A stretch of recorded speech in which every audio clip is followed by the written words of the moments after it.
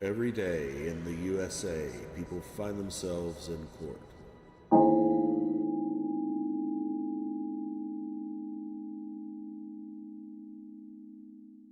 Joe, No, Your Honor, thank you. you're welcome. You are excused at this time.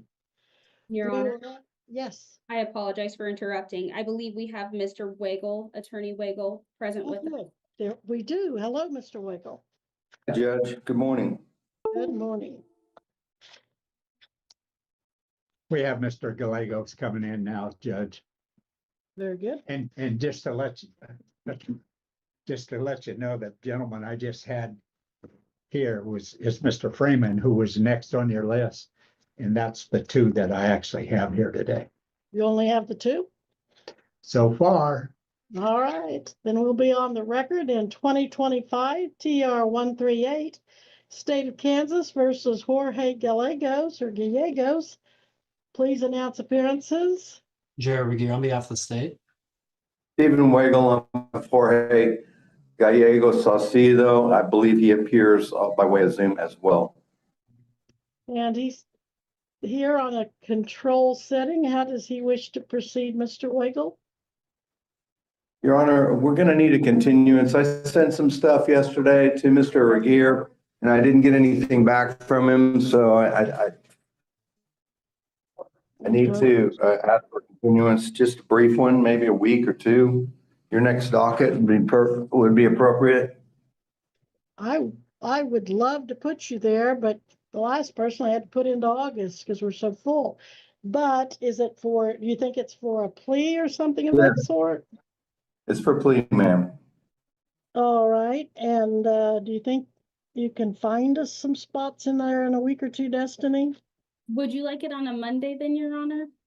Well, I think, Mr. Wiggle, you said you prefer Wednesdays. Didn't you tell us last time? I'll take anything you got, Judge. Okay. Let's see. Nothing next week, as we have jury trials next week, Oh, but yes. the week after, if a Wednesday is okay, I can put him on Wednesday, May 28th. Do you have a docket on the 27th, Your Honor? Let's see. No, that's Greenwood County for me. We do not. What about that Monday, the 26th? That would be a holiday. We're closed, but I can do the next Monday on June 2nd. That works. All right, June Let me 2nd. look. It works. Very good. Then we will continue this at the defendant's request. The defendant will continue on his bond with all existing conditions. And Your Honor, Yes, forgive my interruption, but in my file, I am showing an affidavit from the jail. In this case, it would appear that the affidavit indicates, quote, that as of April 29th, 2025, the defendant failed to report to the Butler County Detention Facility as directed by the court to be processed and released. so Well, he's there now, Judge. I don't know what the problem would be. well, the problem was he didn't follow my order to go out and get it done much sooner. Mr. Gallegos, why didn't you go out there and get that done?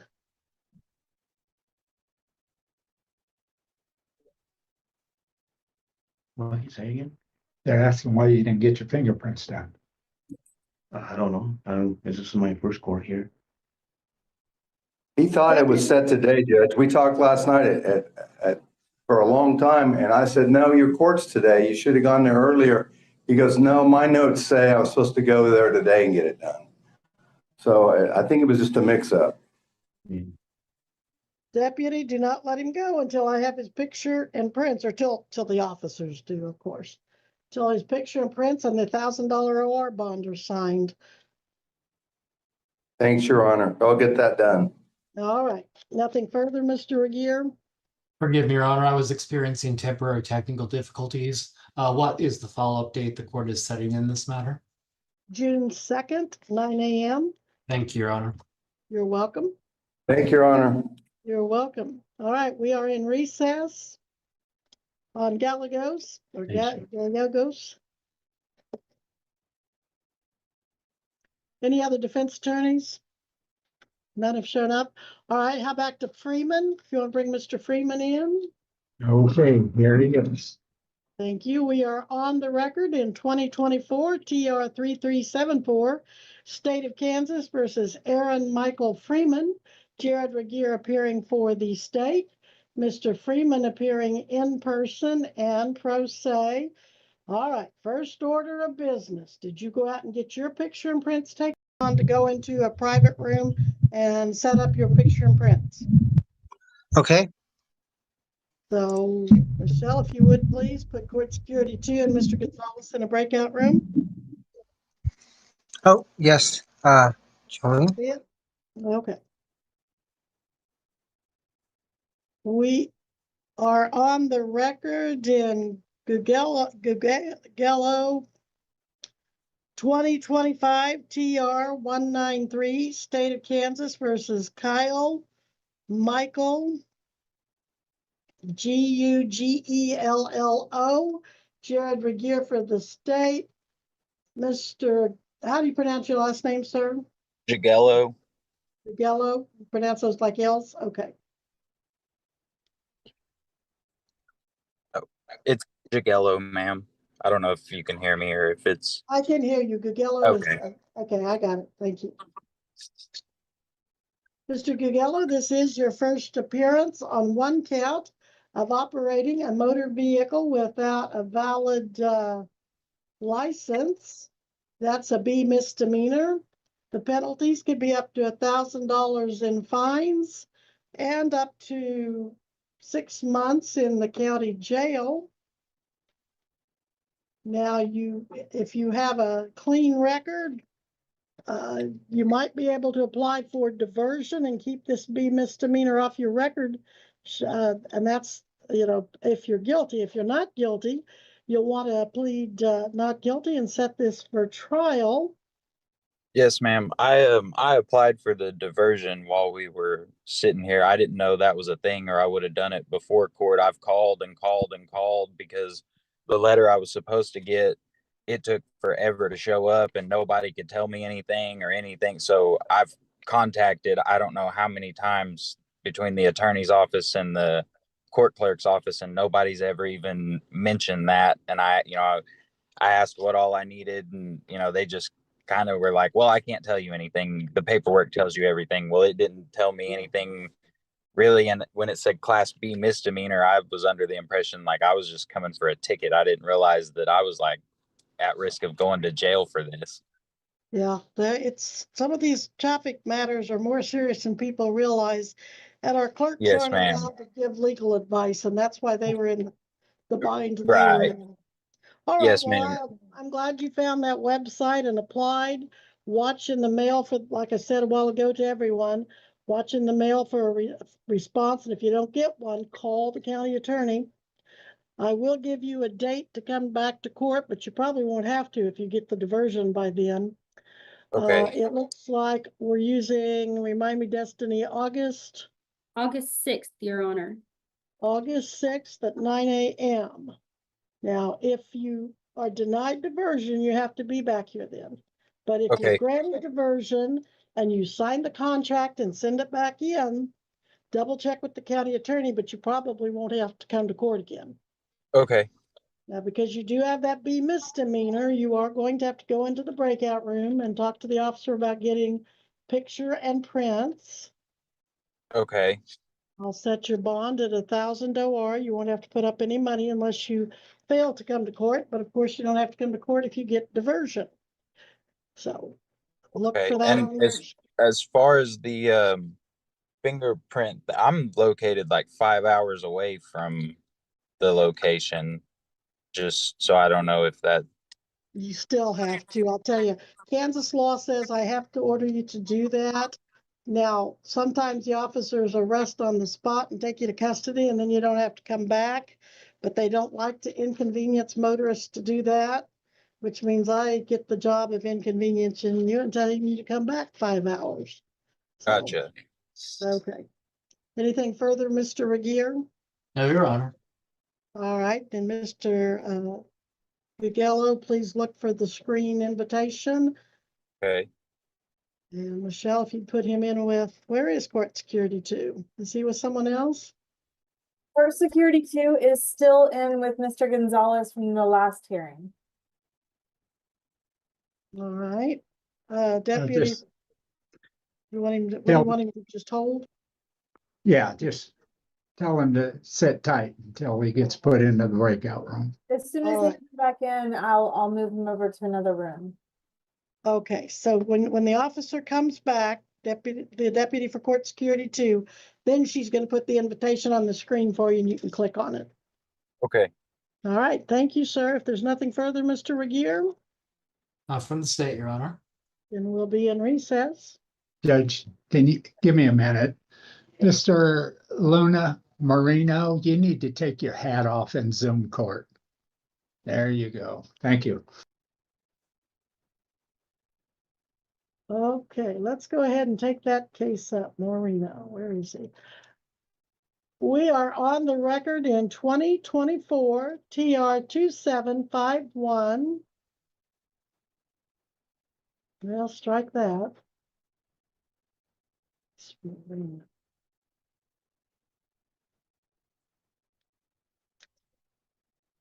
Where is he at? Which number is he on the screen? Destiny? Mr. Luna Moreno, Your Honor. Yes, where's he? Number he's 10. still- All right, thank you.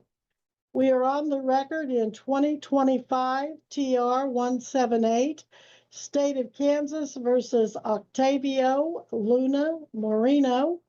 Jared Regier appearing for the state. The defendant, Mr. Luna, appearing in person and pro se. Can you hear me okay, Mr. Luna? Hey, yes, yes. And do you prefer Luna or Marino or Luna Marino? Luna. Luna, very well. Mr. Luna, in count 1, you're charged with driving a vehicle that either had an expired tag or did not have proper registration. This is called an unclassified misdemeanor. The penalties sound pretty big. They could be a fine up to $2,500 and 30 days to 6 months in jail or both. Usually, though, we see something much, much less than that and probation. Count 2, operating without a valid license, a B misdemeanor. And with that, there is up to 6 months in jail and $1,000 fine. Again, usually much less, and probation. If you have a clean record and you can get your license, your driver's license and your tag in a short period of time, you may be eligible for diversion that I've been talking about. Do you think you could get a driver's license in the next month or 2? Dile que no, no puedo. No. Okay. Your Honor, Yes. I apologize. Before we continue, it does seem to be that somebody is interpreting for him. Can we address that subject? Okay. Mr. Luna, do you have someone interpreting for you? No. You don't have someone talking to you? No. Okay. You're by yourself? Yes. Okay. All right. And you don't want an interpreter? Yes. Yes, you do want it. You want a language interpreter? Yes. Spanish. A Spanish language interpreter? I will continue your case then to our interpreter docket because I do want to make sure that you understand the language and what's being said and everything entailed therein. So when's our next interpreter docket? July 2nd at 1:30, Your Honor. You will need to come back here, Mr. Marino, July 2nd at 1:30. July 2nd at 1:30, and that will be by Zoom, and we will have a Spanish language interpreter for you. Okay. And you do need to go into the breakout room right now. I need you to get your fingerprints, your photograph. Honor. Yes, I won't be able to do that without an interpreter. If we could do that on the actual next interpreter docket. I was gonna say the same thing, Your Honor. I do believe there's somebody with him who's speaking and kind of helping him out through this hearing right now. Well, then he's not being honest with me. Turn your camera around, Mr. Marino. Now take your camera and go side to side. Oh, Do it, please. Yeah, All right. but I don't speak So, English. I just try to help him. all right. So who are you? Are you a family member? Yeah, he's my cousin, He's your cousin, and what's your name, sir? Luis. Luis Luis. Marino? Yes. All right. Well, I don't know why he told me he didn't have anyone there, unless maybe he just didn't understand me. Because I don't want to get him in trouble. Oh, he's not in trouble. No, we want to help him, make sure he understands what's happening here. All right, make sure that he understands to come back July 2nd at 1:30. But he said he wants to play just guilty. He knows he's guilty. Well, he can't. You say he's not guilty, or he wants to plead guilty? He wants to plead guilty. Well, I can't let him do that if he needs an interpreter. Okay. You'll have to wait till July 2nd. Okay. All right. Thank you. I appreciate it. Mm-hmm. We'll And be Your in Honor, recess. Mr. Regier? for purposes of the record, is the court reserving issues of booking and bond for the next hearing? Yes. Thank you, Your Honor.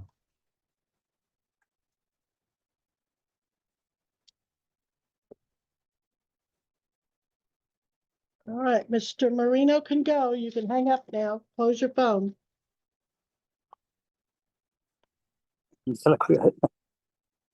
Okay.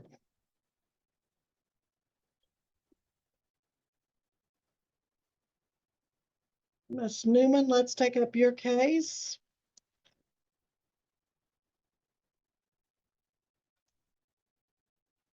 We're on the record in 25 TR 173, State of Kansas versus Jamaica, Rayanne Newman.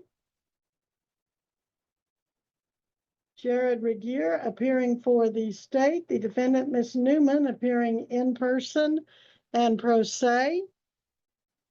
Ms. Newman, you are here on one count of operating a motor vehicle without a license, a Class B misdemeanor. Maximum penalties would be $1,000 and 6 months in jail. You're also here on count 2, being the driver involved in an accident with an unattended vehicle or property and not complying with your obligations and duties to report the accident. The state alleges these happened on July 12th, 2024 in Butler County.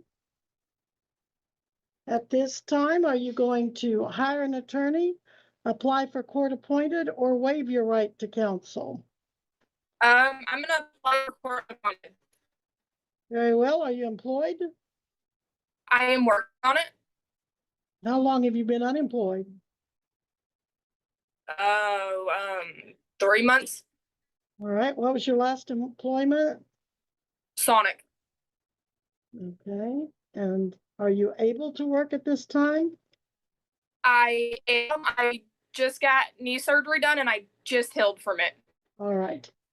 Are you married or single or living with someone that helps you with the bills? I'm engaged. Okay. And does your fiance live with you? Yes. And where does your fiance work? Yes, he does. And where is that?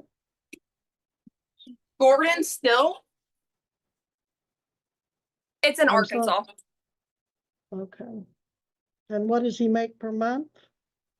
I do not know. Do you have a ballpark figure? I can tell you what he makes an hour. And what is that? 16 an hour. Okay. And you have children? No.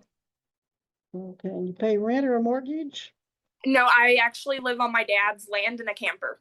All I pay is his electricity. Okay. All right. I am going to appoint an attorney for you, and his name is Darren. D-A-R-R-E-N. And then Patterson, the traditional P-A-T-T-E-R-S-O-N.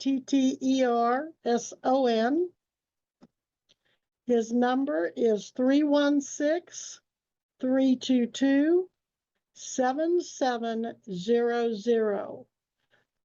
I'm ordering that you call him or his office as soon as this hearing is over and give them your contact information.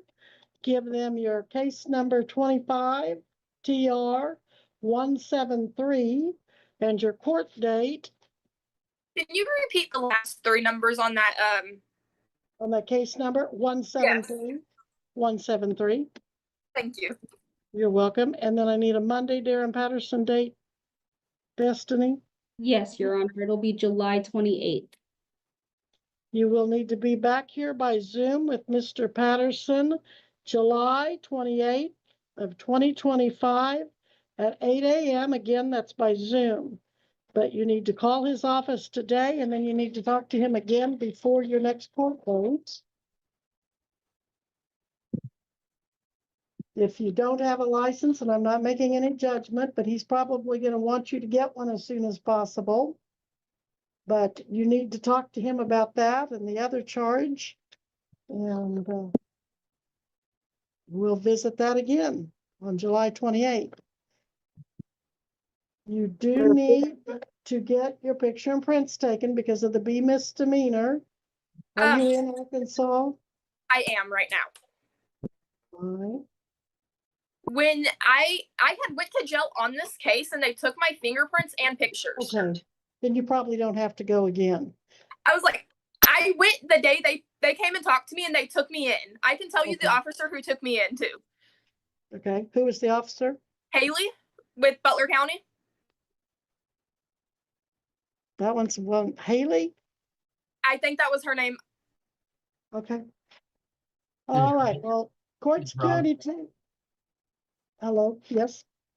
Your Honor, what I would tell the court is, there does appear to be a paragraph 9 of the affidavit, which would appear to speak at least in passing to some of the defendant's allegations. However, I am still not showing that an appearance bond has ever been executed in this case.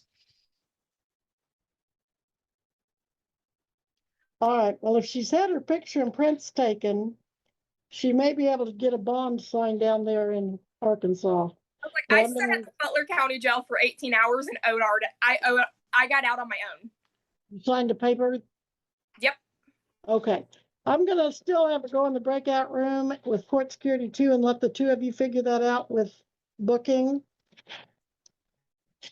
If she hasn't done it, she'll need to do that on $1,000 OR, but if she has done it, I don't want her to repeat it because that'll just confuse the record down the road somewhere. And it sounds like she knows what she's talking about. So if you'll just go in the breakout room and then call Mr. Patterson and then come back on Zoom July 28th at 8. All right, just to make sure I have that number right. It's 316-322-7000. No, 7700. Right, thank you. You're welcome.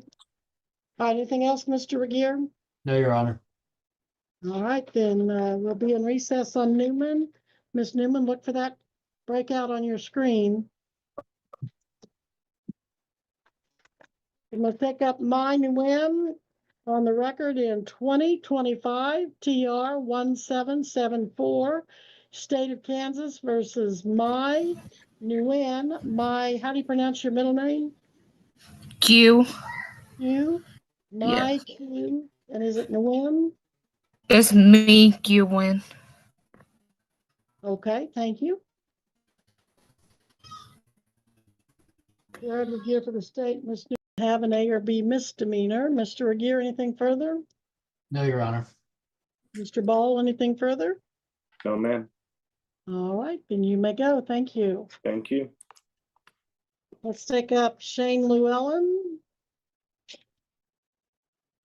on the record in 2025 TR 188, State of Kansas versus Shane J. Llewellyn. Yes, ma'am. Jared Regier for the state, the defendant appearing in person and pro se.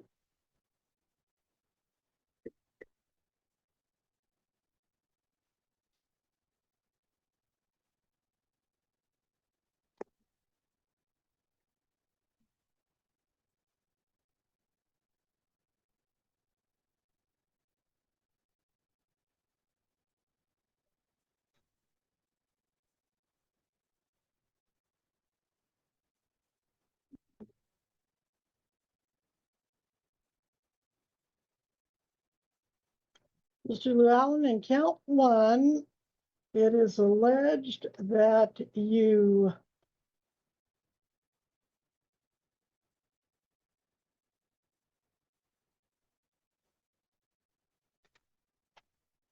that on or about the 17th day of October 2024, you did drive a motor vehicle on a public highway or property open to use by the public in Butler County, Kansas, and you failed to provide proof of insurance upon demand. That is a B misdemeanor, carries a fine of $300 to $1,000 and up to 6 months in the county jail. Okay. And count two, you're charged with on that date driving with an expired tag or illegal registration, an unclassified misdemeanor. Penalties could be up to $2,500. And you could serve anywhere from 30 days to 6 months in jail or be granted probation. It looks like you might have some prior issues that might keep you from diversion. But diversion, you've heard me talk about all morning. Now, do you intend to hire an attorney, apply for court appointed, or represent yourself in this? I'll represent myself, Your Honor. You know you do have the right to an attorney, Yes, ma'am. and you can hire one, or if you can't afford one, you can apply for court appointed. Do you understand that? Yes, ma'am. I might go ahead and apply for a court appointed. All right, are you employed? Not full time. All right, where do you work? I'm self-employed. Right now I'm just kind of, taking odd jobs and stuff. Like what kind of odd jobs? Just, picking up limbs and doing a little carpentry work and kind of Okay. stuff like that. And what do you average per month for that? Probably around 1,500. Okay, and then do you pay rent and mortgage out of that? Yes, ma'am. How much do you pay? 500 a month. You pay utilities too? No, ma'am. That includes utilities. Okay, married or single? I am single. Do you live with someone that helps with your expenses? Yes, ma'am. Okay, and is that a spouse? Well, you said you're single, Yes. so it's like a significant other or a roommate? It's my uncle. Your uncle, okay. Yeah. And how long have you lived with your uncle? About a year. Okay. And he's charging you the rent to live there? Yes, ma'am. All right. Any other income? No, ma'am. I'm going to appoint Attorney Darren Patterson. You ready to write it down? I am ready. Okay, Darren, Darren, Patterson, Patterson, 316-322-7700. And we are going to set your next court date. Oh, Destiny, what were you giving me for Mr. Patterson? July 28th, Your Honor. You'll need to be back here July 28th, 2025 at 8 a.m. by Zoom. Okay. And then you need to call Mr. Patterson today and give him your case number, which is 25 TR for traffic 178. So 25 TR 178. And give Okay. him a court date, which was, you said July 2nd? No, Your Honor, July 28th. Okay, I didn't think that's what you told me, but I didn't write down the 8th. So to give him that court date of July 28th at 1:30. Ma'am, you said 8 a.m. originally. I did. And I meant that, 8 a.m. Okay. And then, because there is a B misdemeanor, you will need to go in the breakout room and set up a time for picture and prints. Your bond will be 1,000 OR. Anything else, Mr. Regier? No, Your Honor. Mr. Llewellyn, anything else? No, ma'am. All right, look for that breakout room and go from there. Thank you, sir. And Your Thank you, Honor, ma'am. Yes. this is another one for count one where I'll need a notice of corrections or an amended information. Yes, for a couple of reasons. Mr. Regier, in the case is recorded in the computer as attempted vehicle liability and as a misdemeanor C. Or, yeah, C. So if you could have your staff fix that, please. Judge, Yes, what was the case number on that again? You said 1-8. it is 25 TR 188. Okay, gotcha. Thanks. Okay, thank you. All right, look for that breakout room, Mr. Llewellyn, and click on it. I'm sorry, click on the what, ma'am? You'll see something come across your screen and just put your finger or mouse, whichever one you use to click on it. Okay, You see it? I see it. Thank you. Hey, you're welcome, sir. Well, let's back up to Lindsay Law. On the record in 24 TR 3367, State of Kansas versus Lindsay Lee Law due to diversion. Will now be on the record in Martin, on the record in 2025 TR 177, State of Kansas versus Connor Miles Martin. Jared Regier for the state, Connor Miles Martin. Please start your video. Connor Miles Martin apparently appears in person. Yes, ma'am. There he is. Yes, he does. Mr. Sorry, I'm at work. Okay, Mr. Martin, you're also at court. On count one, you're charged with operating a motor vehicle without a valid license, a Class B misdemeanor.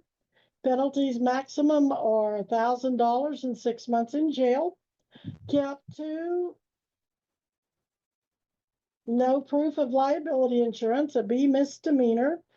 The fines could be $300 to $1,000.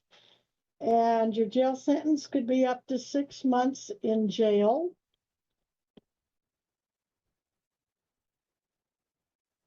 Have you been on here all morning listening to me? No, I thought it started at 10, so I got in on about 10:05.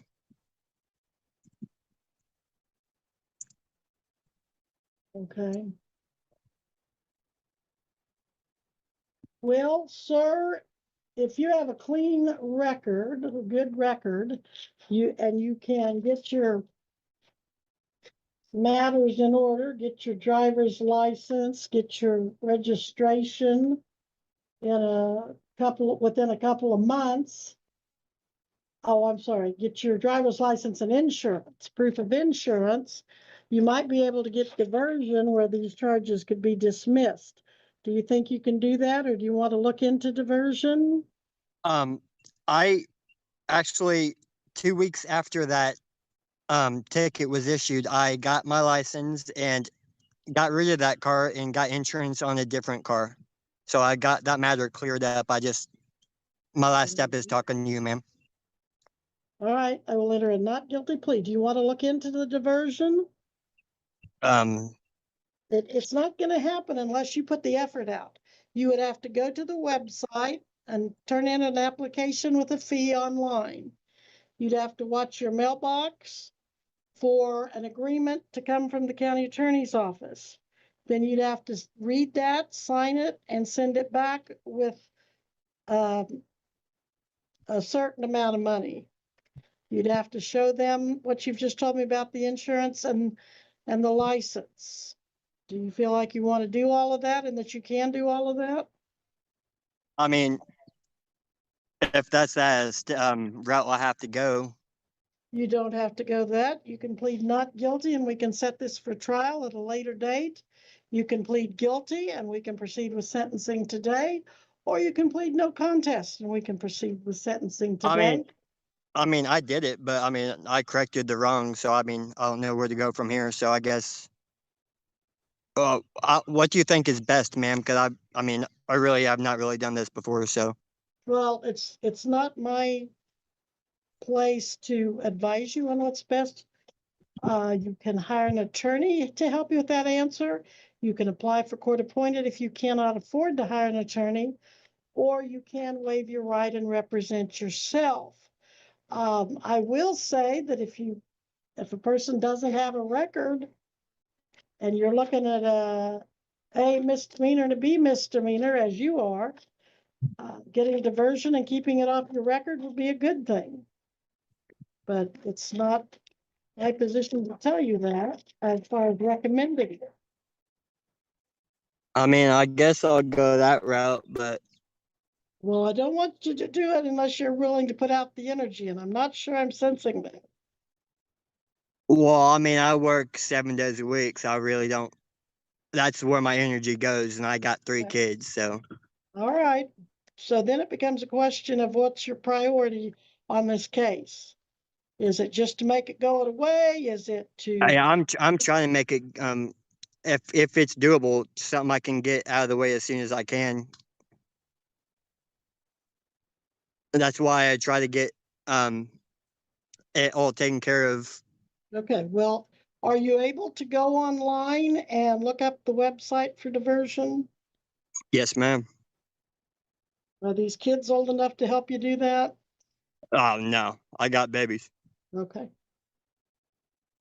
Do you have a spouse or significant other that can help you with that? Yes, ma'am. Okay, and you've got a computer at home? No, our phone pretty much does it all. Okay. Well, I'll give you the website if you want to write it down, but you've got to commit to following up on it.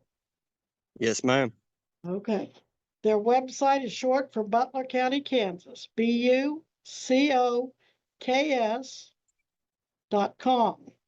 Yes, ma'am. Do you work in El Dorado? No, ma'am. I work in Ark City, Kansas. Okay. Is that where you live too? Yes, ma'am. Okay. If you have any problems getting the computer to work for you, then you can call the Butler County attorney. I will give you their number, but if you don't write it down, you'll probably forget it and have to Google it. Yes, ma'am. But it's kind of easy to remember if you're from the area. It's 316-321-6999. 6999. Okay, I got it. Or Google it. Yes, ma'am. If you don't have the funds to apply, if you can't make the computer work, if there's any issue, call the county attorney and talk to them about it. Yes, ma'am. Because I don't want you to come back to your next court date and say, well, I want diversion, but I couldn't make it work. I didn't have the money and I did nothing until I saw the court next. So don't do that. Yes, ma'am. That's not a good idea. No. Mr. Martin, you will need to get your picture and prints taken. I'm gonna give you $1,000 OR bond. You don't have to put any money up unless you fail to come to court. You'll get an invitation on your screen to click on, and you'll be in a breakout room with court security too. They'll work with you on a time to get up here and get that picture and print taken and the bond Yes, ma'am. signed. Today, please start looking at that diversion application. Don't put it off. And we need a new court date. When will that be, Destiny? August 6th, Your Honor. August 6th. So your court date is not till August 6th, 2025 at 9 a.m.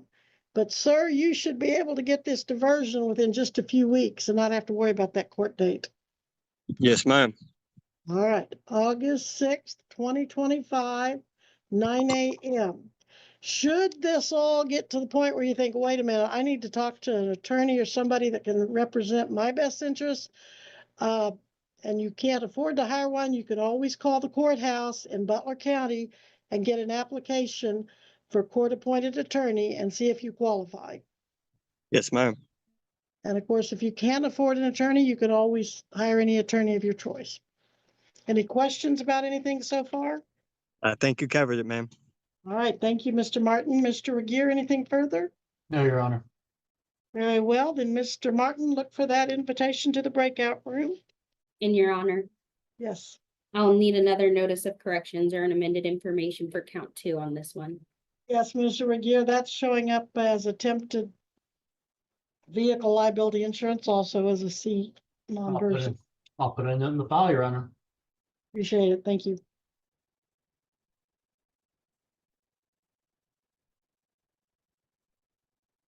Devin Pratt. On the record in 25 TR 185, State of Kansas versus Devin Lee Pratt. Jared Regier for the state. Devin Pratt appears in person and pro se. Yes, Your Honor.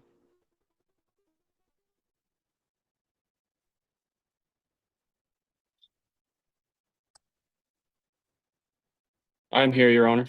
Yes, thank you, Mr. Pratt. Mr. Pratt, you are here for first appearance on operating a motor. If need be at this point. All right. Then and you have your witness and whatever you need, Mr. Regier. The state is prepared to proceed, Your Honor. I have not had the opportunity to review any communications from counsel for the defense as yet. Well, I may be able to give you time to do that shortly. Let's check in with Tracy Phillips. She is a pro se defendant in court security. Now, Miss Phillips, you're charged, we're not on the record yet, but Miss Phillips, you're charged with a tag violation, another form of tag violation, no liability insurance, and not changing your address. We are set for trial. Are you wanting to have a trial on that, Miss Phillips, or do you want to try to talk to the county attorney and come to a resolution? What's your plan on this since you're representing yourself? I'm sorry, I just assume be done with it. I mean, I can talk to the county attorney. I don't have an issue with that as well. I guess I'm not understanding why you don't have my change of address. Well, That I was don't done get over the internet. that. I don't Okay. get that. It goes to Topeka Department of Revenue. It's for your Well, driver's license. yes, well, it was brought in and should have been added to the long time ago when I first got the ticket. Okay, but it's not like insurance. Well, all right, we'll say that. Right now, we are on the record in 2023 TR 3395, State of Kansas versus Tracy Lynn Phillips. Jared Regier appearing for the state. The defendant, Ms. Phillips, appears in person and pro se. Ms. Phillips, I understand that you're wanting to represent yourself on this matter. Is that correct? Well, I don't have a choice. Well, you have had the opportunity since November 8th of 23 to either Yes, ma'am, hire I an did. attorney To or hire an apply. attorney. Nobody wants to take my case. All right, and if you cannot afford an attorney, you've had It's the not about not affording it. You've Because had I have money to hand to an attorney. Nobody wants to take my case to deal with Butler County is the All problem. right. The alternative, if you could not afford it, you could have applied for court appointed. Am I correctly understanding you to say, though, that you could afford it, you just couldn't find an attorney to take the case? Yes, ma'am. All right. That's exactly what I'm saying. All right. And so you're going to represent yourself today? Yes, ma'am. Okay. Are we going by common law or admiralty law here? Yeah, well, we're going by statutory law in the state of Kansas. So And if this is a trial, why is there no jury? this is not a jury trial because it was set for bench trial. You didn't ask for a jury trial. I didn't consent to any of this, but. All right. So you want to proceed with trial, or did you want to try to negotiate an outcome with the prosecutor? I can speak with the prosecutor. Well, I'm not trying to talk you into it. I'm just trying to afford you the opportunity that an attorney would take if he represented Yes, ma'am, I you. understand. I understand. All right. So what is your wish? Do you want if he's willing to talk to you and if he's willing to consider a negotiation, are you wanting to do that? Sure. Yes, ma'am. Now, Mr. Regier, when I ask you this, I don't mean to suggest you have to, or that there'll be consequences if you don't. But as I said, I just want to afford the defendant the opportunity, but that's subject to if you want to do it. So do you want to take the time, or are you willing to take the time to visit with her, or do you think there's any productive outcome possible from that? Your Honor, at this time, the state would request clarification from the court whether it is fine that the defendant is representing herself and has appropriately waived her right to counsel. Based off of prior statements made on the record today, there does appear to be, if the court will pardon the conjecture, a certain degree of ambiguity on that point, and the state would be requesting a formal finding on the record, which would appear to be most procedurally appropriate. All right, is the officer still there with you, Miss Phillips? I am. Could you provide her with a written waiver of counsel to read? I can. Thank you. Let me know when she has that. It's a basically, Miss Phillips, I believe you'll find it to be a brief written statement for you to look over to make sure that you understand your rights concerning an attorney and that you know them, and that in spite of the rights, you want to waive them and proceed. Oh, well, I can already tell you, no, I don't want to. I'm not going to do that. You're not going to waive your right to an attorney? No, I'm not going to do that. Then what are you going to do? I don't see an attorney. No, ma'am, you don't, but that doesn't stop me from speaking with the DA if he is more than willing to. Well, he doesn't want to do it until he makes sure that you are knowingly waiving your rights. Because then I'm giving up a right to speak. That makes no sense, Your Honor. Truly. Independent of whether you talk to him or not. I'm sorry. Regardless of whether you talk to him or not, do you want an attorney? Well, he said himself he didn't want, he wasn't willing to until I signed this waiver. That's waiving right. my right. He didn't want to speak to me until then. If you're going to go out and get an attorney, he has to ethically go through the attorney. And that's why he is following his conscience on the ethical issue. Okay. And his obligations. This whole thing is an ethical issue, ma'am.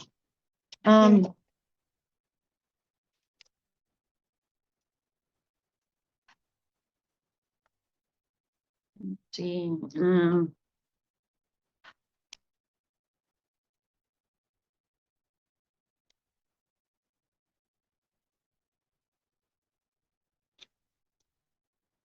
You're muted. Deputy Wise, you muted? That was me. I just explained to her what this waiver meant, so that the attorney could talk to her. All right. Well, be careful giving her legal advice. I think it could. It wasn't. It was very simple. I just tell her about it was the form. layman's terms. Okay. Do you need me to sign this? Yes, put your name there and sign it there for me. Only if you believe you understand. Ms. Phillips? Yeah, no, I understand. Do I need to sign it in my straw man name or my birth name? Well, your legal name. Well, because that's two separate things. Your legal name is separate from what? The straw man that the government has created, which is what's on my driver's license.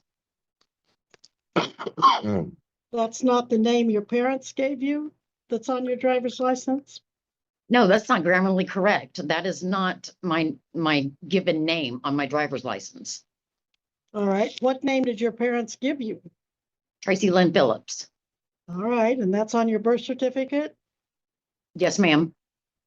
And that's not the name on your driver's license? The government created. That's not the name on your driver's license? Tracy Lynn Phillips is not the name? Not. It's not the same one. All right. What's the name on your driver's license? Tracy Phillips. Just Tracy Phillips? They took off That the isn't Lynn? the one on the driver's license is not grammatically correct, ma'am. All right. How is Okay, how is it not correct?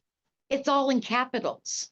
Oh, That's I not see. grammatically I correct. see. I see. Okay, I see where we're going. All right.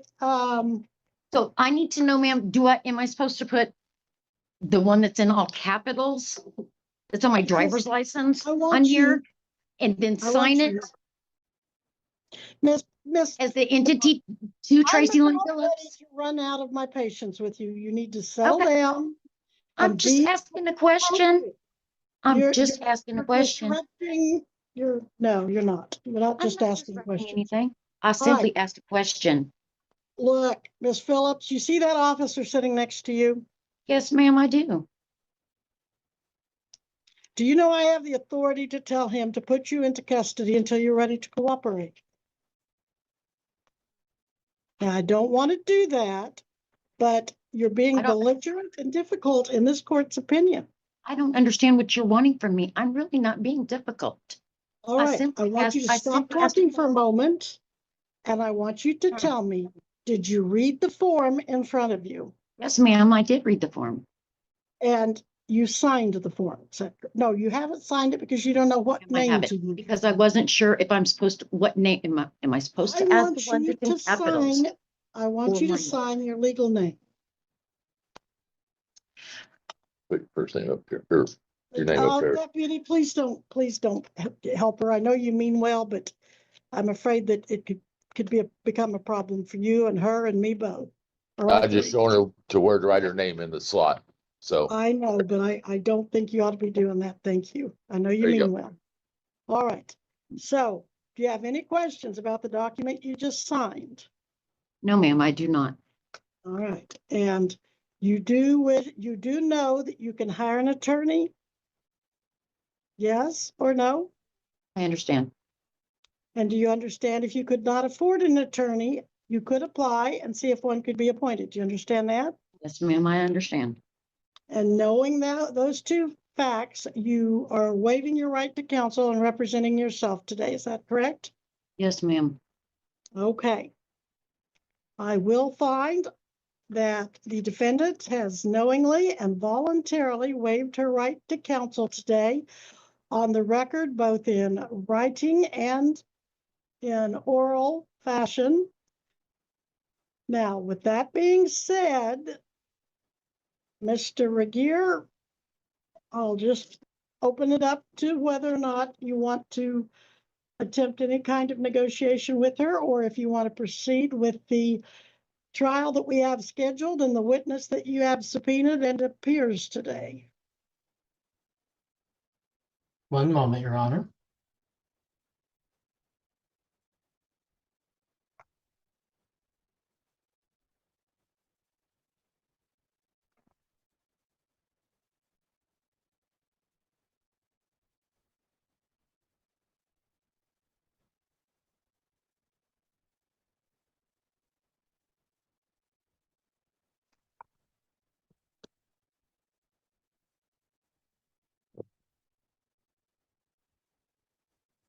Your Honor, at this juncture, what I would tell the court is that for purposes of resolving this case short of trial, if the defendant pleads as charged to all charges, the state would be prepared to recommend non-reporting probation. The state does not have anything further to add at this time. The state would further be recommending, in addition to non-reporting probation, underlying sentences, court costs, and fines. All right, Ms. Phillips. That's all he's going to say to you. Apparently, he's not going to meet with you privately. That's fine. But he is saying that he would recommend non-reporting probation if you plead as charged. So how do you want to proceed? No, Do you want to, I'm sorry. you want to proceed with your trial then? Yes, ma'am. Very well. Are there any don't opening agree with that. statements? You don't agree with his offer? No, ma'am, I don't. Okay. I would like to ask the officer if he has video of that day of me driving. I'm sorry. I'm sorry to interrupt. I know you're getting ready to start a trial here. Let me go on the recess in Phillips. Mr. Cooper, go ahead. I apologize, Judge. I hate to interrupt, and I know you're just getting started here. Given this situation, that this case is going to go to trial, we did just get the response from the state yesterday. Would the court mind if we moved our case at one time? We are on the record again in 24 TR 831, state of. To take them up at the same time. Very well, that's what we'll do then. Thank you, Your Honor. Thank you. All right, we're in recess. Thank you, Deputy Parker. You're excused, as is Mr. Cooper and his client, Mr. Frakes. Thank you both. You're excused at this time as we are in recess. Thank you, Judge. Have a good day. Now, we'll be back on the record in 2023 TR 3395, State of Kansas versus Tracy Lynn Phillips. All parties appearing as before, Jared Regier for the state. The defendant, Tracy Lynn Phillips, in person and pro se, having signed a waiver of counsel and orally waived right to counsel as well, both on the record. And we are ready to start the bench trial with Master Trooper Kane ready to testify, it looks like. But before he does, any opening statement, Mr. Regier? Judge, can I say one Yes. thing? She took back that. Go ahead, Deputy. She took back that waiver, so that makes a difference. All right, where's your attorney? Who's going to represent you? We've already discussed that. Well, you signed a written waiver. What do you mean you take it back? Do you mean you want to proceed with an attorney?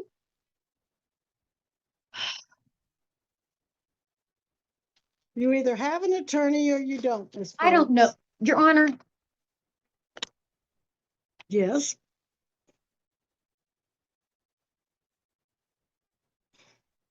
This whole thing, I don't even know what to do. I have tried to hire an attorney. I do not want a court appointed. Was thrown under the bus last time. I don't even understand why I have this ticket to begin with. Well, that an attorney could help with that. It's ridiculous. But you have, I don't recall you gave me any indication before that we were going to have the issues today that we're having. Because I was never allowed to say anything. There were issues, case in point, going to jail twice on a warrant, Mr. Reiger, that wasn't me. Quite obviously. Is this still the same case that you said initially back in, a couple of years ago, it wasn't you? Why I was initially here when I saw you the first time? Yes, that most certainly wasn't me. I'm not a 6-foot black man. Okay. All right, Ms. Apparently, Phillips, that's we what need it to get on says. with. We That's need what to it get says on the with warrant. things. That's what it says on the warrant. We need to get on with this hearing one way or the other. You have waived your right I'm going to find an counsel attorney now. then. Well, you will if I continue this to allow you to do so, because this case has gotten some age on it. It's a Ma'am, it 2023 case. Yes. It's a 2023 case. Now, don't talk over me. To soon be Stop. done with it. Stop. It's a 2023 case, and you failed to appear several times. No, I did not, And then- ma'am. I did not fail to appear. And we've been through this issue of the attorney for a while now. And by the way, I do show you failed to appear September 4th, 2024, and this is not open to debate or further discussion on that issue. The court's taking judicial notice of its own records. Now, you've had since the first appearance, September 4th, if you'd been here, but we weren't able to get you here until January 8th. And you told us you were going to hire an attorney, but that you were unable to find one, apparently. And there was discussion about you filling out an application for court appointed. So all of this, and that was back in January, and then we were going to come back in March, and we did. And that's when it was set for bench trial. But Mr. Regier, is this the continuation of that first case? Because the notes aren't gelling with what I recall in that other case. One moment, Your Honor.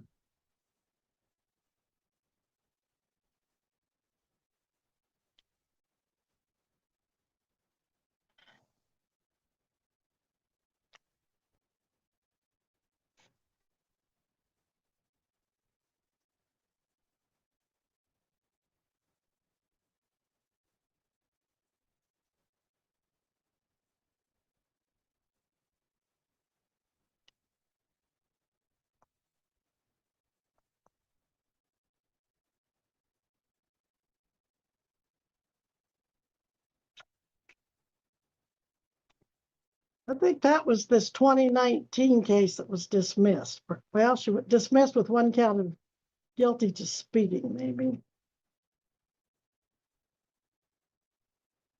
What?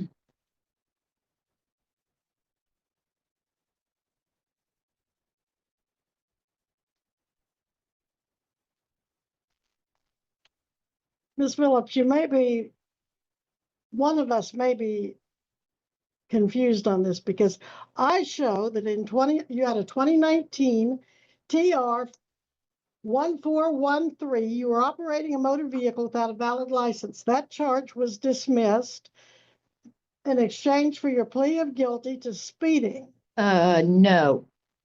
Well, that's what your record says. And No. that's what I'm thinking, that maybe you're running the two together. But anyway, Mr. I Regier, did you I never the other pled one? on that case. All right, well, maybe you were found guilty at trial, but it looks like you No, pled. it never went to trial. Mr. Reiger was supposed to wipe that one and the other one off because it was obvious that it wasn't me. I have never lived in Topeka in my life. All right. That's the one you're talking about. Mr. Regier, I'm ready to go to trial. Your Honor, Are you ready? Your Honor, I believe the court had previously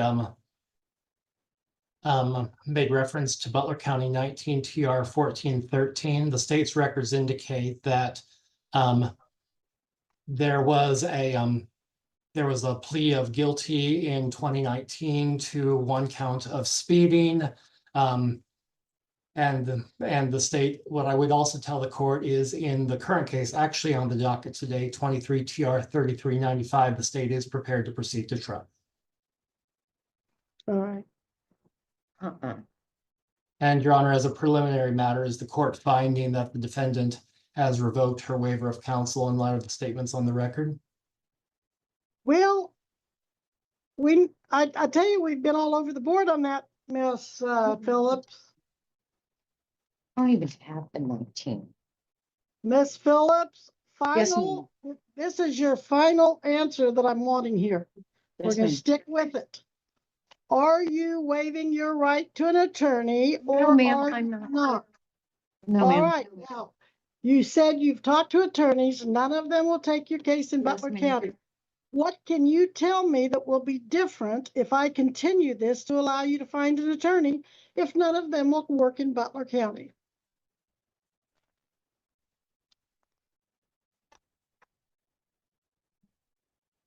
I'm going to go across the street and speak with the one attorney that I haven't spoken with. And I'm sorry, Who will that be? Gail Jensen. Does he expect you today? No, ma'am, he does not. And do you have any reason to believe he would take your case? Because I understood he was retired or trying to be retired. Can I give you a guarantee that he will? I'm not asking take for my a case? guarantee. I said, do you have reason to believe he'll take your case? Yes, ma'am, I do. Yeah. Oh, yes, ma'am. I do. Okay. You have a history or something with him that makes you think that? Yes, ma'am. And what if he says no? Then what will you do? Well, then I will get a recommendation from him.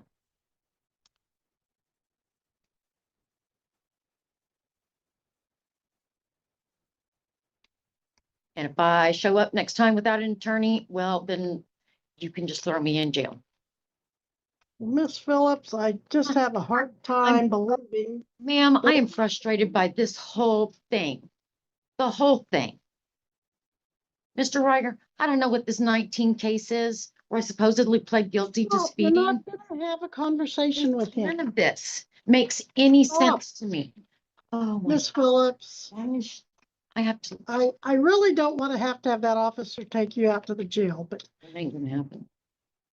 oh, it might. Okay. Now, Mr. Radier, we've been at this for so long now. Looks like the original case was open November 16th of 23, but the ticket was issued November 8th of 23.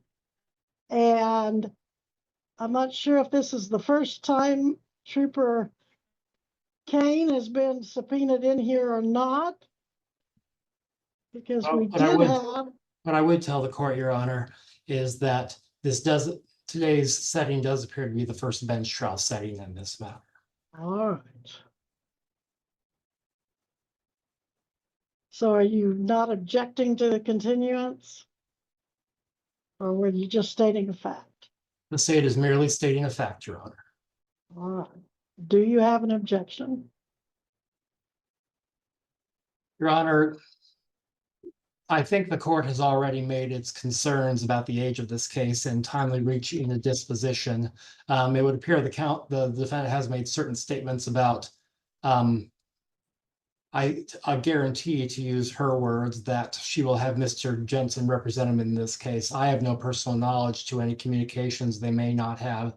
But again, in light of the age of the case, as well as the defendant's statements on the record, the state does believe a timely administration of justice is especially appropriate in this matter. And the state did issue its subpoenas for the presence of the officer. The officer has taken time out of his schedule to appear here today. And absent any other concerns the court may have, I will tell the court the state is prepared to proceed to trial. But again, acknowledging a defendant's right to counsel in these types of situations, but I'm not sure how the court wishes to reconcile that in light of the prior procedural history of this case and the statements made by the defendant on the record here today.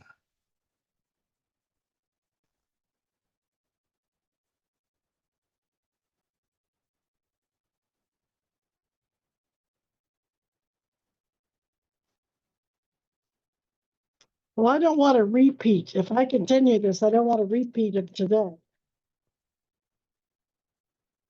I don't want to hear Miss Phillips. I want you, I don't want you to come in and use the excuse that no attorney will come to Butler County, because they do it all the time. I know they will. And I don't want you to sign a waiver. I don't want you to tell me you waive and then you take it back. You either are going to, this is your last chance, you're either going to get an attorney or we're going to proceed, because you have had since 2023 to get an attorney. And you said you have the money to do it. You said you don't want to use a court-appointed attorney. You said something about last time you didn't apparently like the results of the last court-appointed attorney, maybe. But I'm not quite sure I'm catching everything you're throwing out there. So at this time, very reluctantly, I will continue this bench trial. Because yes, you're entitled to have an attorney, but you are not entitled to use it willy-nilly back and forth to delay proceedings or anything of that sort. So, Jenna, when's our next available bench trial? Your Honor, I have July 16th. Okay. We'll put it on July 16th at 1:30. Your Honor. Yes, The Michelle. defendant is holding some paperwork in her hands. Can she read the case number off of that? I don't know if she's referring to the same case. about being arrested. Oh, okay. Do you have another case you've been here on besides the two we've mentioned today, Ms. Phillips? Yes, ma'am. And what's that case number? Yeah, bear with me, please. Sure. Sure.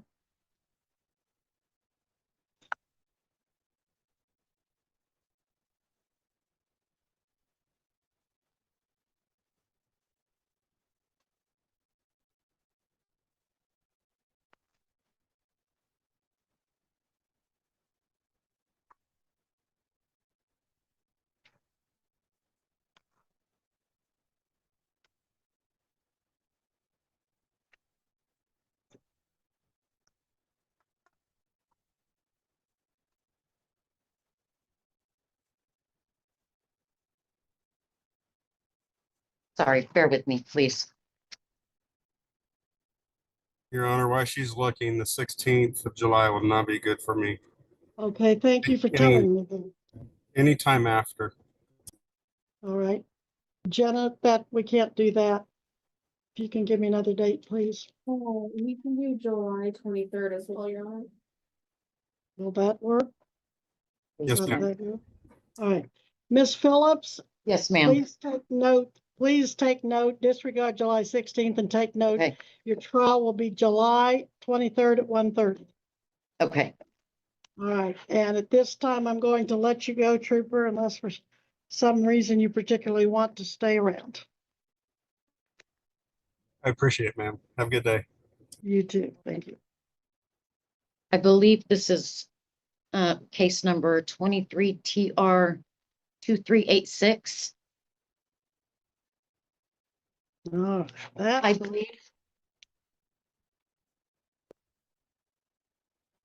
I don't know why that does not show up on the Odyssey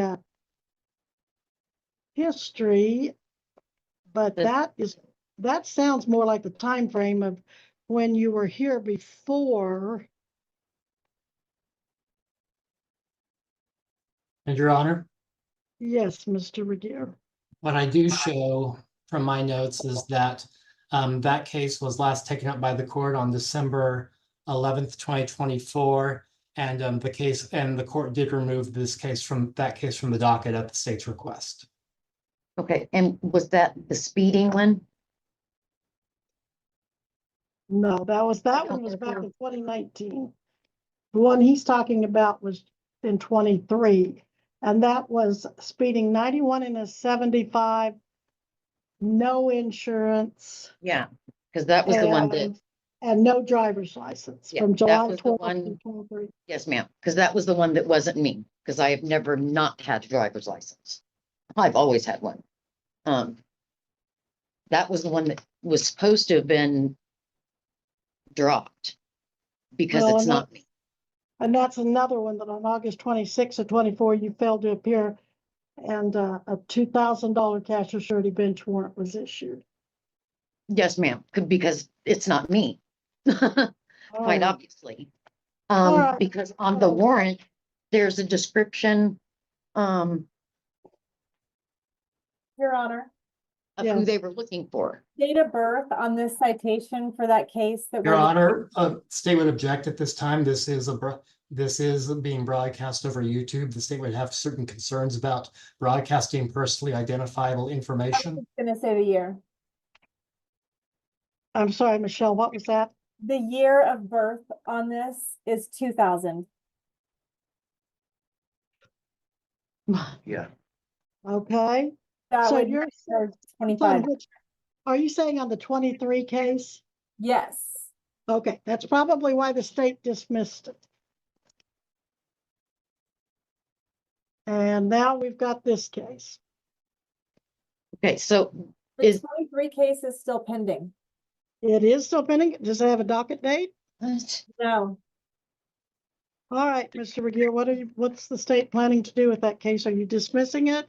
Your Honor, the state is still in the process of reviewing that case. What I would tell the court is, per the state's request at the last hearing in that case, the state did request that that matter be specifically taken off the court's docket, and the court did grant that request.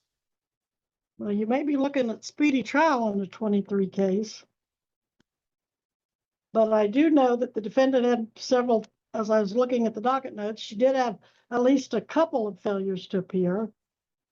And I remember she herself was here telling the court that it was not her.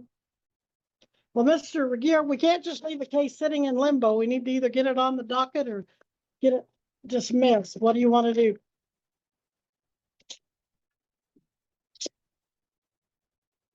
One moment, Your Honor.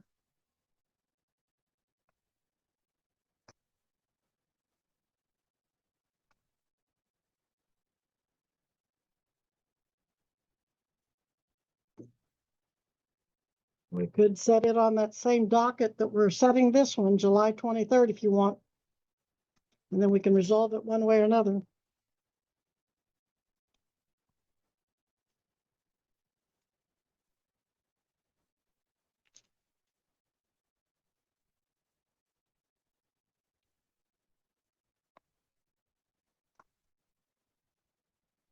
No objection to setting that case on that same date if that is the court's order, Your Honor. Okay, so Ms. Phillips, you might tell Mr. Jensen we have 2 cases on that docket. Yep. Give him that 23 case, and I'm going to set that for trial too, Mr. Regier. So have your witnesses ready for that if you're going to go to trial. And let's see, do we have the defendant on? Let's see. Let me check one other matter. Okay, so the 23, I'm sorry, the 23 case, when you say 23, you mean 23 TR 2386? Okay. Yeah, okay. apparently when it was taken off the docket, the state did not put it back on the docket, and it's just been kind of sitting out there. Okay. Running the clock, as they say. So I'm going to put it. I'm putting it on July 26th or 23rd at 1:30 also. Okay, so was this failure to appear on that speeding? You've had failures to appear on both of the pending cases. In this case that we came to court on today, 23 TR 3395. Yeah, that was the one I was never served a subpoena on because I showed up. I was here on the date on the ticket. Hold up. I'm going to answer your question. Yes, September 4th, 2024, you failed to appear for first appearance and a bench warrant issued. Then you were present January 8th, 2025, and that's when there was a discussion about you would hire an attorney, etc. So you had one failure to appear there. Now, then March 17th, we set it for bench trial. So you had one failure to appear, it looks like in this case. Now, if you go back to that 23. Ma'am, I'm sorry, interrupt you. Wait a minute. I'm going to answer your question, and you're going to give me time to do it. BU 2023 TR.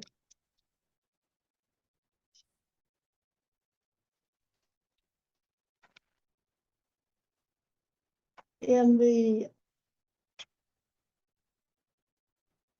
2023 TR 2386, a suspension notice, by the way, was sent to Kansas Department of Revenue, so you better be checking your license before you drive. I don't know how you came to court today, but don't go driving if your license is suspended, as it looks like it probably is. Now, in that case, you were charged and are still charged with speeding 91 in a 75, driving without insurance, and driving without a license on January or July the 12th of 23. And then the failures to appear included March 15th of 24, or I'm sorry, March 25th of 2024, you failed to appear and a bench warrant was ordered. July 3rd, 24, you were here, said you were going to hire an attorney. We set the matter for August 26th. August 26th, you failed to appear a second time and another bench warrant with an increased bond. Then December 11th, 2024, the case was called. And I don't have any indication that you or your attorney were here. And that's the hearing where Assistant County Attorney Jared Regier asked that we remove it from that day's docket. And apparently it just, as I said, just kind of has been hanging around out there ever since. So I'm putting it back on the docket. I'm setting it for trial the same day as the other case. And so with that being said, now then, Ms. Phillips, what did you want to say? I honestly don't even remember, Your Honor. All right. Sorry. Okay, well then I don't think we have anything else we need to take up today. Anything else, Mr. Regier? From the state's perspective, Your Honor. I'm sorry, Your Honor. This is Jenna and Destiny. Can I have a breakout room with you and Mr. Regier real quick? Before I adjourn? Yes, ma'am. All right. We'll take a break. We'll do a sidebar, basically. Well, it's not a sidebar if the defendant's not there. It's not an appropriate one. All right, let's take a quick one, but I'm. Is it concerning this case? It is, there's a few issues, Your Honor, and I believe that they need to be taken up in a breakout room instead of. Well, I'm not comfortable with that because the defendant has a right to be present at all stages of the proceedings. So I think you may have to just go out on a limb and state what it is that, because if it concerns this case, I can't have any one-sided conversations without both parties. Well, it concerns the 2023-2386, not necessarily the case we have on the docket today. Well, I still have the same rules for that case as I do for this one. And Your Honor? A judge can't have one-sided conversations with one party over the other. And I know, Mr. Regier, you wouldn't do that either. So what is your thought, Mr. Regier?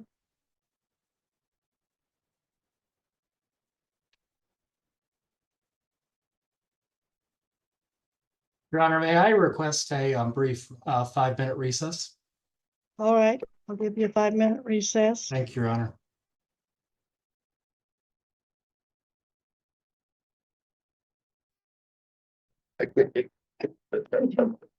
Yeah.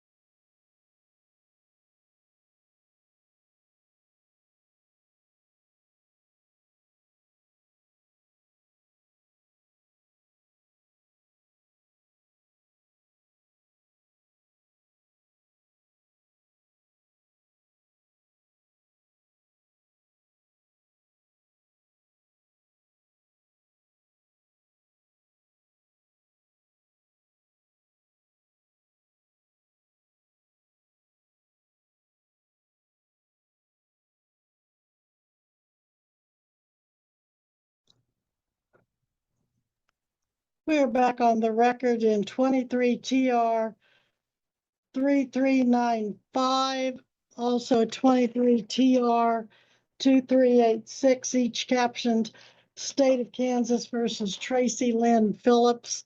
Jared Regier still appearing for the state. Tracy Lynn Phillips still appearing in person and pro se. Mr. Regier, you wanted a recess. Is there any announcement at this time? Your Honor, at this juncture, the state does not believe that a sidebar would be appropriate. While the court clerk is certainly can provide whatever information the court clerk may wish to the court, the state understands that the court clerk is not a party to this case, and therefore the state, and under these particular circumstances, the state does not believe a sidebar would be procedurally appropriate. All right. So is there anything else we need to address, Mr. Regier, before we adjourn for the day? Not from the state's perspective, Your Honor. Ms. Phillips, anything else we need to address before we adjourn for today? No, ma'am. I do believe I will be back with an attorney. Thank you. You're welcome. Thank you. We are adjourned. Your Honor, if I could stay and talk with you.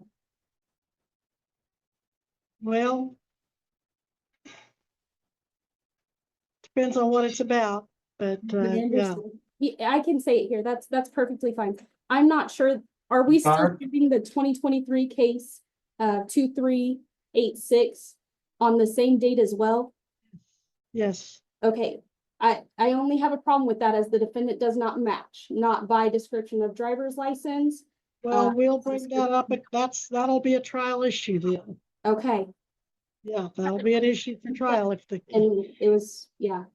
Yeah. Your Honor, may I withdraw from the Zoom conference? I think we all can. Thank you. Thank you, Your Honor.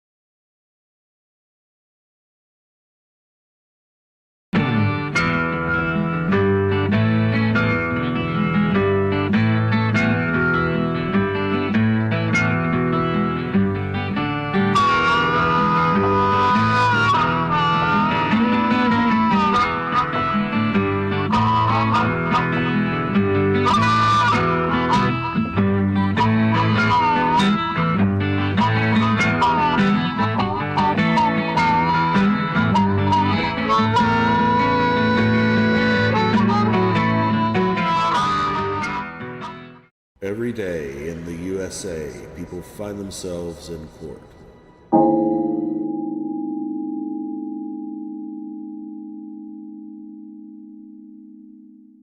In Harris County. Okay. He's serving time.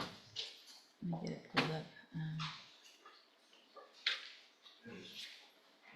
So is this motion from 2020? Yes, he's been in custody since then. Oh, gotcha. Good morning, sir. Are you Junius Pugh? Yes, ma'am. And will your client waive the formal reading of the motion? He will, Your Honor.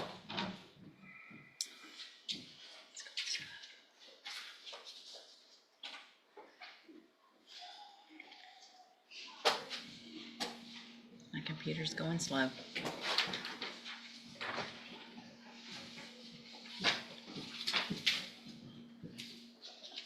All right, Mr. Pugh, in cause number 15-21944, I have a motion to revoke your unadjudicated probation.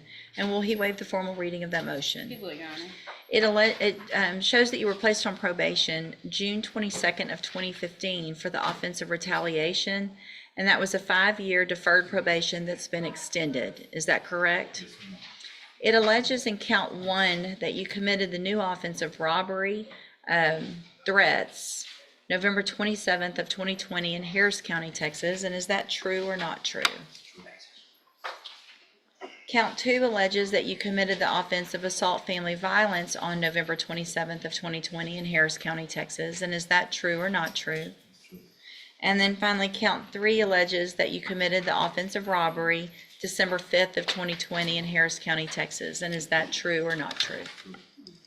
Did you enter, in the state abandons 4, 5, and 6, correct? That's correct. Did you enter your pleas of true to counts 1, 2, and 3 freely and voluntarily? And did you plead true to those counts because you actually did what they say? I have here on the computer some documents that have your signature on them that the state has marked as exhibit number 1. Before you signed these, did you go over them with Ms. Holmes? And do you fully understand them? And do you understand, if I follow the agreement that you've made with the district attorney, that you'll be waiving or giving up any right to appeal?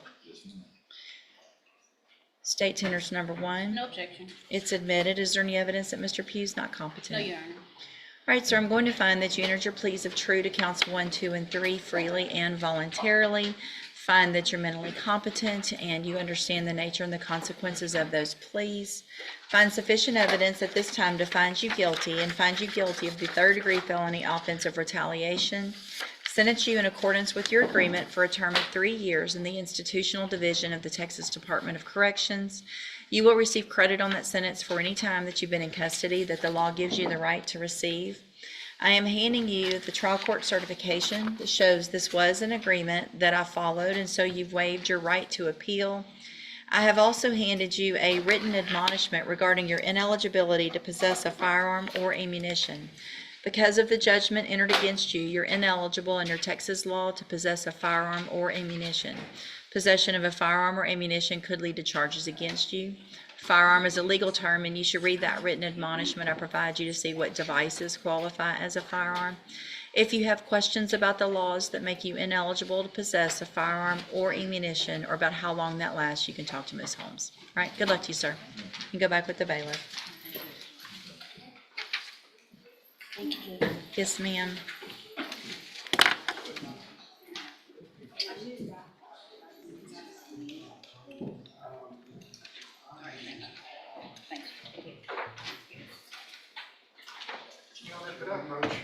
Give just a second, please.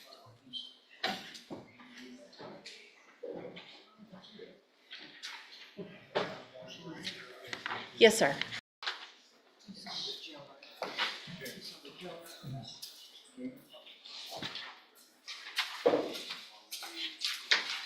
Is this his?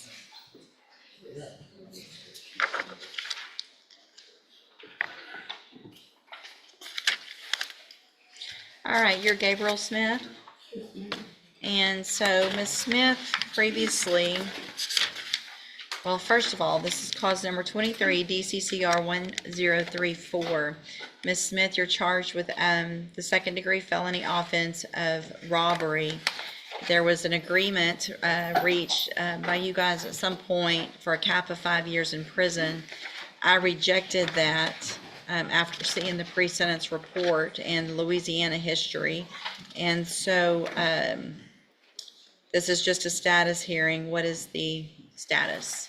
And Judge, we were, I'm sorry to interrupt, we were all kind of anticipating that. There was so much Louisiana history that was hard to detail from NCIC, TCIC that I had, and so we were really all in agreement that that was not an appropriate offer. So based on the jail incident write-ups pending her coming before you, we have just decided not to make an offer at all. She's entered the plea, but if we need to start over at step 1, we can, but we have not extended the offer, Judge, to allow you to determine what you think is appropriate. So. Yeah, I think you rejected it off the last time, Judge. I did, so that's done. We were just set for a status hearing today to see if there was another offer, or an agreement, and there's not. Is that correct? There's not, Judge, and I spoke with Ms. Smith yesterday, and she's telling me that her family is trying to hire a private attorney, and she would like time to do that. And in the interim period, Judge, based on those write-ups, the criminal history and the nature of the offense, it's important to take a look at one and make sure it's sufficient. Obviously, she's remained in custody, but we think that is appropriate place for her to be at the time being. You have something to say, ma'am? Yeah, I do. Okay. My charge that I'm it was offered to me as assault on the officer, and they charged me with a robbery. I'm not understanding that. And I'm more than happy to indict it as an assault public servant, also a second. I think it would be appropriate as either, Judge. Well, it's the state has the right to charge whatever they think is appropriate once the case is given to them by whatever agency files that case. There are times when cases are filed as one thing, they take a look at it and think that it might be better off filed as something else. That's what they have the right to do. They took it to a grand jury as a robbery, and a grand jury true billed it as a robbery, so that's what you're charged with. What Ms. Malfino just said is probably just as likely could be either based on the facts. That's not for me to determine, but that's what you're charged with is robbery. And that's what they feel like they will take to a jury. And if you're found guilty at that point by a jury, I would think with this history, I guess it kind of depends on some of these dates. I'm really not sure what We'll try to secure the appropriate final judgments from Louisiana. So we know what she would be What facing. the notice would be given for punishment range. Yeah, okay. All right, so a couple things can happen. I can reset your case just for about 30 days if you think you're going to be able to hire, your family can hire an attorney without us doing anything else today. And if you are unable to hire someone or they cannot hire someone between now and that court date, then when you come back, Mr. Rojas is still on your case. And then if we move your case to the trial docket. Bruce. Well, sorry. If you're unable to hire someone or your family cannot hire someone before the next court date, then obviously you'll still have a court-appointed attorney. And if at that point we need to move your case to the trial docket to let a jury decide what to do, then we'll go through that on that date, okay? So I'm gonna just do a normal reset for about 30 days to see if you can hire an attorney. All right, you can go back with the bailiff.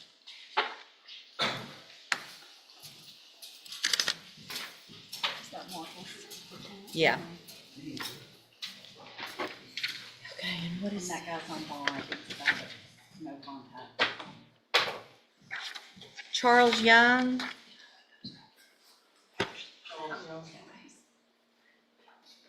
No.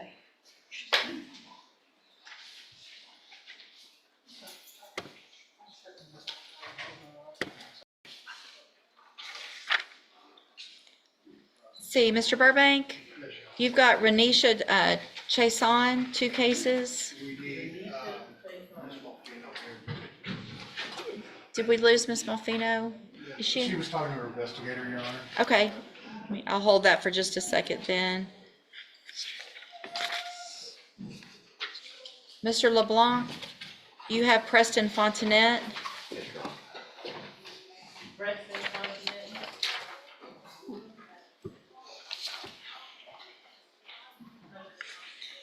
Morning.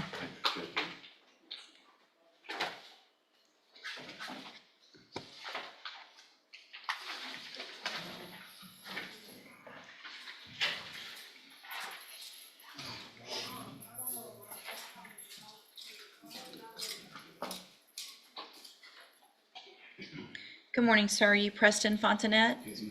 And Mr. Fontanet is charged with unlawful possession of a firearm by a felon. And looks like in March, failed a drug test in court, tested positive for cocaine in court, and so I revoked his bond. He then pled guilty, Your Honor, and the plea was not accepted based on statements he made in his PSI. We had that sentencing hearing a few weeks ago. Okay. Mr. LeBlanc has filed a motion asking that I set bond, and I made made the finding that it was appropriate at that time to have no bond. Is that correct, I guess? There's no bond set at all? Hold on. You wrote it on the sticky, but I just don't know why. I'm trying to go back and see why I would. I think, I believe that he was in the bond. I think I even went back and looked in the docket and that's what you said. Okay, I'm sure I had a reason. All right, so,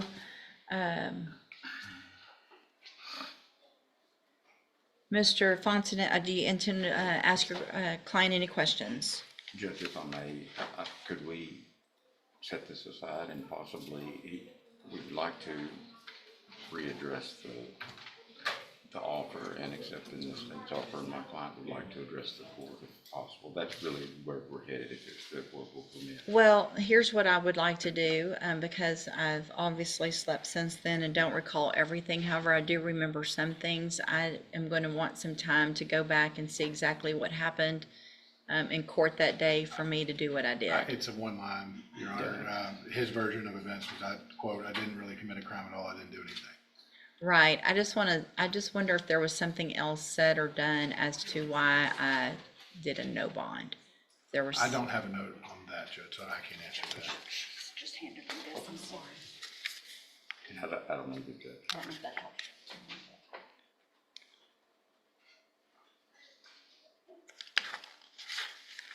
I still think that.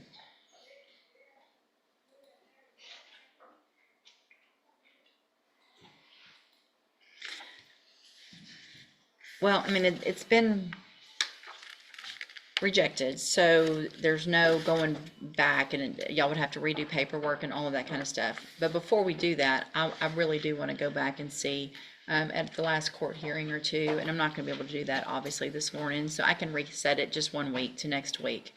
And between now and then, I'll get Ms. Tanner to pull up so that I can go through, figure out exactly what happened while we were here on the record, and then I will let y'all know if I feel like I would, I mean, there was also the fact that he just got revoked on 2 different cases. That's true, Your Honor. He does have 2 revocations on his other felonies. And got 1 probation while he was on probation for the other, and then messed that up. So I'm not real sure that that's part of what my notes are here anyway. So let me reset it for a week. Let me get caught up on what I can't remember on why I no bonded it. I'm sure I made some finding on that so that I can see where I was, and then I'm not going to let's not talk about the bond today until we know what we're going to do on that.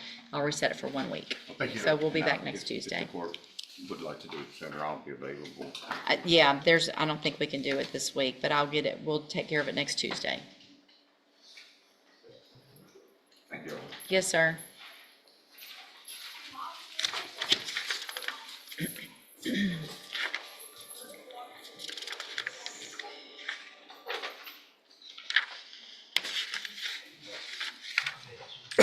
Mr. Smith, you have Adrian Caballero sentencing. He all looks familiar and sounds familiar, so I don't know if he said something that, yeah. Good morning. In 20 days from the date you get there, and then we will await an evaluation and see if we get competency restoration at the end of that period. Mr. Richard, you're going to be sent to an appropriate facility so that you can get what you need to be able to understand what's going on, and then we'll get you back to take care of your cases. All right? You can go back with the bailiff.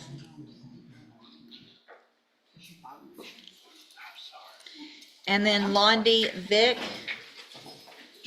That one is Ashley's.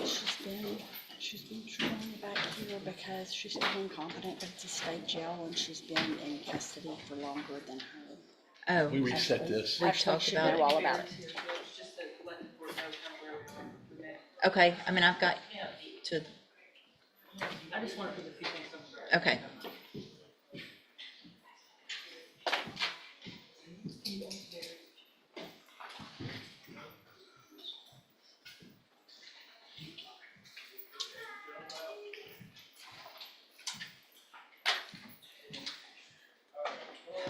Good morning, you're Londi Vic.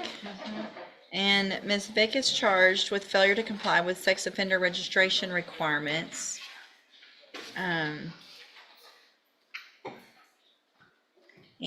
was found not competent to stand trial, sent to, and this is a state jail felony, and was sent to the appropriate facility for competency restoration, and has been either in custody and or at that facility for quite some time. The offense date is January 30th of 2023. So at this point, she has not regained competency, and we are past the time frame on a state jail felony where we could continue to hold Ms. Vick. Correct, Judge, and if I may, just for the court's knowledge and to document the record, she was found incompetent by this court and sentenced to the Big Spring State Hospital in July of 23 and again in February of 24. And so, yes, she has expired the length of time we could have incarcerated her in the state jail, yet she has failed to regain competency. Deputy Berry has worked diligently the last several weeks trying to find a place for her, and I just wanted to document for the record based on the nature of the offense and the fact that the state is in a position to now have to dismiss the case, the efforts that Deputy Berry has made to try to secure her some kind of location to help her and maybe step forward from there. So if she may, Judge. Sure, let yes, you know ma'am. what she's done as an officer of the court. Thank you, Your Honor. We have tried several different locations, however, due to the nature of the registration, we are unable to locate proper placement at this time. Also because lack of income is going to be an issue as well. We do have plans to do reassessment today, evaluation to see if she would need immediate stabilization for inpatient upon release. Okay. At this point, and then we can work from there to try to get her established. Okay. We also do have our mental health professional with Spinal Top looking into possible another state hospital placement. Okay. And Judge, obviously, I don't know if she will be able to comprehend this, but she would be required upon her release, regardless of where she goes, if they find a placement or not, to register. Right. And we will try to closely monitor that and advise the appropriate agencies that she needs to register, that she has been released due to these circumstances, so that at least the community can get advice if necessary. Okay, I appreciate everything both of you have done to try to get something figured out. Obviously, Miss Vick, if you don't register like you're supposed to when you're released, you're going to be right back in custody. Yes, ma'am. Do you understand that you're supposed to register as a sex offender? Yes, ma'am. And so when you're released from jail, you have to go to the police department and do that.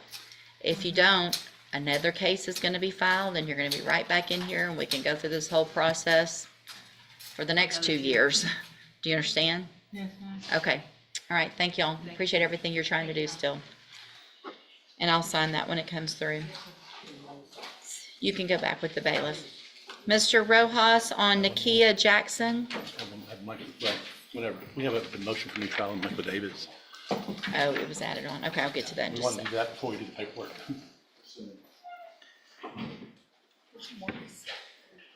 Nakia Jackson sentencing on Mr. Rojas. Good morning, sir. Good morning. Sorry, I forgot that add-on was.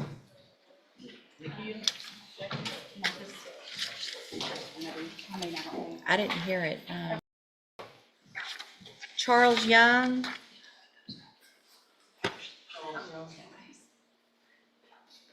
No.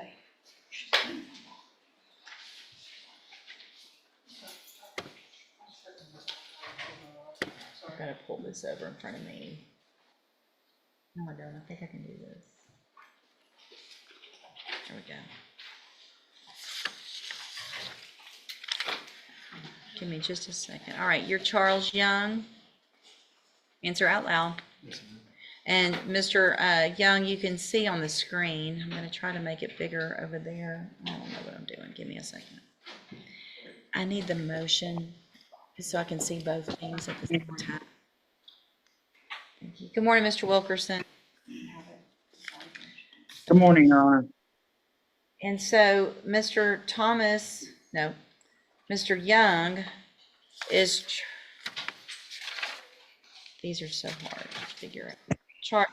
Charged with burglary of a habitation and cause number 25 DCCR 0102. The state has filed a motion to increase or modify bond conditions. The bond is currently set at $25,000.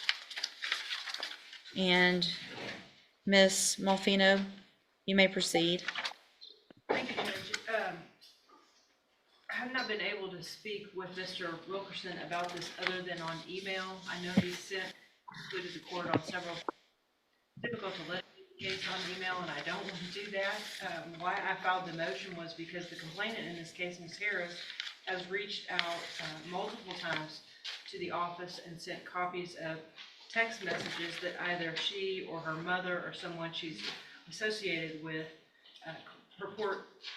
have come from the defendant stating that he will press charges on her as soon as the case is dismissed, that he didn't do anything.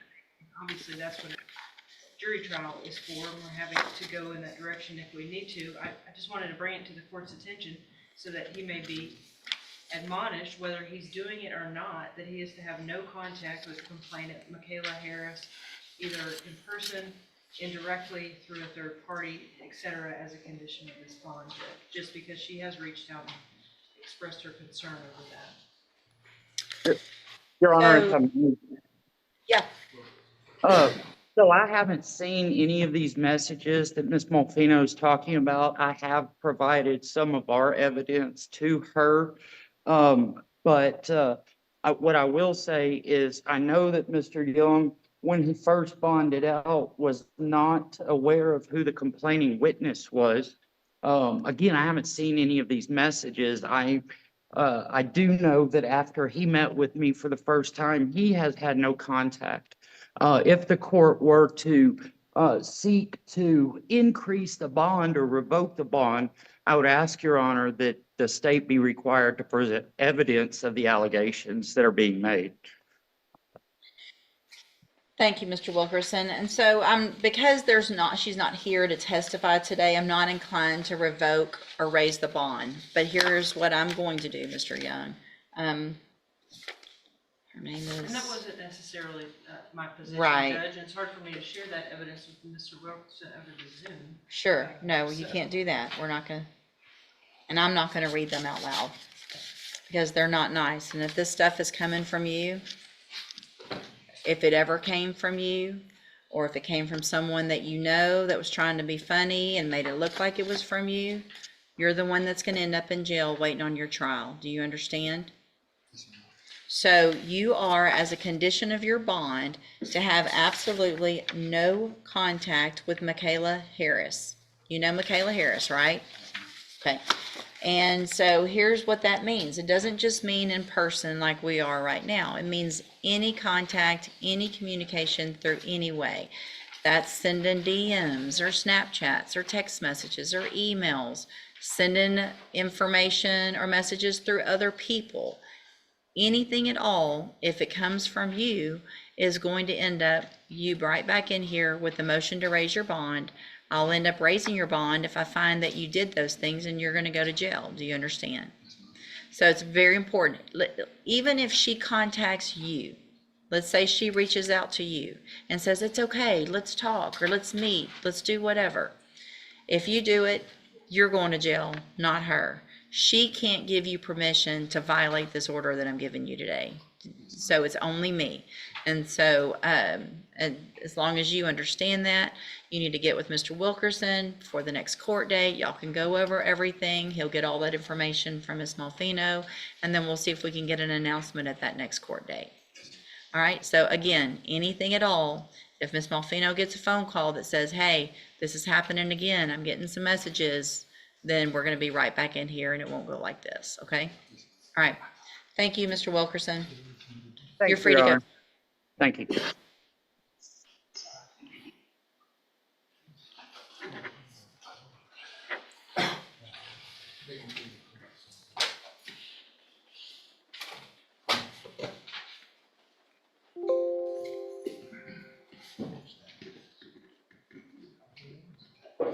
It was Harris. It was Michaela Harris. Your last name was Harris. Yes, ma'am. Sorry. You can go back with the bailiff. Mr. Rojas on Nakia Jackson.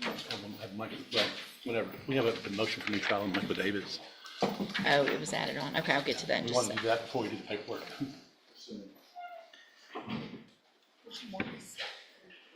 Nakia Jackson sentencing on Mr. Rojas. Good morning, sir. Good morning. Sorry, I forgot that add-on was Job waiting for at Waffle House. Sorry. Nakia Jackson, sentencing on Mr. Rojas. Good morning, sir. Good morning. Sorry, I forgot that add-on was.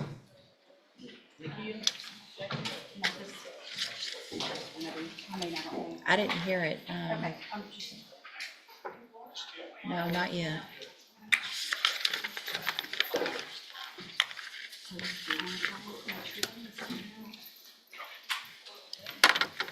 Good morning. Are you Nakia Latrell Jackson? Yes, ma'am. And Ms. Jackson, in cause number 19-32344, you were here before. You're on a 10-year deferred probation for burglary of a habitation. And there was a motion to revoke your probation filed. You came to court, pled true to counts 1 through 9 in that motion. And I've received an updated pre-sentence report.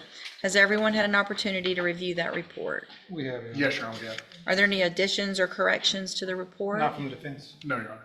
All right, Mr. Rojas, and there was no agreement, correct? That is correct. Yes. All right. I think we did not reach an agreement. Right. Okay. Yeah, Judge, we went over the PSI at the jail, and I discussed her the possibility with Ms. Jackson about the possibility that the previous recommendation had she would have been at one point would have been safe P. She tells me that she doesn't feel that she needs safe P. She thinks that all the tools she needs she got from ISF when she was at ISF. Her problem, she thinks, is that when she was released from ISF, she just was homeless, didn't have any place to go. And that one thing led to another. She didn't have a home, didn't have a phone, didn't have transportation. And that's one of the reasons, that she couldn't get into the drop program, which led one of the reasons we're here today.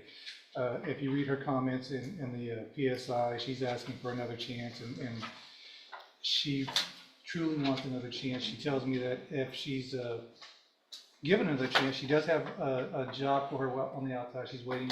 She has a job waiting for her at Waffle House. She has two possibilities of where she could be living. She could either go with her aunt who lives in Orange, I believe, who's a school teacher in Orange, or the manager, her manager at Waffle House would let her live with them in Port Arthur. And that's what she's asking me to do, Judge. I know that it's hard because of the comments on the PSI where she didn't report, didn't go to the drop program, just kind of disappeared for a while. But she's asking me for another chance, and I think she has some comments to make whenever the court feels it's appropriate.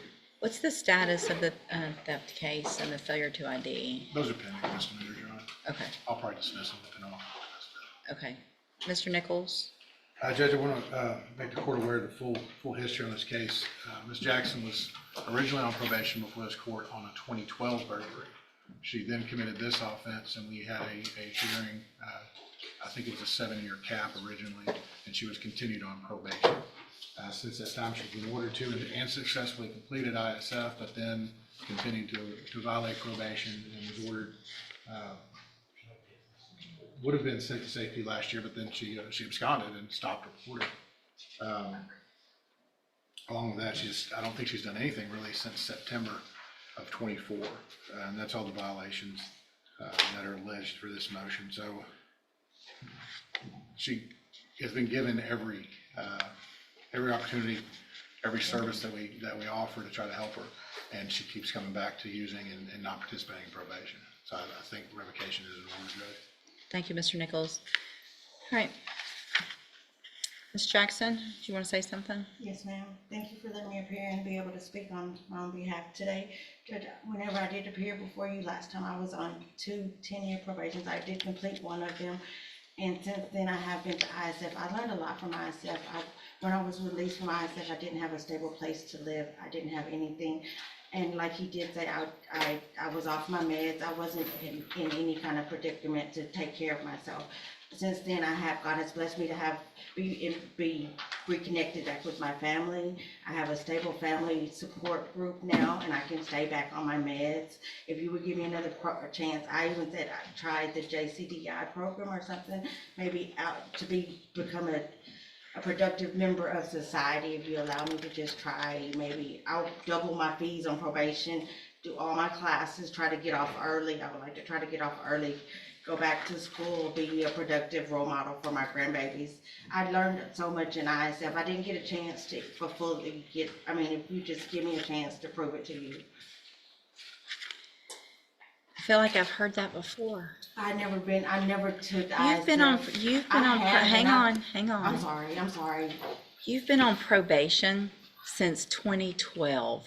Yes, ma'am. You didn't successfully complete a probation. We just let you get off of that one because you got on another one. Because while you were on a probation for a burglary of a habitation, you got another burglary of a habitation. And you were lucky at that point because you got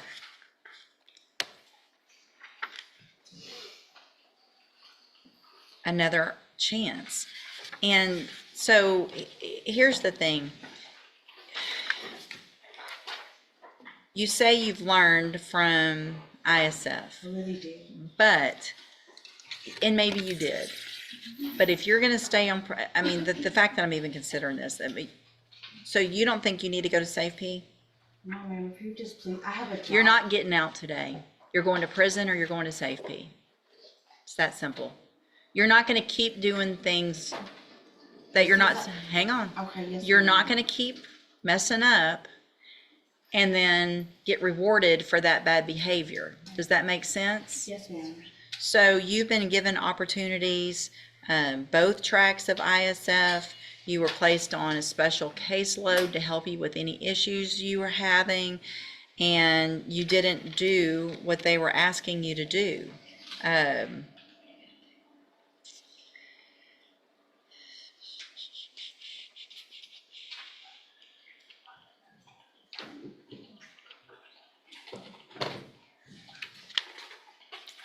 So it's either special needs SafeP. I mean, that's going to, special needs SafeP is going to take care of hopefully some of the mental health issues as well, correct?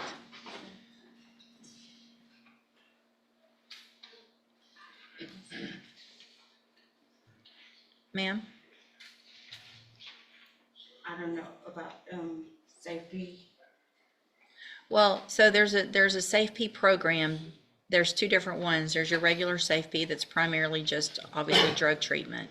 Then there's a special needs SafeP that also takes into consideration any mental health issues and help for somebody who might need some help with regard to that, which is clearly, it looks like what you would qualify for because you have refused to go get any of the mental health treatment that has been offered and handed to you while you're on probation. So what I'm going to do today, Ms. Jackson, and I'm probably going to look, hopefully I won't, but if I look back on this again, I'm telling you now, if you're back in here, I'm going to wonder why I did what I did today. And if I have to wonder why I did something, it's usually not good. You could go to prison today for up to 20 years. Up to 20 years today, I could send you to prison. And if you're back in here and you don't take advantage of what you're given today, then you're going to be looking at that entire range of punishment, and it's probably not going to be on the low end. Do you understand? I'm going to find that you entered your pleas of true to counts 1 through 9 freely and voluntarily. Find those counts true.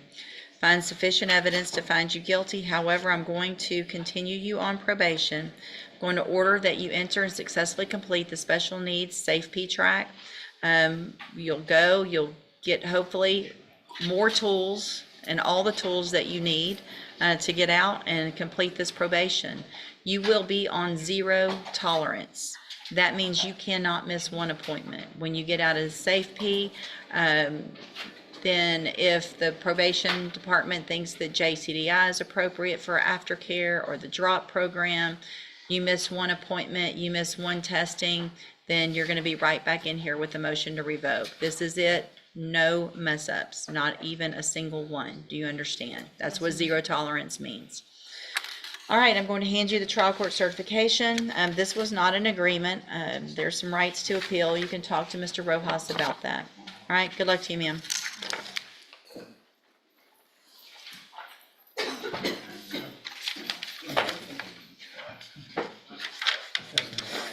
See, Mr. Rojas, you have Gabriel Smith Maybe.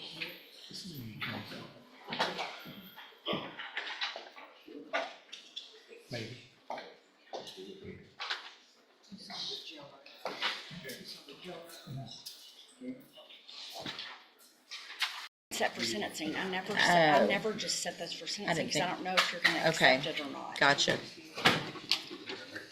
I'm loading up next Tuesday, aren't I? Yes, that's okay. Bruce Smith, I think is all we have, and then I have one other thing that Ashley just told me to add on that, but I need to talk to you. Mr. Smith on Calvin Randall. Oh, I know. Well, Calvin Randall, Mr. Smith, and Mr. Philip Smith as well.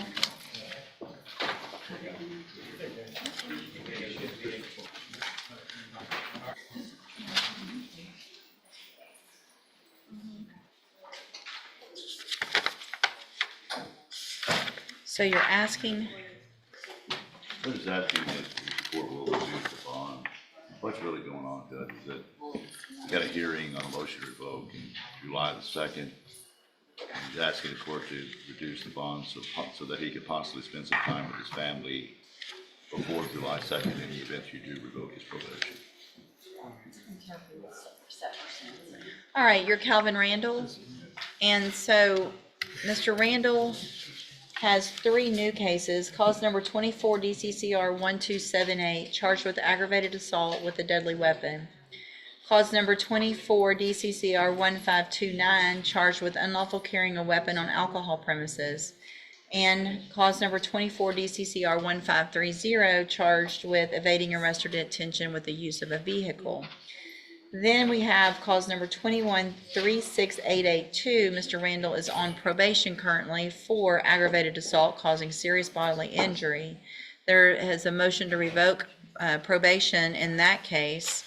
There was a request previously for me to set a bond, which I did back in June of 2024. There was a bond set in that motion to revoke case, it looks like. That obviously hasn't been made. There are bonds in all of the others, a $15,000 bond, a $100,000 bond, and a $200,000 bond. And we have gone through, if I'm correct now, what y'all are saying, there were pleas on the motion to revoke, and that is set for a hearing July 2nd. Yeah, he pled true to some of the administrative counts. But we're set for an actual hearing with regard Prove up the to, new offenses, Judge. okay. And you're asking me to reduce the bond on those cases? Yeah, he's got a total of like $325,000 worth of bonds on, the biggest bond is the motion to revoke bond, which is a $200,000 bond. He's requesting that, I mean, he lives here locally, he's willing to wear any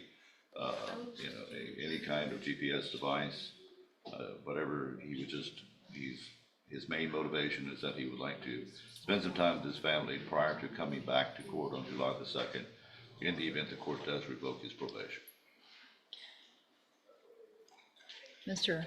Philip Smith? State's obviously opposed, Judge. There are some jail incident reports from May 5th. There are also others that go back to February, and then some from June of last year as well. Well, the incidents on May the 5th is deal with, they requested that his blood sugar was above 300, and they requested that he do insulin, and he said, no, I'd like to try to get it down myself. Well, they made that to be an incident. I'm not worried about Well, it was that. also disrespectful and encouraging our inmates to be disrespectful. Yeah, there's another incident from that same day. From that same day. Hold on just a second.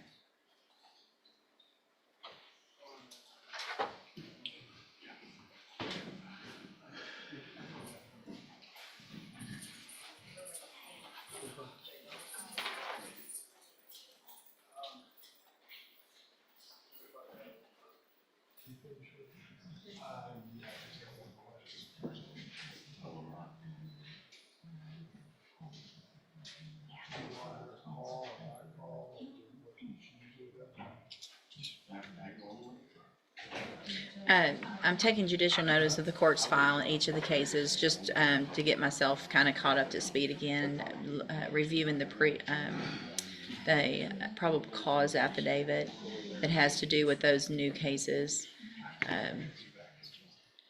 Okay. Two of the cases, you know, the misdemeanors were refused by I believe, unless I'm misspeaking. I don't know what misdemeanors you're talking about. I mean, we've got an evading arrest with a vehicle, we've got unlawful carrying alcohol, a weapon on alcohol premises, and a new aggravated assault with a deadly weapon, all new cases that have been indicted. Yeah, It looks like there was probably, based on the probable cause, I'm guessing there was an evading on foot, potentially, just a regular evading, because that's what one of the allegations. For example, the weapon on the alcohol is not going to be, you know, as a matter of law, it's not going to be viable because the premises that he was alleged to have been on does not serve alcohol. And the statute's been amended that for him to be guilty of that offense, it has to be a premise in which they serve alcohol and those premises do not. And The S&S grocery doesn't sell alcohol? huh? The S&S grocery on Concord doesn't sell It alcohol? sells alcohol, it does not, you cannot consume alcohol. And the statute's been amended to say you have to, you know, it has to be a premise where they consume alcohol. Okay, I haven't read that, but that's fine. We still have the aggravated assault with a deadly weapon and the evading arrest with a vehicle, regardless. Okay, and we're set July 2nd. That is correct. No, your motion's denied in all of the cases. I think based on the nature of the underlying offense that Mr. Randall is on probation for, and the fact that the allegation is a similar allegation, another aggravated assault with a deadly weapon, the evading, all of those underlying facts, I'm going to deny the motion to reduce bond in all of those cases. And we'll see y'all back on July 2nd for that hearing. Yes, sir.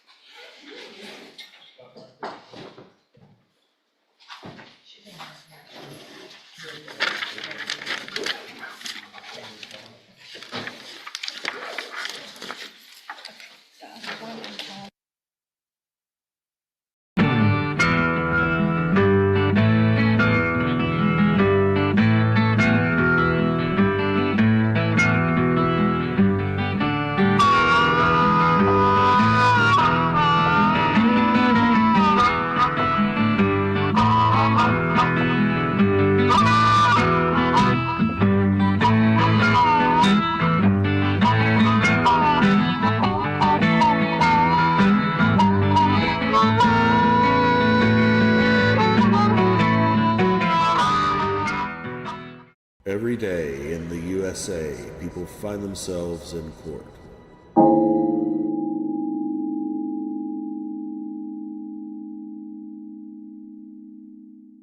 I'll just come down to the court just to make for sure that it's being done correctly. Thank you. You're welcome. Thank you. Bye-bye. Ypsilanti Township versus Martez Tellis, 22T00695. Paul Barnett on behalf of the township. Matthew Mansour, Assistant Public Defender, with and on behalf of Mr. Martez Tullis. Martez, can you state your name for the court, please? Martez Tullis. All right, we're here today for a violation of probation sentencing. Yes, we are, Your Honor. I am hoping that two of the conditions that were left outstanding are sufficient. I've sent it over to probation, the community service, and the armed class. Well, even if that's the case, we got another bigger problem, as you are probably aware. I'm very aware, Your Honor. I'm just trying to chop as much down as I can. Mm-hmm. Well, let me arraign your client on his new violation.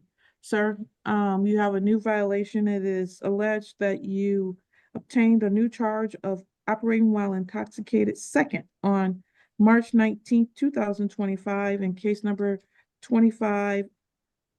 I don't even know all those numbers, but it's out of Hazel Park in the 43rd District Court. And that is a violation for which, sir, if it is true, then you could get up to the maximum penalty in this case, which is another operating while impaired. And that would be up to 93 days in the Washtenaw County Jail. Do you understand that, sir? Yes. All right.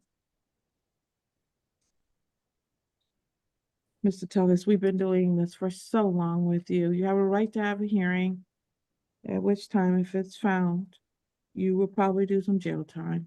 Mr. Mansour, what would you like to do at this time? Your Honor, we are going to be accepting the violation of picking up the new charge out of Hazel Park. Well, has he pled to it? What is the status of that? Yes, Your Honor, I believe, well, that's a good question. You need to talk to your client. Yeah, just real quick. Sorry. All right, thank you. No worries. I'll pass that so you can talk to Mr. Tellis. Thanks. Ypsilanti Township versus Lonzo Roberts, case number 24T00453. Paul Barnett on behalf of the township.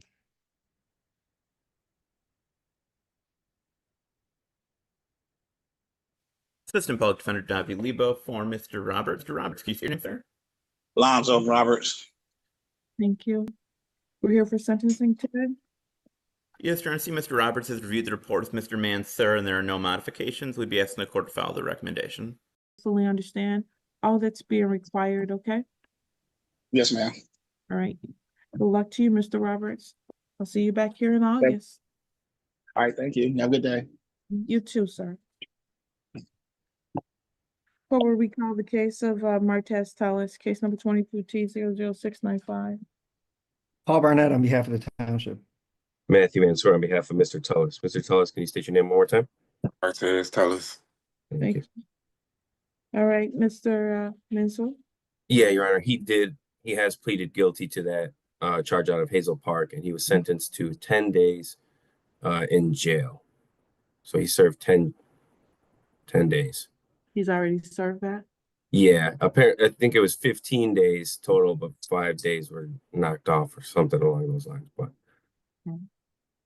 Mr. Tellis, is it true, sir, you're going to waive your right to have a hearing on this violation? You're going to admit that you not only obtained the new charge, but you pled guilty to the new charge from the events on March 19th, 2025? Correct. Please raise your right hand and be sworn. Do you swear or affirm that the testimony you're about to provide will be the truth, the whole truth, and nothing but the truth? Yes. Thank you. May Lord hand. So, sir, it is correct that you actually have a new conviction of OWI second that you received while you were on probation to us. Is that correct? Yes, that's what I should say. Thank you.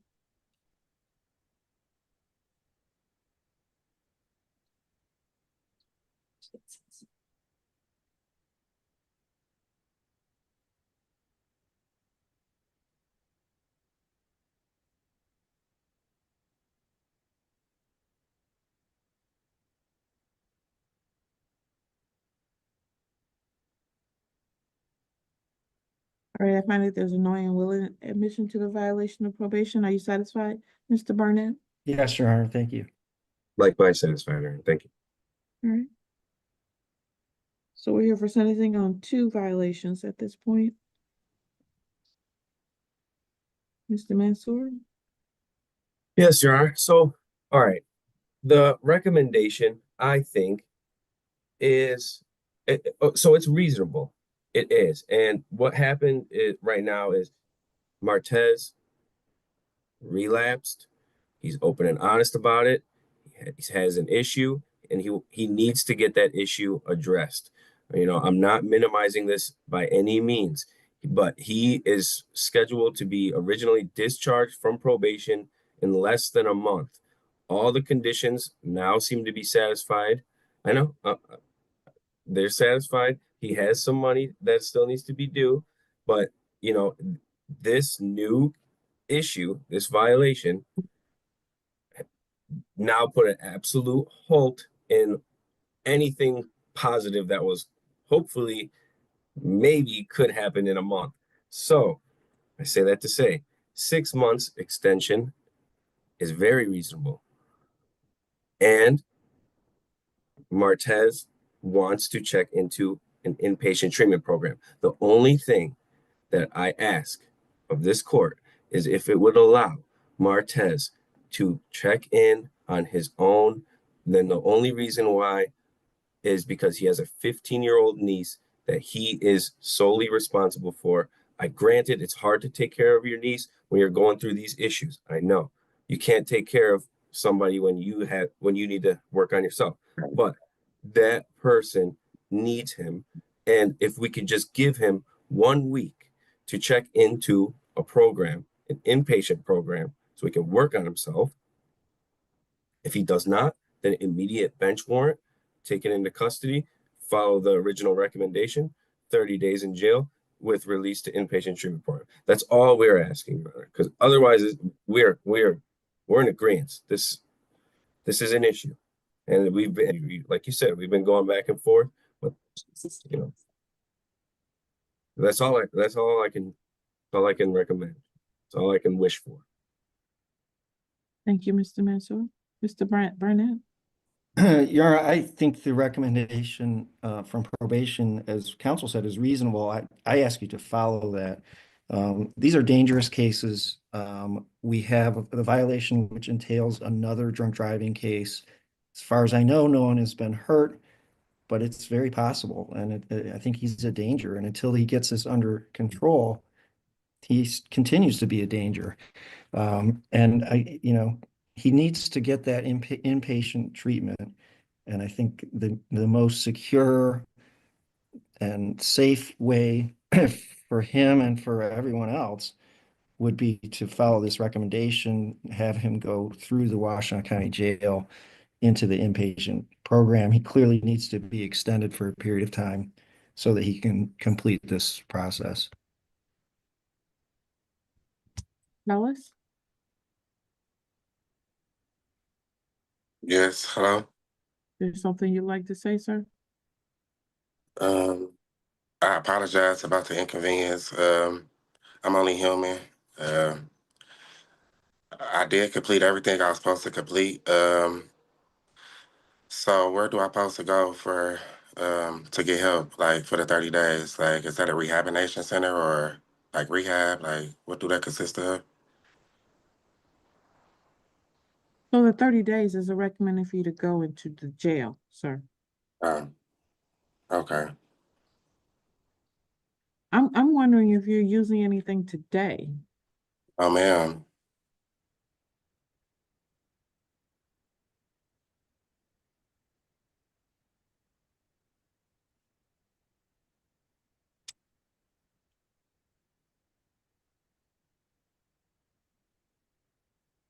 Mr. Mansour, to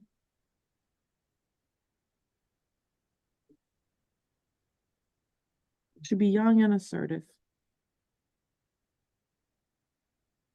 You do a great job with your clients, but then your clients don't show that they can do what you're asking. Mr. Tellis doesn't even understand what's being requested of him. I don't think he's going to get it done in a week. It's possible. Your Honor, it's hard when you're for lack of better terms, it's hard when you're under the gun. It's hard when you're the one who's hearing all these terms. Your head is spinning. You don't even know what's being said sometimes. That's a true statement. If he doesn't, then what are you going to do? He's going to go to jail if he doesn't, or he could go to jail right now and try. I mean, the only reason I'm asking is just to give him a chance, just for family purposes, or just give him enough time to see if he can get something set up. That's really it. I'm not asking to not follow the recommendation. If we can get him just a little bit of time so he can put his ducks in order so he can go off and work on himself. When did he do the 10 days on the other case? Martez, do you remember the exact days you did those 10 days? When did you finish? In March. It was March 19th to the 29th. Okay, so that was the conviction date. Not the, okay.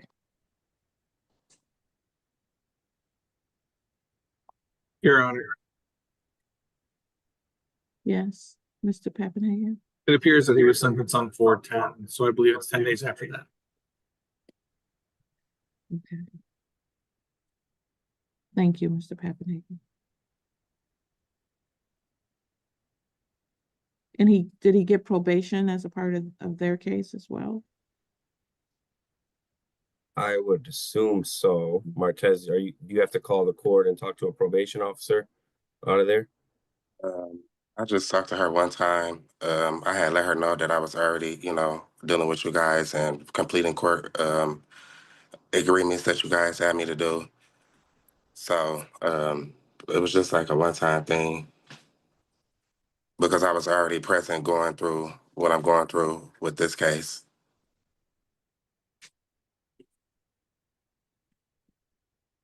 My only consideration is that I don't think 30 days that they'll have him in a program. So I wouldn't be sentencing him to 30 because it takes longer than that for them to get him in.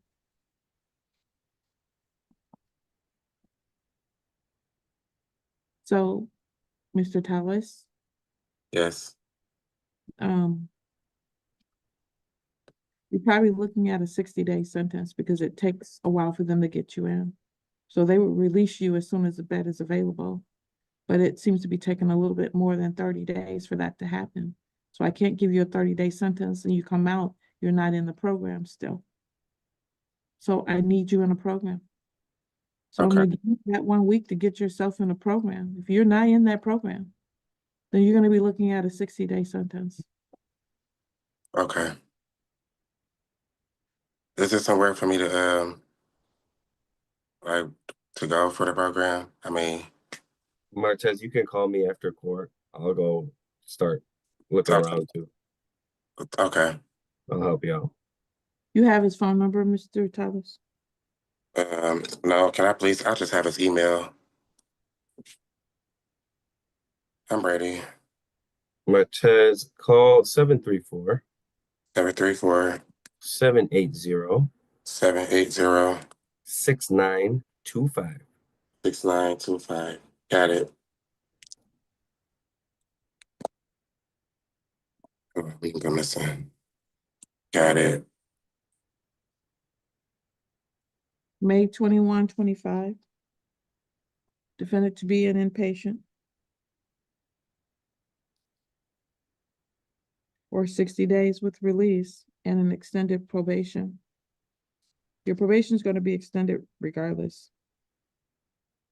Okay.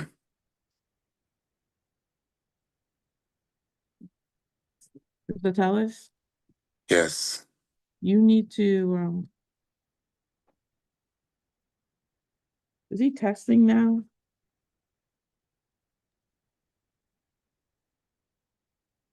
Yeah, I mean he's been testing, but since his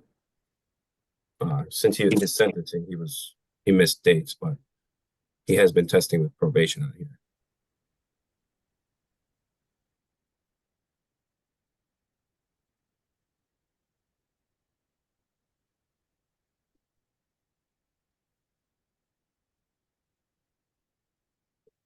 So what now? Yes, Mr. Pappenhagen. Your Honor, I don't have any tests since the arrest date.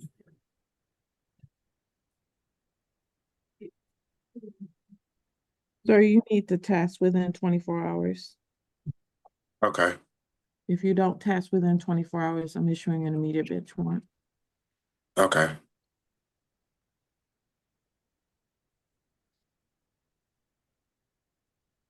And 3 times per month. So for ETG.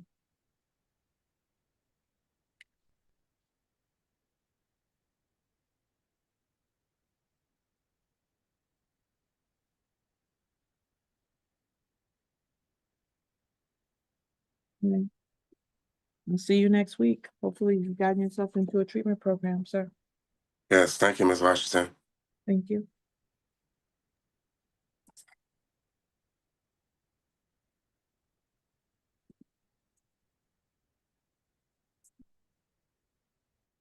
All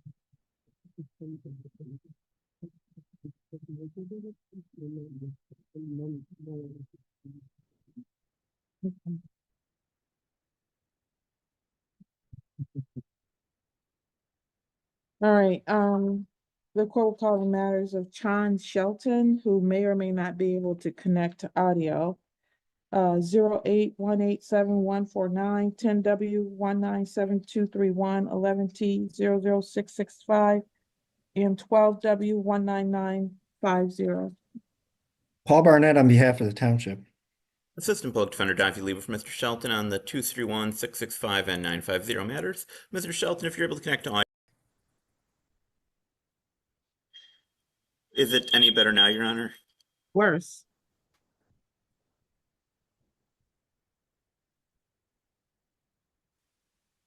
Does this help? Yes. I'm very glad to hear that, Your Honor.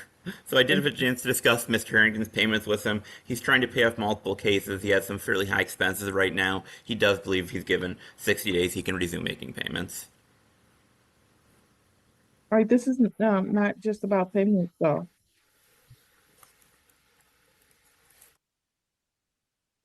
He's not doing his 12-step meeting. This is a full review. He needs to still attend his 12-step meetings and complete his 5 days of community service, in addition to the monies that he owes. Yes, Your Honor, I see that. Mr. Harrington, can you get that stuff done in the next 60 days? Yes, absolutely. I should be finishing up with my community service this week. And I'll have that, and then I can work on the meetings and the money. Well, the meetings are supposed to be, oh, I see, it's 10 of them. Okay. All right, thank you. Anything from the township? No, Your Honor.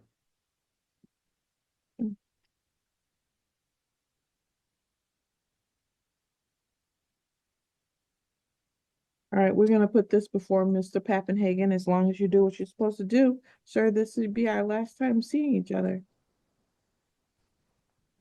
We'll put it on August 13th at 9:00 a.m.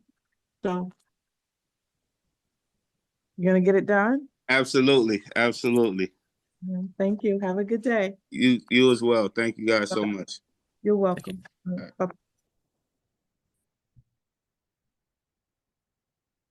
The court will call the case of Ypsilanti Township versus Jacob Castle, case number 24T00133. Paul Barnett on behalf of the township. Matthew Mansour on behalf of Mr. Castle. Jacob, can you unmute and state your name?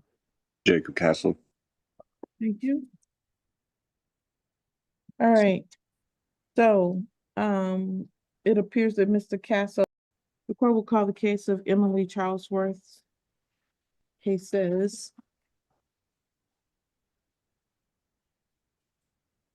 numbers 19W009277R, 22W001286, 22W003828R. Paul Barnett on behalf of the township.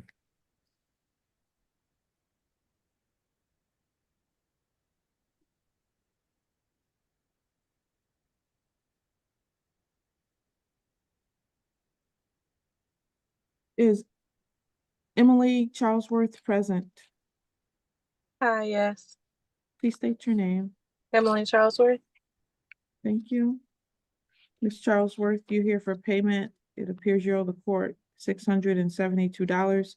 You set up a payment plan way back in 2022. As of May 7th, it looks like you haven't made a single payment on that payment plan. Yeah, so can I explain? I thought the payment plan had came off as of May 7th.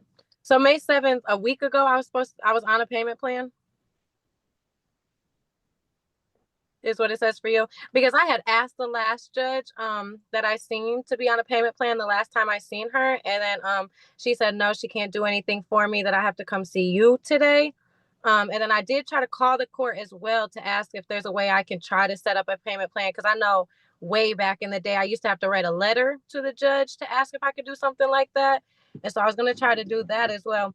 But yeah, really just the thing is, The bills is just, it's really hard for me. I just want to go back on a payment plan. As long as I'm on a payment plan, I will pay y'all once a month or once every 2 weeks when I get a check. But it's just that big number at once is so hard for me to come up with. I'm so sorry. You didn't attempt to make a payment at all. You're here on a contempt proceeding today. Do you understand what the contempt proceeding is? No. It means that the court can find that you are in contempt of court and send you to jail time. And the way you purge that is by make a payment on your payment plan. I can make a payment today. I can make a payment right now. I'm going to pass this so you can make your payment, okay? Please. I'm so sorry. I really will. I will call it in a moment.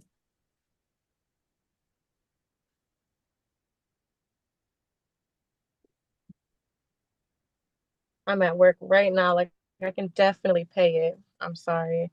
Bills are really hard for me lately. I'm gonna pass it so you can make some payment on your case. You had a payment plan set up for $50.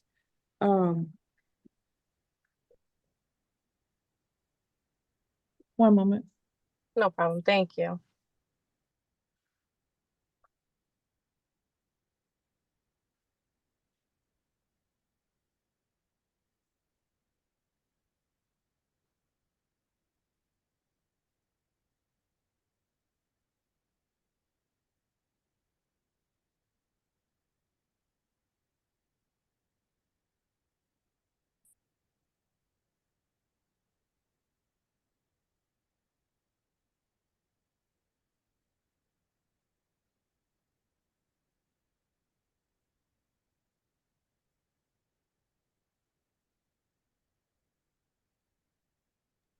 Ms. Charlesworth, Yes, ma'am.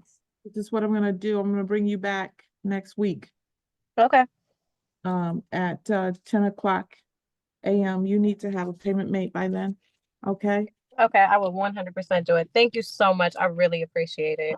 All right. They may not let you do that until after tomorrow, but Okay. And do I it- just have to make a $50 payment? right. Okay. I can definitely do that then. Thank you Right. again, really. I'll see you next week. Yes, ma'am. Thank you. Thank you. Bye. Bye.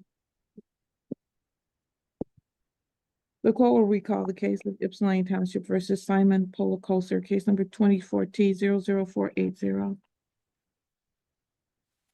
Paul Barnett on behalf of the township. Assistant Public Defender Davi Liba on behalf of Mr. Polakoser.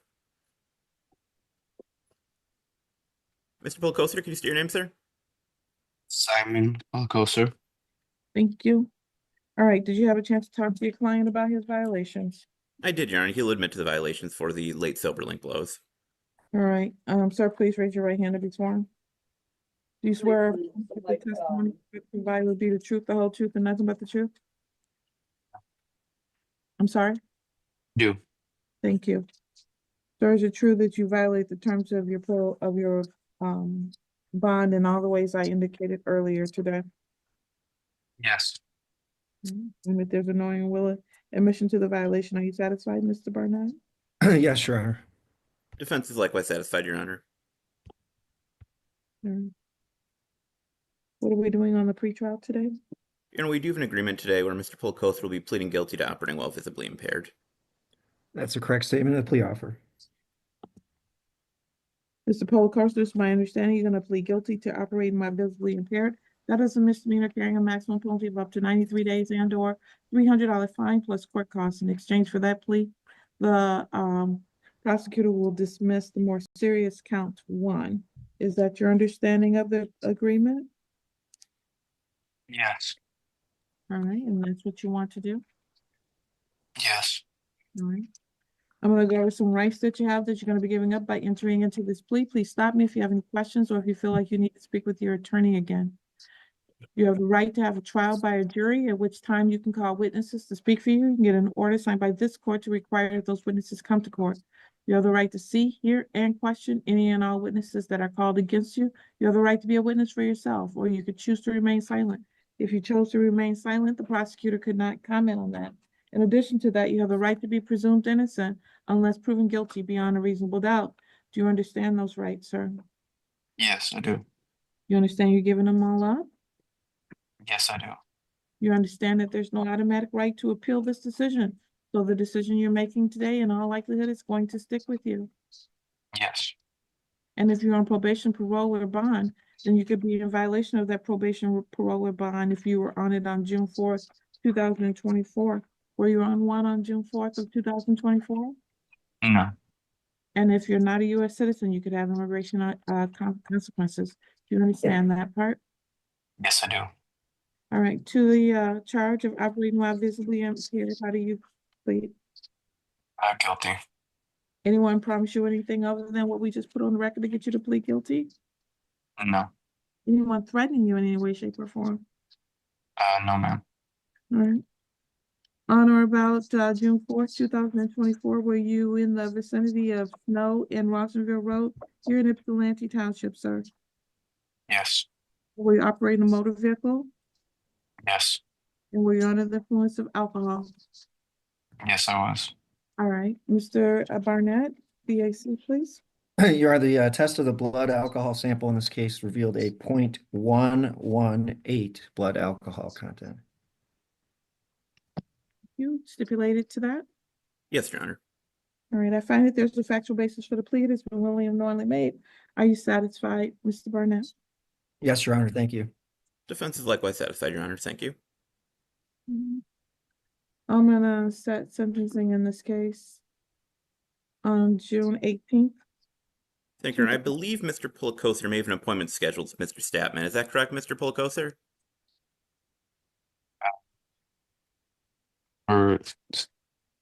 Sorry, for what?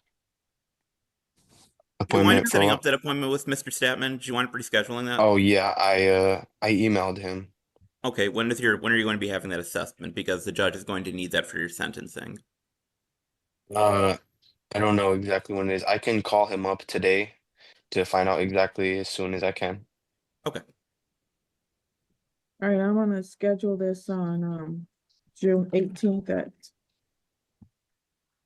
10 a.m. So you need to contact the probation department.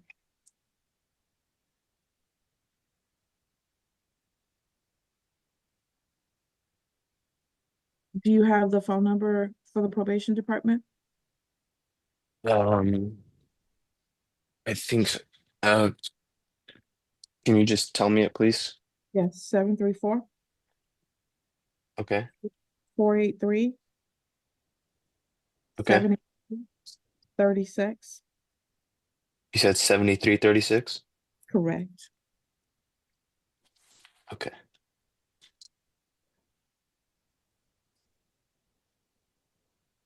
All right, please call them tomorrow after 9 a.m. and they'll schedule a time to have the PSI interview or to ensure that you have that appointment set up with Mr. Statman, okay?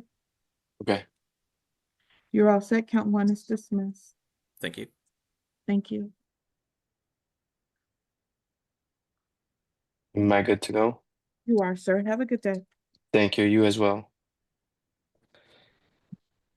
Ypsilanti Township versus Ibrahim Carrillo Martinez, case number 24T00094.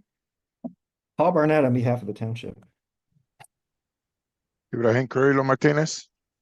Thank you, Mr. Martinez.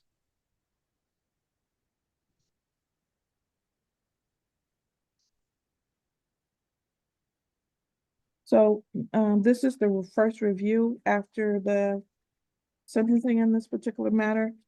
Mr. Martinez has not reported to probation yet or enrolled in an anger management program. He did make one payment towards his fines and costs. Mr. Carrillo Martinez, your agent, Ms. Johnson, is willing to give you 45 days to try to come in compliance before she files a formal violation. Do you understand that? Well, I'm enrolled already in the anger management program. I mean, at this point, I have only three classes left. You are enrolled in it? Yes, I am. And for the, payments and cost, I'm in a. No one's questioning the payments. You haven't reported to Ms. Johnson. Oh, okay. No, I mean, I was not aware of that. So I guess I will call her today and I will let her know.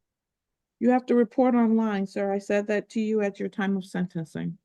Well, uh, well, about the reporting, I have report ever since the sentencing. I have report twice online. You have? Yes, I have. I actually my last report was this last Friday on the second week of every month, as I was told. I reported last month and I reported this month.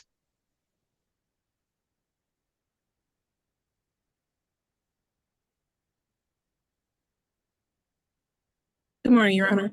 I'm Good looking morning. at our operation check-in, and I don't see any information in our system for him. He may have submitted it, but it may not have hit the system, so he may have to resend those or send us screenshots of what he submitted.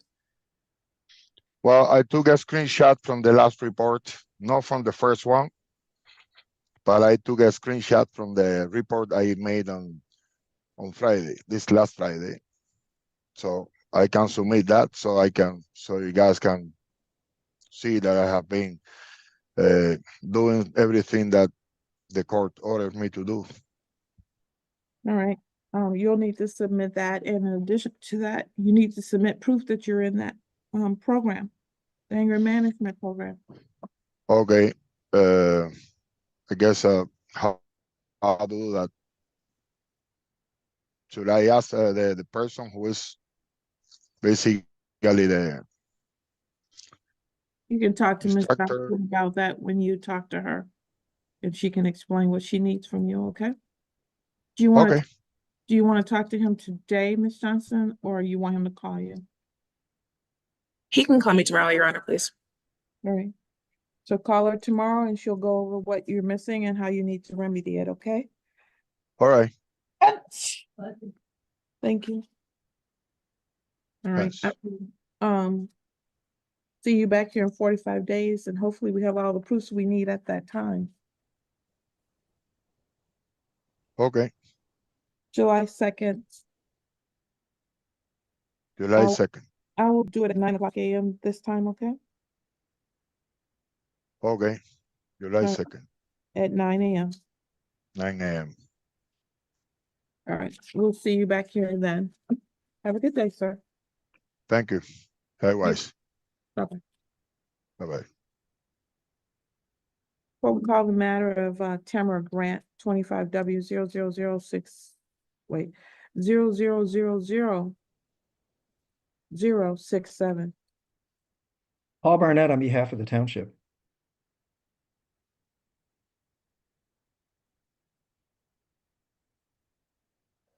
Hello,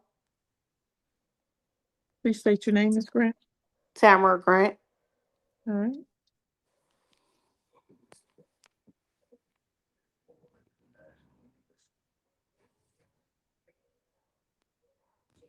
All right.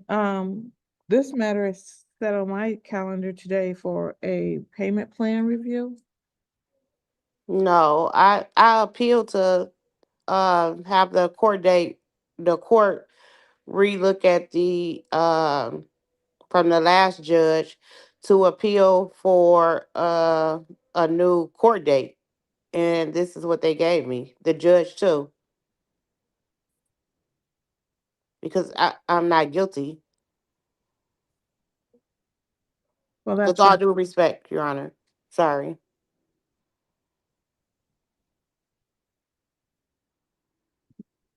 right. This is the improper lane. One moment.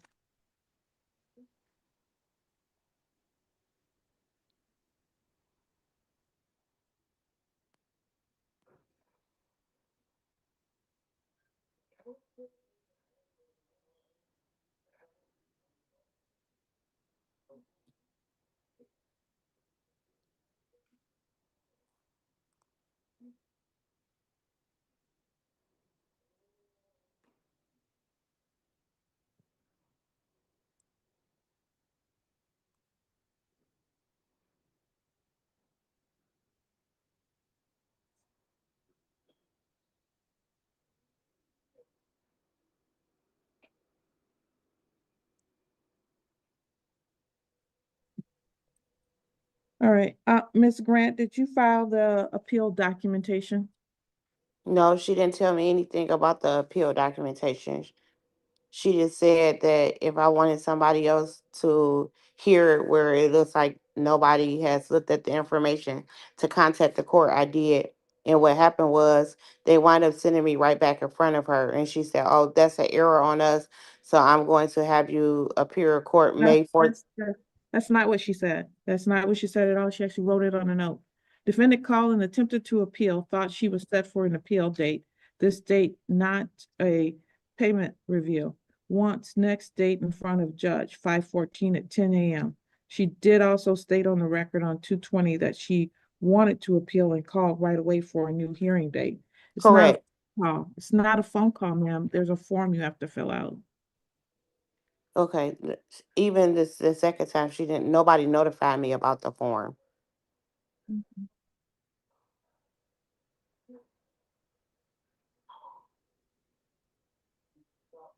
Mr. Barnett, what is your position on this?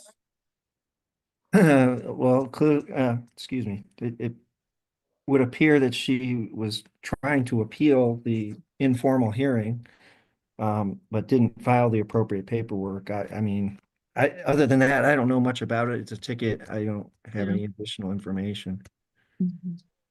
Well, the way that it works, ma'am, is you have to post the bond and the amount of the ticket before it can be appealed. So Okay. if you want to post the 130, that's the amount of the ticket, then we'll give you an appeal date where he can have his officer here so I can hear what happened. Okay. I would like to do that, ma'am.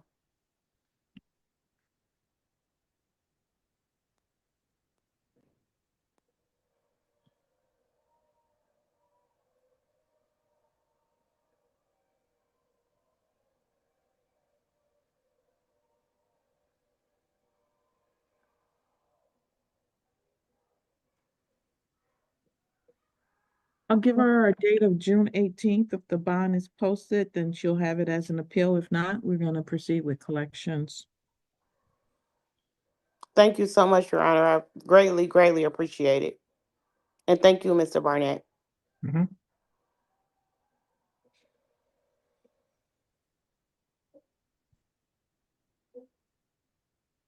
All right, we'll see you then, ma'am, on June 18th at 10 o'clock a.m.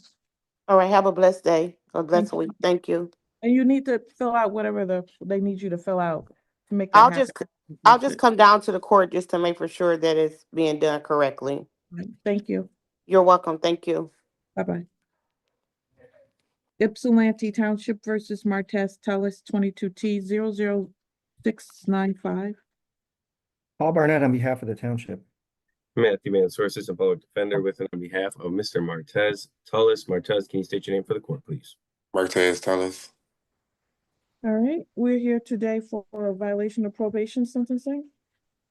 Yes, we are, Your Honor. I am hoping that two of the conditions that were left outstanding are sufficient. I've sent it over to probation, the community service, and the armed class. What is the status of that? Yes, Your Honor. I believe, well, that's a good question. You need to talk to your client. Yeah, just real quick. Sorry. All right, thank you. No worries. I'll pass that so you can talk to Mr. Tellis. Thanks. Ypsilanti Township versus Lonzo Roberts, case number 24T00453. Paul Barnett on behalf of the township.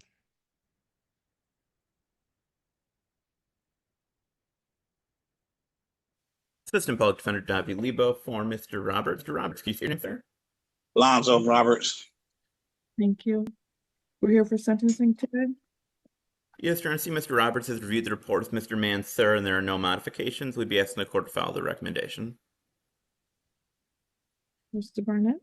Yeah, I've also reviewed the pre-sentence investigative report. I don't have any additions or corrections or deletions, and I am in support of the recommendations. Thank you. Is there anything you would like to say, Mr. Roberts? Yes, I'd like to apologize to the courts for this unfortunate accident I did. I knew better than to do that. I made a huge, terrible mistake, and it won't happen again. I haven't had a drink since the day this happened, so I apologize to the courts.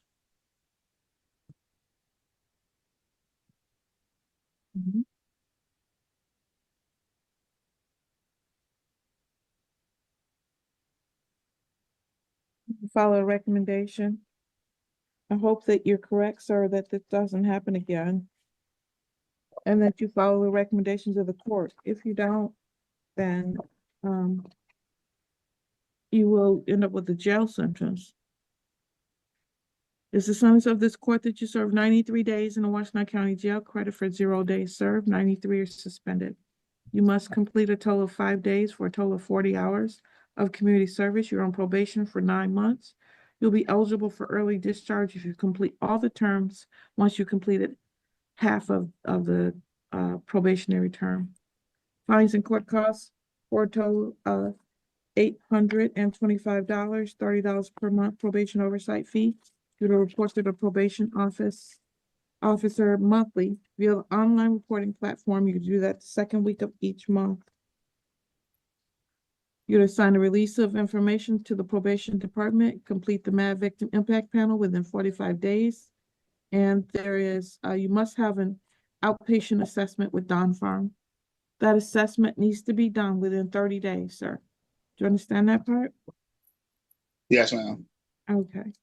There's no use or possession of alcohol, illegal drugs, marijuana, firearms, firearm components, paraphernalia, and no being in the presence of anyone using them. You must drug and alcohol test 3 times per month, and any other times is ordered by the court, probation, or police agencies. You're to attend 12-step meetings 3 times per month and provide proof of it on a monthly basis to the probation agent. We'll do a review in 90 days in front of me on August 13th, 2025 at 10 a.m. So you need to call the probation department. Do you have their phone number, Mr. Roberts? Yes, my lawyer gave it to me yesterday. Okay, please call them tomorrow after 9 o'clock and they'll go over your contract with you and make sure you fully understand all that's being required, okay? Yes, ma'am. All right. Good luck to you, Mr. Roberts. I'll see you back here in August. All right, thank you. Have a good day. You too, sir. What will we call the case of Martez Tellis, case number 22T00695? Paul Barnett on behalf of the township. Matthew Mansour on behalf of Mr. Tullis. Mr. Tullis, can you state your name one more time? Martez Tellis. Thank you. All right, Mr. Mansour. Yeah, Your Honor, he has pleaded guilty to that charge out of Hazel Park, and he was sentenced to 10 days in jail. So he served 10 days. He's already served that? Yeah, apparently I think it was 15 days total, but 5 days were.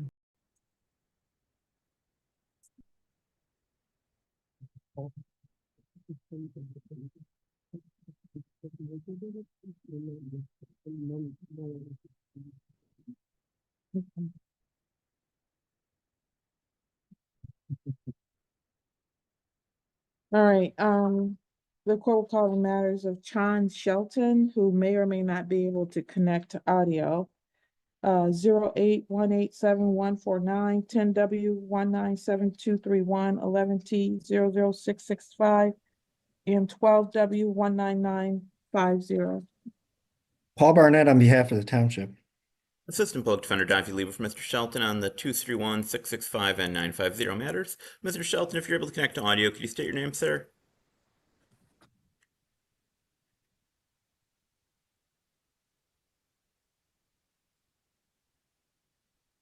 Mr. Chon Shelton, he's not connected.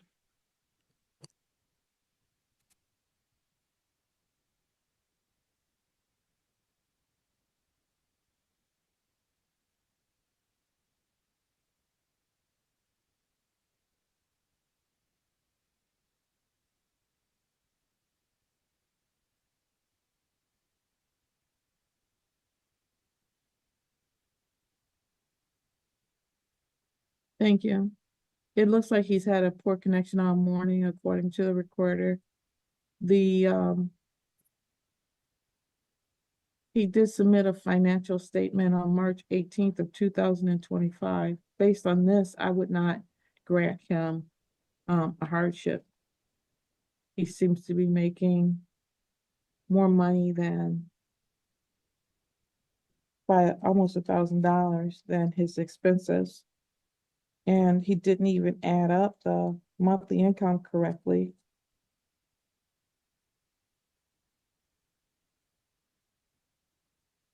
or there's a misunderstanding around it. I'm not sure. I'm not sure which, because it looks like it's way more than that in terms of his overage. I'm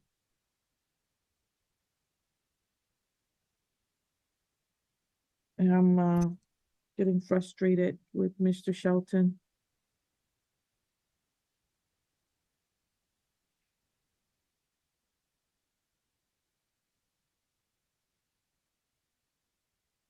I'm going to set this for another date.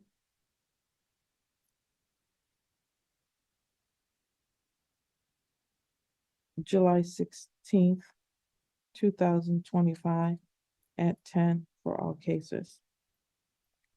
Thank you, Your Honor. I'll pass this information on to Mr. Shelton. Thank you. We'll call the matters of, we believe it's Mr. David Frost. Case number Ypsilanti Township versus David Frost, 24T00355 and 24W002975. Paul Barnett on behalf of the township. And Matthew Mansour on behalf of Mr. David Frost. David, can you state your name for the judge? Yes, David Frost. Thank you. We're here for a pretrial today and Yes. pre-hearing. July 16th, 2025 at 10 for all cases. Thank you, Your Honor. I'll pass this information on to Mr. Shelton. Thank you. We'll call the matters of, we believe it's Mr. David Frost. Case number Ypsilanti Township versus David Frost, 24T00355 and 24W002975. Paul Barnett on behalf of the township. And Matthew Mansour on behalf of Mr. David Frost. David, can you state your name for the judge? Yes, David Frost. Thank you. We're here for a pretrial today and Yes. pre-hearing conference. Yes, Your Honor, that's correct. In regards to the pretrial, we have a resolution. Whenever you're ready. All right. I'm ready. Thanks. Mr. Barnett has offered graciously a civil infraction. Is it no proof of insurance? Yeah, that's correct. No proof of insurance, a civil infraction. And Mr. Frost would like to accept that, Your Honor. And what's happening with the stop sign? Yeah, was that in default? I thought I saw that it was already in default. Oh, it may be. I don't know. I can't tell because the magistrate had it gone from a pre-hearing conference to show cause to back to pre-hearing conference. So let's see.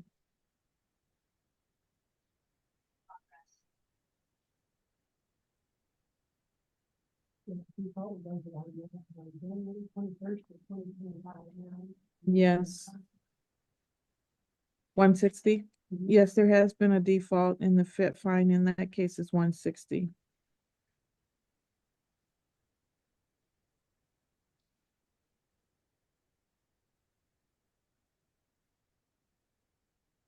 You say January 21st? January 21st of 25. All right, do you understand that part, sir? About the stop sign? Yes, a default was entered on January 21st. Because Go ahead, I'm sorry. because you failed to appear on 3 separate occasions, October 16th, November 20th, and January 16th. And then a default was entered on January 21st. And then a bench warrant was issued in this case on February 20th because you hadn't shown up either of the dates that were sent to you. I was before a judge 2 times. One was a magistrate, she was a lady, and I told her that I wanted to fight the stop sign because I didn't run a stop sign. Because I was telling her that the cop who pulled me over, there was a car in front of me, there was a car in front of that car passing. The car in front of me went, and I was at the stop sign, so the car in front of the cop car, he had went, and then I had turned left. And then a cop car turned around and pulled me over, said that I ran the stop sign, which I did not run the stop sign. That was on Ridge Road. So the only court dates that I was given was the one for the no insurance. Sir, you were given court dates for all of these, and you failed to report, and a default has entered. Okay. But I still want to fight that stop sign because I didn't run the stop sign. It was 3 cars that went We before I should went. explain to you what a default is, because there's no fighting it once a default enters. Okay. So am I supposed to pay? Like that's okay, but I know I didn't run no stop sign. As to the motor vehicle operating without security, the prosecutor is offering you to accept responsibility for an added count 2 of no proof of insurance. Is that what you want to do on that ticket, sir? Yes, ma'am. I'll accept that. The fine in that case is $180. The defaulted ticket is $160. Do you need a payment plan? Yes, probably about a couple weeks for me to pay it.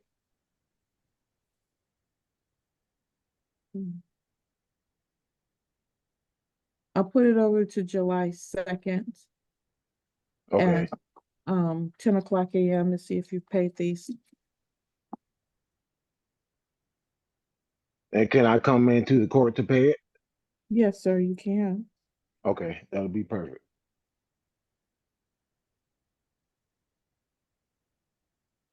Can I see counsel in the breakout room?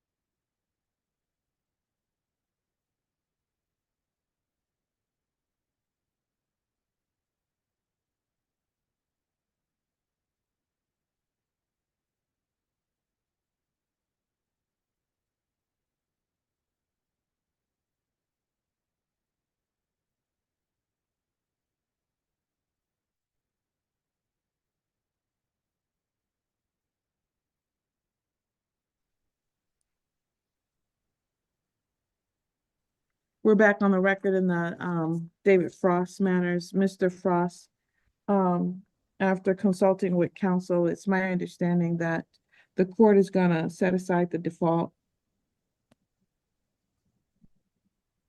Okay, yes, ma'am.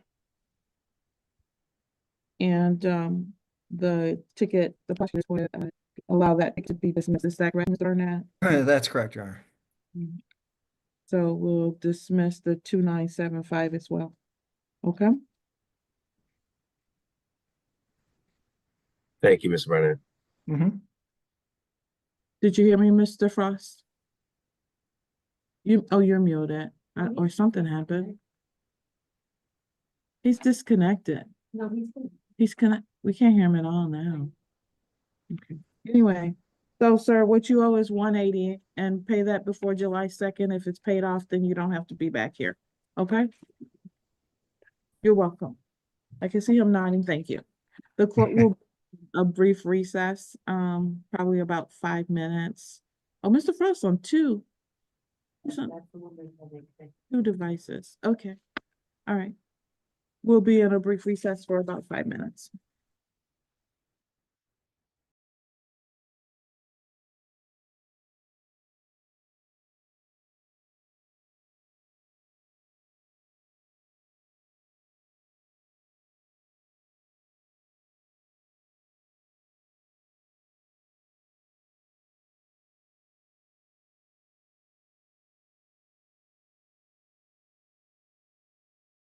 '21st.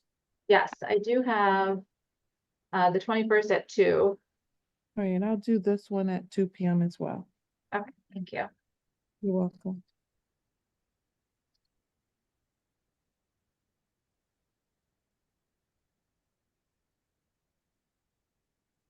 The court will call the matter of Oak Ridge Apartments versus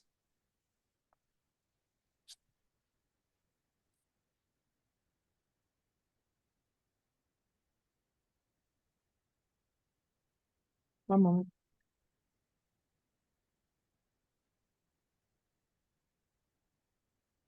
Jama Abdul Qadir, case number 25C.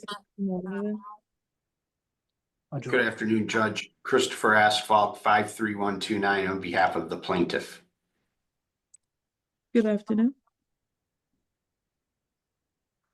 Could Jama Abdul Qadir please state his name?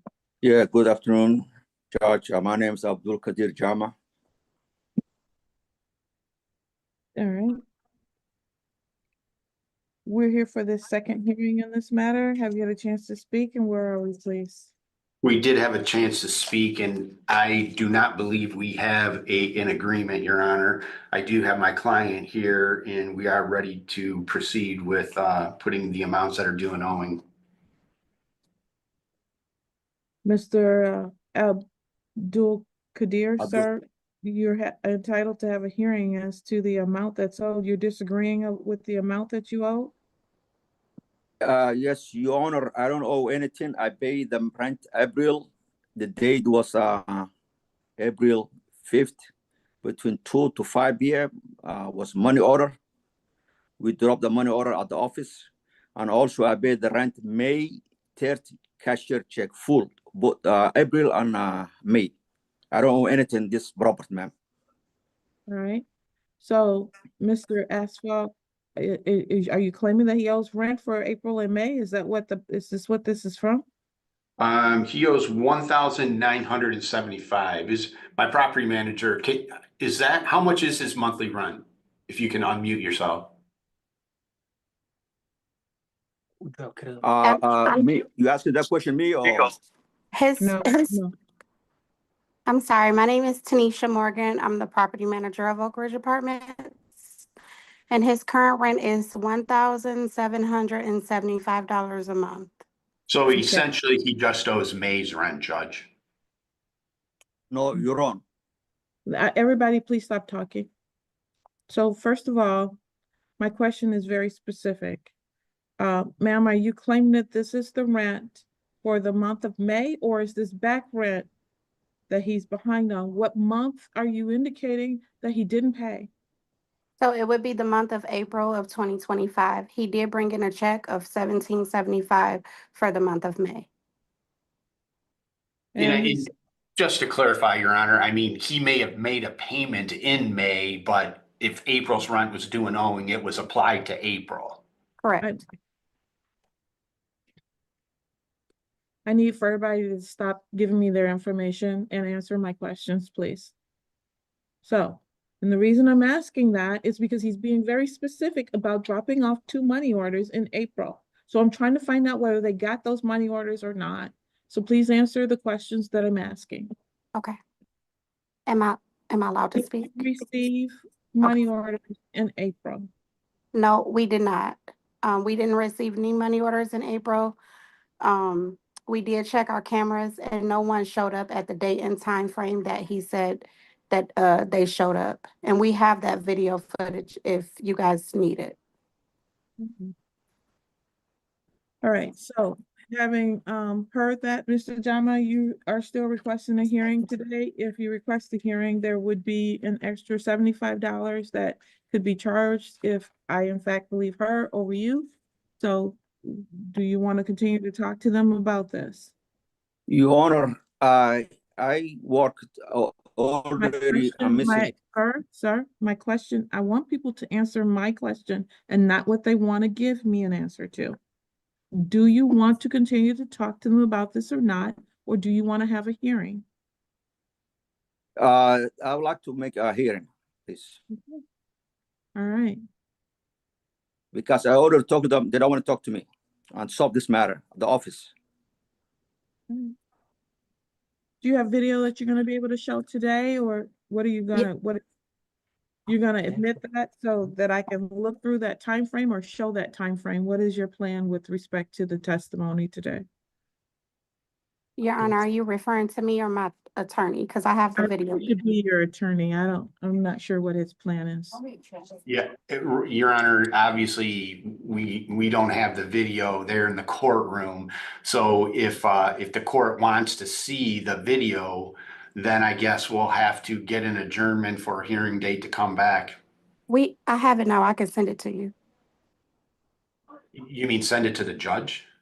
I can send it to her. I can send it to you. You can play it via Zoom, sir, if you want to play it via Zoom. Well, I mean, Your Honor, I believe he's saying that it was a 2-hour time frame that they've gone through. I don't know if the court wants to sit here and watch 2 hours. I don't. You're correct about that. Mr. Jama, you don't. What time did you drop this check off? Your Honor, my son dropped between, he wasn't sure, but between 4 to 5. So you don't even know that the check was dropped off. You're giving testimony from you can't provide me with testimony that somebody else did something. My son. And I don't care who it was, sir. You can't testify to what he did. You weren't there. So you're gonna need to bring someone in to testify to that. He's right here, my son. You want to talk to my son? He's right here. He's the one. No, I don't, not yet. I just want to make sure that he's here and it's not hearsay. Yeah, he's here, ma'am, with me. Okay. All right. So he doesn't know what time he dropped the check off? He dropped, but you want to talk to him still, ma'am? No, I'm not swearing him in today. Your Honor, I'm his son. No. I said no, and I meant no. The exact time frame, I'm not aware of. No, and I meant no. I can't hear you clearly. Can you say that one more time? No, I don't want to speak with you right now. He can tell you, and you can tell me, and when I get ready to have the hearing, I'll swear him in. What time is he claiming he dropped the check off? 2 to 5 in between. 3 hours. Yeah, 2 to 5 p.m. Saturday, April 5th. So here's the thing. Have you even traced this check, this money order, to see Yes, if it was? Yes, ma'am, Your Honor. I give the number at the office. They trace. She called the headquarters. They traced. The money was not cashed yet. The money order. Nobody cashed yet. Go get the check. Why don't you go and get why don't you have them send the money order back to you, sir, or refund you your money so you can pay your rent? I don't have any issue, Judge, but they're claiming I did not pay the rent. But I'm saying They are claiming that. Okay. All right. So, Mr. Asphalt, given that, do you want what would you like to do? Just submit the video to me at a later date and we have a hearing next week, or what do you want to do? Yes, I would request that we have a hearing next week. My client will show up, I guess. Is the video on your phone? So yes, it's actually in my email, but that's not the time frame that they originally gave us. The time frame they originally gave us was between 4 and 5. We did not look between 2 and 5.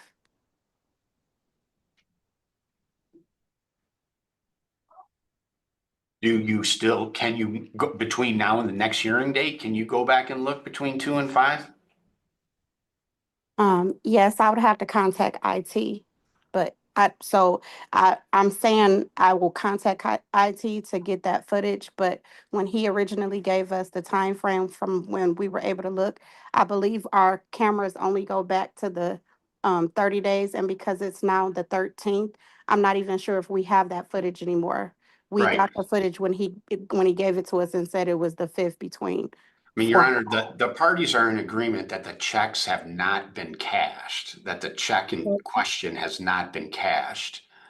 As the court indicated, I don't know why he just doesn't go cancel that and get a new one issued. Right, because the bottom line is, if they don't have it, they don't have it, Mr. Jama. So in reality, you're still gonna owe the money. You can't say you turned in the money order, they don't have the money order, and then think you're gonna get a credit for that. That's not how this works. So you can have your hearing if you want, but probably in your best interest to go and have them refund you your money order so you can pay your rent. Yeah, Your Honor, I don't have any issue requesting that money order canceled and reissue again. I have no issue, but Your Honor, I'm requesting the office, they have to admit it, they lost the money order, their side, not our side.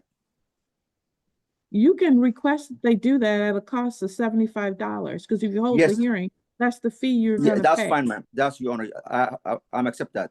And there's no guarantee they're gonna do that. If they dismiss the case, Your Honor, I don't have any issue. Nobody's dismissing a case, sir. You're gonna pay your rent, or you're gonna have a hearing and pay $75 and still maybe pay your rent. Yeah, I'll accept the hearing date, and I'll bring the proof. All right.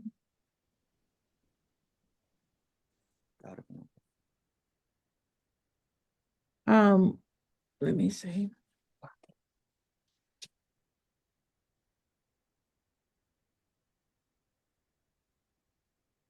Is it 75 or is it 150, Mr. Asfak? I'm trying to make sure I remember and give him the correct number for when he holds a hearing and if he loses. You want to know how much is due and owing, Judge? No, I want to know, what is that hearing fee if he holds a hearing and loses, Mr. Asphalt? Oh, I think it is $75, Your Honor. Thank you.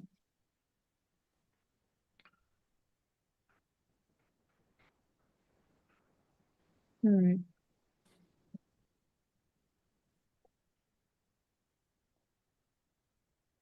And are we full on the next one's not until June 6th, right? We're full on that date. The June, is it the 6th or the 13th? June 6th is full.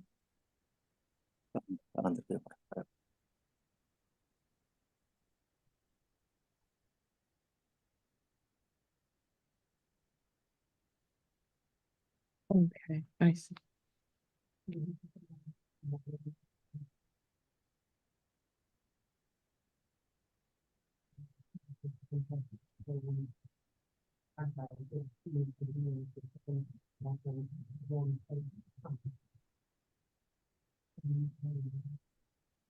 thought that I just did more than one.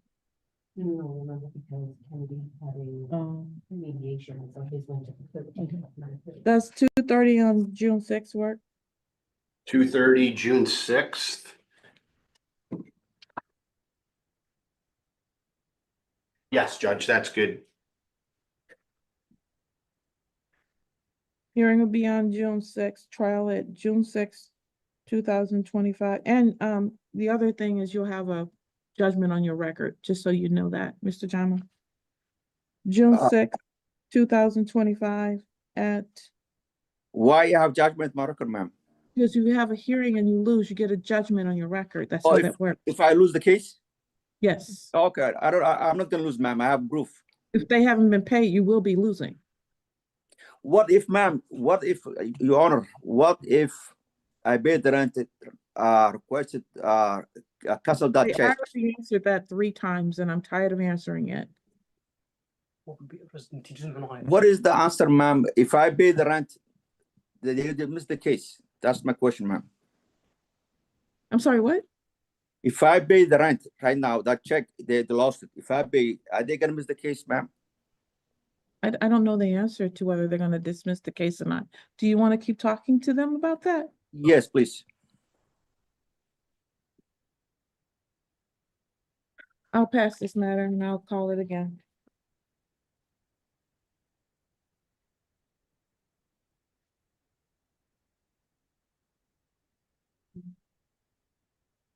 I'm sorry, what? So I'm calling his cases. He can wait until the end. that's what I'm just, yeah, that's what Okay. I figured, yeah. The court will call the matters of Timberland versus Malik Stewart, 25C 1603. Yeah, this is Malik Stewart, Your Honor. Thank you.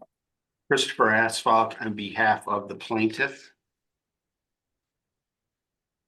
All right, we're here on the second hearing for non-payment of rent. Okay, and are we ready to recall that? I just pulled Mr. Gala out. and- Okay, I see.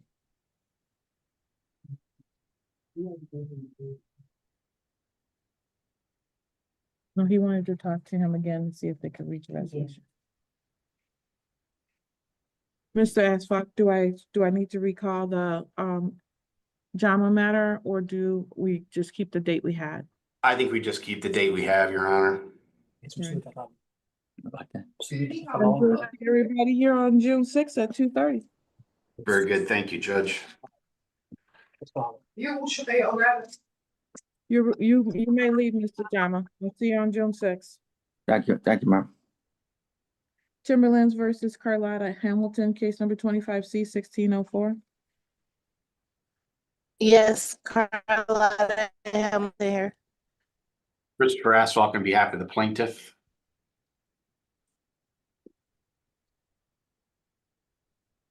All right, we're here in the second hearing for non-payment of rent. Your Honor, I spoke with the defendant. I believe we're in agreement as to the amount that's due and owing, but she's indicated to me. For good reason, okay, sir? Okay. All right. So we'll put you two in the breakout room so you can get his email address, Mr. Nipson. Yes, Judge. You can just CC him on it. That's how we typically do it. Okay? Thank you, Judge. Thank you. We'll call the case of Lakeview versus Victor Palencia, case number 25C 1690. Good afternoon, Your Honor. Attorney Nicholas Borden Sanford on behalf of the plaintiff, P88048. Hello, Mr. Borden Sanford. All right, good afternoon, Your Honor.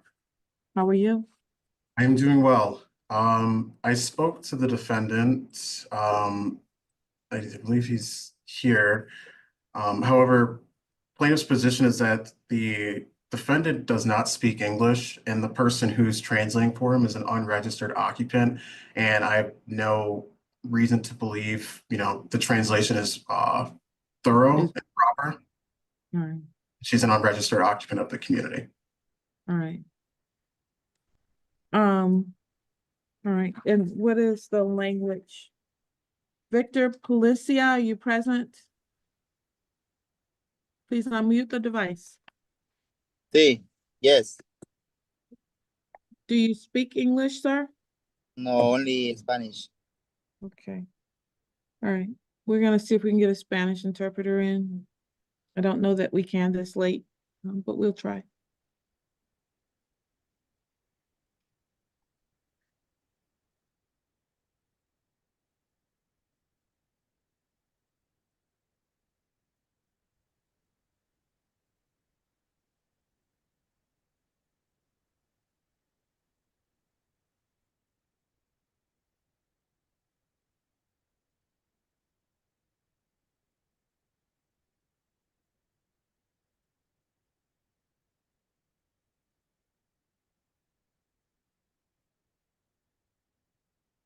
Thank you. Thank you.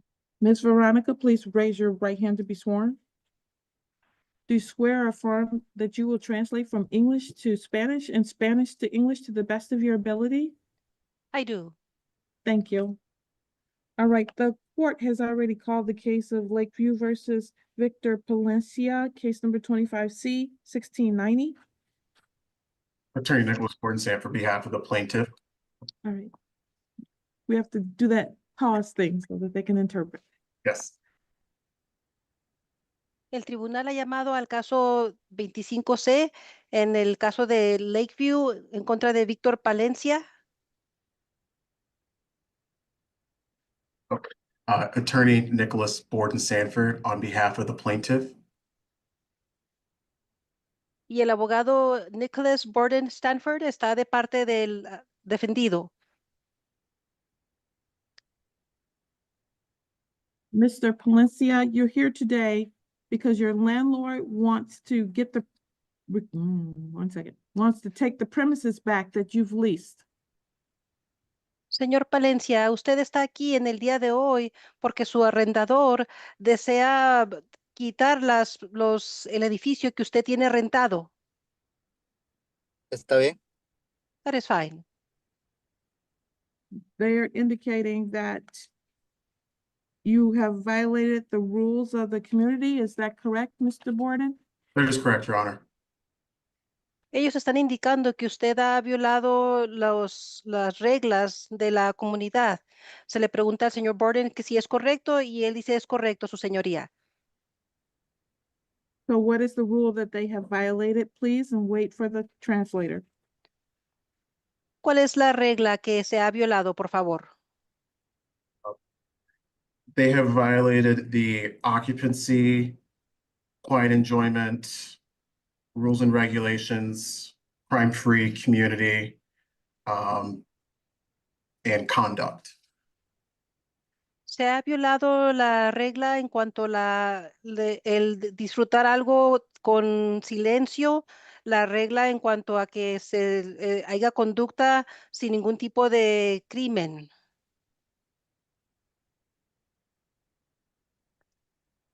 Are you alleging that someone was charged with a felony? Yes, Your Honor, with the unregistered occupant, Erica Lupin, has engaged in criminal behavior and violated the quiet enjoyment of the other residents. La juez pregunta que si el abogado está alegando que ha habido comportamiento criminal.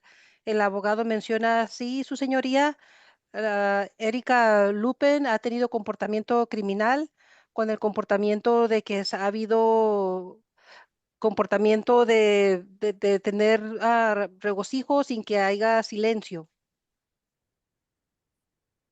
Mr. Palencia, you have a right to have a hearing on this particular matter, at which time, if it is found that there was a violation, Señor Palencia, usted tiene el derecho de tener una audiencia para este caso si se demuestra que sí hubo una violación. you would have a judgment on your record and be given a certain amount of time to move. Se le daría un juicio en su archivo y se le daría cierto tiempo para que usted se mude. If the felony is related to drug activity, then you could have a much shorter time period to move. Si el crimen está relacionado con actividad de drogas, se le da un periodo de tiempo más corto para mudarse. You also have a right to have an opportunity to speak with legal counsel, and I can adjourn you potentially entitled to 1 week adjournment to speak to someone from legal services. También se le da el derecho de tener la oportunidad de hablar con consejería legal. Yo puedo dar un aplazamiento posiblemente de 1 semana para que se le dé a usted la oportunidad de buscar consejería legal. Or you could speak with Mr. Borden Sanford and try to see if the two of you could work something out, and I would put you in a breakout room with the interpreter. O si gusta hablar con el caballero Borden Sanford, puedo dejar que usted, la intérprete y él estén en un cuarto separado para que hablen entre ustedes. Of those 3 options, what would you like to do? De esas 3 opciones, ¿cuál prefiere usted? Hablar entre los tres, ¿verdad? Hablar entre usted y yo y él. Speak to him with the interpreter. Thank you. We'll put you all in a breakout room. Gracias. Los vamos a separar a un cuarto. I will pass this matter. Thank you, Your Honor.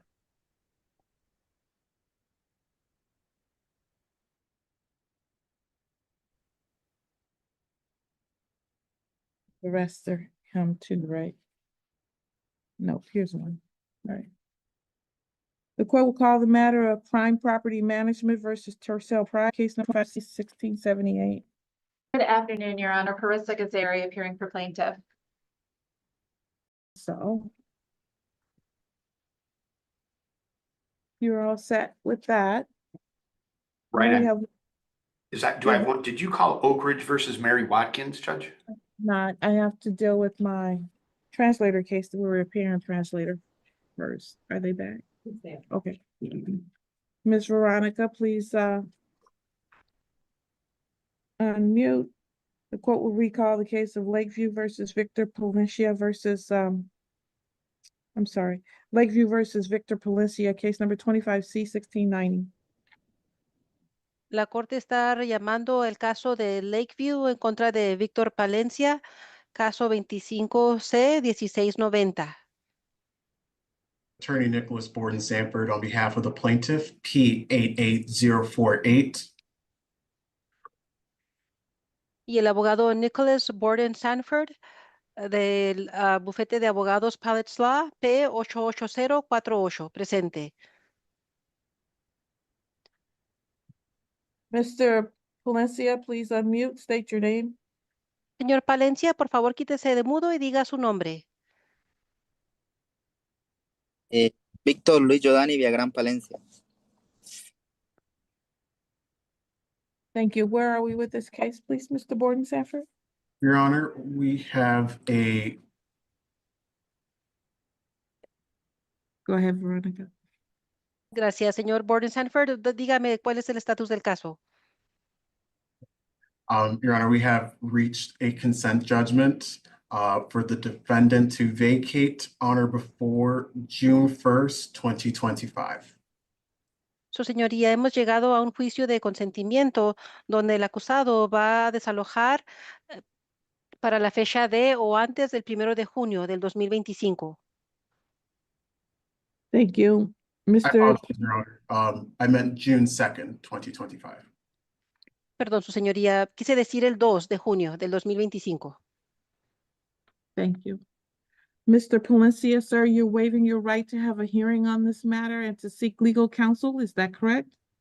Señor Palencia, usted está cancelando su derecho de tener una audiencia y de solicitar consejería legal, ¿correcto? Sí, lo estoy haciendo por lo mismo, porque ni el abogado, ni los manager, ni nadie me está dando respuesta a la supuesta amenaza que ocurrió de parte de mi esposa. Yes, I am doing it because the attorney nor the manager is giving me an answer to the supposed threat that happened for my wife.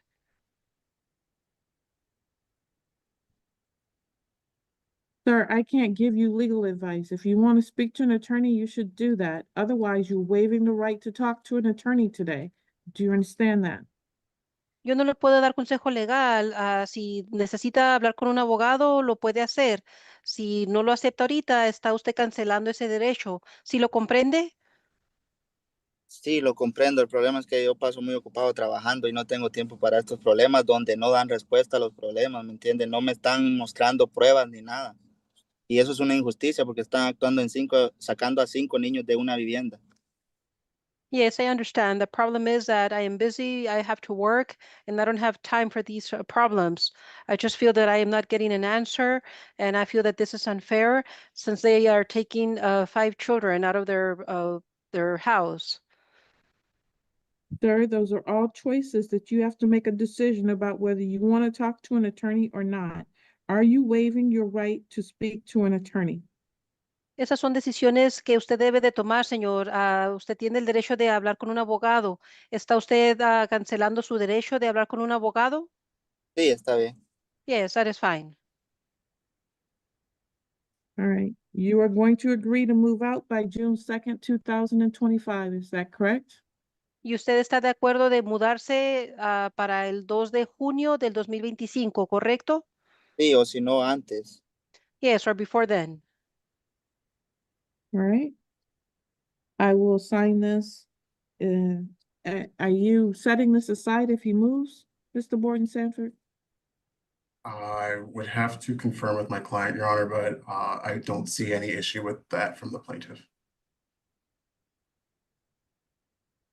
La juez pregunta que si acaso se va a poner a un lado si usted se muda antes. El abogado menciona que va a confirmar con su cliente, pero que no piensa que sea ningún problema.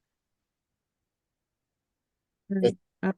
Sign the agreement if your client agrees to the set aside if they moved by June 2nd. Vamos a firmar el acuerdo si su cliente está de acuerdo, que si el acusado se muda antes del 2 de junio. And I will enter into a consent judgment for possession as you have agreed. Y vamos a poner un consentimiento de juicio por posesión, como han estado de acuerdo. You have 3 business days to set this aside. You need to speak with legal counsel in that interim time period and petition the court in that 3 days. If not, it stands.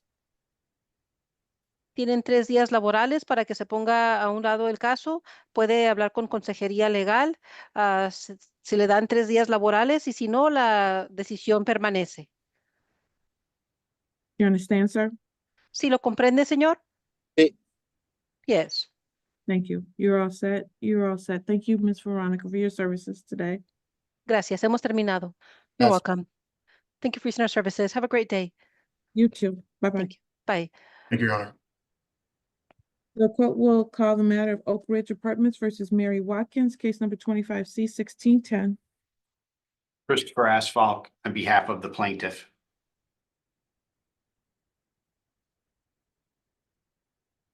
Is Mary Watkins or anybody representing her present? The last time on May 7th, all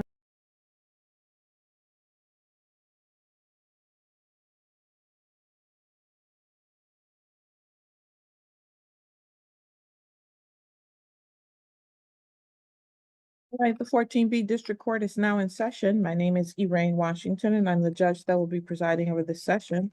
The court will call the case of HCM LLC versus Morgan Richardson, case number 25C1458. Yes, Morgan Richardson, I'm at work. Thank you.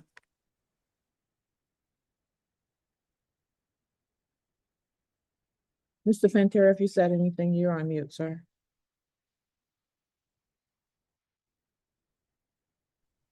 Okay, there we go. Good afternoon, Your Honor. David Fancher on behalf of the plaintiff. Good afternoon.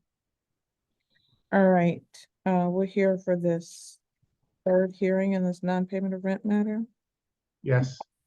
And you should have a conditional dismissal, a consent order for conditional dismissal.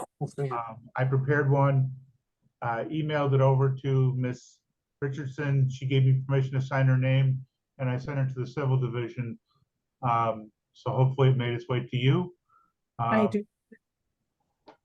The only thing that needs to be done is I did not have a chance to advise of her rights under the court rule. All right, ma'am. In this under this particular agreement, SOS is agreeing to pay $906.84 by May 31st, and you'll pay $529 by that same date for a total of $1,435.84, and the case would be dismissed. Is that your understanding? That's correct. Yeah, the only thing that's different, Your Honor, is it's Friends Indeed, not SOS. Oh, you're correct. I don't know where I saw or got that. You're saying SOS. Good. Friends Indeed, okay. You'll have 3 business days. If they fail to pay or you fail to pay, then what's gonna happen is he's gonna come back in here and ask that I reinstate the case and do an immediate writ of eviction against you. Do you understand that part? Yes. And you understand you have a right to have a hearing as to the amount, but this is the amount that you agreed to, correct? Correct. And I will sign this agreement. You have 3 business days from the date that I sign it, which is right now, to petition the court to set it aside for good cause, okay? Okay, thank you. You're all set. Have a good day. You too. That's my only case today. Thank you. Thank you. Have a good day, Mr. Fantera. You too, Your Honor.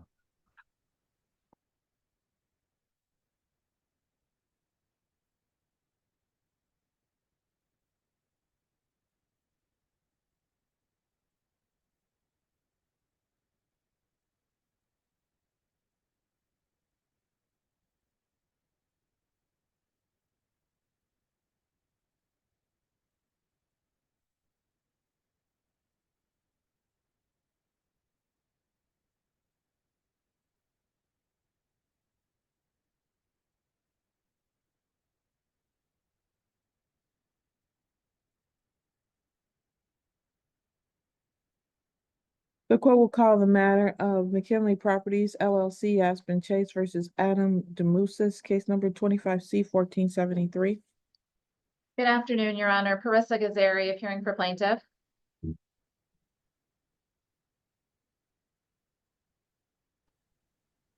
Yes. Hi, Adam Demusis. Thank you. All right, we're here in this fourth hearing for non-payment of rent. Last week, Mr. Demusis was in the Zoom for a very long time, it's my understanding. And I adjourned it to today's date. Have the two of you had a chance to talk?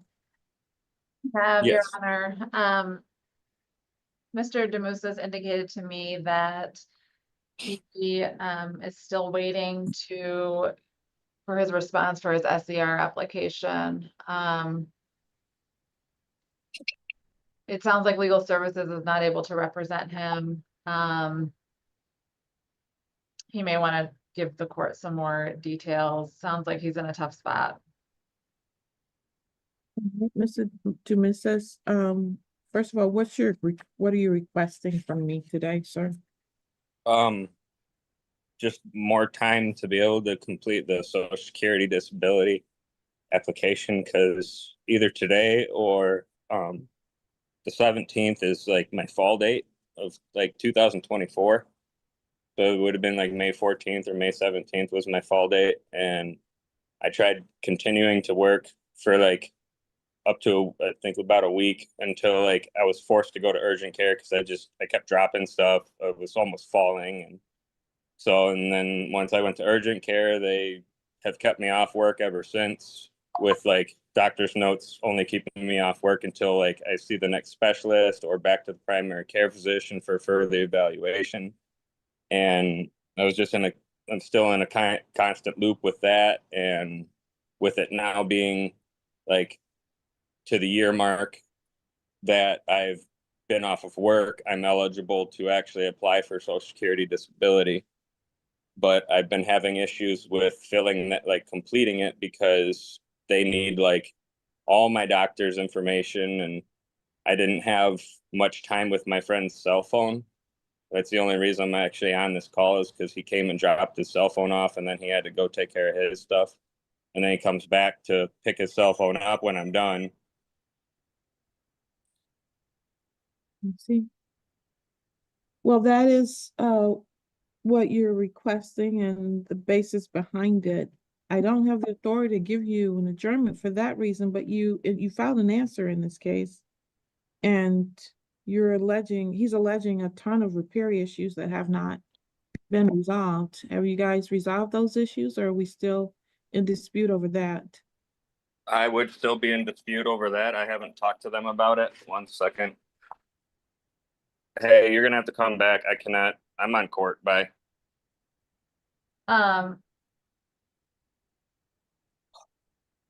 To the extent that there is something that is still outstanding as of today, my understanding is that all repair issues are done, but if there is something outstanding as of today, I can have my client come and inspect.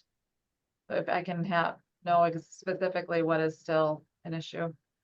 Well, the things that have been an issue for a very long time have actually, like, they never completed the work in the ceiling. There's like stains from the ceilings, from multiple leaks in the ceiling. Nobody came and took care of it for like a month or so until I kept complaining about it. They finally came, and after like the third time there was a leak, it was dripping through the ceiling onto my couch, onto other things that were on my couch, and they had to cut a hole in the ceiling to replace the drywall, but never treated any mold that was up there because it's an enclosed area, had multiple leaks over the course of like 6 or 8 months or so, and nobody came to take care of it. What's and then outstanding as of today? I'm sorry, I don't mean to cut What's you off. outstanding? They never completed work. They never completed work on the kitchen drawers that are in there. I think never, I'm sorry, I don't mean to cut you off either, but we're not going to have a whole hearing and regarding who you need to talk in a breakout room about that. My point was that he is making allegations that I think is indicating, for instance, $300 worth of food was lost, and there are issues that would be abatement issues that would require hearing. So, with And that that, happened more than once. I'm sorry. with that being the case, I think we need a hearing date. The first date I have available is, does June 3rd still work? Was it June 3rd? I can't remember, I think. No, whatever date that is, the first Friday in June. We just gave up. June 6th would be the date. Are you available on June 6th at 1:30 p.m.? Are you asking me for the? Yeah. I'm sorry, I didn't hear you. June 6th at 1:30 p.m. I believe so. My calendar's on this phone that I'm on the app on. Let me just double check. I think I can go into it without closing this.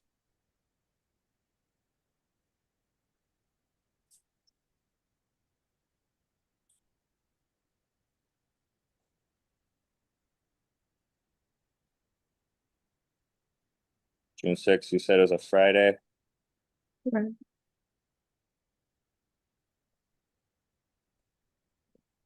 Doesn't look like I have any doctor's appointments on that day. Ms. Kazari? That's fine, Your Honor.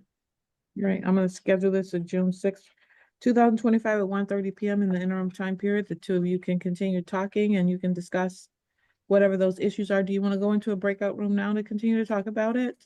Yeah, that's fine, Your Honor. Thank you. Do we need her for something else? Okay, all right, we'll put you in right now. Okay. All right. Thank you. We'll call the matter of Intervest Properties, Inc. versus Antoine Burt and Vanessa Quarles, case number 25C1506. Good afternoon, Your Honor. John Ivanchik on behalf of the plaintiff. Good afternoon. I believe Ms. Quarles is here. Oh, I'm sorry. Venetia Quarles here. All right, thank you, Ms. Quarles. All right. If I may, I think the other tenant is with her there as well. It's just not on camera. Yes, he is also here as well. Will he state his name, please? Antoine. Sorry, he's wrangling our 2-year-old. Hello. State your name. Antoine Burt. Thank you.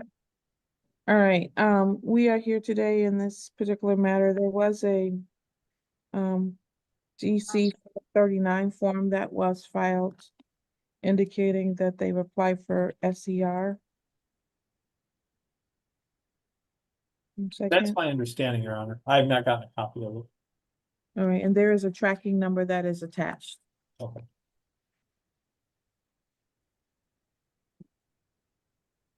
My apologies for the late nature getting that turned in. What is your position regarding that, Mr. Evanchik? Well, there's a lot of rent owed there, Your Honor. It's about $8,000. I don't think there's any question that after speaking with Ms. Quarles that the money's owed. But I believe that the court is obligated to give an adjournment of some sort. I'm gonna adjourn this. I'm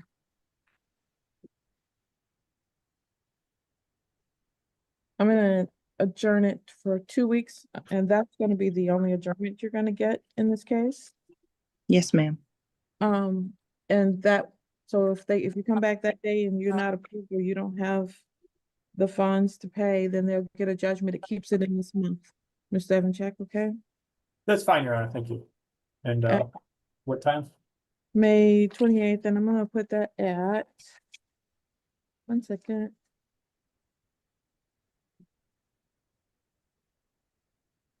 I'm sorry, what? Okay. Yes, I am. I'm just gonna make that at 1:30 p.m. Okay. All right, thank you. Thank you so much. You're welcome. Am I able to sign off? You're both able to sign off. Thank you. Thank you again very much. Have a good day. You too. Bye-bye.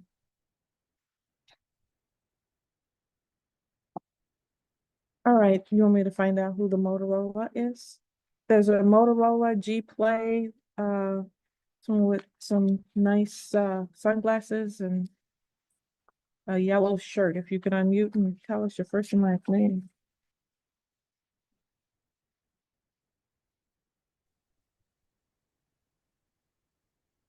Hello? All right, ma'am, I can't hear you now as well. What did you say your name was? Hello? All right, we're gonna Can you stop hear me your now? Yes. Can you stop your video? Okay, can you Oh, please tell us your first name? Joyce Jackson. All right, thank you, Miss Joyce Jackson. I'm sorry. These are like my glasses, and they're my, they're kind of hard to deal with. My headphone glasses. So I'm trying to adjust. All right, ma'am, you're gonna need to remute your device. We're gonna put you in a breakout room when the attorney comes back so you can talk to the attorney, okay? Okay, thank you. You're welcome, Miss Jackson. All right. Mr. Jama. He's waiting for Cox's office to sign in. Okay. Mr. Jama, we're waiting for Mr. Cox to sign in for you. And Miss Shantae Brown. Hello. You'll be going into a breakout room with I'm sorry. Yes. All right, you're going to a breakout room with Mr. Landau. In a quad ladder. All good here.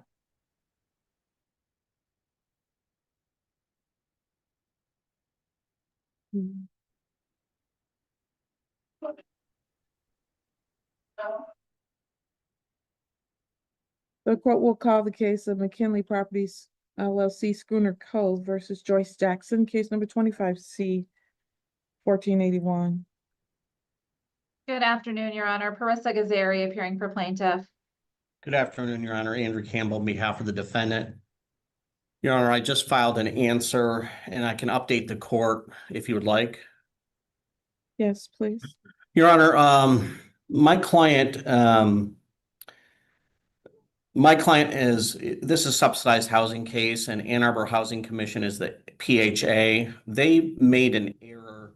A couple of years ago, my client removed her daughter from her voucher, and they did not properly handle the change packet.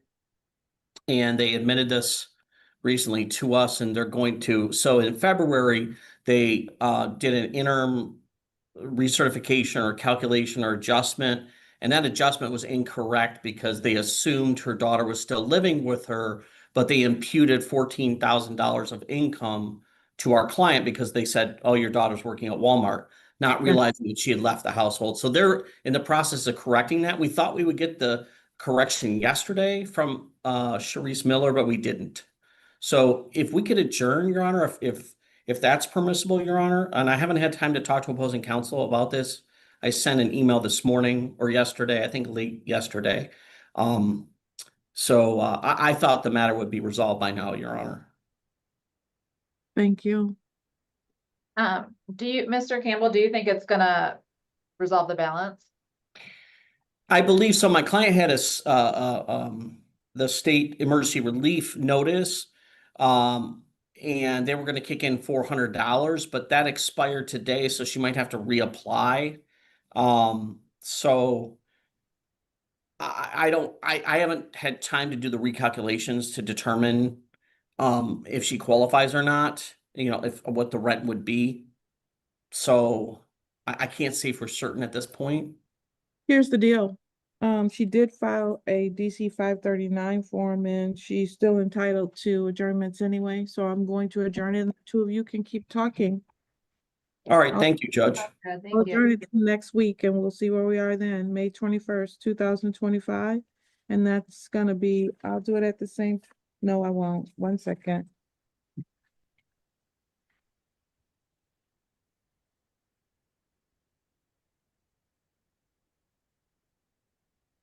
Actually, I will. I'll do it at the same time, which is the 2 p.m. time.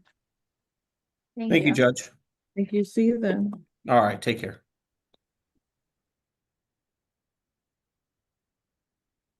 Did you take a file back? I did. Send it back. Oh, okay. Thank you. Yeah.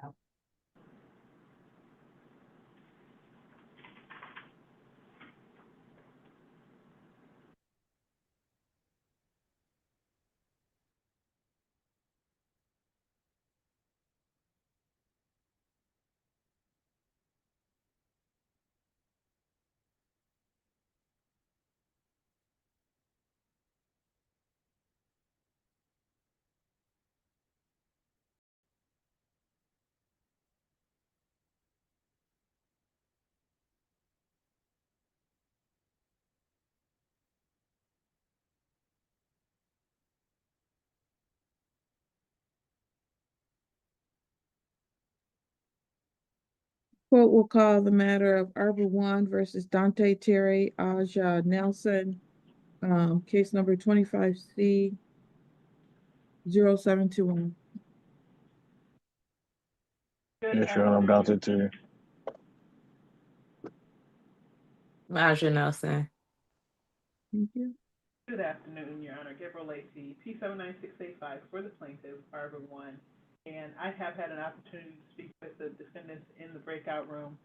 While the property manager has come out and fixed the window properly, they are still the process of coming back to do gutters and replace carpet, and then there's a toilet issue. So today, I've spoken with them. They're going to send me pictures of the damage before they fixed it and what they were dealing with. And I'm going to send them ledgers. They're going to go over everything. And we're going to try to resolve this before we come back on the 28th. In the meantime, Your Honor, if Your Honor has a docket on the 28th, let me not impose.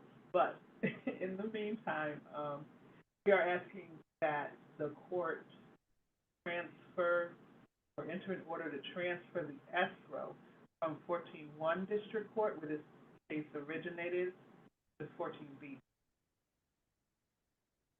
Well, here's the thing.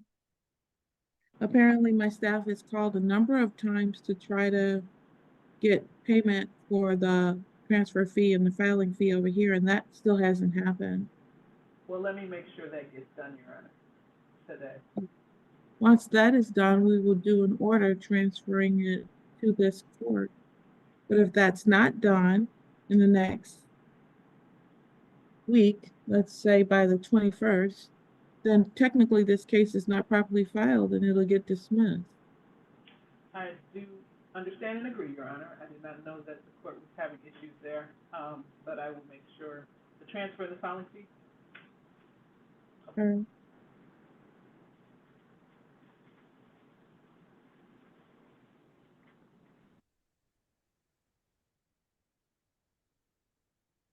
I'll set this for April 25th with those notes from my staff, just so you know. So we'll put this over for May 21st, and I will set it at the same time, which is going to be the 1:45 p.m. time, okay, Ms. Lacey? Yes, Your Honor. Did you have the 28th open? Oh, yes, I'm sorry. That's what I meant to say. May 28th at the same time. Thank you, Your Honor. Thank you. We'll see everybody on May 28th at 1:45. Assuming that the fee is paid. If not, it'll be dismissed before then. All right. Thank you. Thank you, Your Honor. Thank you, Your Honor.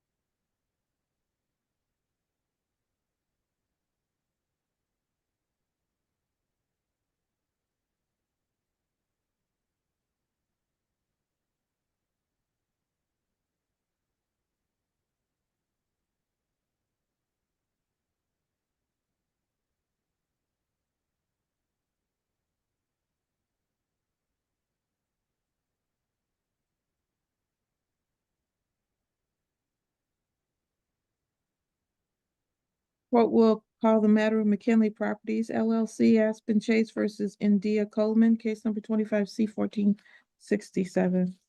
Carissa Gazeri for plaintiff. India Coleman. Thank you. Good afternoon, everybody. Yeah. All right, we're here on this third hearing for non-payment of rent. There's a DC 539 form filed in this case. Yes.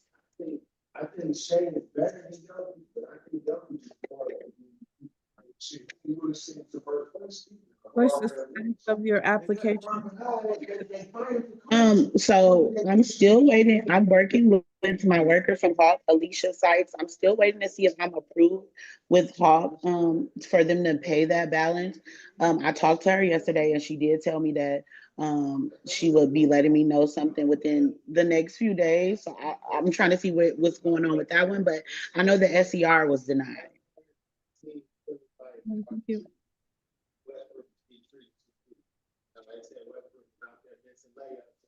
All right, she has one last adjournment, May 21st. Grant her that May 21st date. Ma'am, after that, you're not entitled to any more adjournments, so you either have to have something worked out, or they're gonna be able to get a judgment. You understand that part? Yes.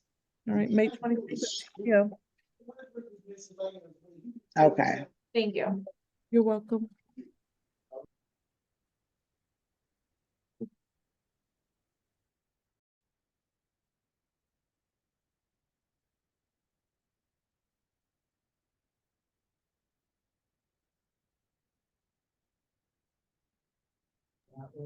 Mr. Geisler, sir, the Yes. letter sent you a message asking if you needed to speak with your person and you haven't responded.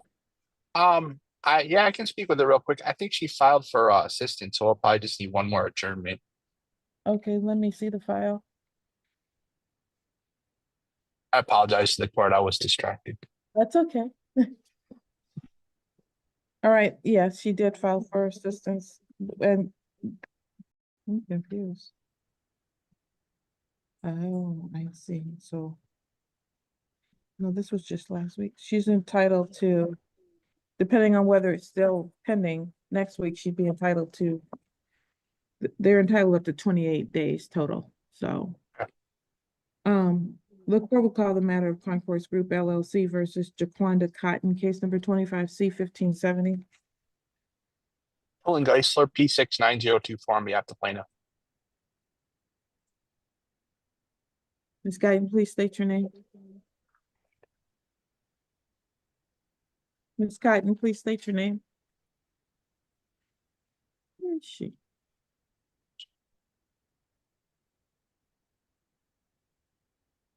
Purple hair. She's on the phone.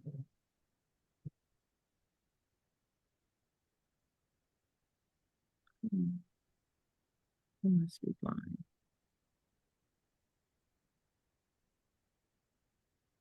Oh, I see. Ms. Cotton, Hello?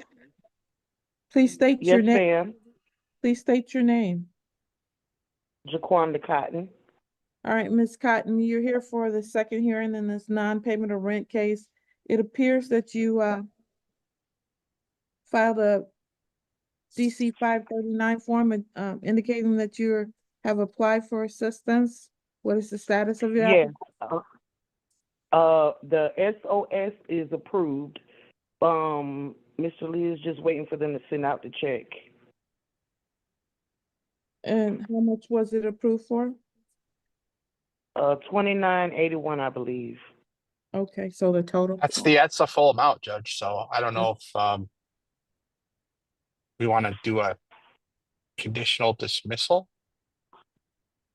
We can do that, or we can adjourn it for 2 weeks to see if you get the check. Yeah, let's just do that. Then Okay. a straight up dismissal will be easier. May 28th. Yeah, he also got an email. I don't know if he sent it to you, but Yeah. I have the email from her also. It's my understanding it's in process, so we'll just come back on the 28th. All right, May 28th, 2025 at 1:30 p.m. Thank you, Judge. Okay. Have a great day. You too. Thank you. Bye-bye. Bye-bye.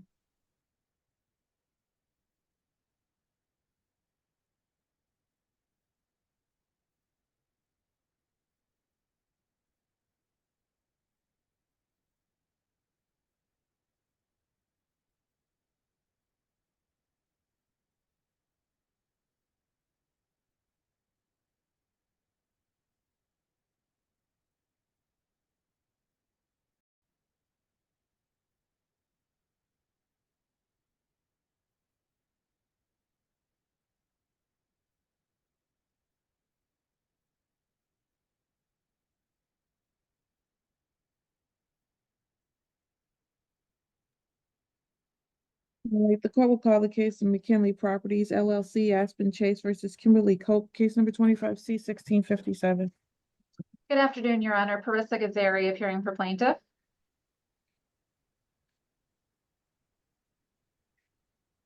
Kimberly Cope, if you're present, please unmute your device and state your name. Kimberly Colbert. Thank you. All right, we're here in this second hearing for non-payment of rent. That's What is correct, Your Honor. What's the outstanding balance, please? The outstanding balance is $3,267.67, which includes court costs. Ms. Cope indicated that she has applied for rental assistance through SER that's pending, and she stated to me that she filed the form with the court. She did. Okay. This matter will be adjourned. I'm going to adjourn it to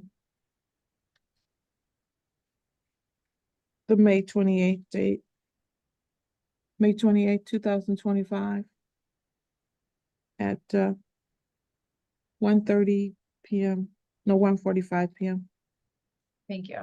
You're welcome. Okay, thank you, Judge. You're welcome. Have a good day. You too. I'm sorry, Your Honor, what was the time? 1:45.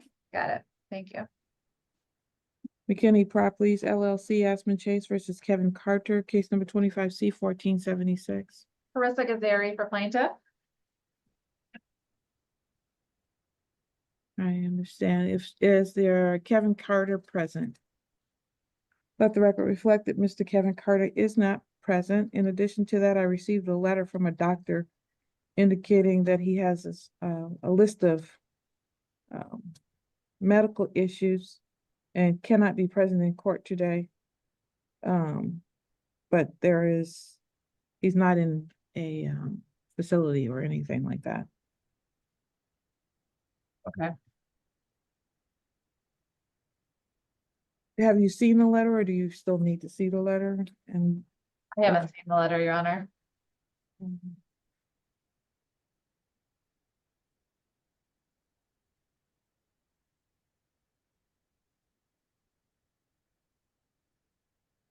Can you ask, I don't know if they have, how was this provided to them? Can you ask them, can you ask someone else? Want to come over to scan it for me? All right, I'm gonna have this scanned to you so you can give us your opinion on what you want to do about this one, okay? Okay, thank you.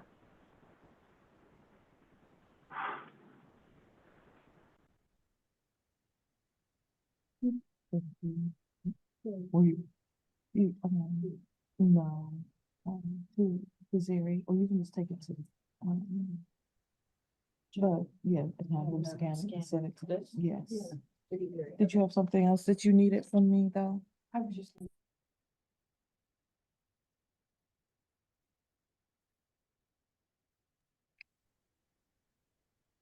Is this me? Did you put this up here for me, or did I get this for you?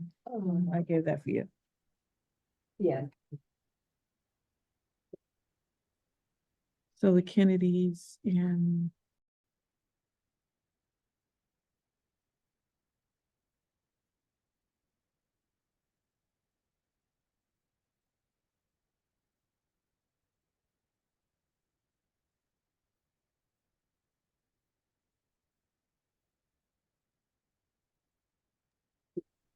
all right. The 14B District Court is now back in session. The court will call the case of McKinley Properties LLC, Aspen Chase versus Kevin Carter, case number 25C 1476 recall. Good afternoon, Your Honor. Carissa Gazari appearing for plaintiff. Your Honor, I did see the letter from the physician that was sent over regarding Mr. Carter not being able to attend. I understand he's not in a facility, but it did indicate that he is not able to attend court due to his condition. So I am okay if the court wants to adjourn it 1 week. I'll adjourn this to May 21st, 2025, and that will be at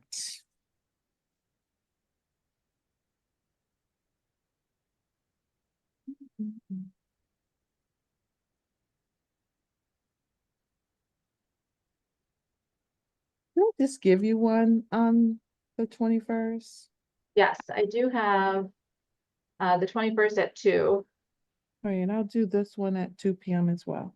Okay, thank you. You're welcome.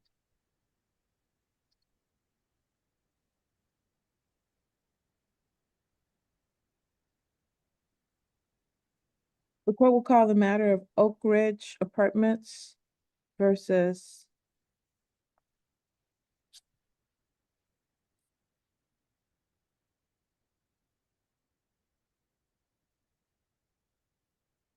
one moment.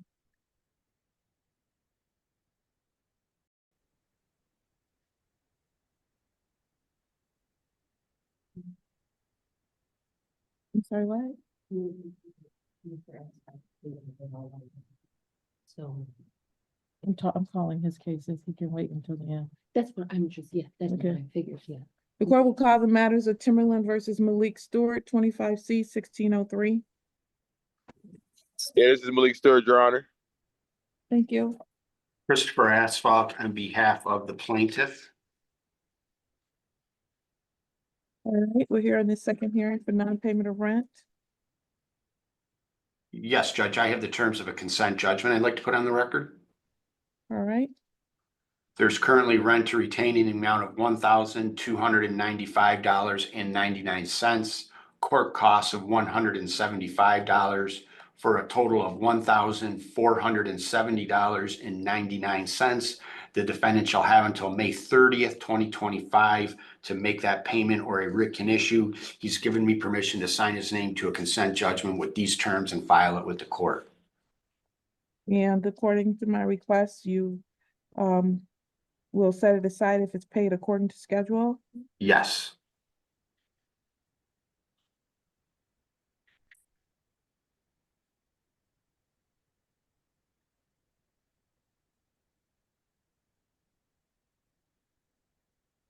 All right. So, Mr. Stewart, you understand you have a right to have a hearing as to the amount that's owed. I'm sure everybody understands that by now. But you're going to agree that you owe $1,470.99. Is that correct? Correct. And you're going to pay that amount by May 30th, 2025? Yes, ma'am. And if you pay it by that time, sir, then this judgment will be set aside, so you won't have a judgment on your record. You understand that part? Okay, thank you. If you fail to pay that, though, they're going to have this judgment. They're going to ask me to come. They're going to come to me and ask me to issue a writ of eviction, giving you 24 hours notice to move. So you either need to pay or move by May 30th. Okay? I got you. Yep, no problem. All right. And if you have a valid reason, a really good cause to set that agreement aside, you can petition the court for that within 3 days. Okay? Okay. You're all set. Have a good day. Thank you.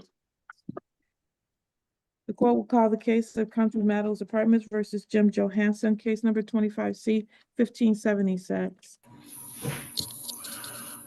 Mr. Jim Johansson, Your Honor. Thank you. Good afternoon, Your Honor. I believe Attorney Joe Joseph was covering this matter with our office. It looks like he disconnected and is currently rebooting his computer. It's my understanding that they do have a resolution on this matter in the form of a consent judgment, providing until, I believe, May 27th to get the balance properly taken care of. Mr. Johansson, is that correct? That is correct. Day after Memorial Day, correct? Tuesday, the 27th? That is correct. Yes. And what do you have as the balance at this time? You're right. You need to pass on the matter for me to get the balance, unfortunately, or we'd have to wait for Attorney Joe Joseph to pop back in for that information.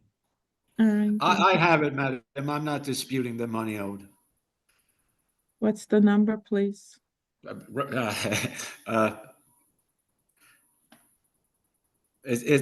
don't know the exact number. It's $2,400. So I have to have the exact number. I understand, Your Honor. I'm in the office right now. I could ask. Maybe try that until we see. Okay, you got it. You got it, Mr. Mudar? Can you see what I owe? Mr. Joseph's been having problems with his calendar all day. I mean, his device all day. And so I believe he's working on rejoining. I have what I believe is the judgment amount, but oftentimes when it's updated that we, the attorneys with our office will make corrections to it. And so I have the amount before corrections, and I don't know whether any corrections were made. And so when Jim gets back, I can confirm that with him, or unfortunately we could pass on this matter and give Attorney Joseph a minute or two to get back in. My concern is if I pass, I think we're going to more cases that are, no, I don't think so. I think the next ones are not him. I could pass it for a moment. I'm gonna do. I have it. Oh. Okay, you have it. What's the number? It is $2,660.80, madam.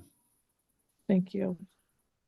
So you're gonna pay that amount by, and that's, so for your information, Mr. Mudar, that's the number that we had last time we were here on May 7th. So, you're gonna pay that number by May 27th, 2025, sir? Is that correct? So my understanding was I pay it or I move out and I won't get it, and I won't get an eviction on my record. My intention is, of course, to pay it.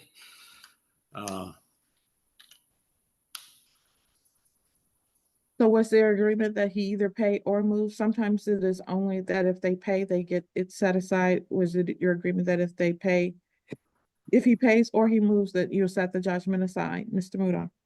Yes, I'm happy to make that agreement at this time. Mr. Johansson, if you pay or vacate on or before May 27th and you email me to let me know that you've done so, I'll do the paperwork to set this judgment aside and dismiss this case. Thank you very much. All right, thank you. I will sign this agreement. You have 3 business days after I sign it today to petition the court to set it aside for a good reason, okay? Mr. Yes. Johansson? All right, you're all set, sir. Have a good day. Thank you. The it is.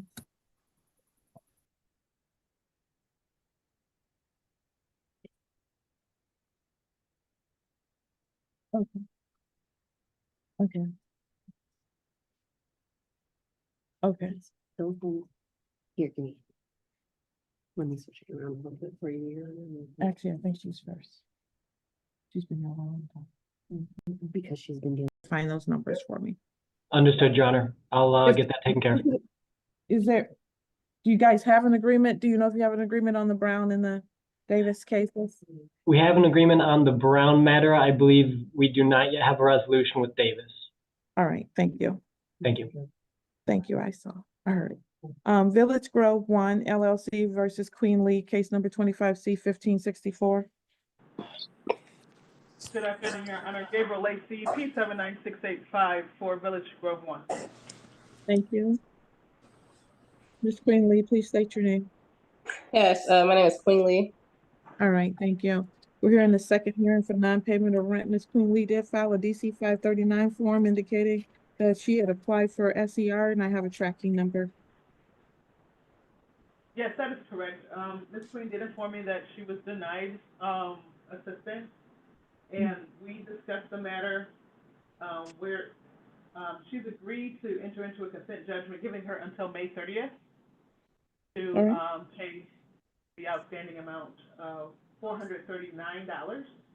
$1,239? No, 439. I'm sorry, my sound is, I have to use my phone for sound. Okay, $439. That is Yes, correct, ma'am. Your Honor. All right. And all right, ma'am, you've reached into a consent judgment whereby you're going to pay $439 by May 30th, 2025. And you understand you have a right to have a hearing on the balance that is left, and you're going to waive any right to have a hearing and agree to the amount, correct? Yes, ma'am. And you're going to pay that by May 30th, 2025. If it is paid, then what's going to happen is this will be set aside. Yes, ma'am. If it's not paid, then they can come back in here and request a judgment, a writ of eviction against you, giving you only 24 hours notice to move, okay? Yes, ma'am. All right, you're all set, ma'am. Have a good day. You too. Thank you.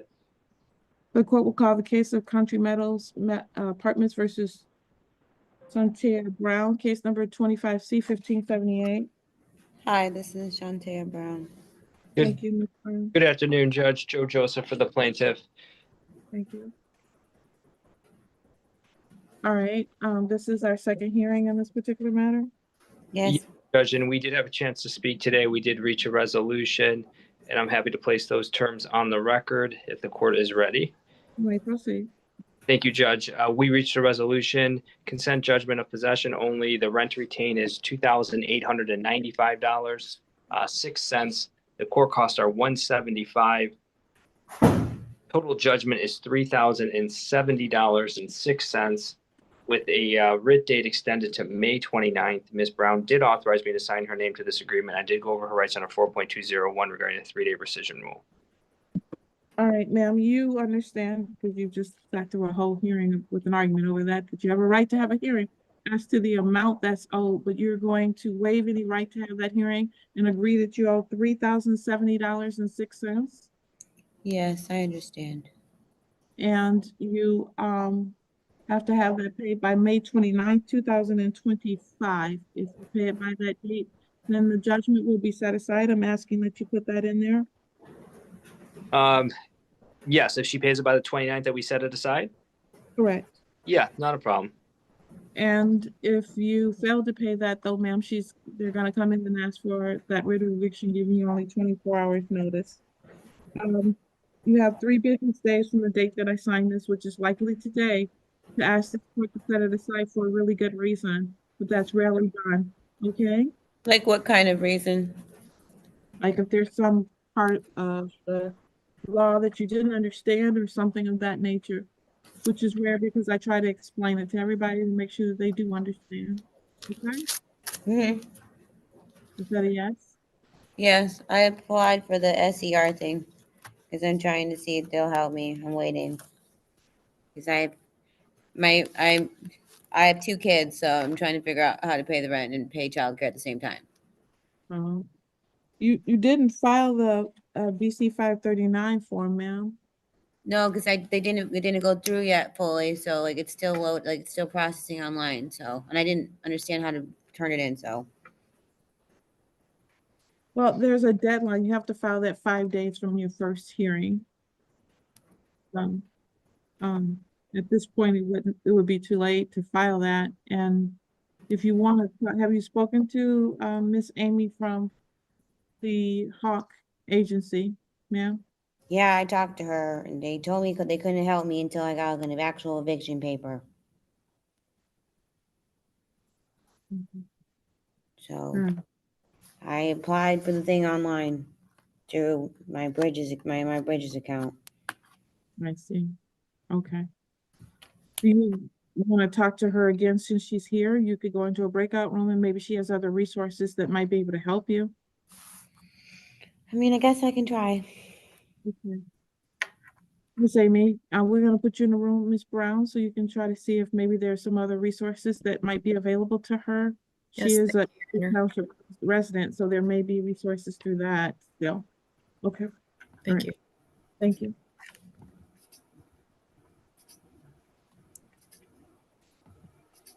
Laurel Bay Apartments versus Darren Davis, case number 25C-1571. Judge Joe Joseph for the plaintiff.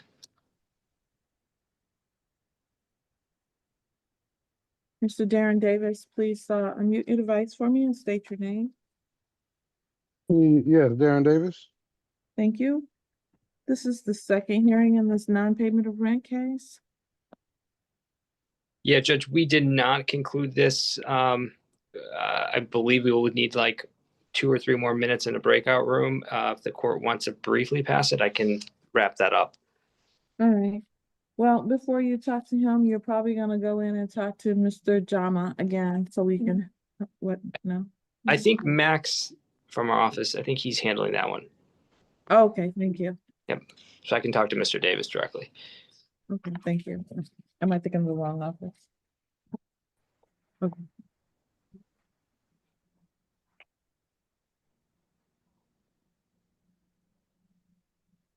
Yes.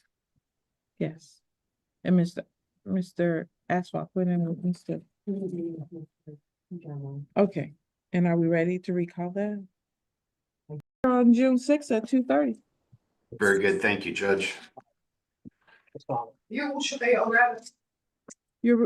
may leave, Mr. Jama. We'll see you on June 6th. Thank you, ma'am. Timberlands versus Carlotta Hamilton, case number 25C-1604.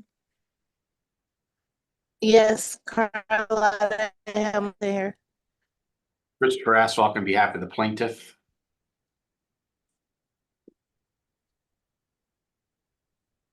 All right, we're here in the second hearing for non-payment of rent. Your Honor, I spoke with the defendant. I believe we're in agreement as to the amount that's due and owing, but she's indicated to me that she's filed an application with SER. I'm not aware that she's filed anything with the court, however. She's filed some things with the court. Yes, I did, back on Saturday. Oh, she did?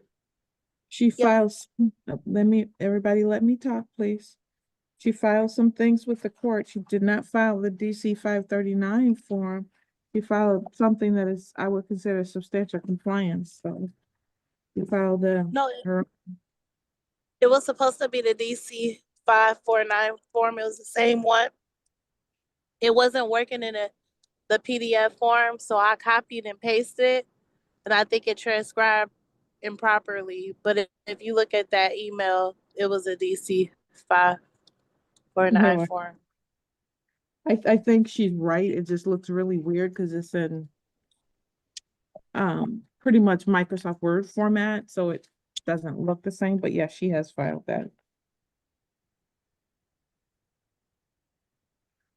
All right, so she's entitled to an adjournment in this case. I'm gonna adjourn it to the May 28th date.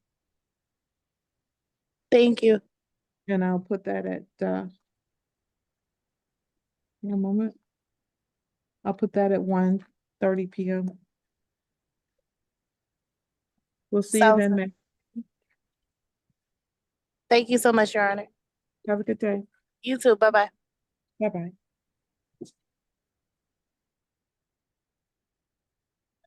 Is this asphalt cost? So Yeah. okay. The court will call the case of Oak Ridge Apartments versus Teresa Davis, 625C-1609. Christopher Asphalt for the plaintiff.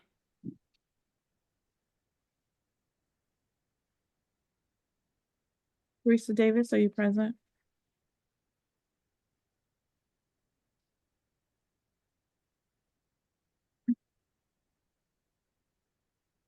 Yes. Is Teresa Davis present? She's back in the waiting room. There she is.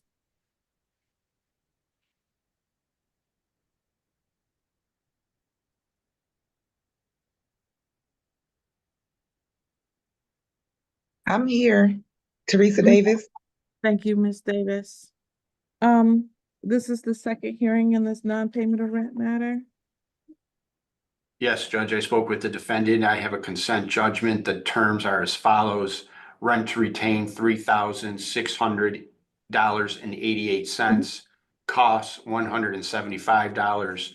Total $3,775.88. The defendant is to pay that amount Honor, before May 26, 2025, or a writ can issue, the defendant's giving me permission to sign her name to a consent judgment with those terms and file it with the court.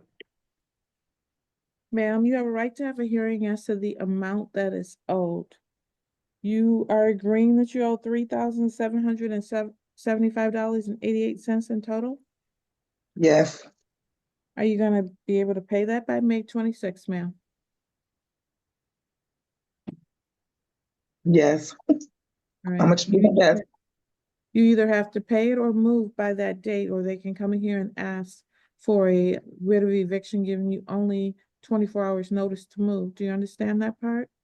Yes, but that's on Memorial Day. Can that be on a Tuesday? Yeah, that is correct. It is a Memorial Day.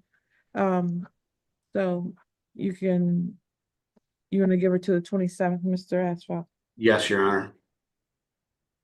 Thank you. It'll be Yes. paid. All right, thank you. Have a good day, ma'am. You too. Business days from the date that I sign this, which is likely to be the day, petition the court to set it aside for a really good cause, okay? Okay. Forgive You're me, all- Your Honor. Forgive me. I hate to interrupt you. Robert Curry appearing on behalf of U-Haul. I'm down at Wayne County Circuit Court, and they gave me the jury room. They said, if you can ask the district court judge if you can get me floated more to the top than the bottom, they need me as soon as you're done with me. So I'm in the jury room right now on a different matter. Did you just interrupt me in the middle of a case? Okay. We're not gonna call the case early because it's not even set until 3:30, and we won't call it until we give the defendant an adequate amount of time to show up here today. Your Honor, I apologize. I thought you were done when you were, 1,000 apologies. Okay, thank you, sir. Thank you. Timmerlands versus Christina Koff and Kenneth Miller, case number 24-1592. Christopher Asphalt for the plaintiff. Kenneth Miller. Thank you. All right, we're here in this second hearing for non-payment of rent. Yes, Judge, I have a consent judgment. The terms are as follows. Rent to retain is $1,326. Cost $214. Total $1,540. With a writ to issue of May 27th, 2025, the defendant Kenneth Miller has given me permission to sign his name to this judgment and file it with the court, and I would request a default judgment with the same terms to the non-appearing defendant, Christina Kolf. Thank you.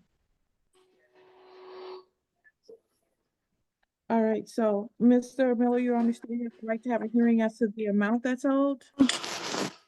Yes, You're gonna agree that you owe a total of $1,540 that you need to have paid by May 27th, 2025, is that correct?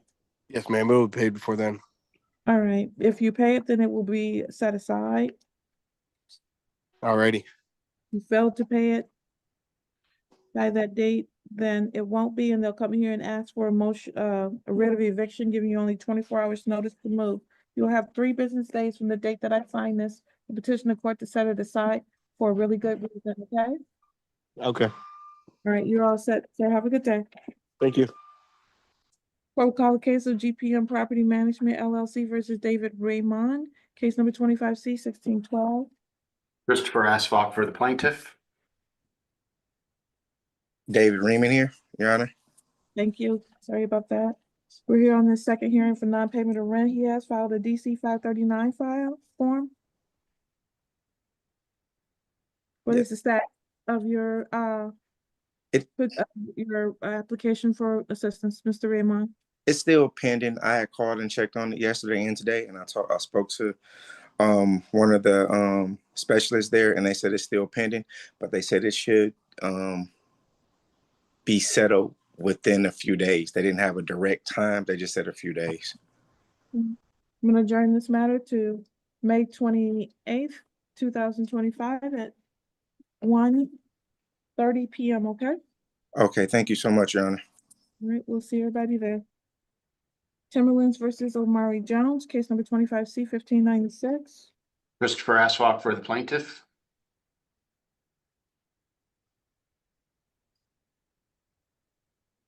All right.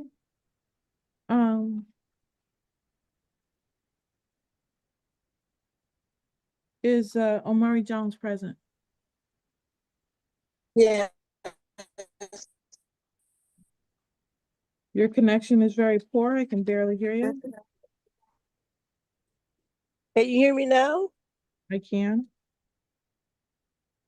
All right, today's day and time scheduled for a second hearing in this non-payment of rent matter.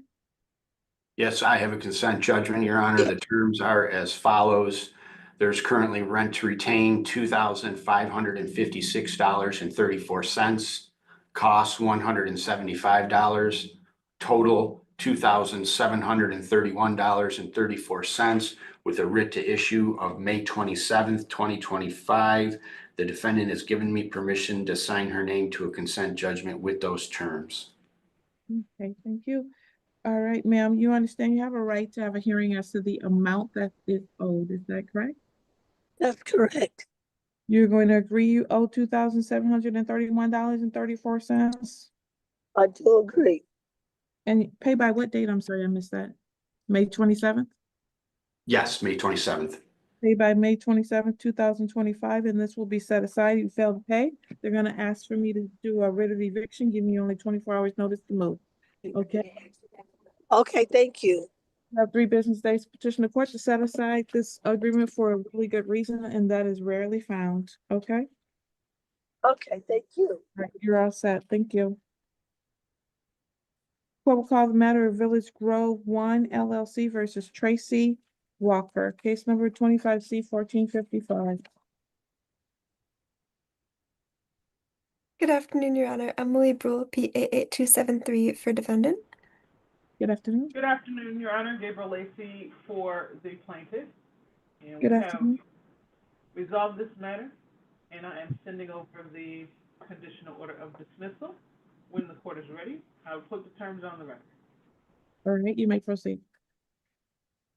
Thank you, Your Honor. We have agreed that the defendant is to vacate on or before May 31st or writ can issue. This is a 4B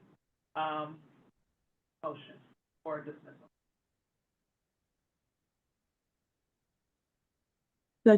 Is that your agreement, Attorney Bruel? Yes, Your Honor.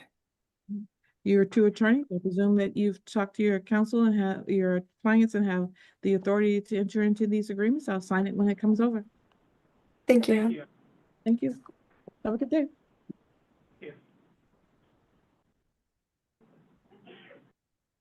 We'll recall the matter of Laurel Bay Apartments versus Deere Davis, case number 25C1571. Good afternoon, Judge. Again, Joe Joseph on behalf of the plaintiff. Yes, Darren Davis here. Thank you. All right, Mr. Joseph, you had a chance to speak for long enough this time? Yeah, we did, Judge, and we have reached a resolution. We have a consent judgment for possession only. Rent retained $776.37. We have court costs at $175, totaling $951.37, and a writ date of June 3rd. And Mr. Davis has authorized me to sign his name to this agreement. I did go over his rights under 4.201 regarding the 3-day rescission rule. Thank you, sir. All right, so you have a right to have a hearing as to the amount. You're going to agree that you owe $951.37. Is that correct? Mr. Davis, you're muted. Yes, yes, You're going to pay that amount no later than June 3rd, 2025. Is that correct? yes, ma'am. If you pay it by that date, then this will be set aside. If you don't, then they're going to come in here and ask for a writ of eviction, giving you 24 hours notice to move. I understand. All right. You have 3 business petition the court to set it aside for a good reason, okay? I understand. All right, you're all set, sir. Thank you, Judge. Which to the judgment regarding setting it aside. Thank you, I appreciate that. All right, thanks, Judge. Have a great day. I appreciate the court's patience with with everything today. One of those days. We got through it. It is, yes. Thank you so much. Thank you. You're welcome. Bye-bye. Did that attorney go into a breakout room, Mr.? Okay. He went into a breakout room with the legal services who just filed it here. How do you? All right. And what is Mr. Scott Baker here on? discussing, Your Honor. Oh, he's here with that case. Okay, all right. Okay. I will grant this, but I can tell you now, if they file a request to set it aside, I probably will do that.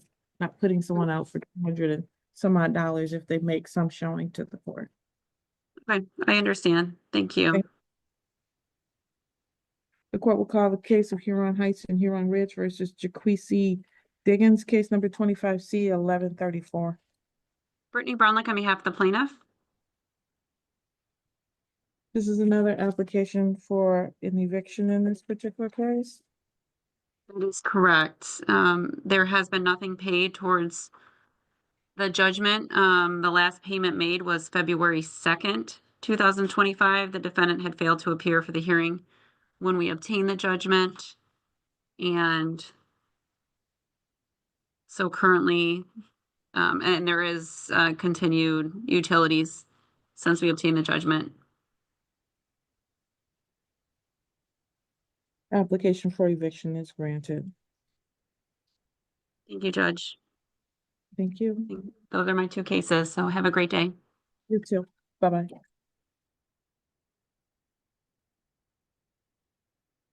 The court will call the case of Laurel Bay Apartments versus Stanley Peavy, 25C 1212. Good afternoon, Your Honor. Maxfield Mood on behalf of plaintiff. Good afternoon. Is Stanley Peavy present? Yes, Your Honor. They're working on a meeting, it looks like. Oh, that's Peavy and Flores. Yes, Your Honor. State your name. Stan Peavy Jr. Thank you. And there's a second defendant, looks like Carrie Ann Flores. Yes, ma'am. Yes. Karina Flores. Thank you.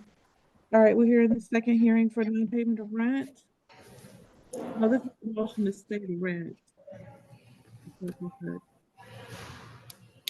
the motion?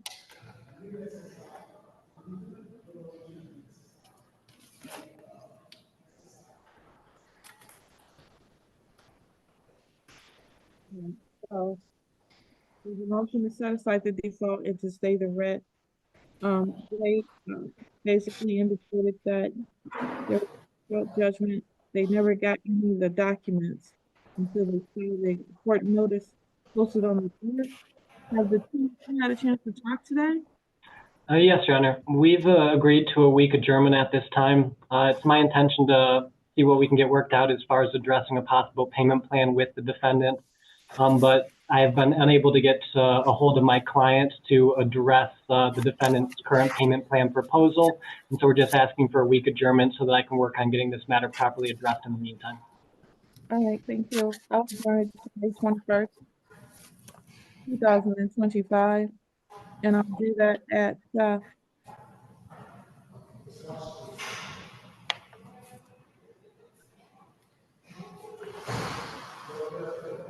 2 o'clock. Yeah. Your Honor, I currently have a matter scheduled before you at 1:15 on the 21st. Would I be able to squeeze in at the 1:15 time frame? Sure. I can do that. 1:15 p.m. it is. Okay. Thank you, Your Honor. All right, thank you.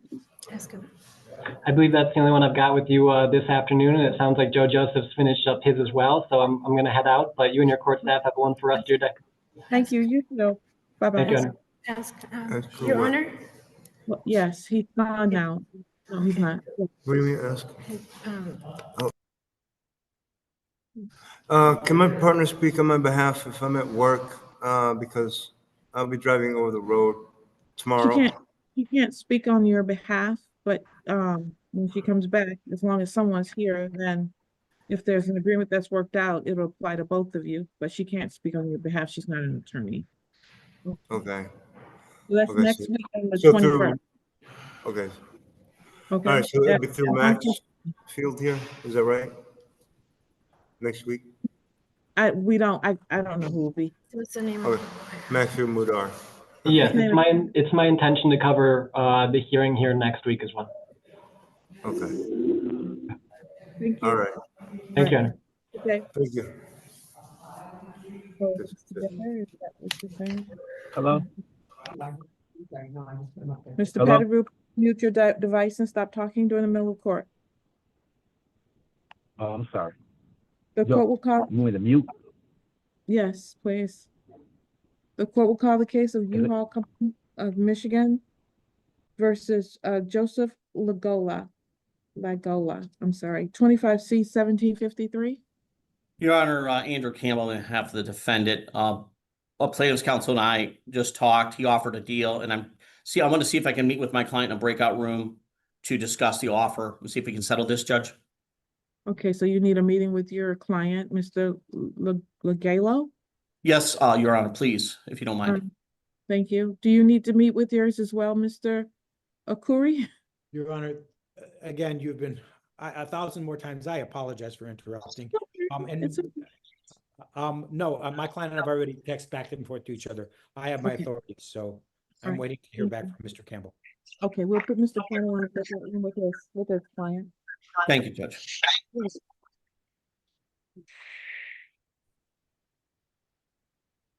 All right, we got to clear out some breakout rooms before we can send you in, Mr. Campbell. Okay, we're working on that. All right, the court will call the matter of Mirrored LLC versus Delcardo Pettigrew, case number 25C 1541. Good afternoon, Your Honor. Joseph Nafsu appearing on behalf of the plaintiff. Good afternoon, Mr. Nafsu. Mr. Pettigrew, can you? With Mr. Akuri again, or are we all set to go, Mr. Campbell? We're just a couple more minutes, Judge. We're trying to work something out here, Your Honor. Actually, Judge, he's going to talk to his client right now. Judge, my client has given me permission to go ahead and accept the negotiated deal, so we can put the settlement on the record right now. All right, thank you. The court will call the case of U-Haul Company of Michigan versus Joseph Lagalo, case number 25C 1753.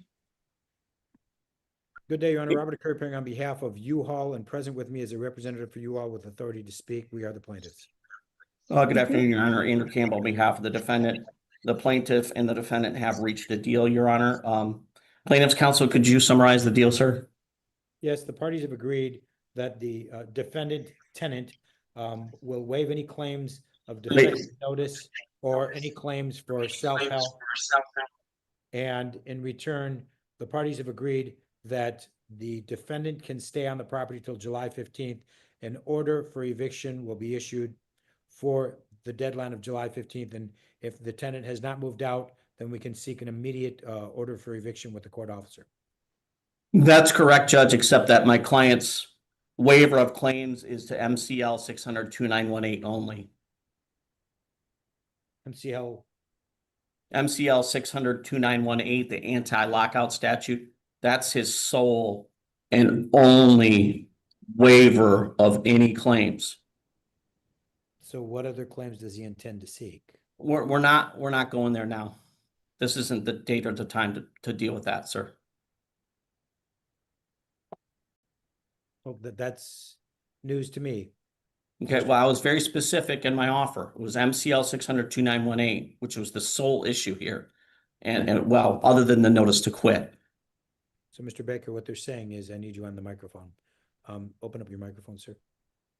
Do you want to speak with your client separately, or? Judge, yeah, can you put us both on mute? I can call him on his cell phone. I can put I'm putting myself on mute, and Mr. Baker. We're going to put you in a breakout room. It's just so much easier to do that, and you both just come back out when you're ready. All right, thank you. I'll pass this again.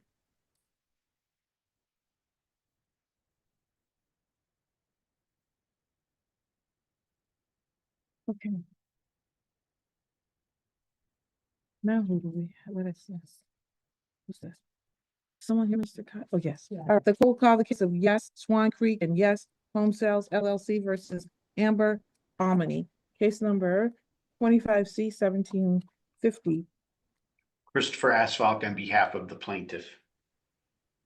Present, Amber Omni, Your Honor. Thank you. Good morning. Good afternoon, Ms. Omni.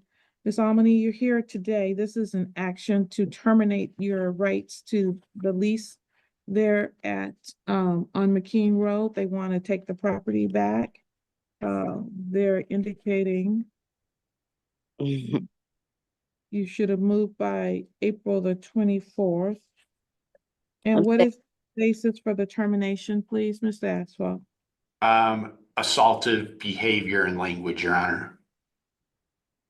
All right. So there's an allegation that you violated the terms of the lease, you've engaged in assaultive behavior and violence towards someone on the premises. You have a right to have a hearing as to whether or not those allegations are true.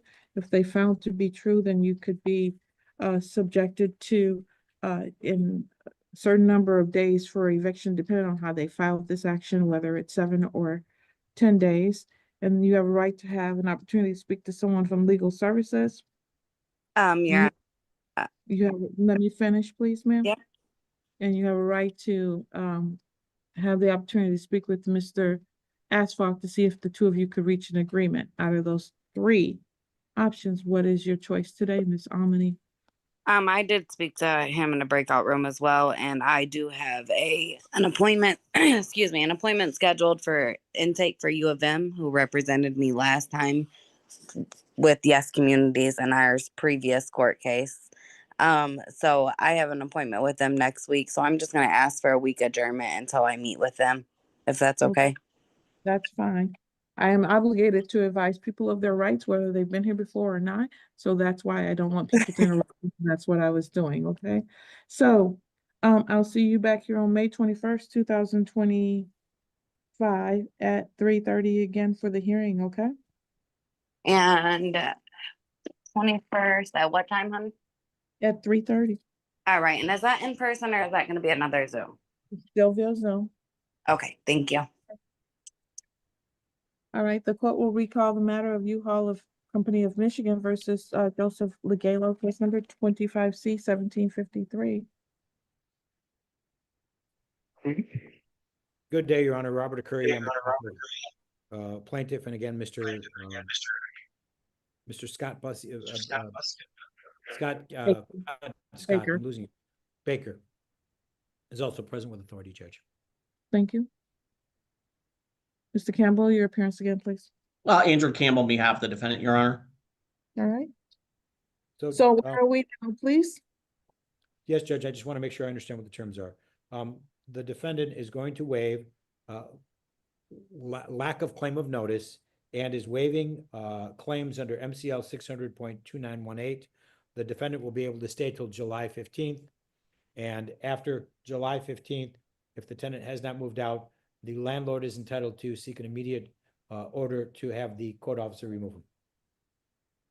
Incorrect. And let me state for the record, it was a lack of notice in the notice to quit. The notice to quit was 14 days. It should have been 30 days. So yes, right, that is correct. Notice.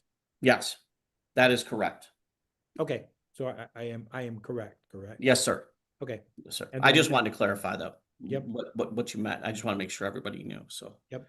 And he will move out on it before July 15th. And can we do a conditional order of dismissal on that, sir? Or you want to do it in a consent or? Yeah, let me draft up a consent order. That Okay. both of us will sign. That'll Okay. work. Okay. That sounds good, Your Honor. Thank you. Sorry for the time it took. That's okay. We seem to have gotten it done, and I'm going to put this on again for May 28th, 2025 at 3 p.m. for entry of order. What that means for everybody is the order needs to be in by that time with everybody's signatures on it. If it is in, then nobody needs to be here. So Mr. Baker doesn't have to wait and be upset again. And then we'll be done with this case. If it is not in, then everybody needs to come back and explain why I don't have an order, and we'll go from there. Thank you, Your Honor. All right. Thank you. All Everybody right. Have a good day, Judge. Thank you. Bye-bye. Thank you for your patience. Thank You're you. welcome. Have a good day, everybody. Bye-bye.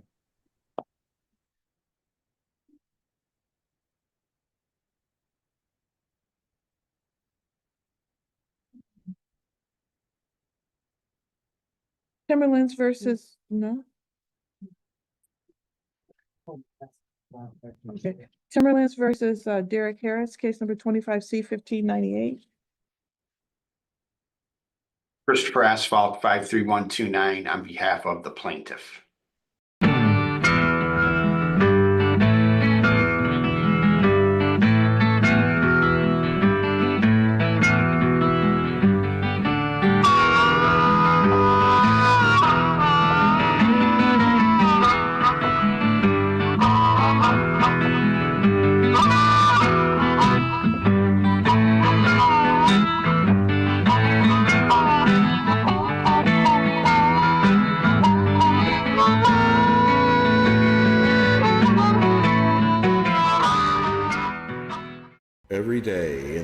USA, people find themselves in court.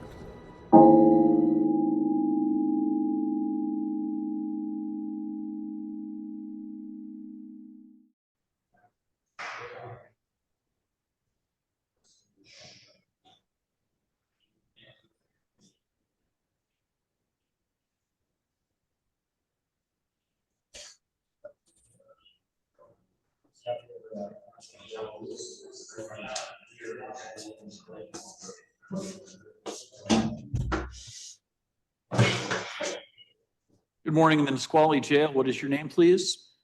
Jernigan Parish.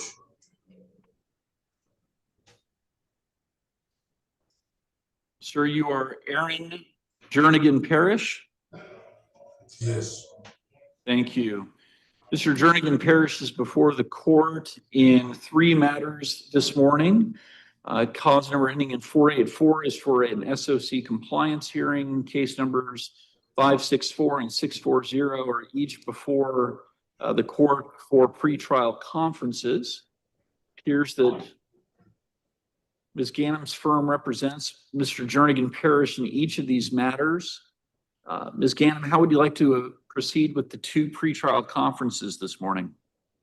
Your Honor, this is a request to continue this to tomorrow. Mr. Jernigan Parish is dealing with a lot. We were not able to get on the same page as to the status of all of these cases. And so I feel that a longer conversation needs to be had so that everybody can be on the same page and he understands exactly what the procedural process is. We were not able to get on the same page about the status of these cases. So I'm asking to set this for tomorrow. Ms. Gannam, we would need to set it for Friday. We're not able to set on the Nisqually calendar for tomorrow. Do you believe that between now and Friday that will give you sufficient opportunity to have that conversation with Mr. Jernigan Parish? I'm not certain, Your Honor. The receptiveness wasn't there today, and I hope that it will be there on Friday. So I guess I would ask for Friday to attempt to see which direction to take this matter in. Certainly. Mr. Graham, any objection? No objection to moving the matters to this Friday, Your Honor.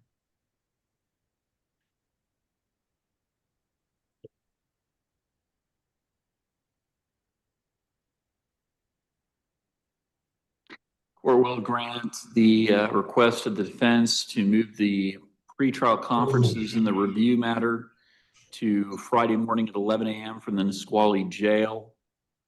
Court will indicate that there is no change in conditions of release at this time.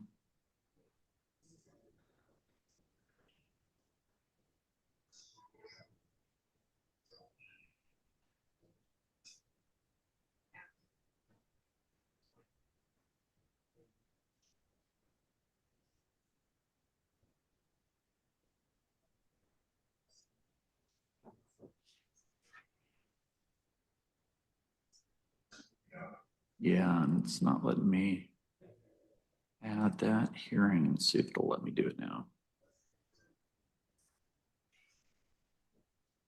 Yeah, it's not letting me add it. Sure, we'll give it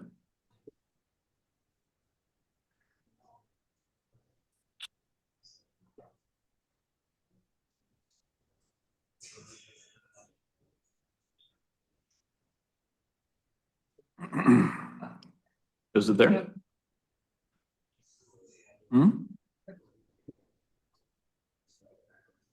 Okay, I'm gonna go ahead and let you see if you can get that to happen.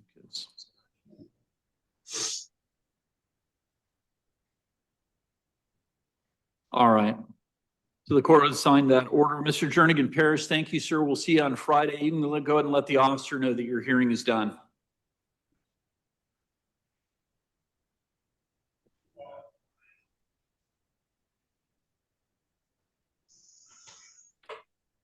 Mr. Jernigan Parish, you can go ahead and let the officer know that your hearing is done. Thank you. Is there no way for this to be resolved in one day so that I may go home. Mr. Jernigan Parrish, we can't resolve it today. Your attorney needs some additional time to speak with you, so we'll try to see if we can address the matter on Friday. I need more additional time to speak with my attorney and also the prosecutor and also judge. So clearly this is the best time possible, because there's been some discrepancies between what convictions have actually went through or what's the fucking case or what's the media. I don't care. I know what happened. I know that at this point, I shouldn't even be in this chair. I understand your position, Mr. Jernigan Parrish, and I do want you to have additional time to speak with your lawyer, which is why I've granted her request to set it over to Friday. It's not just the lawyer I need to speak with, because it's confusion on more than just the lawyer. Either it's a point of non-understanding or a will and a won't, or it's a point of is more people that needs to be on this call, because she don't do so much. I understand that, sir, and I want to make sure that you have an opportunity to speak with your lawyer about that before your next hearing, okay? Thank you, sir. We'll see you on Friday. I pray for you.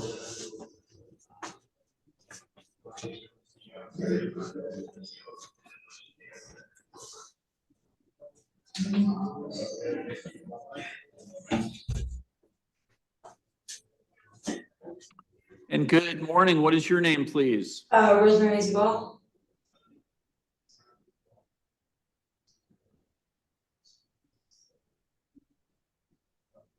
Thank you.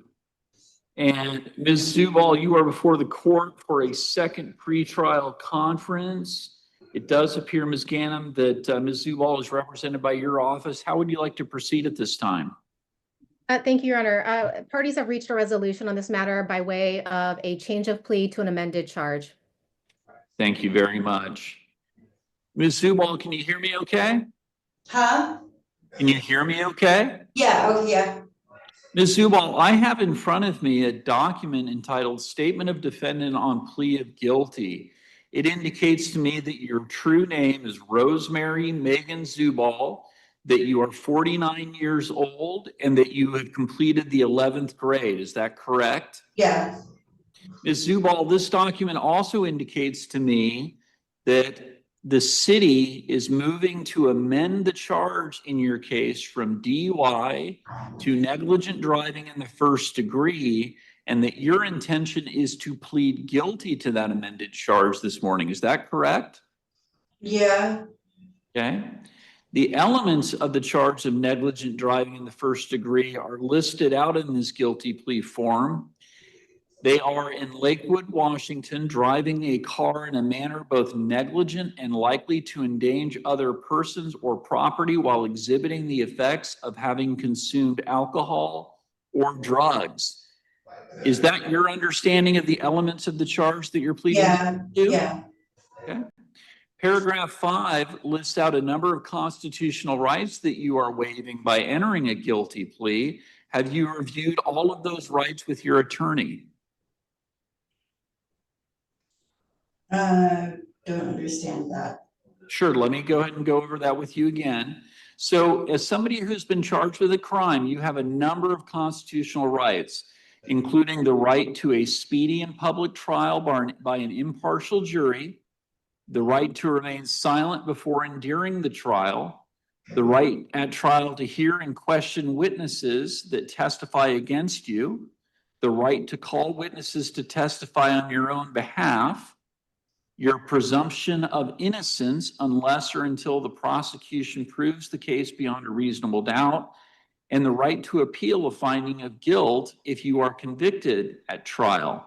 These are all constitutional rights that you have as somebody who has been charged with a crime, but by entering a guilty plea, you are giving up each of those rights. Do you understand that? Yeah. Okay. It appears that if I accept your guilty plea, the prosecutor is going to recommend to the court a 1-year suspended sentence with 90 days in jail, 83 days suspended, so 7 days in jail, credit for time that you have already served, And the conditions of suspended sentence will be for the next 12 months, you may not consume any alcohol, non-prescribed drugs, marijuana, or drug paraphernalia. You may not refuse a breath or blood test when requested by law enforcement. You may not drive a motor vehicle unless you have a valid driver's license and proof of liability insurance. You may not have any criminal law violations. You have to obtain an alcohol and drug evaluation from a state certified agency, file a copy of that evaluation with the court, and then comply with any recommended treatment.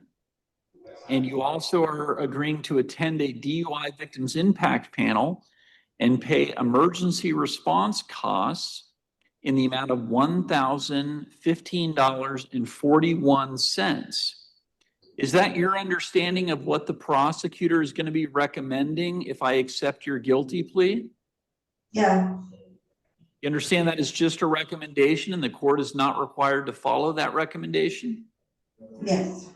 You understand that if you are not a citizen of the United States, this guilty plea could have negative immigration consequences. Yes. Okay. Paragraph 11 of this document asks you to state in your own words what it is you did that makes you guilty of the crime of negligent driving in the first degree. That statement reads as follows. On July 5th, 2020, in Lakewood, Washington, I drove a car in a negligent manner likely to endanger other property when I drove while very fidgety. Is that a true and correct statement of what you did that makes you guilty of the crime of negligent driving in the first degree? Yes. I mean, yeah. Okay. Ms. Ganem, one concern that I have with the statement, there is no reference in that factual allocution to exhibiting the effects of having consumed alcohol. Correct, Your Honor. It's not an alcohol DUI. Okay, so is this a Newton-Alford plea? It can be, yes. I can change the language to reflect that. My concern is that right now, paragraph 11 does not provide a factual basis for the charge of negligent driving in the first degree. Sure, I understand. Yeah, the observations were not standalone for, I guess, exhibiting the effects of having consumed an alcohol or drug. Okay. Is your client stipulating to the court's review of the probable cause statement to establish a factual basis for the original charge and for this plea? Yes, she can.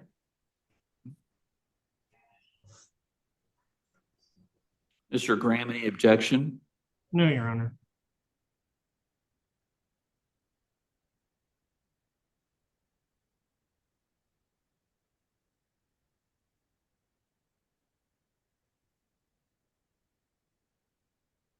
Court has reviewed the probable cause statement. It does appear that there is probable cause for the original charge of driving under the influence.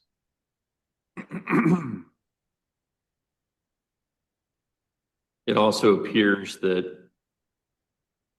Ms. Zubal is entering into the plea for the reduced charge of negligent driving in the first degree pursuant to plea negotiations with the prosecution in this matter. Ms. Zubal, did you read this plea document yourself, or did your attorney read it to you, or both? The attorney read it to me. Okay. Did she answer all of your questions? Yes. All right. Ms. Zubal, has anyone threatened you in any way or made any promises to you other than what's in this plea form to get you to enter this plea? No. You're doing this of your own free will? Yeah.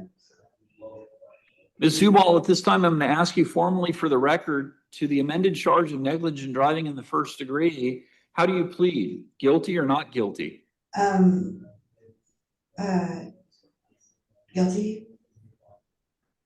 Court will accept Ms. Zubal's plea of guilty at this time. Court is going to make a finding that based upon the record of Ms. Ganem, as well as the court's conversation with Ms. Zubal this morning that she's entering this guilty plea knowingly, intelligently, and voluntarily, with an understanding of all the charge that she is pleading guilty to, the consequences of her plea. There's a factual basis for the original charge, and the court is allowing this plea pursuant to State versus Newton and Alford versus North Carolina, based upon the court's understanding of the negotiation between the parties, as well as the court's review of the probable cause statement and a finding that there is a factual basis for the greater original charge of driving under the influence.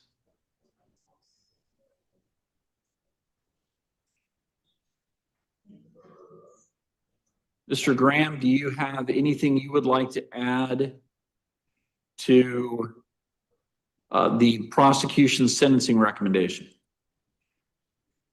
No, Your Honor, the city doesn't have anything to add. Ms. Ganem? Thank you, Your Honor. I would just like to add that Ms. Zubal is currently not employed. She does not have steady residence, and she has very little financial resources. I thought that might be helpful to know when the court imposes any legal financial obligations today. Thank you. Thank you. Ms. Zubal, you have the right to make a statement to the court before the court imposes sentence. You do not have to say anything. I'm not going to hold it against you if you choose not to say anything, but you do have a right to make a statement. Is there anything you'd like to tell the court before the court imposes sentence? No. All right. Ms. Ganem, it appears that your client has been in custody for 7 days. Is that correct? That is my I see that the warrant on this matter was served on the 10th. Did she have other credit prior to this booking? Let me look.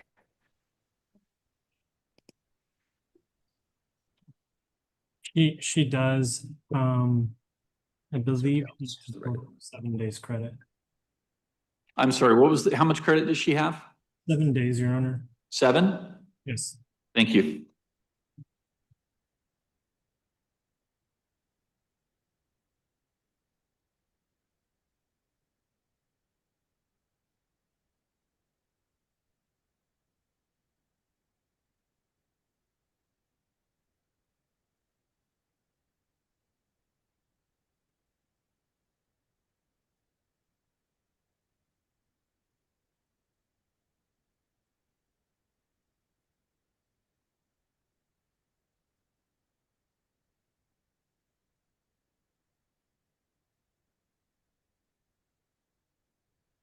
Mr. Graham, do you have in front of you the amount for the emergency response costs? I do, Your Honor. It is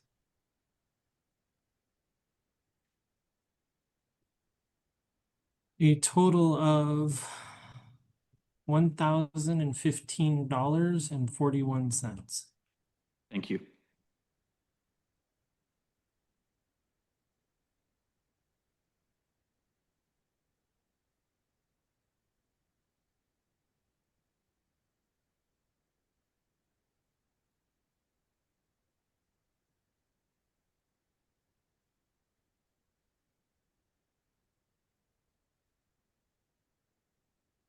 Court is going to impose sentence as follows in this matter. The court will note that the court has reviewed Ms. Zubal's criminal history. The court notes that the incident date for the underlying charge of DUI amended to negligent driving in the first degree is from July 5th, 2020. So this matter is approximately 5 years old at this point in time. It does not appear that there are any other impaired driving matters on Ms. Zubal's history.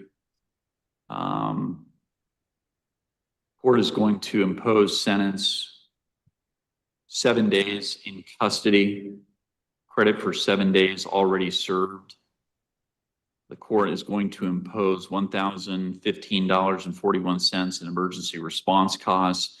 The court believes that is a mandatory legal financial obligation that cannot be waived. Based on the court's finding of Ms. Zubal's indigency, based on the information provided by Ms. Ganem. However, the court is not going to impose any other conditions and will not suspend any term of sentence. The case is to close except for legal financial obligations upon completion of those 7 days in jail. Court has signed that judgment and sentence.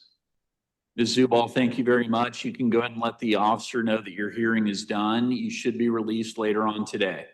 All right, thank you. Thank you.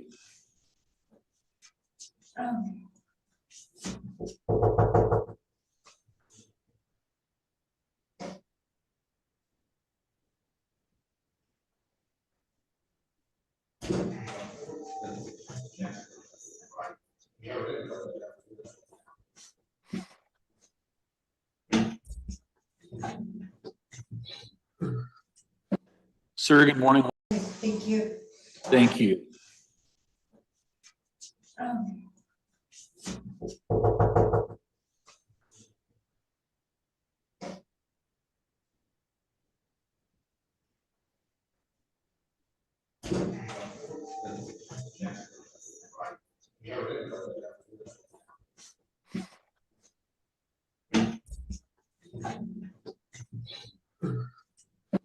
Sir, good morning. What is your name, please?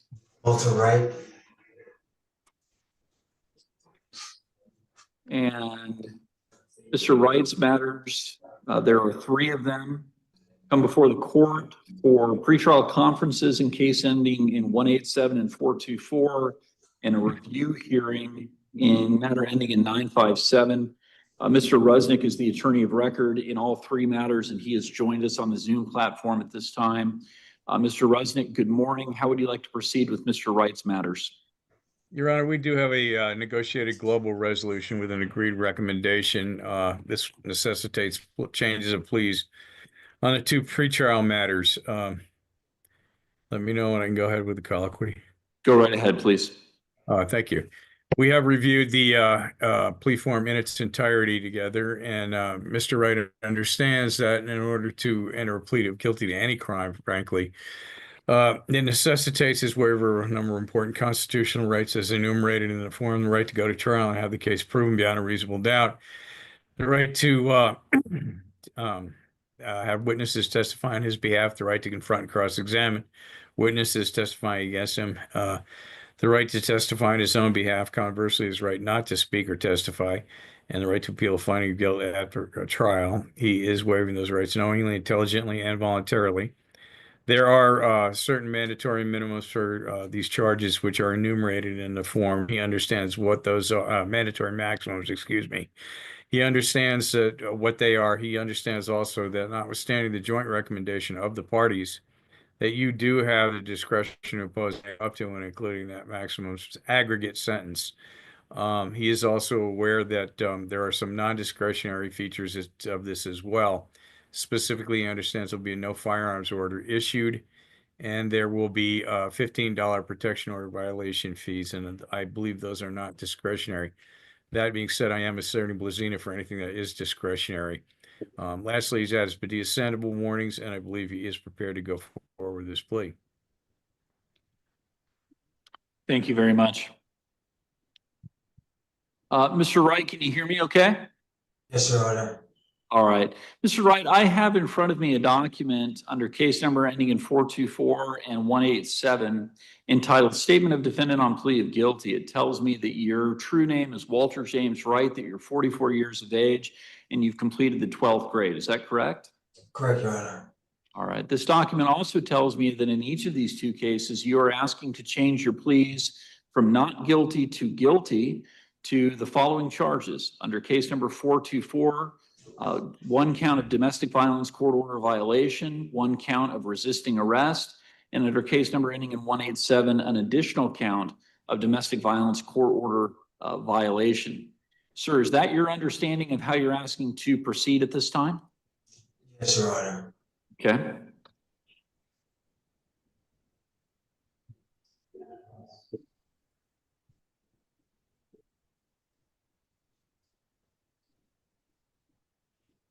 And have you had an opportunity to discuss the elements of all 3 of these charges with Mr. Rusnick? Yes, Your Honor. Paragraph 5 of this document lists out a number of constitutional rights that you are giving up by entering these guilty pleas. Have you reviewed those constitutional rights with Mr. Rusnick? Yes, Your Honor. Paragraph 6 lists out the recommendation that the prosecutor is going to make if I accept your guilty pleas concerning sentence in this matter. Let me just take a look here.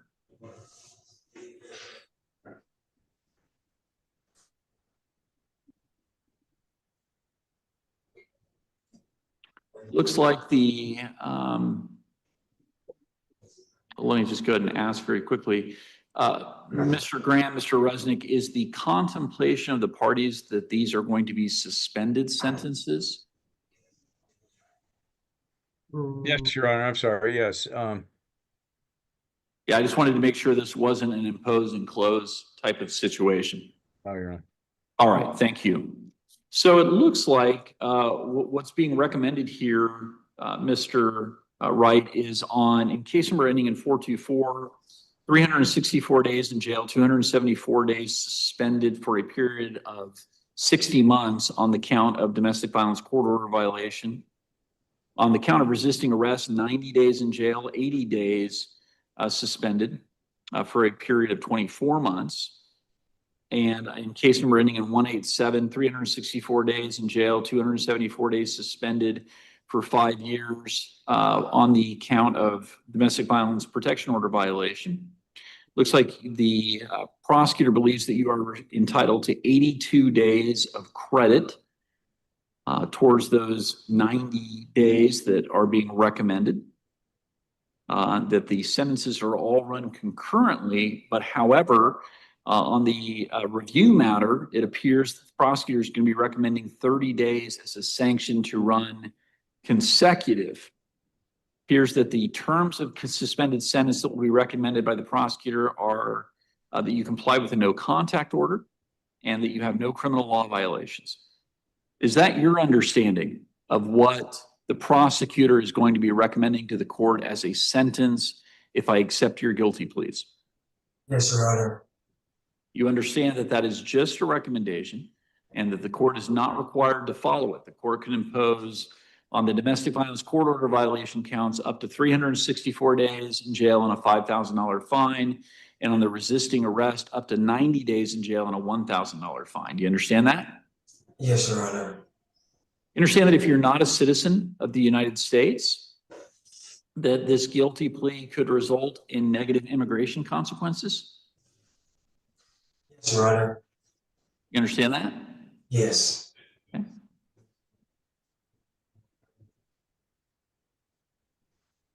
You understand that as a result of these convictions on the domestic violence court order violations, your right to possess a firearm will be suspended and revoked unless or until that right is restored by a superior court judge of this state. Do you understand that? Yes, Your Honor. You understand that because you are pleading guilty to domestic violence protection order violations, the court must impose a mandatory fine of $15 per violation, so a total of $30 between the two convictions. Do you understand that? Yes, Your Honor.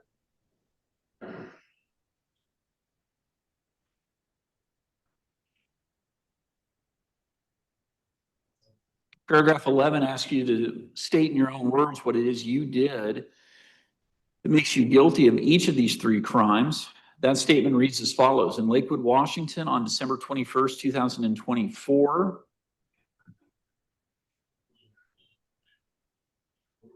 I had direct contact with my wife, Melissa Wright, at her residence in violation of a valid protection order prohibiting me from doing so.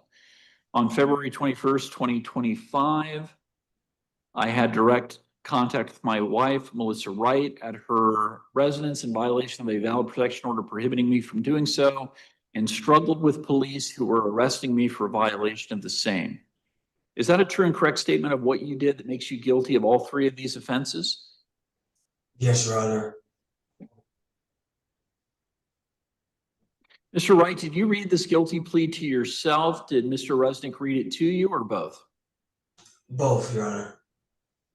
And has anyone threatened you in any way or made any promises to you to get you to enter this guilty plea or these guilty pleas this morning? No, Your Honor. All right.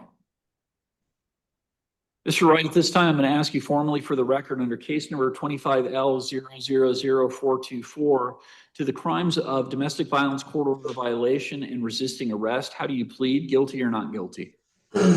Guilty. And under case 24L002187 to the charge of domestic violence court order violation, how do you plead, guilty or not guilty?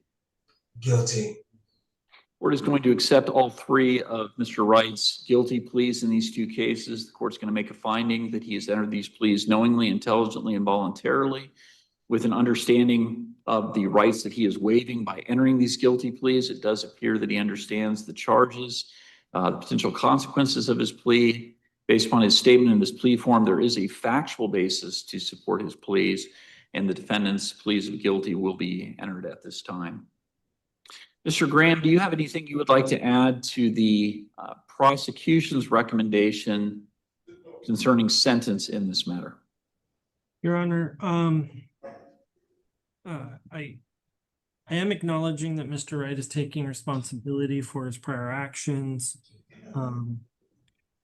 But we do have a number of prior pretty varied domestic violence history for Mr. Wright, which is why the recommendation for the 30 days consecutive on the review matter.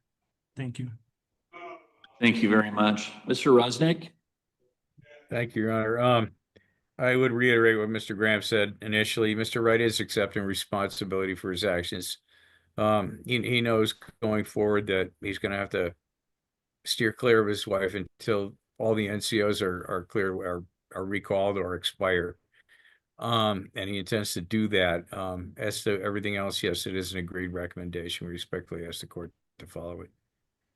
Thank you. And Mr. Wright, you have the right to make a statement to the court before the court imposes sentence. You do not have to say anything. I'm not going to hold it against you if you choose not to say anything, but you do have that right. Is there anything you would like to tell the court before the court imposes sentence? No, Your Honor. All right.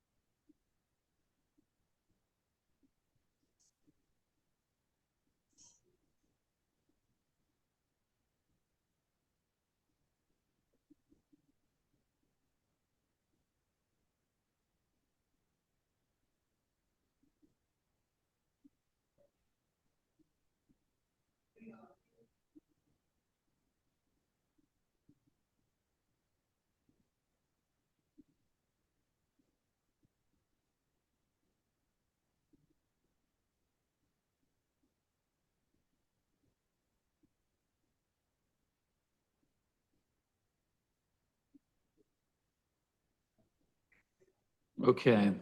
Court has signed the judgment and sentence on the cases ending in 187 and 424. The court sentence is as follows. Mr. Wright is sentenced on the 2 counts of domestic violence court order violation to 364 days in jail, 274 days suspended for a period of 60 months, credit for 82 days served. On the count of resisting arrest, court is imposing 90 days in jail, 80 days suspended, credit for 82 days already served. Court is suspending sentence in that matter for a period of 24 months. Conditions of suspended sentence on all 3 cases or all 3 counts will be appearing on time at all scheduled court hearings, having no criminal law violations, not using or not owning or possessing or having under his control any firearms, having no contact with Melissa Wright pursuant to a court order, abide by all no contact orders that are in effect. Court is taking 60 months of bench probation. It's ordering that Mr. Wright keep the court updated of any change in his mailing address.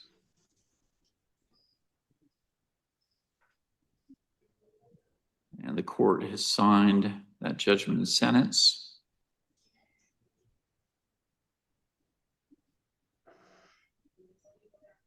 On the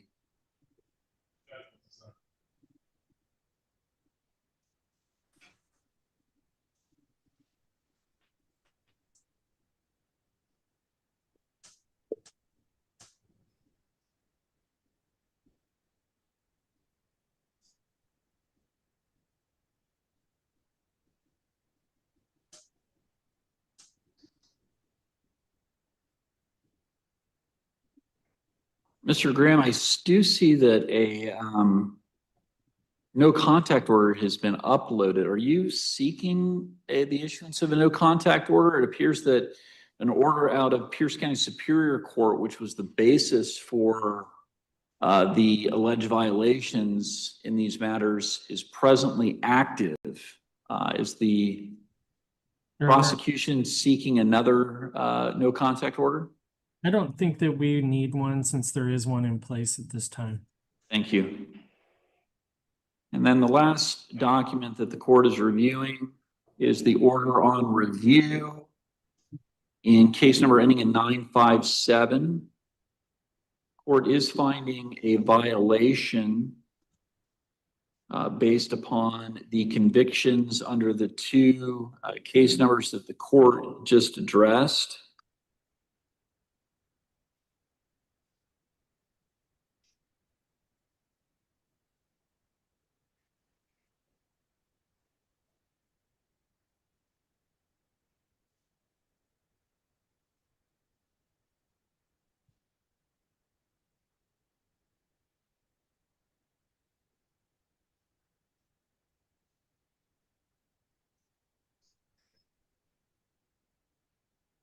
Court, Mr. Rusnick, I should have asked previously, I assume this is an agreed recommendation for 30 days consecutive. Is that correct?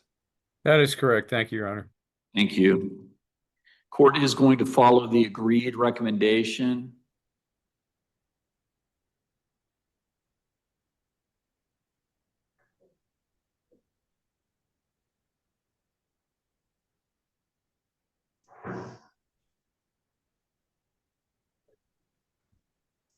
Court is indicating that this sanction will run consecutive with case numbers ending in 424 and 187.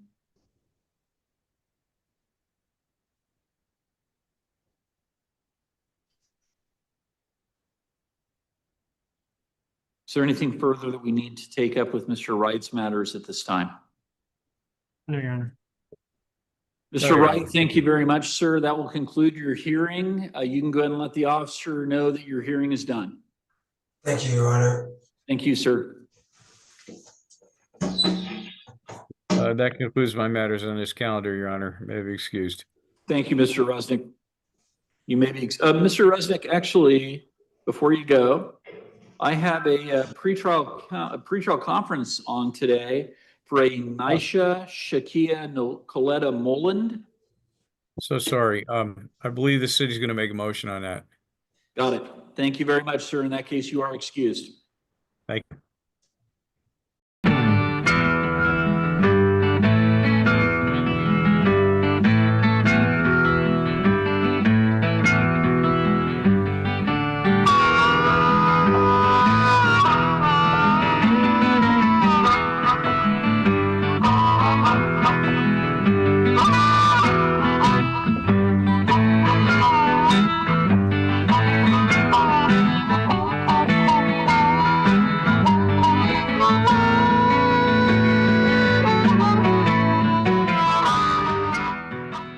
Every day in the USA, people find themselves in court.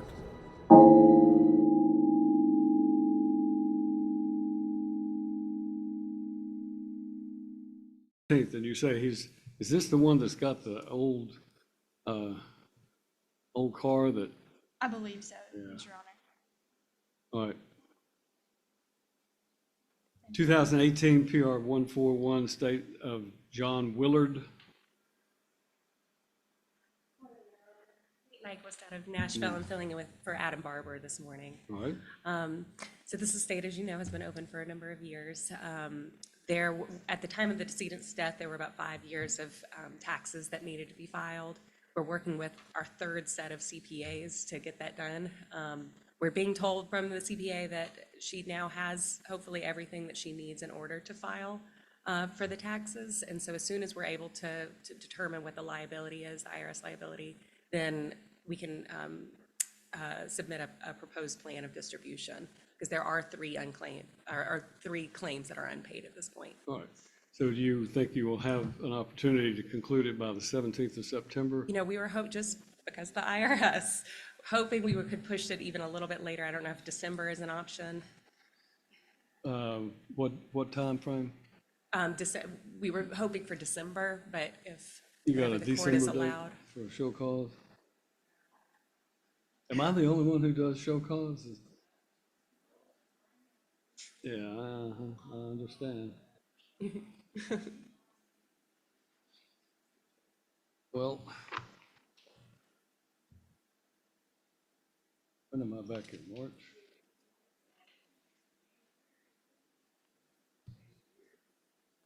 That would be great for us if possible. January the 5th. All right, January the 5th. That'd be great, thank you. Is that at 1:30? Is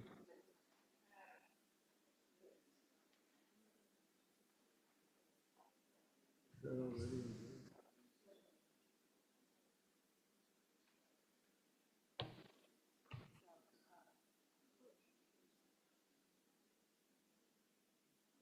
Yes.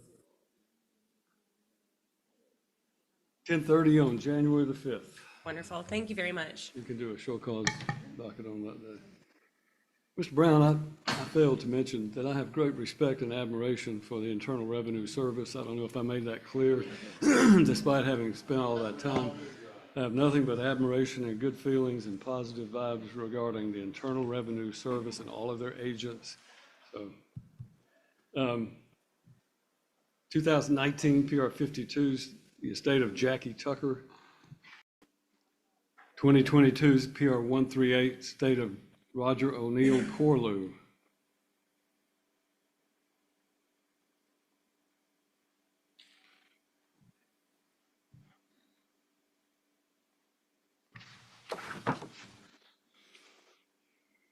Good morning. This is, again, as you've heard me say,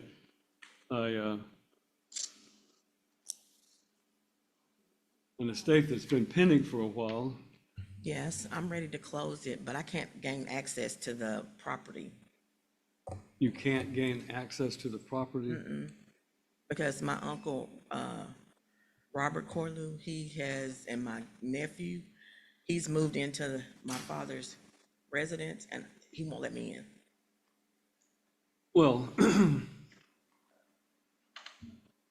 I signed an order back in March of last year when your attorney, Mr. Jackson, was still representing you. And that ordered that Devin Corlew should allow you onto the property and into the home so that you can make an accurate accounting of the estate's assets. Yeah, he still won't let me in. Okay, well, then we need to do a motion for contempt, but most importantly, you probably need to get a lawyer involved in this and see about trying to have a lawyer help you with this. Okay. Because there are remedies. If there's a court order down that this gentleman was supposed to allow you to enter that home, you have a duty as the administratrix of the estate to administer the estate. I have empowered you to go into that home in order that he not interfere with it. If he does interfere with it, then we can cite him in for contempt of court. And I can tell him that he's either going to allow that to happen or he's going to go to jail. And while he's in jail, you will obviously have access to the property. So those are the two options. So if you want to consult an attorney, see if you can have somebody just take it over that will help you conclude this thing. Yeah, because then I'm ready. we can do it from then, okay? I'm going to put it on the September 17th date to give you an opportunity to try to consult an attorney and see what you can do, okay? Gotcha. Thank you. Thank you. That concludes the show cause docket. So we are now ready to move to the regular docket. Call the first case. All right.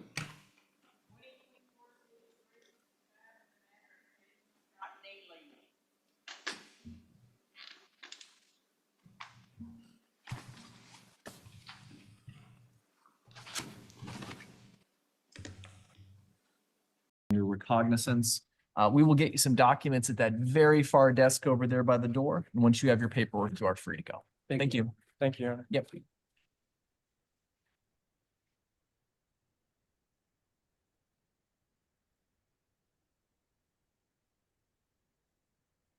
Is Ilya Sadadov?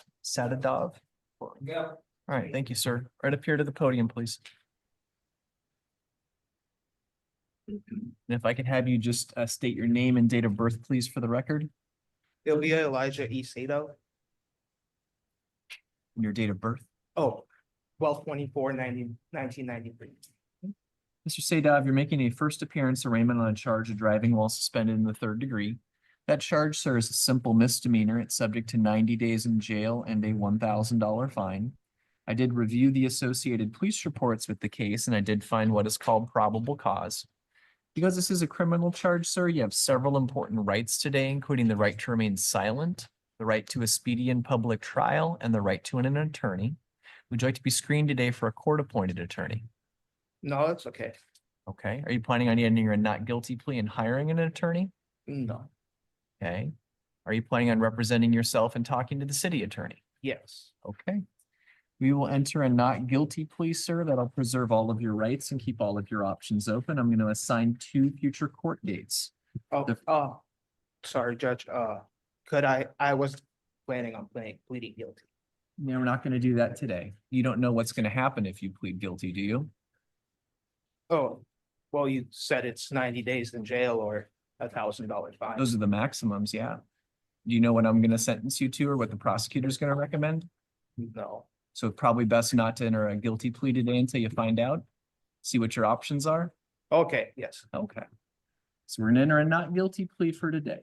Okay. Gonna preserve all of your rights and keeps all of your options open. If you want to come back in a couple of weeks and enter a guilty plea, it's completely, at least you'll have full knowledge of what's gonna happen, okay? Understood. All right. So we're gonna assign 2 future court dates. The first is to be on the 29th of May, 2025. It's gonna be at 2 p.m. You can be in person or on Zoom that day, but you do need to be present. The matter doesn't resolve that day. We're going to see you back here for a readiness hearing, and that is going to be on the 19th of June, 2025, also at 2 p.m. 18th of June, but we're not going to do an afternoon that day. So let's thank you, Ms. Travers. 626 is our conflict docket. I just don't know how big that is. That's why I didn't set it to that day. You want to look for me, I'm happy to do it, but I don't want to back up Pro Tem Mendoza too much, was my thought.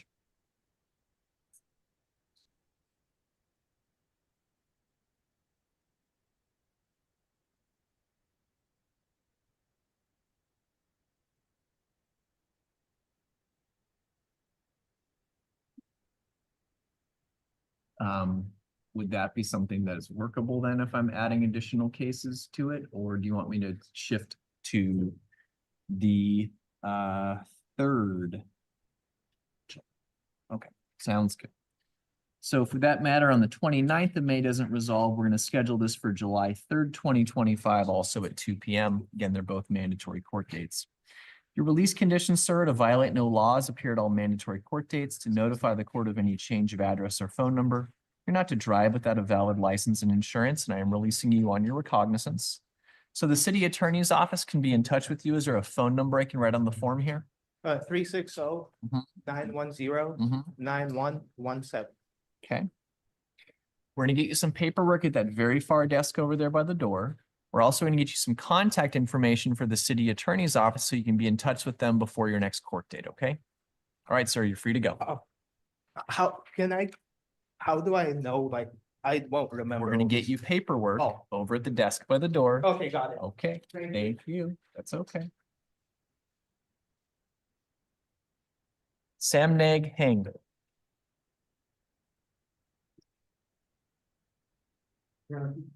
Exactly, this I have a offer from Mr. Okay, sounds good.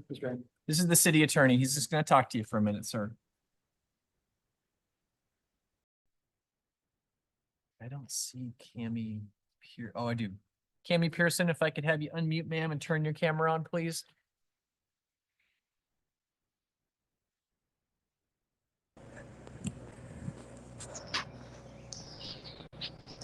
Thank you, ma'am. Can you state your name and date of birth for the record, please? Cammie Pearson, 4/1991. Okay, go ahead, Mr. Cheney. Your Honor, Ms. Pearson is interested in pursuing a deferred prosecution, so we'd like to give her a bit of time to get that deferred prosecution evaluation and treatment plan together. Request a waiver of speedy trial with a reset to the June 26th date. Ms. Pearson, were you able to talk to Mr. Cheney about your right to speedy trial? Yes. I understand that in doing a waiver beginning June 26th, you're giving the city of La Center 90 days from that date if it becomes necessary to bring you to trial. Are you in agreement with that? Yes. I'll accept the waiver. I'll find it knowing, intelligently, and voluntarily made. Ms. Pearson's next court date is June 26th, 2025. Have we addressed her release violations? I believe we did at the last hearing. I thought the court had upgraded at the last hearing for release conditions. I think it was maybe one up to admin, the last hearing. I think the last hearing it looks like was on the 3rd of April. These violations weren't filed until April 14th. Okay. I don't think they've been addressed. Um, Ms. Pearson, could you stop walking around, ma'am? We're doing court. I Okay, have. you need to get to a spot and just stay there. maybe if I could just briefly talk to her in Zoom about. Yeah, looks like the allegation is that she's not doing any UAs. Okay, So I'll talk to her. If we could just hold on. All right, Ms. Pearson, I'm gonna have you talk to your attorney about your Okay. release conditions and the allegations. Okay. Your Honor, if we could next call the matter of Edward Paradis, he is on Zoom as well. Edward Paradis, I need you to turn on your camera, sir. Can I have you state your name and date of birth for the record, please? Edward Paredes, 82680. Okay, We're on a first set. We request a little bit of additional time to negotiate. 25 at 10 a.m. We are June going to be 26th. mailing you some, June 26th, 2025 at 10 a.m. Okay. We're going to be mailing you some paperwork. Are you still getting your mail on West 9th Street in La Center? Yes, Your Honor. All right, we will send the paperwork there. If there's nothing further, you can log out. All right, appreciate it. Thank you. Thank you. Your Honor, if we next call the matter of Elijah Saucedo, he's in the courtroom. Okay. Elijah, come on up. Your Honor, we are also on a first set on this one, requesting a little bit of additional time to negotiate with the city on this matter. We request to set over to the June 12th date. I'll have you sign for that waiver of speedy trial that we talked about. And I'll hand forward a copy of the waiver of speedy trial effective June 12th and the return to court dates. Mr. Saucedo, have you been able to talk to your attorney about your right to a speedy trial? Yes, Your Honor. You understand that in doing a waiver beginning June 12th of 2025, You're giving the city of Battleground 90 days from that date if it becomes necessary to bring you to trial. Do you understand that, right? Yes, Your Honor. And are you in agreement with the waiver? Yes, Your Honor. I'll accept the waiver. I'll find it knowing, intelligent, and voluntarily made. Mr. Saucedo, your next court date is June 12th of 2025 at 10 a.m. Your release conditions remain in place. We're gonna get you some paperwork at that very far desk by the door, and once you have that, you are free to go. Thank you.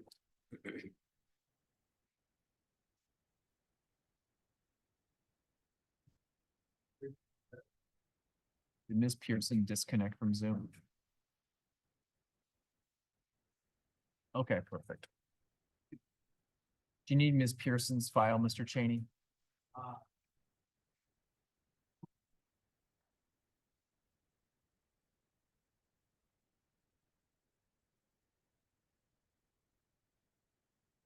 File at the far desk by the door, and once you have that, you are free to go. Okay, well, I'll call you about that. We can recall the Kim Pearson matter. Okay. She's still in the breakout room, maybe. I can call another matter while we get her back. She's backing now. All right, Ms. Pearson, I need you to unmute, ma'am. Cammy Pearson, I need you to unmute. It's like she is frozen. Perfect. While she comes back, we can call the Jacob Walker matter. He's on Zoom as well. Hey, Jacob Walker, if I could have you unmute and turn your camera on, sir. Thank you, sir. Can you state your name and date of birth, please, for the record? Jacob James Walker, October 4th, 1986. Thank you, Mr. Walker. Your Honor, this is a first set on this case. We're seeking some additional time, and I think just for the city's information, I don't think we have an offer yet on the case. Mr. Walker, it looks like you're going to be doing a speedy trial waiver commencing June 12th, 2025. Have you been able to talk to Mr. Cheney about your right to speedy trial? Yes.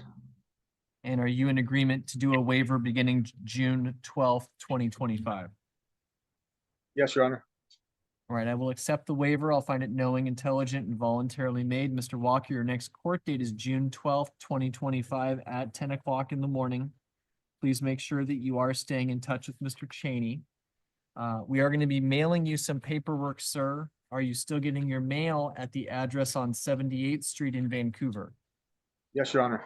All right, we will send documents there, sir. If it's nothing further, you can go ahead and log out. All right. Thank you. We get Ms. Pearson. All right, Ms. Pearson, why don't you turn your camera off, ma'am, because we're really having problems with your connection. Turn your camera off. All right, Ms. Pearson, are you there with us? Yes, can you hear me now? Yes, I can. All right, go ahead. Your Honor, I reviewed the pretrial release violations, and at this time, she is denying. We would request a contested hearing on the alleged violations. Okay. All right. I don't know. I'll defer to the court on the date for that. I realize the court may want to put it before June 20th. I'll set it out 2 weeks because if she indeed is not doing UAs, then I have no release conditions she's currently on. So, or I can set it out. I'm going to hear the matter. And if she is doing her release, then that's fine. If she's not, then I'm going to have to take some kind of action. But yeah, we're going to see her back significantly sooner in person.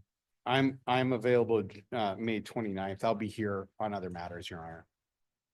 Ms. Pearson, can you hear me, ma'am? Yes.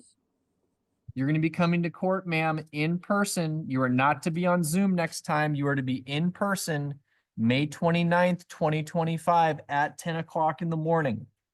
Okay, it's 2 weeks from now. Do you understand? Yes. All right, I'm going to be mailing you some paperwork. Are you still getting your mail at the P.O. Box in Woodland? That's the only thing I have, but I'll have to see if I can get a hold of my mom. I can't understand what you're saying, ma'am. You have to So say that's that the only- again. That's the only mail they have. Just have to get a hold of my mom to get mail from her.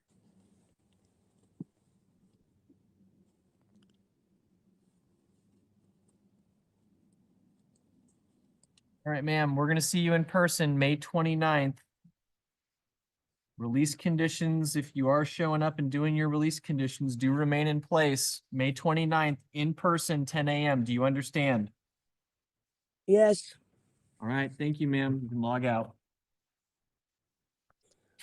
Your Honor, next we can call the matter of Rachel. Yes. Your Honor, we're going to plead a one count of malicious mischief in the third degree. All right, Ms. Diaz, if I can have you state your name and date of birth, please, for the record. Rachel Diaz, 9/20 of 1984. Thank you, Ms. Diaz. Entering a plea today to a charge of malicious mischief, you are giving up some important. Okay. Your Honor, it's Ms. Garcia's. Ms. Garcia, come on up, ma'am. Sorry. Your Honor, it's Ms. Garcia's request to go pro se on this case. I'll let her take that up. All right, Ms. Garcia, you're asking to represent yourself? I didn't ask to represent myself. That is exactly what he said. I said that I would like to talk to the judge myself today, right now, as well, because him and I just don't get along. Okay. At all. You want me I to know assign- we've talked hold about on, this once hold on, before. hold Me and on, Rebecca, hold on, we're just fine. hold on. I don't like this guy. Hold on, I understand. Ms. Ward doesn't work for the court anymore. And I get that. Okay. So it sounds like we're having a conflict with Mr. Cheney representing you, which is fine. Would you like to represent yourself, or do you want the court to assign you a different public defender? That would be awesome if I could get different public defender. Okay. I'm gonna find, I think there's been some issues in the past with Mr. Cheney and yourself. Different personalities work differently with different people. I will assign you a new attorney. I'll assign Brandon Campbell. All right, so what we're gonna do, Ms. Garcia, is I'm gonna assign you a future court date. Your speedy trial resets based on me assigning you a new attorney. Okay. So speedy trial will commence today.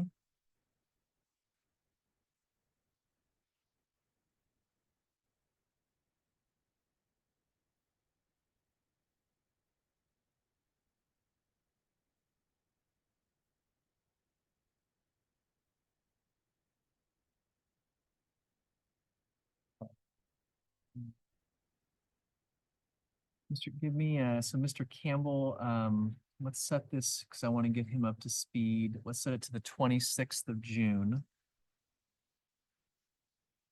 I'm also going to set an attorney pretrial. This is a date just for your attorney. It's going to be on the 28th of May, just to make sure that everything gets started. Thank you.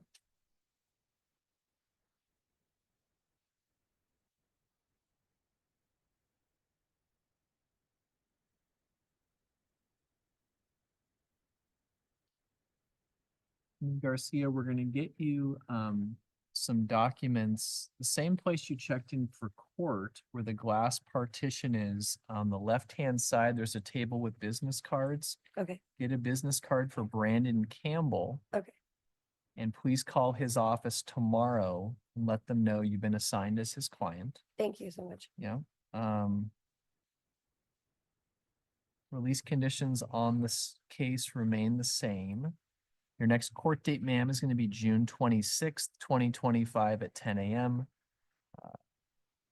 Again, speedy trial with the reassignment of counsel will restart. We'll get you some paperwork at the desk by the door, then get a business card for Mr. Campbell. Thank you so ma'am. much, Mr. Weaver. Yep.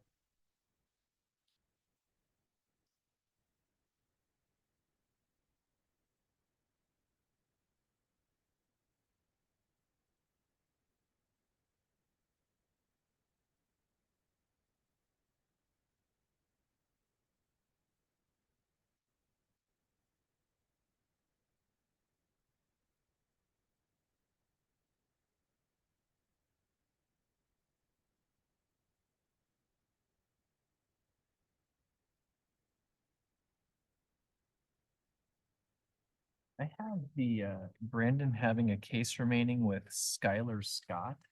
Do we have that one? Brandon. I do show it for today.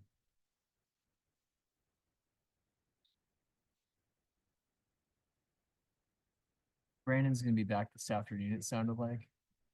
Guess I'll bring that matter up then, because I don't know if he had that one on his radar. The arraignment matter, he has failed to appear. I'm gonna authorize a warrant in the standard amount. We're gonna leave the other matter on for the 12th June. Mr. Cheney, with that, we'll go to, so Malachi Thomas. Mr. Thomas, can you hear the court, sir? Yes, Your Honor. Thank you, sir. Can I have you state your name and date of birth, please, for the record? Malachi Elijah Thomas, December 9th, 2002. All right, so Mr. Thomas, your attorney, Mr. Cheney, is with us here in the courtroom. Allegation is a total of 13 days of work crew that Mr. Thomas has failed to complete. Mr. Cheney, how does Mr. Thomas want to proceed? I think there's also an allegation of failure to do mental health, get a mental health evaluation that's out there as well. Gotcha. Your Honor, I believe he's prepared to admit to both of those items with explanation. Okay. Go ahead, Mr. Thomas. What do you want to let the court know? It's been a very busy year. I've been dealing with deaths on top of deaths on top of deaths, and I know that's no excuse for me to miss court, but I just been going through it. You know, like I have a mental health evaluation for a reason. You know, it's that I have mental health issues, and my daughter moved to Tennessee. Both my brothers just passed away. My grandma just passed away, all within back to back to back. My baby mama, she almost passed away, and I freaked out. I didn't want to come to court. I just wanted to be there for my peoples. Well, I think different people make different choices about different things, Mr. Thomas. I think you got a heck of a bargain on your case, getting several of your charges dismissed, and not having to serve any jail time. I'm not very compelled, Mr. Cheney, in all honesty, when he doesn't do anything to reassign this. I think that it's I just don't think it's going to happen in the future for him as well. I'm just looking to see in regards to when sentencing was on these matters. I believe it was in December, late December of 2024.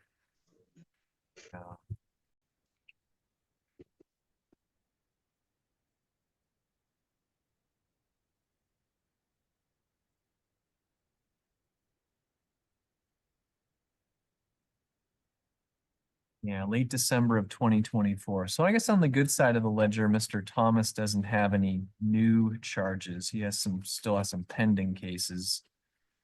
And he's in just on our warrant, Mr. Cheney? That's all I'm seeing, Your Honor. And so, Mr.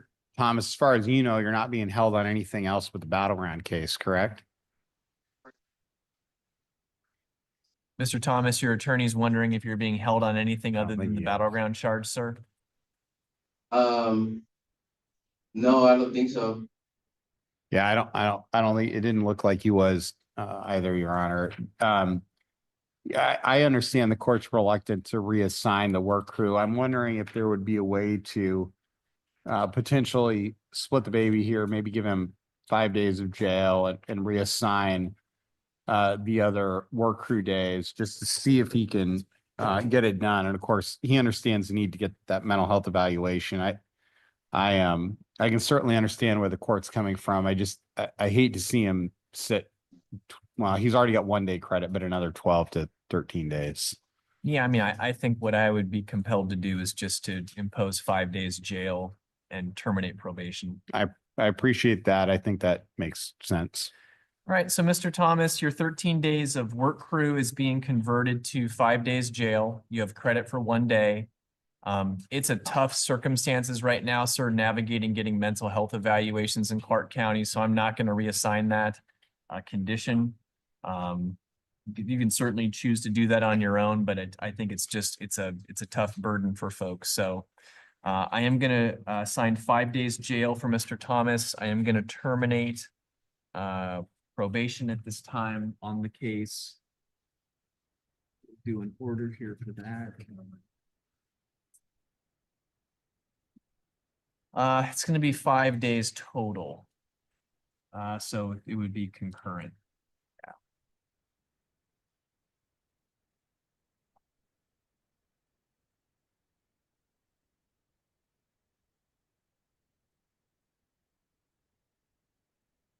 Mr. Thomas, you're going to be in for about another probably 3 to 4 days. You might get a little good time. You might not. That'll be up to the jail.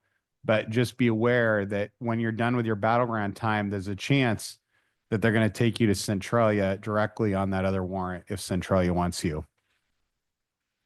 Okay. Thank you, sir. Yep.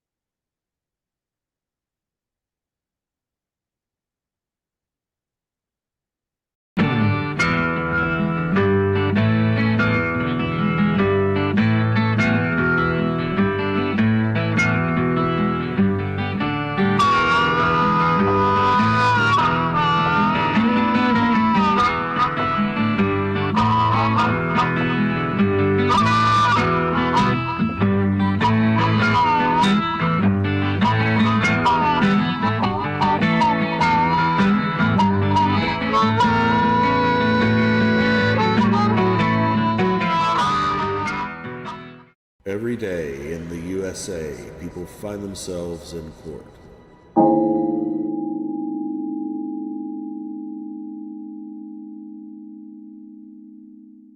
Hearing these matters. If a conflict were to arise, we would waive such conflicts so that this honorable court could hear these matters. Thank you, sir. And the court, for its part, also does not believe there's a conflict either, and in Michigan court rules, other cases decided thereunder to the extent a conflict does exist. Given the waivers, the court will consent to hear the matter. Court does call the case of the People versus LWU. Ashley Lonnie for the people. Michael Gaddy, Assistant Public Defender on behalf of Ms. Liu, Judge, who I believe is present here via Zoom. Yes, she is. Ms. Liu, can you state your name, please? Yes, sir. Jenny Lou. Thank you. Your Honor, I believe we have a resolution in this matter. I have had a chance to speak with Ms. Liu. I believe upon a plea to attempted resisting and obstructing in case 23 F10628, that the felony in that matter will be dismissed and the matter 24 F10014 FY will be dismissed in its entirety. Correct. The plea sheet that I have indicates she'd be pleading no contest to an added count 2 of attempted resisting and obstructing a police officer, a 1-year offense. That is on her successful plea. Count 1 in that case would be dismissed, as well as the case ending in 014. Yes, Your Honor, and I have had a chance to meet with her, and I did go over her rights. She understands those. She is a U.S. citizen. There are no PDA issues. Is that correct, Ms. Liu? I don't need to know that.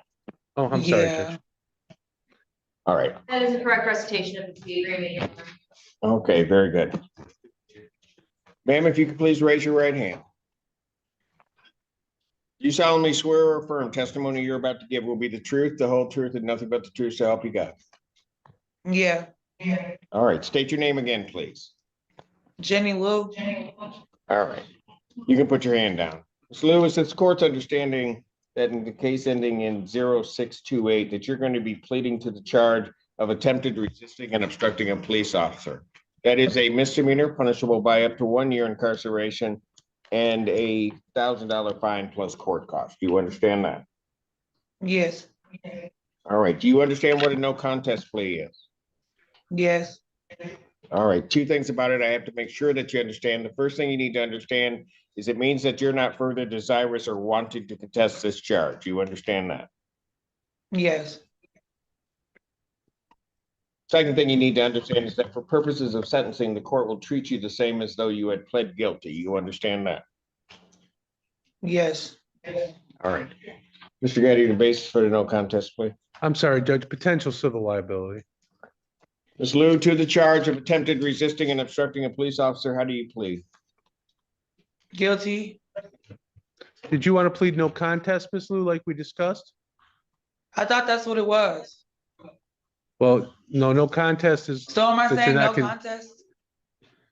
If that's how you want to plead, yes.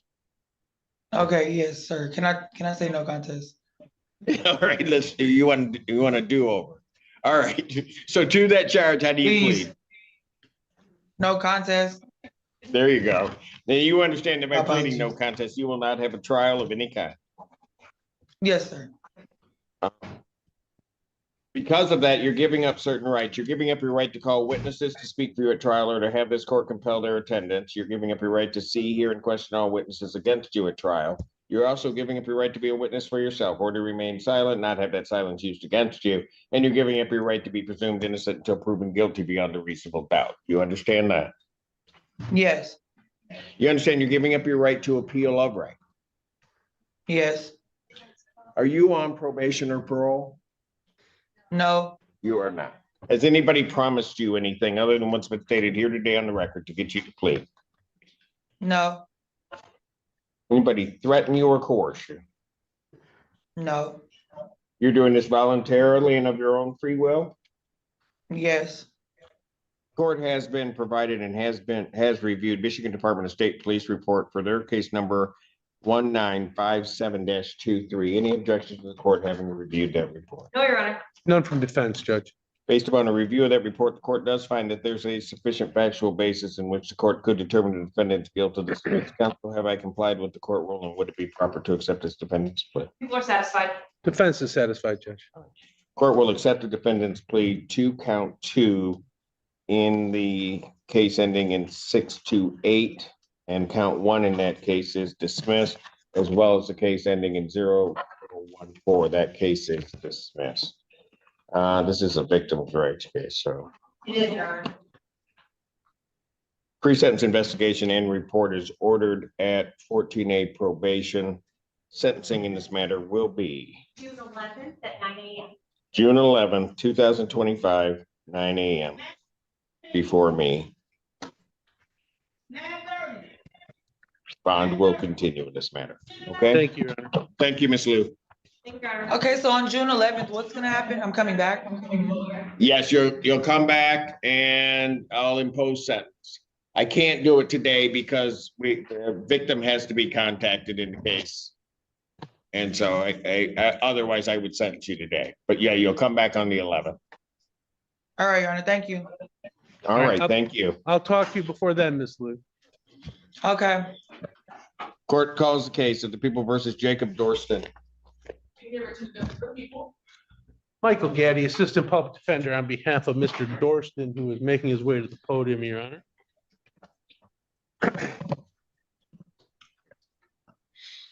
Your name, sir? Jacob Dorston. All right, what are we doing on this case? Your Honor, Mr. Dorston would like to set this matter for preliminary examination. We have had discussions with the people, but he'd like to set this matter.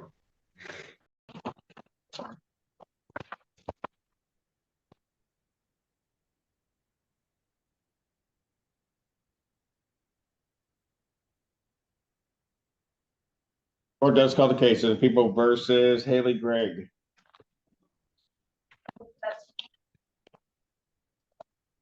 Oh, boy. Good morning, Your Honor. Great to see you. Christina Costantino appearing with and on behalf of Haley Gregg. Correct? You're over there. Your name is? Haley Gregg. All right. Judge, this is a date and time set for a PCC, and we have reached a resolution in this matter. I do have a plea agreement if I could present that to the court. Thank you.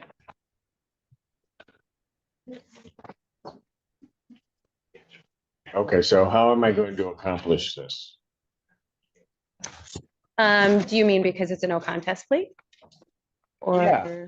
And I don't have a report. I do have a clean copy of the report if I could also present that to the court. So I'm supposed to read that now. I know, Judge, I apologize.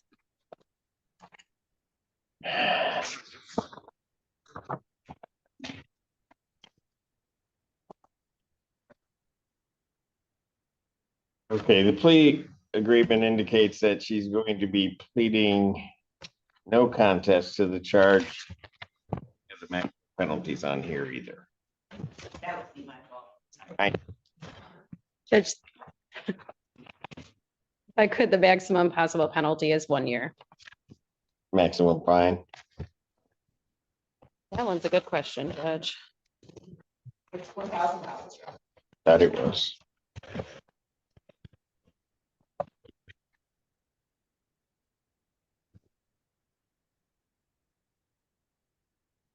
1,000 on the attempt?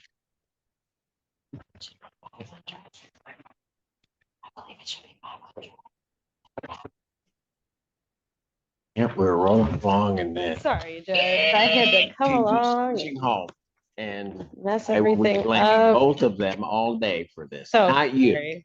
You're good. This is not your fault at all. No, it's not. I am looking at the attorneys that don't seem to be ready. Very sorry, Judge, very sorry.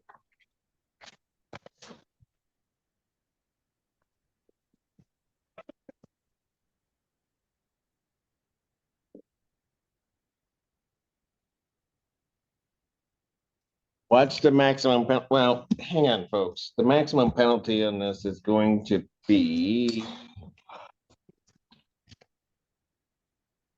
Well.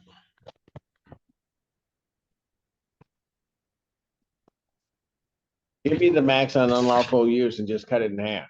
My understanding, the max on unlawful use is 1,500. It's However, 1,500. it says if the case is a first offense, the court may reduce the punishment for imprisonment or the fine of not more than $500. So the maximum would be 1,500. The court could, of course. On do the more. principal charge, it would be Yes. 1,500, which means on this attempt, it's 750. That would be All right. my understanding. My math is not great, but it seems right. Is she signed an advice of rights? Well, Goodness. Judge, I'm sorry.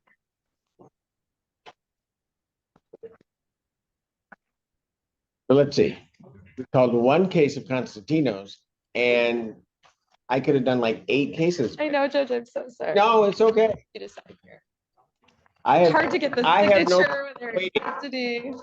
problem waiting. I don't think the rest of these people have that same feeling. I understand. I apologize to all of my colleagues. I need you to sign this as well.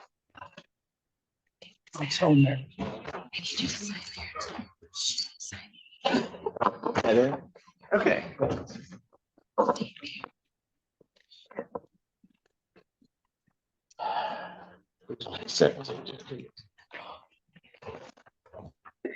All right. Are we finally ready? I think so, Judge. Yeah, let's see. May I have her sworn? Raise your right hand. Do you solemnly swear and affirm the testimony you're about to give be the truth, the whole truth, and nothing but the truth, so help you God? Yes. State your name. Haley Gregg. All right. Ma'am, it is this court's understanding that you are going to be pleading no contest to the charge of attempted unlawful use of a motor vehicle. That is a misdemeanor punishable by up to 1 year incarceration and a $750 fine plus court costs. You understand that? Yes, I do. All right. Do you understand what a no contest plea is? Yes, I do. All right, 2 things about it. I have to make sure that you understand it. First of all, means that you're not further desirous or wanting to contest this charge. Hear me? Yeah, I can hear everybody else. Okay. You understand that it means that you're not willing or wanting to contest this charge. Yes, I do. All right.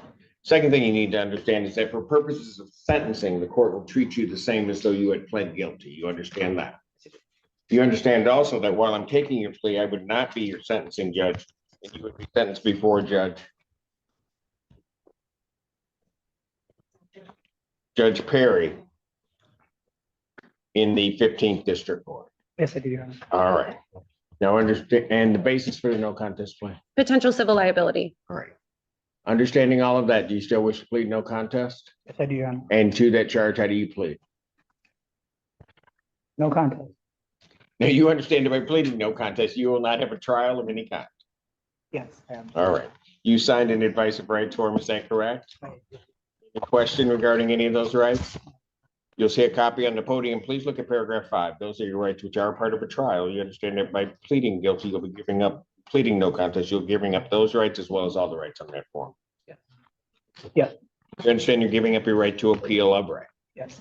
Are you on probation or parole? No. Has anybody promised you anything other than what's been stated here today on the record to get you? No. Anybody threaten you or coerce you? No, sir. You're doing this voluntarily Yes. of your own free will? And because you believe that you are indeed guilty, or I won't ask you that, never mind. Court has been provided Ann Arbor Police Department report for their case number 25-17-355. Any objection to the court reviewing that report to form the factual basis? No, Your Honor.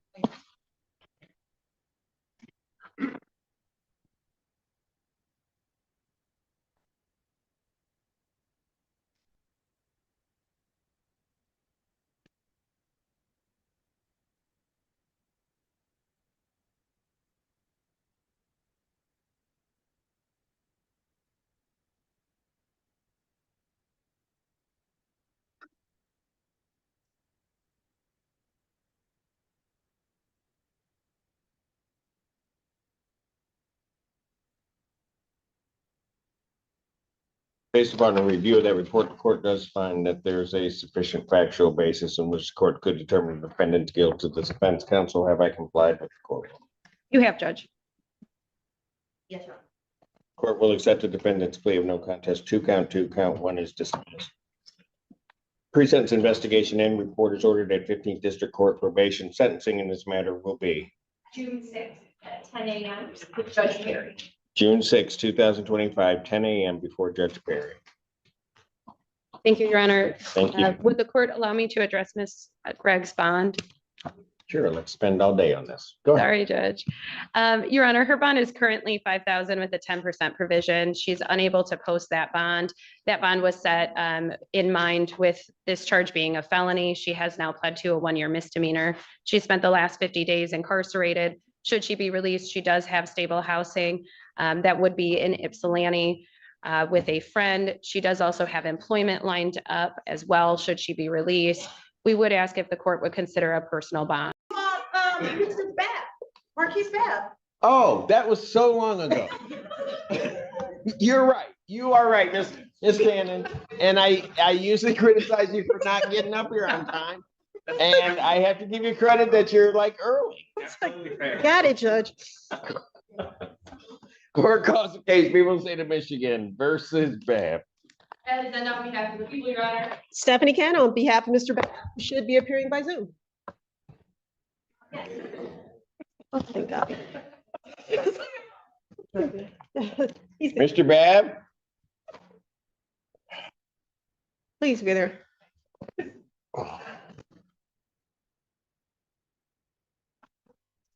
So what had happened?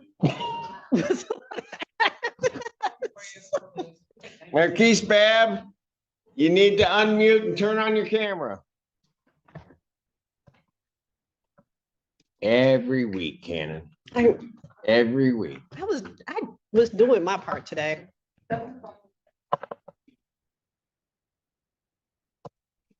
Your Honor, we're just setting it for a preliminary exam. What? We're simply setting it for the preliminary exam. I gotta have him, I don't know who, I gotta have him here. Oh, you're just gonna call him? Yep.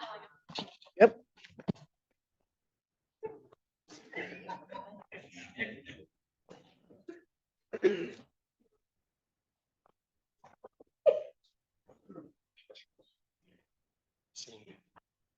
Never mind. I'm gonna say something.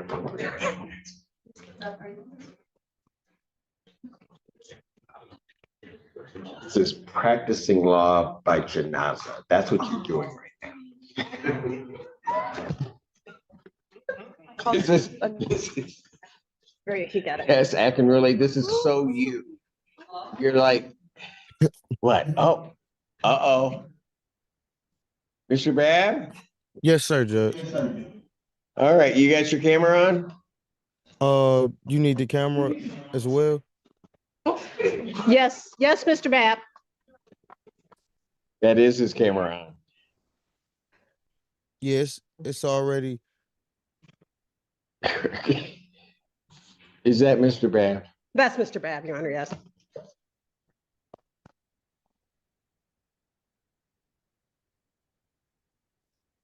The good news is he'll be here in person the next time, Your Honor. I won't be here to witness it. It's going to somebody else. All right.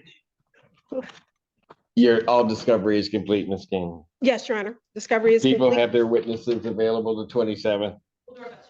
Preliminary examination in person, May 27th, 2025, 9 a.m. That's before Judge Fresh Hour. Thank you so much, Your Honor. Thank you. Bond will continue. Court calls case of the people versus Marvin Sullivan. Andrew Childers appearing on behalf of James Fifelsky appearing on behalf of Mr. Sullivan, who is approaching. State your name for the judge, please. Marvin Sullivan. Thank you. Your Honor, this is a first PCC. I'm asking for an August 14, 2025, 9 a.m. Defendant's bond will continue. Right. Thank you, Your Honor. Thank you.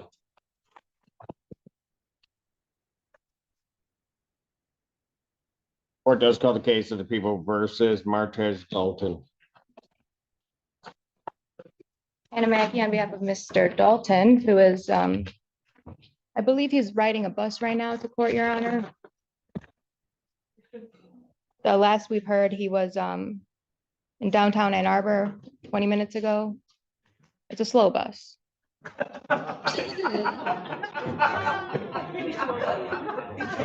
He came from Detroit. Let him know he came from Detroit. The bus has been driving from Detroit, Your Honor. Maybe it ran out of gas. You ran out of- What? He's coming. The bus is coming. How do I know he's on a bus? I spoke to him, Your Honor. Huh? I spoke to him and he said he was on the bus.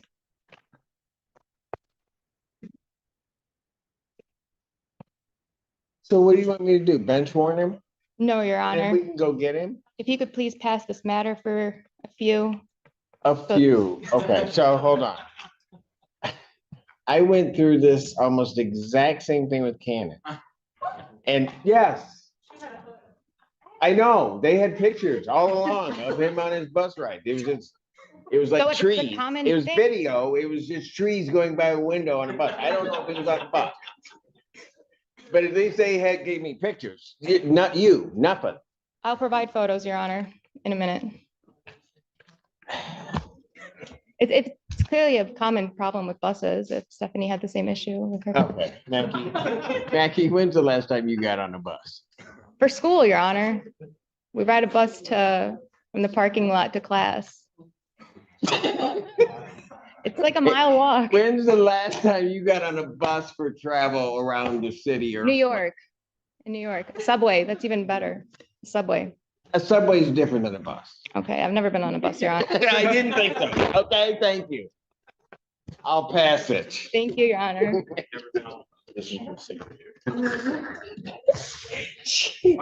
I've never been on a bus. I know. Don't know why you're trying to fight it. Just say I've never been on a bus. She doesn't even know if it's a slow bus. Court does call the case, people versus Rahman Mohammed.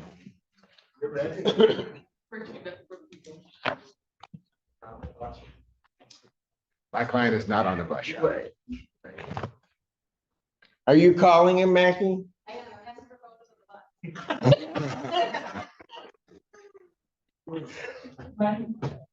Lauren Brown, Deputy Chief Public Defender, appearing with and on behalf of Mr. Rahman Mohammed. Mr. Mohammed, please state your name. Rahman Mohammed, thank you. Your Honor, today's date and time set for probable cause conference. We are respectfully requesting that this matter be set for preliminary examination. Also, we'd like to address bond at the. All right, all discovery is complete. As far as we know, yeah. People have their witnesses available the 27th. We will try our best, Your Honor. I did want to let council know Mr. Muhammad has a new warrant in as of just a few days ago. Office received for a fight in the jail apparently, so I'll have that reviewed as soon as possible. Preliminary examination, May 27th, 2025. Thank you, 9 Honor. a.m. That's before Judge Fresh Hour. Thank you, Honor. As to bond. Yes. Your Honor, my client is respectfully requesting that the court allow him a personal recognizance bond. He does have a place to stay. He would stay with his father, Kushir Muhammad. That would be in Banner Street in Detroit, Michigan. He's asking if the court feels that it's necessary, he would agree to wear a tether to ensure that he returns to court. Response.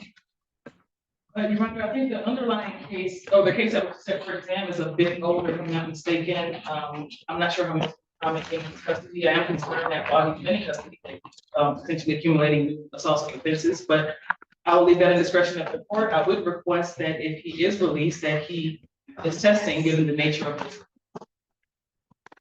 My client will agree to test.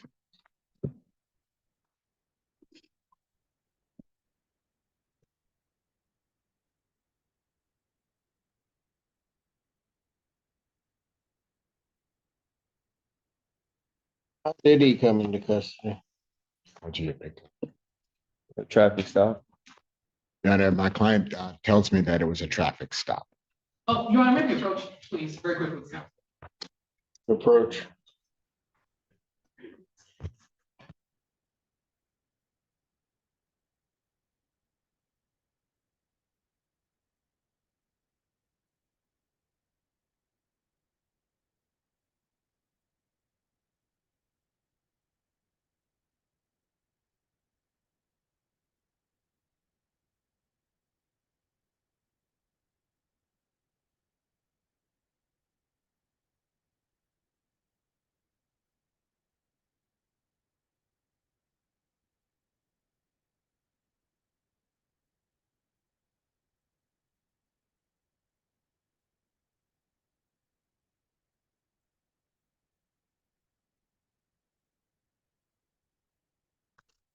Our record should reflect, we've had a bench conference in this case.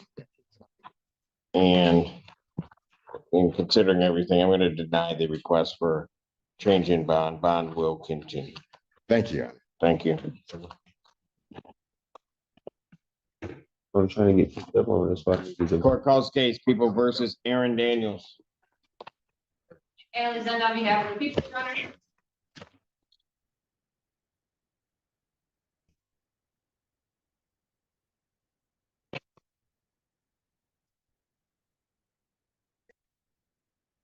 Anna Mackey on behalf of Mr. Daniels, who is to my right. Please state your name for the record. And at this time, we'd like to request that this matter for preliminary examination and all discovery is complete as far as we are aware. People have their witnesses available the 27th.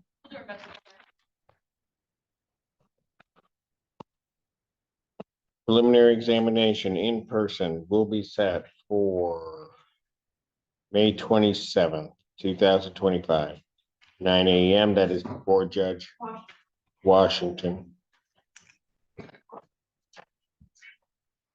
Bond will continue. Thank you, Your Honor.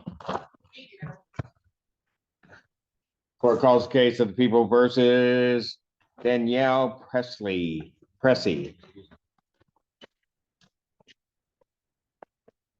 Andrew Childers appearing on behalf of the people. Michael Gaddy, Assistant Public Defender on behalf of Ms. Pressey, who's approaching Judge.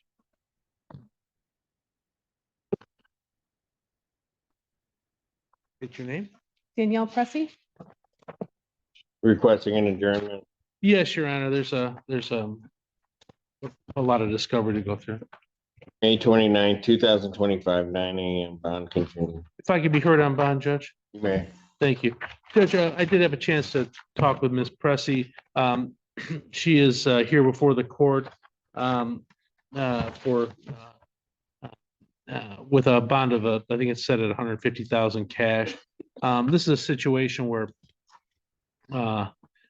she has absolutely no criminal history the last 13 years or so. She does have an old OWI matter from 2012. That's all I could find on her CCH. She resides in the Metro Detroit area in Oxford or Lapeer.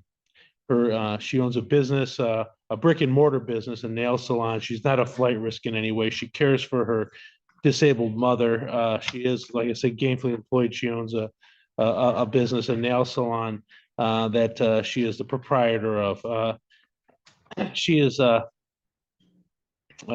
We'd ask the court to consider some kind of a reduction in bond, hopefully a personal bond, like she would avail herself of any both a scram and a GPS tether if the court thought that was beneficial to ensure both her presence and that she's not anywhere that she should not be.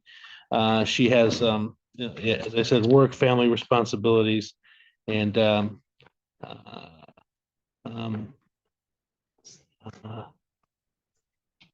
doesn't have to care for her disabled mother.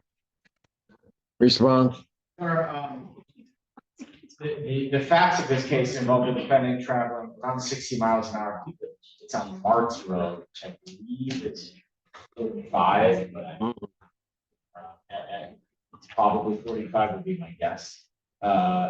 60 miles an hour with now candidly The BAC was 0.038, but there was also an 200 nanograms per milliliter of amphetamine, as well as THC, 2.7 nanograms of THC in her system. The victim is tragically the defendant's son, I believe was 7 at the time. He was improperly belted in the rear seat and killed in the accident when the vehicle crashed into a tree. Based on those facts and circumstances, I don't believe that the bond is improperly set. I believe that the facts of this case are awfully tragic, but I am concerned about the defendant's potential conduct while out. This matter pending given the seriousness. Your Honor, if I might, this is a very serious situation, very tragic. There was, the allegations of the purported Adderall, I believe, was a prescribed drug. As Mr. Childers stated, it was a 0.038 of what was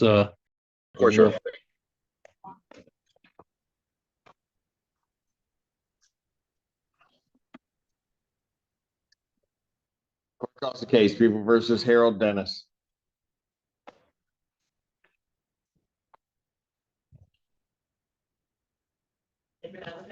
Assistant Public Defender Jay Ballinger on behalf of Mr. Dennis. Mr. Dennis, can you please state your name for the record? Harold L. Dennis. All right, I have before me a plea form that indicates that the defendant would be pleading guilty to an added count 2 of larceny less than $200 to 93 day offense. Upon his successful plea to that charge, count 1 would be dismissed.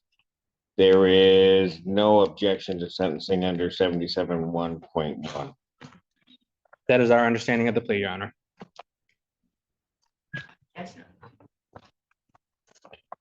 Have him sworn. Raise your right hand. Do you solemnly swear and affirm the testimony you're about to give be the truth, the whole truth, and nothing but the truth? You got it. I do. State your name. Harold L. Dennis. Sir, it is this court's understanding that you're going to be pleading guilty to the charge of larceny less than $200. That is a misdemeanor punishable by up to 93 days jail, $500 fine plus court costs. The fine could be increased to 3 times the value of the property, which is the subject matter of the theft. If that's greater than $500, that would become the maximum fine. You understand all of that? Yes. You understand also, sir, that while I'm taking your plea, I would not be your sentencing judge, and you would be sentenced before Judge Washington in the 14B District Court. Okay. You understand that? Yes. You wish to plead guilty? Yes. And to that charge, how do you plead? Guilty. Now, you understand that by pleading guilty, you will not have a trial of any kind.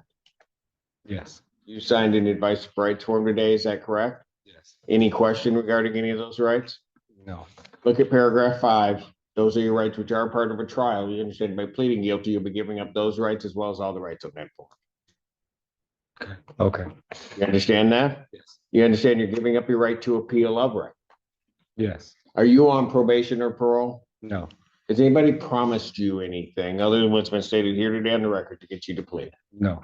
Anybody threaten you or coerce you? No. You're doing this voluntarily Yes. of your own free will Yes. because you believe that you are indeed guilty of this offense? Yes. On the date of August 19, 2023, at the location of 1150 Nash Avenue, Ypsilanti Township, Washtenaw County, State of Michigan, what'd you do regarding property belonging to Willie Rawls and Willie Rawls Jr. that makes you think that you're guilty? Well, actually, I didn't do anything that,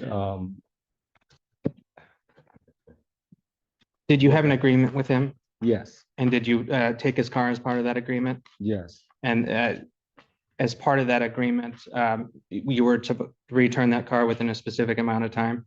yes, And how long did you keep the car? too long, And how long is too long? couple years. Okay. 2 years? Yes.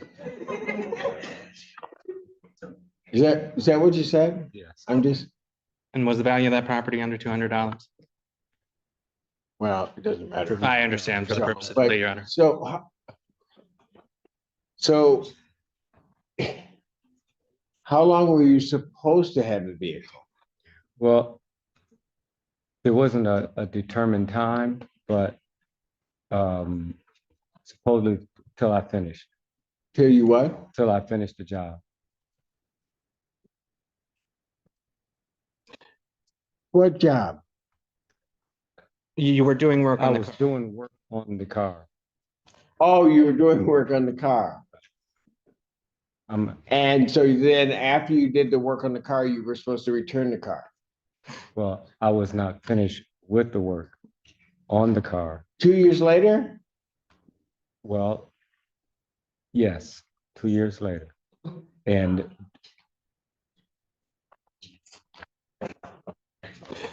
Did the owner of that vehicle have an expectation that you would turn that within a sufficient amount of time? yes, And did he contact the police as a result of you not returning the vehicle? yes, If I could briefly, were there multiple requests for the vehicle to be returned Thank you. that were not responded to? yes, And it's, so that we're really clear, the work that you were supposed to do would not take 2 years to complete, No. would it?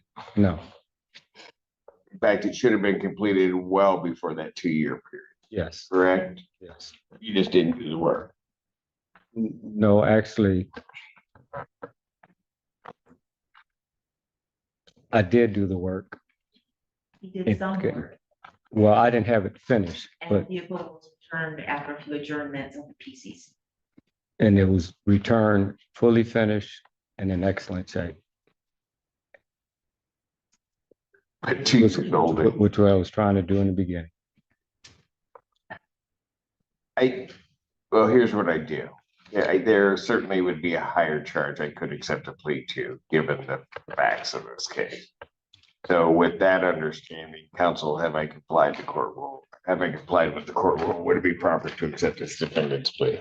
Yes, Your Honor. Yes. Court will accept a defendant's plea of guilty to count 2. Count 1 is dismissed. Pre-sentence investigation and report is ordered at 14B District Court sentencing July 3rd at 10 a.m. with Judge Washington. July 3rd, 2025, 10 a.m. 10 a.m. before Judge Washington. Okay. Bond will continue. You need to contact 14B probation as soon as possible. And that's your sentencing date. Okay, and time. And that's the location. Where am I? And You don't need to sign off on this one. That's just for you to keep for your record so that you know when to go to that court, okay? You can give me a call later. All right, take care of you.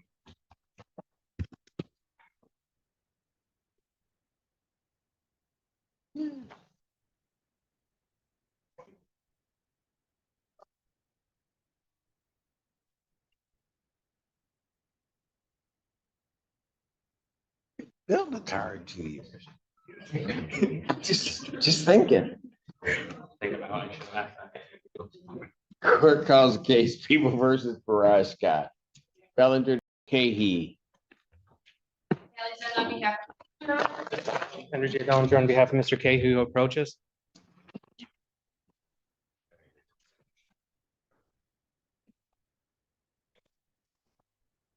All right, what are we doing? Your Honor, we are here for a plea today. I will let Ms. Zenda place that on the record. Your Honor, the defendant's going to be pleading guilty to count 2 with sentencing under 4A, count 1 will be dismissed. 4A sentencing. Correct, Your Honor. May I have them sworn? You solemnly swear to affirm the testimony you're about to give will be the truth, the whole truth, and nothing but the truth, so help you God. Yes. State your name. Maurice Cahey. All right. Sir, it is this court's understanding that you're going to be pleading guilty to the charge of domestic violence. That's a misdemeanor punishable by up to 93 days in jail, $500 fine plus court costs. You understand that? Sir. All right. You also understand, sir, that while I'm taking your plea, I would not be your sentencing judge, and you would be sentenced before Judge Washington in the 14B District Court. Sir. You understand that? Yes, sir. Understanding all of that, you still wish to plead guilty? Yes, sir. And to that charge, how do you plead? Guilty. Now, you understand about pleading guilty, you'll not have a trial of any kind. Yes, sir. You signed an advice of rights form, is that correct? Yes. Any question regarding those rights? No. Look at paragraph 5. Those are your rights which are part of a trial. You understand that by pleading guilty, you'll be giving up those rights as well as all the rights on that form. Okay. You understand that? Yes, sir. You understand you're giving up your right to appeal of right? Yes. Are you on probation or parole? No. Has anybody promised you anything other than what's been stated here today on the record to get you to prison? No. Anybody threaten you or coerce you? No. You're doing this voluntarily of your own free will? And because you believe that you are indeed guilty of this offense? April 14th, 2025, at the location of 2700 International Drive, Ypsilanti Township, Washtenaw County, State of Michigan. What'd you do involving Charita Agee that makes you think that you're guilty? Put my hands on her against her will. You did what? Put my hands on her against her will. Okay. I get that, but what did you do? Do you push her? Did you? She tried to attack me and I put my hands, I removed her off. Okay, well, you run into the same problem. I understand, Your Honor. If the court, So I can't accept a plea. What do you want me to do? if the court wouldn't mind passing the matter for a few moments. Why not? We passed everything else. I appreciate it, Your Honor. I'll pass it. Mr. Perkins is here. Let me try to get that one. Court recalls the case, People versus Brian Brown. Good afternoon, Your Honor. Assistant Attorney General Clarissa Williams on behalf of the people. Good afternoon, Your Honor, and good afternoon to your staff. May it please this honorable court. My name is Todd Russell Perkins, P55623, appearing on behalf of Mr. Brown. I'm not sure if he's The facility that is housing him has not signed him in. I guess I could waive his presence. If I could address the issue, Your Honor? I did speak with his new federal attorney. I'm not able to represent him federally because of a conflict. And I did speak with his federal attorney who has been working to try to find a solution to bond for him. And that was Allison Krieger is one of the newer federal attorneys that's working for him. So at this point, I know he was litigious in this matter in your court in Washtenaw County Circuit Court as it relates to the accrual of these charges. So that is an issue that is contestable.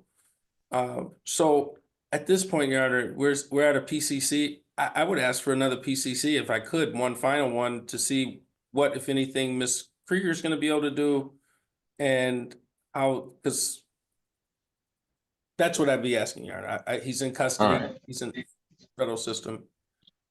All right, I will, without objection, I'll adjourn it. I don't think we're going to be able to move on this right at this point as we stand here now. So how much time are they looking, Mr. Perkins? If I could come back, is it going to be on a Thursday, Your Honor? Always is. Yep, pretty Okay. much. Just one moment. I'm trying to find it.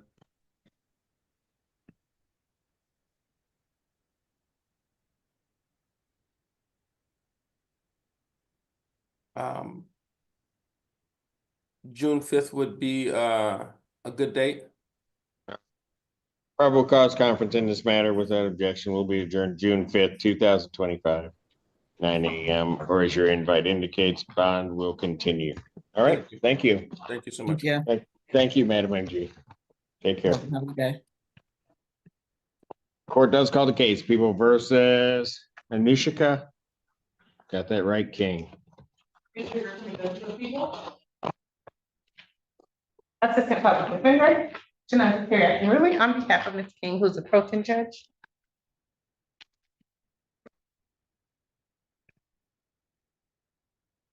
Hello. State your name. What's your name? Anushka King. All right. Judge, we're still in negotiation, so we're asking for an adjournment for us to. Hearing it this time. Probable cause conference, May 29th, 2025, 9 a.m. Bond continued. Thank you so much, Your Honor. I think for the record, I know we had brought this up earlier. Ms. King did in fact get arraigned on that IBAC out of 35th District Court on May 7th, and her first pretrial is June 17th. Sorry. All right. Thank you. Okay. Court calls the case of the people versus Alexander Cronin. Let's go. Good afternoon, Your Honor. Again, I'm for And good afternoon, Laura Yagi, Assistant Public Defender, with and on behalf of Mr. Cronin. Mr. Cronin, could you state your name for the court? Good afternoon, Your Honor. This is Alexander Cronin. How are you? And Your Honor, I just filled out a green sheet. I'm going to be asking for an adjournment for further discovery. I was just emailing with Ms. about the specific discovery that we are requesting. And no objections.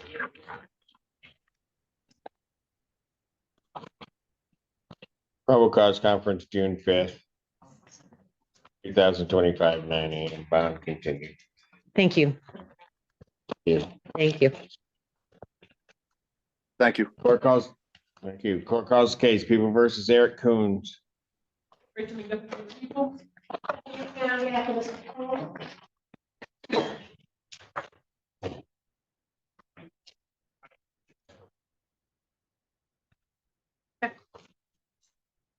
I've addressed it, Your Honor. I've explained. Just what? The The, fact that he only has half his pants on? that is correct, That's Your enough. Honor. Okay. All right. Your Honor, we are going to ask this case be set for a preliminary exam. For a preliminary examination? Yes, Your Honor. I just want to confirm with counsel, previously reached out with a requested offer. I inquired whether she had looked into any sort of treatment program with Mr. Combs to facilitate that. And my last update as of April was that she was going to look into it with him. I want to confirm on the record that he is either rejecting that possibility and not interested in that course, or where. Your Honor, to say he's not interested would be incorrect. He just, we're going to move it forward. He is considering the possibility of a specialty court. We've discussed specialty courts and the rigors associated with them. My client is not saying no, but in this moment, he is not saying yes. So I'm not saying it's not going to happen, just not today. Okay. So discovery is complete. To my knowledge. People have their witnesses available to 27th. We'll try, Mr. Preliminary examination, May 27th, 2025. 9 a.m. in person before judge. Fresh hour. Okay. Bond will continue. Thank you. Court does call the case of the people versus Maxwell Lawson. People. Laura Yagi, Assistant Public Defender, with and on behalf of Mr. Lawson, who's approaching. Mr. Lawson, could you state your name for the court? Maxwell Lawson. Thank you. Forgive my clarity, Your Honor. I was on my way to work this morning when I remembered I had court. Okay, at least it's got whole pants on. Go ahead. Your Honor, the people and I have previously discussed a potential offer. At this time, we're asking that it be set for preliminary examination. I have been trying to find a recovery court to no avail in Wayne County that is accepting transfers, and I've spoken. I won't go into detail. At this time, we're asking that this case be set for preliminary examination. Discovery is complete. To our knowledge, yes. Witnesses would be available to 27th. We'll try, Your Honor. Preliminary examination, May 27th, 2025. 9 a.m. That's before Judge Washington. Bond continued. Thank you. Thank you, Your Honor. Thank you. Court does call the case of the people versus Latrice Lee. Michael Gaddy, this is a tender for Ms. Lee, who's approaching, Judge.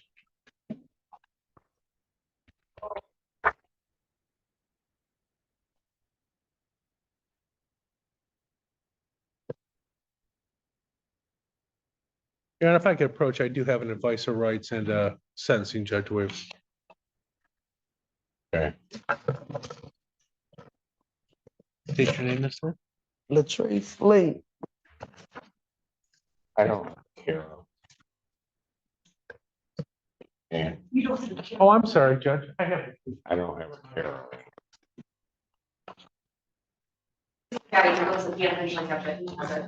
Yes.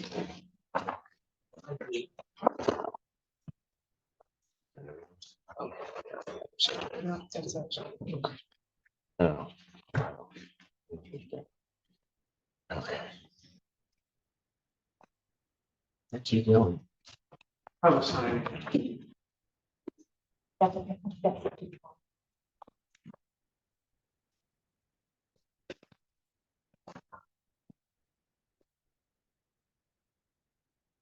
My apologies, Judge.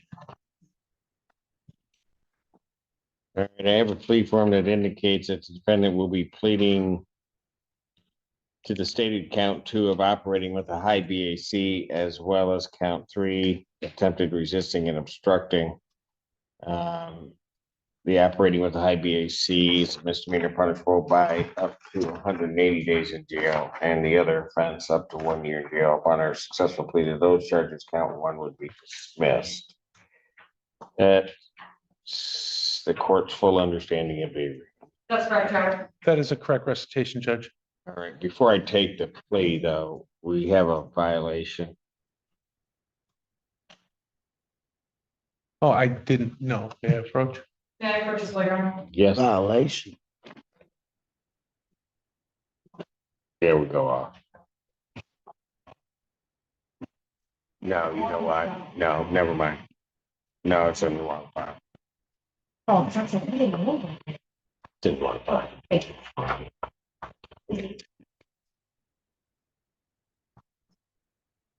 It's okay. It was somebody else's violation. Okay, I know, I'm, But you look shocked? huh? Never mind. All right, may I have her sworn? Raise your right hand. Do you solemnly swear to affirm the testimony you're about to give will be the truth, the whole truth, and nothing but the truth, so help you God? Yes, State your name. Latrice Lee. And is she pleading guilty? or- She's pleading no contest, Judge. I did provide the police report yesterday. Yes, I have the police reports. I just don't.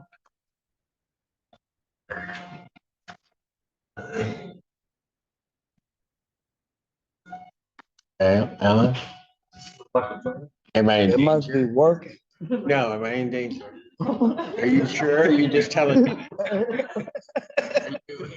Oh, wow. So you're gonna plead no contest. You're not making any admissions. What? So, But that doesn't mean it went away. Felon. Maybe somebody be checking that. don't look at me. He point Huh? to me. You tell me, I'm, my faith and trust is in you. If you're telling me I'm okay, I'm okay.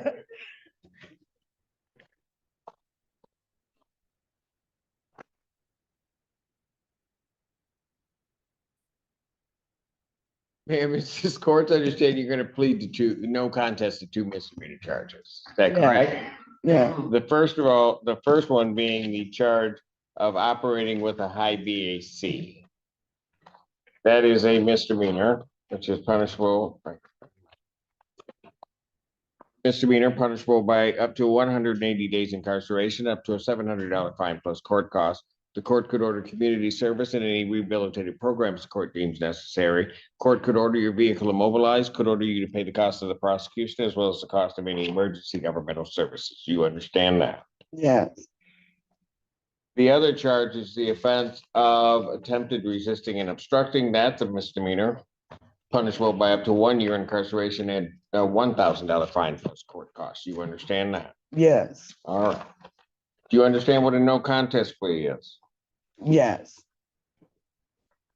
2 things about a no contest plea I have to make sure that you understand. The first thing is it means that you're not further desirous or wanting to contest these charges. You understand that? mm-hmm, Yes? yes, All yes, right.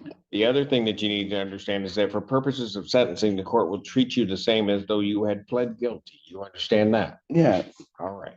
You also understand, ma'am, that while I'm taking your plea, I would not be your sentencing judge and you would be sentenced before Judge Barr in the 14A2 District Court. yes, You understand that? yes, All right. Basis for the no contest plea. Potential civil liability, Judge. Ma'am, to the charge of operating with a high BAC, how do you plead? guilty. You plead no contest. Oh, no contact.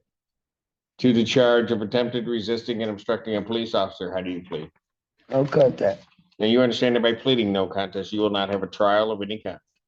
Yes, You signed an advice of rights form, is that correct?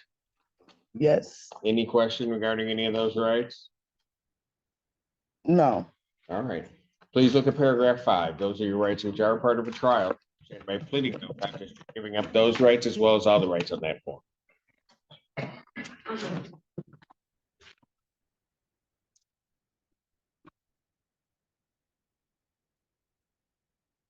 yes, You understand you're giving up your right to appeal of? yes, Are you on probation or parole? no, Has anybody promised you anything other than what's been stated here today on the record to get you to plea? no, Anybody threaten you or coerce you? no, You're doing this voluntarily and of your own free will? yes, Court has been provided and has reviewed Washington County Sheriff's Office report for their case number 24-81414. Any objection to the court having reviewed those reports? No, Your Honor. None from defense. Based on the court's review of the report, the court does find that there's a sufficient factual basis in which the court could determine the defendant's guilt of these offenses. Counsel, have I complied with the court? I think we're satisfied. Defense is satisfied, Judge. Court will accept the defendant's no contest pleas to counts 2 and 3. Count 1 is dismissed. Pre-sentence investigation and report is ordered at 14A2 probation. Sentencing in this matter will be June 24th at 10 a.m. with Judge Barr. June 24th, 2025. What time? 10 a.m. before Judge Barr. On will continue. Thank you, Your Honor. okay. Actually, if I could ask the court to address the court on a bond condition, Judge. Yes, go ahead. Thank you. Ms. Lee has been testing faithfully since the onset of this matter. I think she has had nothing but negative tests. We'd ask the court to remove the testing obligation at this time. I don't need a response. I'm not going to do that. At this point, our bond will continue. Thank you, Judge. Okay. Court does call the case. People versus Megan Moses. People.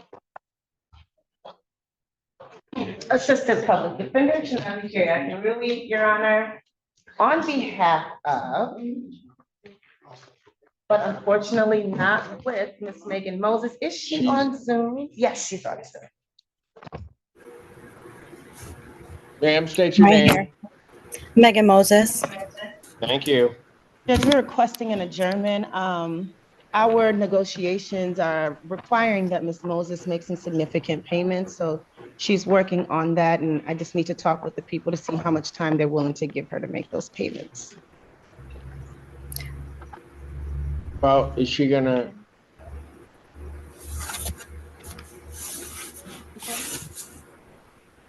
Hello. Yeah, hang on a second, Ms. Moses. Okay. Well, is she gonna, I mean, how much time are we looking at? Well, Your Honor, I think that I will just be asking for the normal 2-week adjournment, and then once I find out from the people exactly what the terms of the agreement would be, I guess at that point I can present that to the court. All right. May 29th, 2025, 9 a.m. Bond continued. Thank you, Your Honor.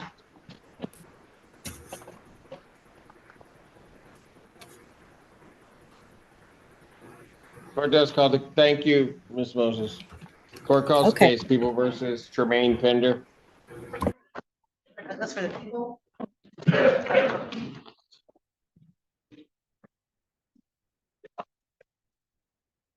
Anna Mackey, on behalf of Mr. Pender, who's appearing to my right, please state your name for the record. Tremaine Pender. He's wearing shorts, Your Honor, yes. Why? Saw you looking at his shorts. Well, I wasn't looking at his shorts. I don't know that that's, should be stated. Yeah, I was at I'm work. just wondering where the rest of the pant leg is. No, I'm sorry. I was at work. I'm a carpenter, so I'm in the sun all day. I wasn't really thinking about my court session today. Because I just left work. You weren't thinking about us. No, I was thinking about you. Oh. Yeah, I was thinking about you, but I'm outside in the sun all day. It's hot out there. I wasn't thinking like, I'm sorry about that.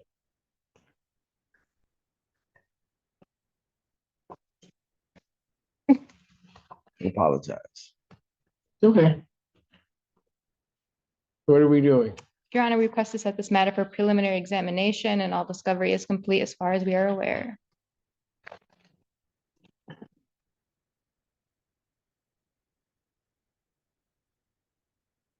Preliminary examination, well, people have their witnesses available the 27th.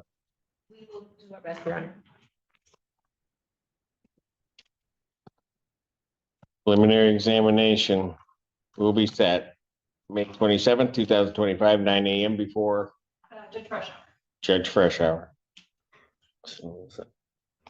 Bond continue. Thank you. Thank you, Your Honor. Thank you a lot. Court calls case People versus Melton Rucker.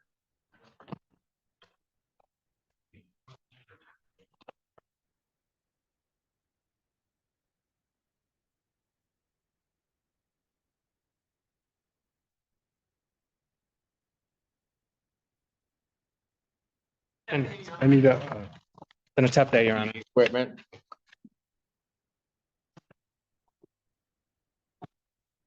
Okay, fair enough.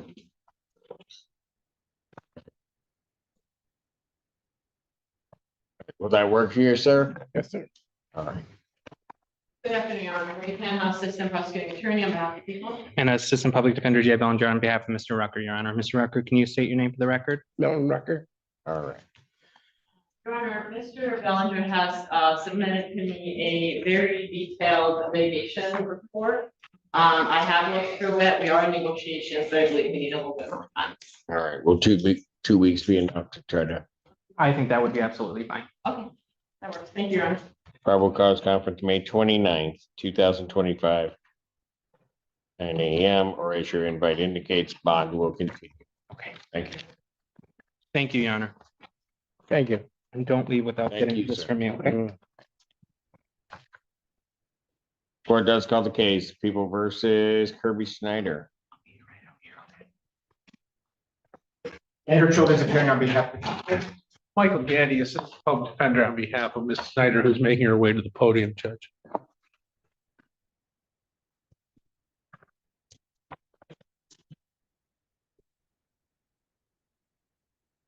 Oh, it's fine. Don't worry about it. I'll let you finish fixing.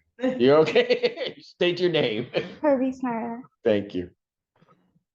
All right, what are we doing? Your Honor, this matter, well, we're asking for a brief adjournment. We have submitted the paperwork for the recovery court to Judge Kunke's office. We have not heard back yet.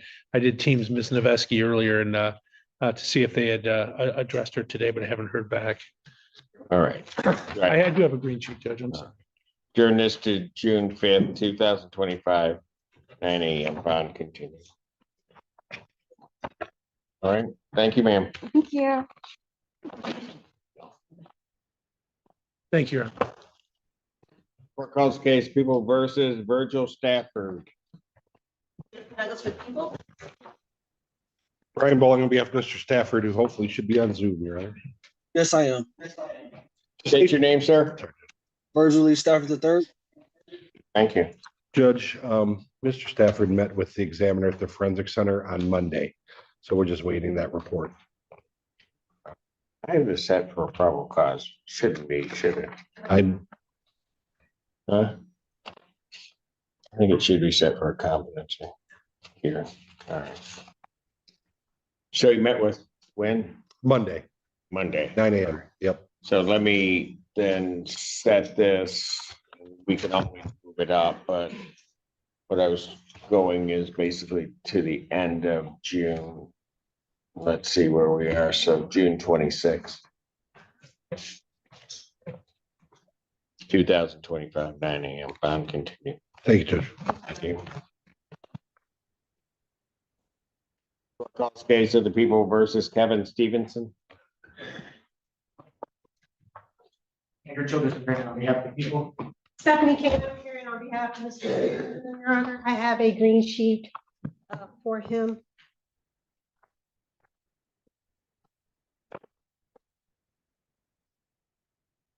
Your Honor, Mr. Stevenson is currently being housed at the Calhoun County Jail. A writ was not done. I did attempt to do this by stipulation. However, me and the prosecutor, we couldn't agree on, we wanted the court to pick the next date. Yeah, we were just trying to get the next date. I mean, in a good way though. So we were just looking for the next date from the court. He won't be released until the end of May. So, Yes, Your Honor. oh, so it's not that they couldn't pick a date, they're trying to submit it after the deadline. And we said no. Oh, they didn't submit anything. No, Judge. So it was, so they were like, Judge, no. That's what was going No, on. so we were working really good on it. I wanted to go further out and she was like, why don't we let the court decide? And I said, I don't mind, that's fine. And so then we came here for the court to decide what date the court wanted to do, knowing that he's not going to be released until the end of May.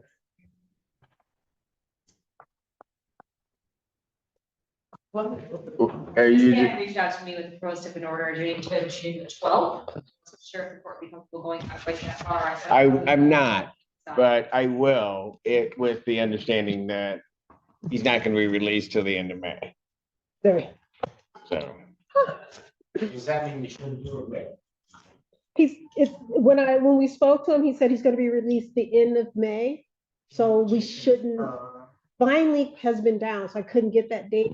Hopefully it comes back up. So, Your Honor, thank you. June 12th will work for us. Thank you.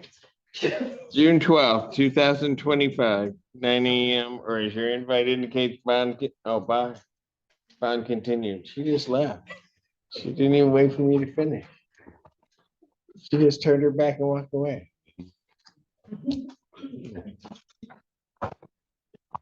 Sounds like something a supervisor in that office needs to know about. Court calls the case People versus Elijah Stewart. Good afternoon, Your Honor. So if you hadn't gotten up in such a hurry to walk away, you would have been there. I would have been there. Never mind, go ahead. I'm slacking today, Your Honor. Stephanie Cannon on behalf of Mr. Stewart, who is present to my right. Please state your name for the record. It is Elijah Stewart. Thank you. Your Honor, we're just going to ask for a 2-week adjournment on this matter. We are we're doing some investigation, and we do believe that we will be fine by 2 weeks from today. No objection. Probable cause conference, May 29th, 2025, 9 AM. Bond continued. Bring in lunch. Thank you, Your Honor. Appreciate you so much. No, Good morrow, sir. What? Good morrow. Your Honor. Wow. Wow. Just go. Wow. Court calls the case People versus Courtney Taylor. Alexander, on behalf of people, Your Honor. Assistant Public Defender Jay Bellinger on behalf of Ms. Taylor, who appears via Zoom. Ms. Taylor, can you please state your name for the record? Courtney Taylor. Thank you. Your Honor, we are just seeking to set this for preliminary examination. Discovery is complete to the best of my knowledge. People have their witnesses available the 27th. We'll do our best, Your Honor. Preliminary examination in person, May 27th, 2025, 9 AM. That is before Judge Washington. Bond will continue. Thank you. Court calls the case of the People versus John Terry.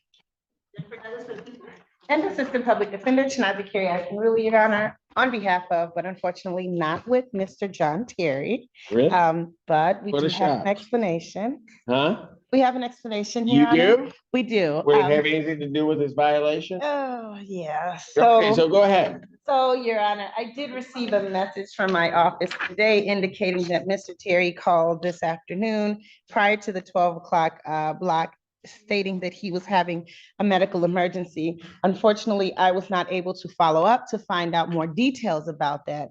I do understand based on the bond violation that the court is going to put a bench warrant out for my client, but what I haven't decided.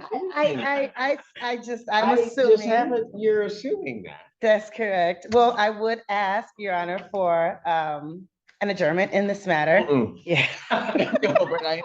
Go ahead. So what we were asking, I have been able to speak with Ms. Douglas about this. So what we're asking is that although the court will most likely put the bench warrant, we're just asking that it be delayed to give us an opportunity to get that information to confirm his medical emergency. And I know it is problematic because he's got the bond violation. I don't need a response. Nice of you to ask me, second, really, but Benchmark will issue for defendant's failure to appear bond $25,000 cash surety. That warrant will issue immediately. Thank you, Judge. You're welcome. Yeah. And I know you didn't mean that. Thank you. Court calls the case, People versus Dalco Thomas. Oh, boy. Anna Mackey on behalf of Mr. Delco. As on behalf of the people, Your Honor. Is it Thomas Delco? I think it's backwards. Your name, sir? Yeah, I'm here. Oh, Delco Thomas. Okay. That's not bad. what'd you say? Uh-oh. Why did I say that? Because you said it backwards. Oh, Your Honor, at this time, we are requesting to set this for preliminary examination and all discovery is complete as far as we are aware. People have their witnesses available on the 27th. We'll do our best, Your Honor. Preliminary examination will be in person, May 27th, 2025, 9 a.m. That is before Judge Fresh Hour. Wait a second. Here, yeah. Oh. Bond will continue. Thank you, Your Honor. Thank you. Thank you, sir.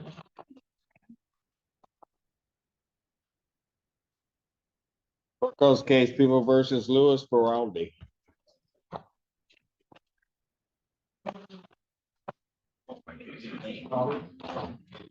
Andrew Childers appearing on behalf of. Brian Bowling on behalf of Mr. Veraldi, I'm sorry. State your name for the record. Waiver. Louis Veraldi. Thank you. Your Honor, at this time, Mr. Veraldi is prepared to waive his right to a preliminary examination. All right, is that correct, sir? Yes, sir. You understand the preliminary examination is a proceeding where the people would have to show by probable cause that the offense alleged was committed and that you committed it. Yes, sir. You understand you'll not have that hearing and you'll proceed to circuit court for further resolution. Yes, Your Honor. People also waive their right. That's right. Preliminary examination having been waived, defendant is bound over to circuit court on a single count. Acknowledge receipt of the information, waive its formal reading and stand mute, Your Honor. Defendant having waived formal reading, standing mute, court will enter not guilty plea. Pretrial will be set for July 17th at 1:30 p.m. with Judge Slay. July 17th, 2025, 1:30, Judge Slay. Thank you, Your Honor. Thank you, Your Honor. Thank you. Bond continues. I'll give you this. Court calls the case of the People versus Jelani Wright. Jennifer Douglas with people. Mike Gandy, Assistant Public Defender on behalf of the right.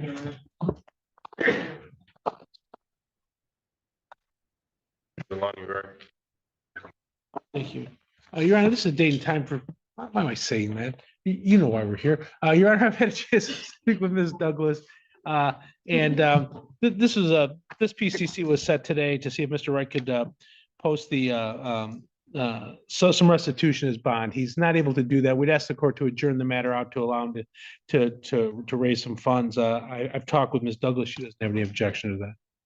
How much time is he gonna need? Would the court consider 6 weeks?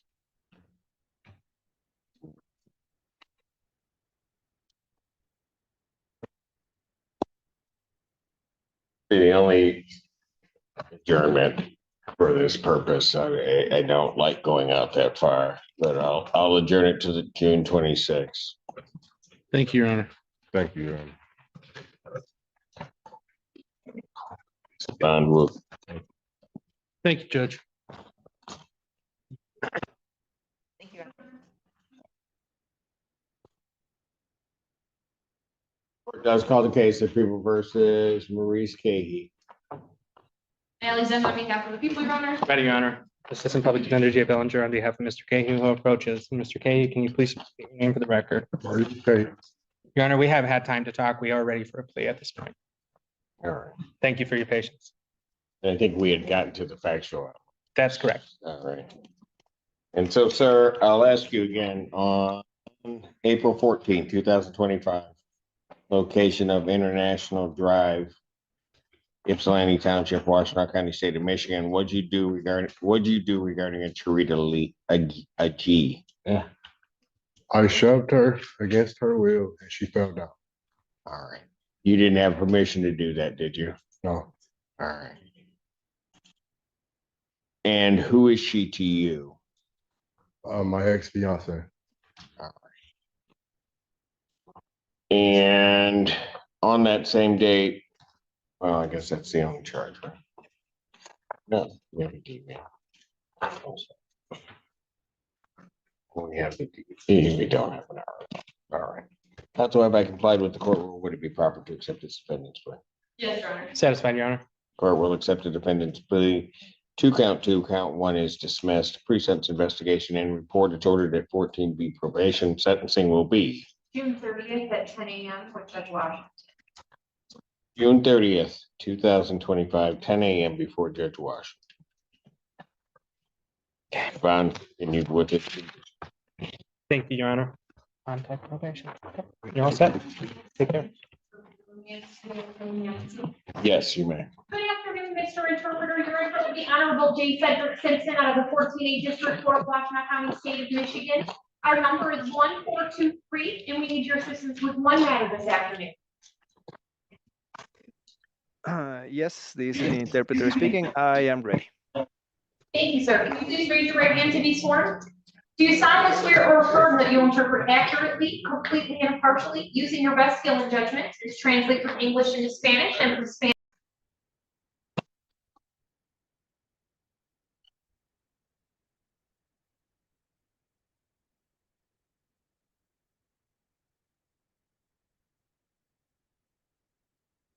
Court does call the cases of the people versus Sean Chun.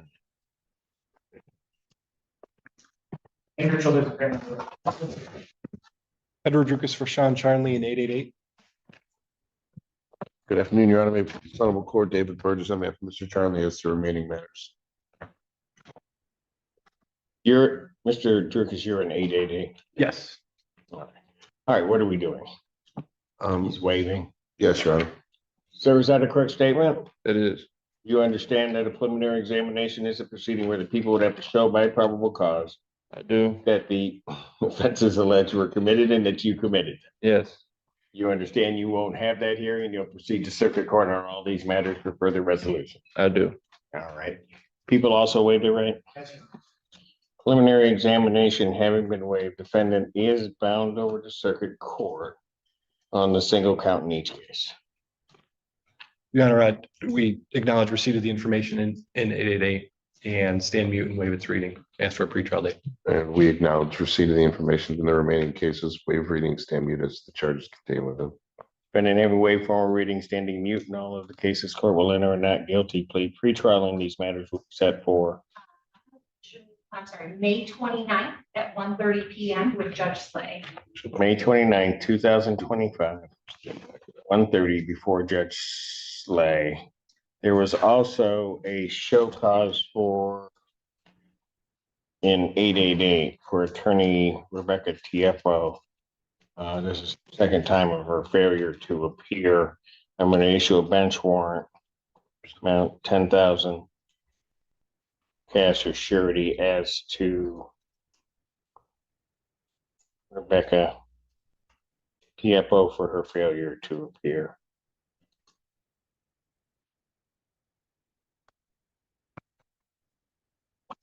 The defendant's bond will continue.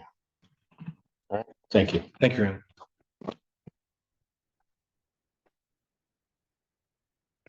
Court does call the, yeah, I'll get him to you. Just a second. Court does call the case People versus Tayona Beasley.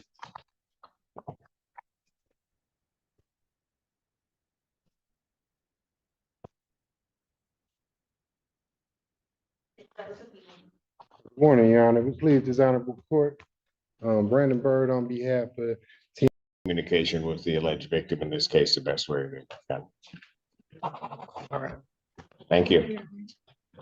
I'm gonna need an order that says that kind of. Court calls the case People versus Michael Hill.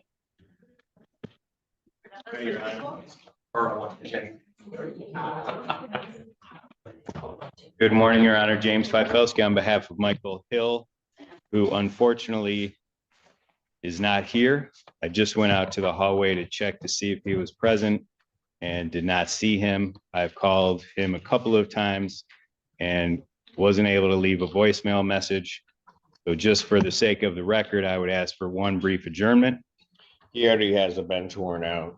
Okay. So his failure to appear, I'm just gonna leave the bench worn out. What, is there a bond set on that or just a? He has no bond. No bond. Okay. Thank you, Your Honor. Court does call the case, People versus Angelica Towers. Alexander, on behalf of the people, Your Honor.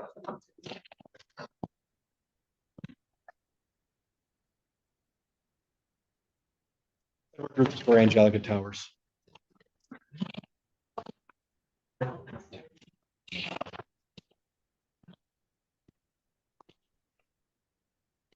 Angelica? Thank you. All right, what are we doing? Your Honor, there's some negotiation and I'm asking for an adjournment today. I'm asking for a short adjournment. And I understand that the bond violation. Pardon? Maybe a bond violation as well. Yes, violation of her no contact order. That's correct. I have the understanding, I was contacted by the complaining witness in this case. I was told that he had spoke to the victim advocate, two of them, and he would like to address the court today. For what reason? To allow contact. That is correct. He is here to request contact. In light of the bond violation? I'm not gonna do it that way. I mean, I have an alleged bond violation. Now I have somebody coming through wanting contact. I don't.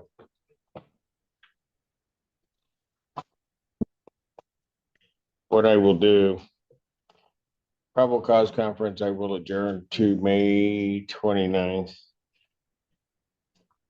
2025, 9 a.m. I will also set it for a bond violation hearing at that time. And then I'll hear from the parties. So actually that's, yeah, on that day. For probable cause and the bond violation here.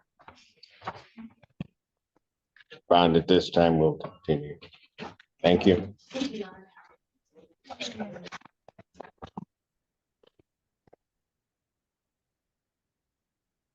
Court does call the case People versus Julia Sosinski.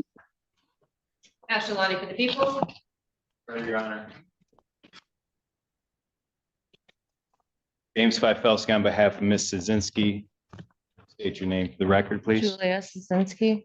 All right, I have before me a plea form that indicates that the defendant would be pleading guilty to the charge of use of heroin, a 1-year misdemeanor. Upon their successful plea to that charge, the felony would be dismissed.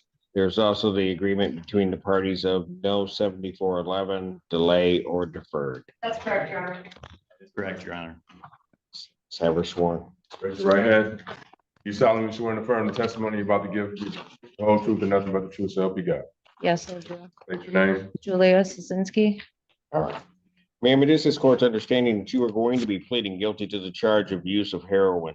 That is a misdemeanor punishable by up to 1 year incarceration, a $2,000 fine plus court costs. You understand that? Yes, Your Honor. You also understand that while I'm taking your plea, I would not be your sentencing judge and you would be sentenced before Judge Freshour in the 1483 District Court. You understand that? Yes, Your Honor. All right. Understanding all of that, do you still wish to plead guilty?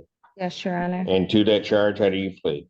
Guilty. Now, you understand that by pleading guilty, you'll not have a trial of any kind. Yes, Your Honor. You signed an advice of rights form today, is that correct? Yes, Your Honor. Any questions regarding any of those rights? No, Your Honor. Please look at paragraph 5 on that form. Those are your rights which are part of a trial. You understand that by pleading guilty, you'll be giving up those rights as well as all the rights on that form. Yes, Your Honor. You understand you're giving up your right to appeal of right. Yes, Your Honor. Are you on probation or parole? No, Your Honor. Has anybody promised you anything other than what's been stated here today on the record to get you to plead? No, Your Honor. Anybody threaten you or coerce you in any way? No. You're doing this voluntarily Yes, Your Honor. of your own free will Yes, Your Honor. and because you believe that you are indeed guilty of this offense? Yes, sir. On the date of April 3rd, 2019, location of US 23 near North Territorial Road in Northfield Township, Washington County, State of Michigan. Did you have heroin in your possession? Yes, Your Honor. Did you use it? Yes, Your Honor. And did you know what you were using was heroin? Yes, Your Honor. Counsel, have I complied with the court rule? Would it be proper to accept this defendant's plea? Before satisfied. Defense is satisfied, Your Honor. Court will accept the defendant's plea of guilty to count two. Count one is dismissed. The pre-sentence investigation and report is ordered at 1483 probation. Sentencing in this matter will be June 16th at 9 a.m. for Judge Freshour. June 16, 2025, 9 a.m. before Judge Freshour. Bond with its conditions will continue. Thank you. Thank you very much, Your Honor. Court calls case People versus Larzell, Washington.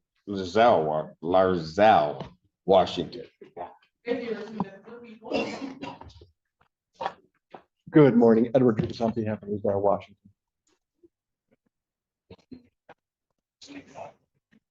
How you doing, Your Honor? I'm doing great. What's your name? Larzell in Washington. Thank you. Thank you, sir. Your Honor, we had referred this over to the recovery court. I spoke with them and they indicated that they've in receipt of all the information to do an intake. However, they have not done that interview. That interview could be completed within the week. Like if we could have a 1-week adjournment. Probable cause conference, May 22nd, 2025, 9 a.m. Bond continued.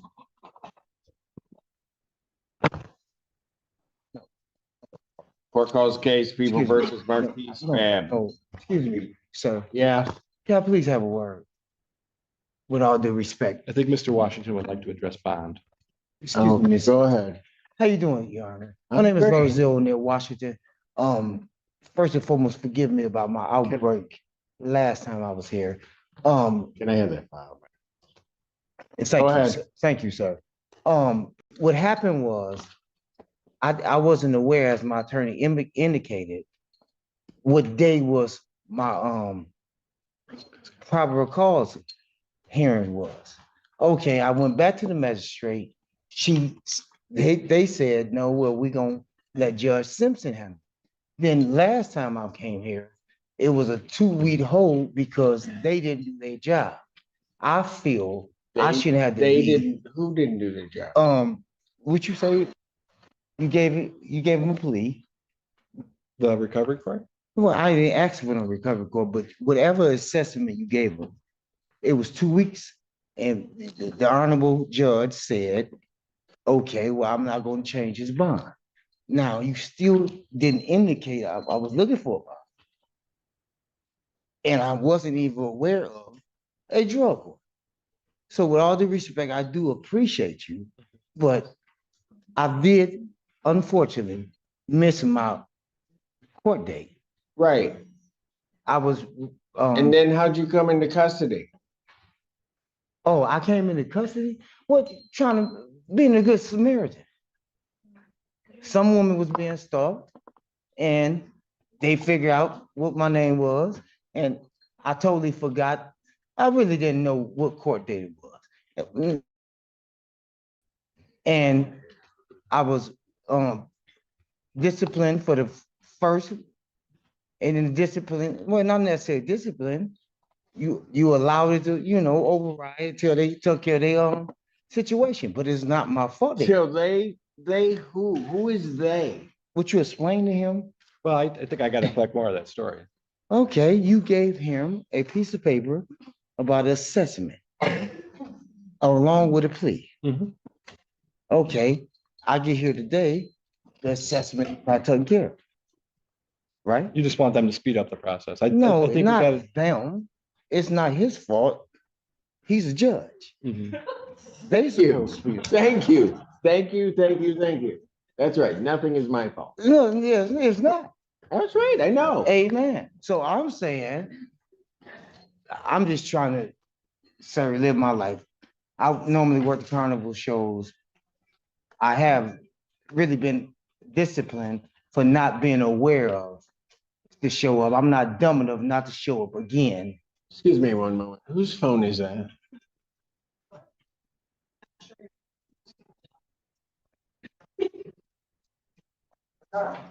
It's somebody down there's phone. Is hers? Tana's phone? Really? Go ahead, sir. And I'm not ignorant enough not to show up in front of Judge Simpson courtroom again. I think he is saying that he would show up to court next time. He's asking for a PR bond. Yes, I am, sir. If the court would not provide a PR bond at this time, if the court would allow an interview to take place, if that interview takes place, then the court provide a PR bond. I never said that. I asked, could you please provide a PR bond? And I will. I addressed this the last time you were here. What was it about? I think they're gonna keep you in. All right, man, you're fired. God bless you. And thank you, Your Honor. Why is he fired? Because he's not speaking up for me. I really don't even know what's going on. Oh, it would, okay, so did you understand before you make that final decision about firing him? Well, it wouldn't have mattered whether you spoke or he spoke. I was denying your motion. I've already heard it. Well, I don't know. Why are you denying the motion? And what's so funny? Because wow, because you appeared here, didn't show up, didn't turn yourself in, got picked up, got brought here. Yes, that's how we got you back. And the magistrate, so I'm not releasing you right, now. the magistrate, okay, so did not release me, and then that's right. You didn't release me because that's right. Wait for assessment. Am I correct? And I haven't had the assessment yet. Exactly. So is it my fault you haven't had the assessment? Is your fault? It's my fault? I thought nothing was my fault. So whose fault is it? I don't know. But it's not mine. You do agree? No, I don't agree. The assessment, do I? I don't know whose fault it is. It hasn't happened. I'm done. Pretty much. God bless you. Thank you. Thank you, Your Honor. Well, keep talking. Why are you up here at my why are you at my podium? Why are you at my podium? Next time, Tana, turn your phone up louder when that's going on. And then it was. Did I call your case? Yes, you did. You called, Mr. Babb, Marquise Babb. Oh, that was so long ago. You're right. You are right, Miss Cannon. And I usually criticize you for not getting up here on time. And I have to give you credit that you're like early. Got it, Judge. Court calls the case, people of the state of Michigan versus Babb. That is done on behalf of the people, Your Honor. Stephanie Cannon, on behalf of Mr. Babb, who should be appearing by Zoom. Oh, thank God. Mr. Babb? Please be there.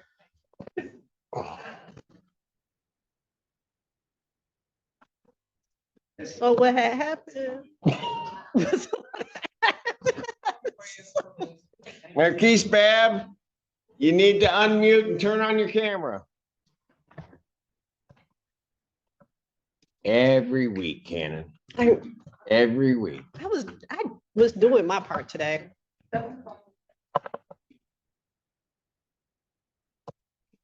Your Honor, we're just setting it for a preliminary exam. What? We're simply setting it for the preliminary exam. I gotta have him, I don't know who, I gotta have him here. Oh, you're just gonna call him? Yep. Yep.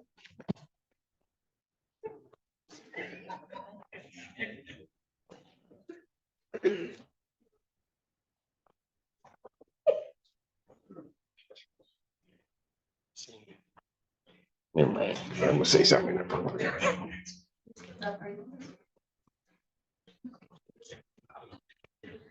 This is practicing law by janaza. That's what you're doing right now. This is Great, he got it. yes, acting really, this is so you.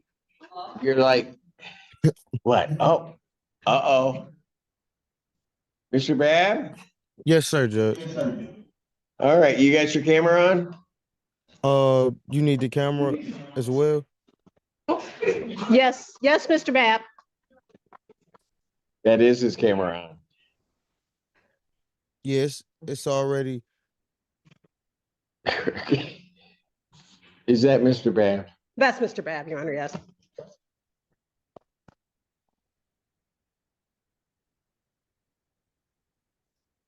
The good news is he'll be here in person the next time, Your Honor. I won't be here to witness it. It's going to somebody else. All right. All discovery is complete, Ms. King. Yes, Your Honor. Discovery is People complete. have their witnesses available the 27th. Preliminary examination in person, May 27th, 2025, 9 a.m. That's before Judge Fresh Hour. Thank you so much, Your Honor. Thank you. Bond will continue. Courthouse case of the people versus Marvin Sullivan. Andrew Childers appearing on behalf of the people. James Fifelsky appearing on behalf of Mr. Sullivan, who is approaching. State your name for the judge, please. Marvin Sullivan. Thank you. Your Honor, this is a first PCC. I'm asking for an adjournment for discovery and investigation. So I can review discovery with my client, and if I could possibly address bond, I would appreciate it. Probable cause conference, May 29th, 2025, 9 a.m. I need a screen sheet. Your Honor, I know you hate it when I do this, but I actually have a trial in Wayne County that day. Could we do the 3 weeks out? June 5th. Thank you very much, Your Honor. 2025, 9 a.m. Esteban. Your Honor, it's my understanding a $10,000 bond has been set in this case. My client has a lot of family in and around Romulus. He would reside with his mother in Romulus if he were bonded out. Has been gainfully employed doing demolition work out in Detroit, has 3 kids, custody of, I think, 2 that are in Michigan. And to my knowledge, I haven't had a chance to verify this, but it does not have any prior convictions involving firearms or assaultive activity. And I believe that while he has another pending case, that case has a PR bond. So I would ask the court to consider a low cash bond. What's his other pending case? No. I'm not sure. They got up to driving without ops on the person. Maybe a misdemeanor case.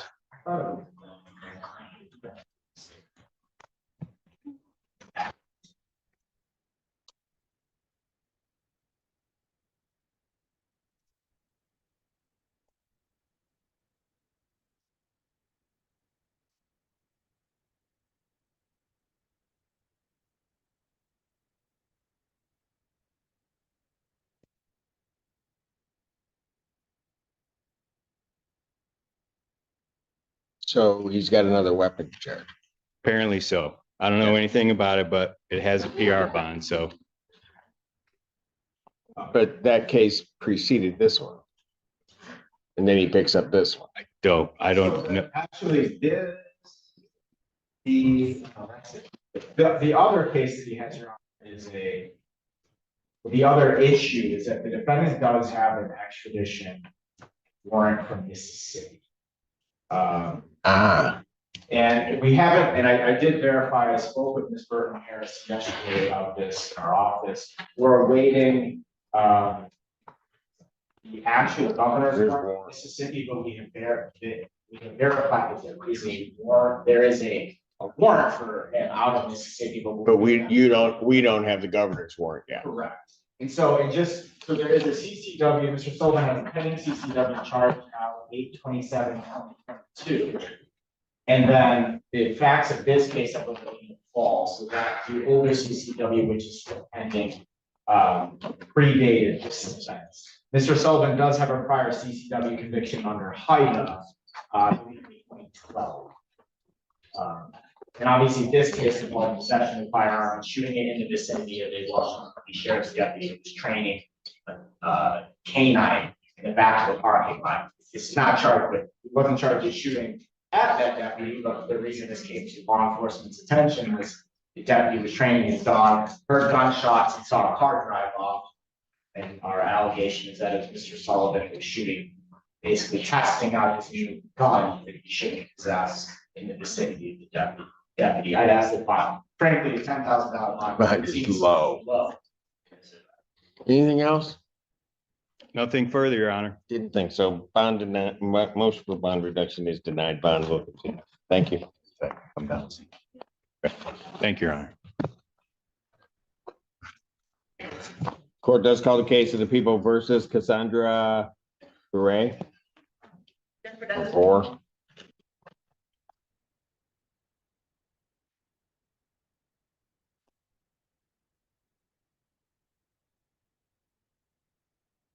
sorry to wake you.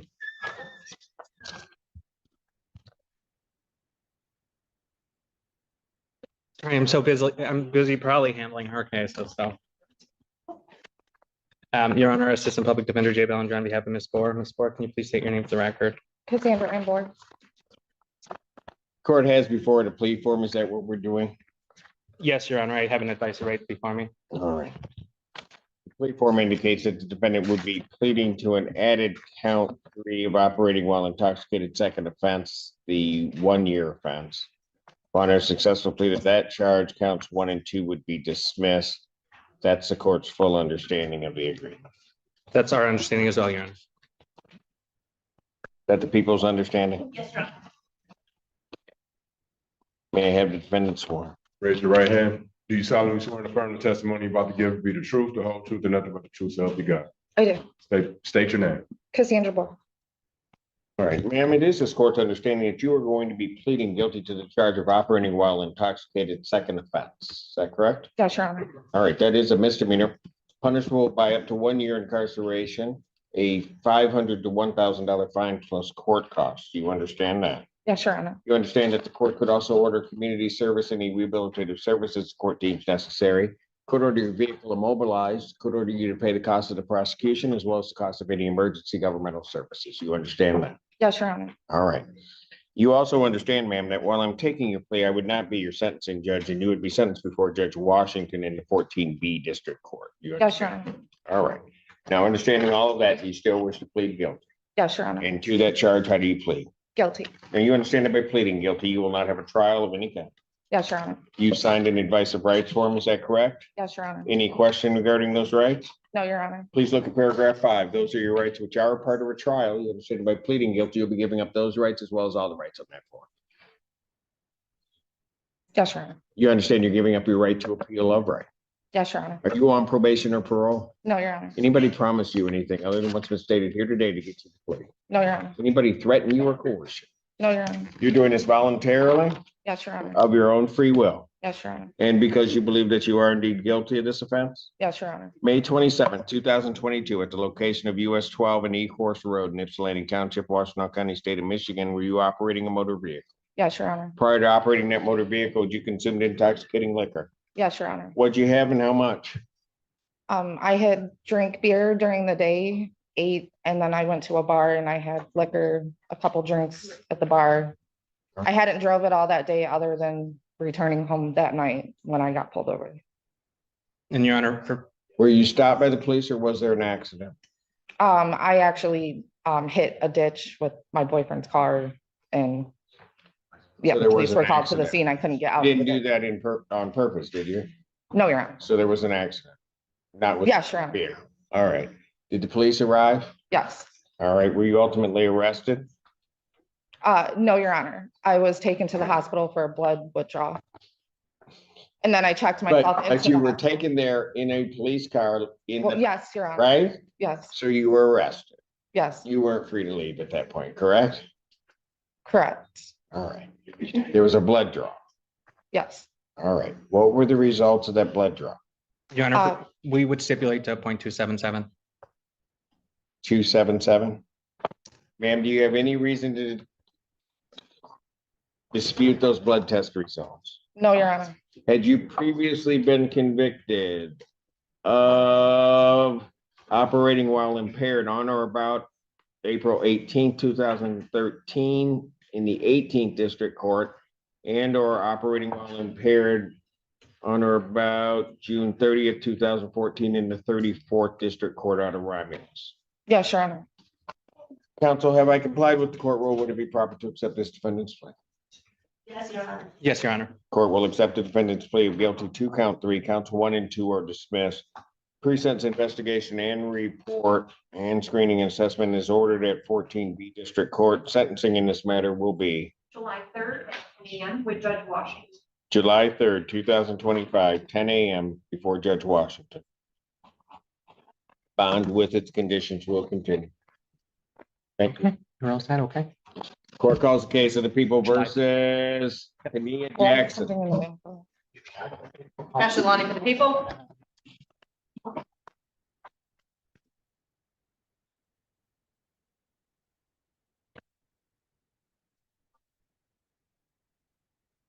Mac appearing on behalf of Ms. Jackson. I don't know if Ms. Jackson is joining us. Who do you have? Burmeister.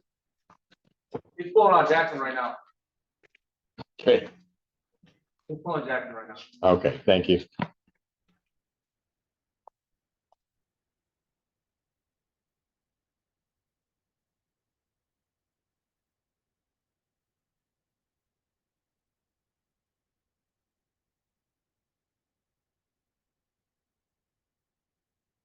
Good morning, Your Honor. Make their appearance.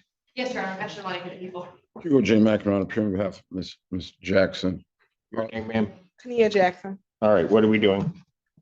Your Honor, I've had a brief conversation with the prosecutor. I would ask that you allow both of us to approach the bench or something that I need to inform the court of. Approach.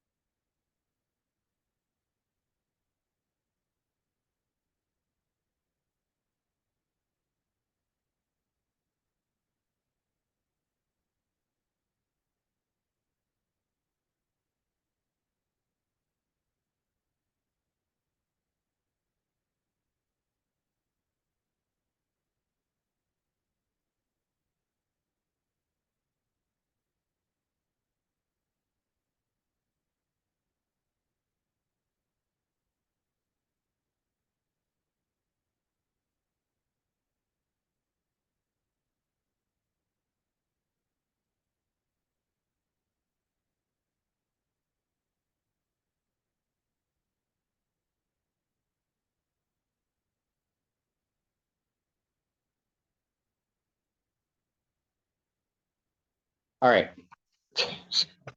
But that's today's about. Thank you, Your Honor. We would mutually request, myself and the prosecutor, that we. I need a green sheet prepared. I'll adjourn probable cause to May 22nd, Yes. 2025, 9 a.m. Bond continued. I can put that we requested. It doesn't matter.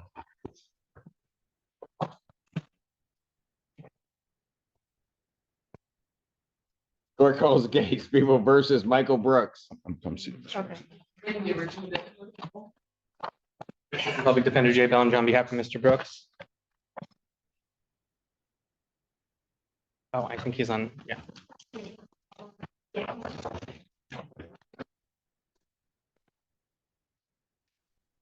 Michael Brooks.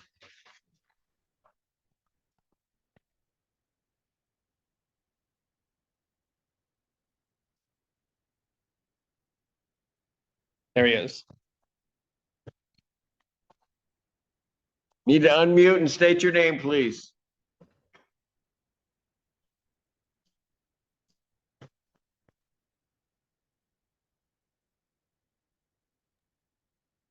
Can you hear me now? I can hear you now. State your name. My name is Mr. Michael Brooks.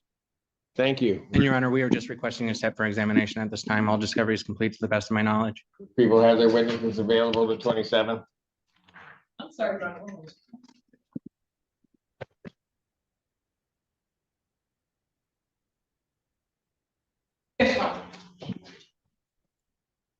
Preliminary examination in person, May 27th, 2025, 9 a.m. That's before Judge. That's before Judge Washington. Thank you, Your Honor. Bond will continue. Court calls the case People versus Kyle Burmeister. Alexander, on behalf of the people, Your Honor. Assistant Public Defender Jay Bellinger on behalf of Mr. Burmeister in case ending in 5078, Your Honor. James Vithelski appearing on behalf of Mr. Burmeister on the case ending in 5028. Burmeister, can you please state your name for the record? And Your Honor, we're just requesting a 3-week adjournment for purposes of him going in inpatient. He's just awaiting a bed right now. That is correct, Your Honor. Probable cause conference, June 3rd, June 5th, excuse me. 2025, 9 a.m. Bond will continue. So I'm just. The way you heard that. It doesn't. All right.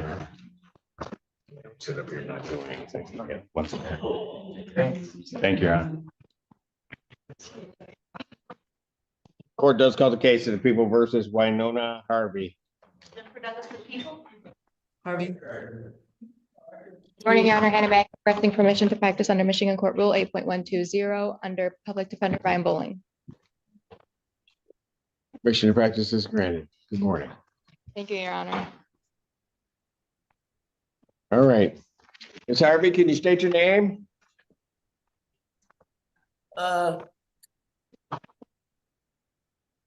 No, I can't. I know you got my last name is Michelle. Where are you? Where are you? I met with you in jail yesterday. Look, if it's gonna skip, okay, yeah, okay. All right. You're Miss Harvey? Yep. Okay. You're seeking an adjournment? I am, Your Honor. No, not you. I'm not Miss Harvey. People don't miss Harvey. I'm Harvey. I'm Harvey like that. People don't miss me, but I'm Harvey.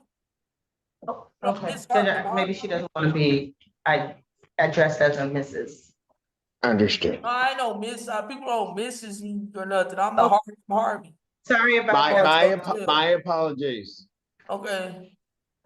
Probable cause conference will be adjourned June 5th, 2025.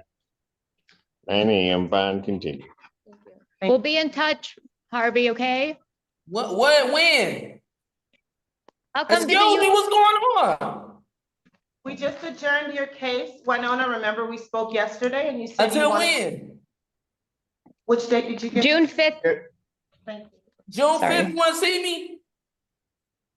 No, I'm gonna see you before then. Look, I'm not going back. I can't go back to the conference room. That hurt my back a lot. That room you took me and hurt my back a lot. Okay. I'm gonna let you talk to your attorney some other place, okay? Okay, Thank you. Shut her, please.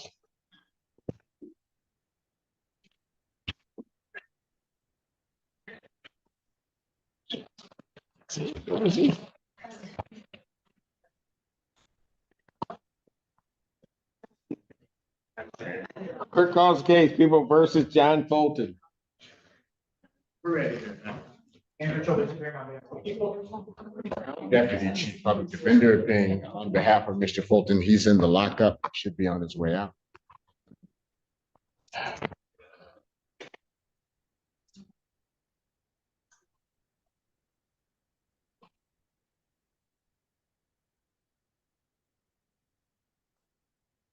Your Honor, today is the date and time set for the probable cause conference. I believe that we've adjourned this matter because we're waiting for a mitigation report. That mitigation report is almost complete, so we'd ask for one more adjournment. We've got the final piece of information we need. Probable cause conference, May 29th, 2025, 9 a.m. Bond continued. Thank you very much, Your Honor. Thank you.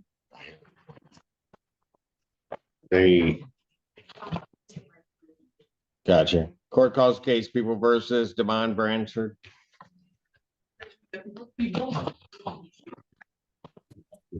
Brian Bowling on behalf of Mr. Bransford. Your name, sir? Demond Bransford. Thank you. I have a green sheet, Judge. All right. Requesting an adjournment. I am, Judge.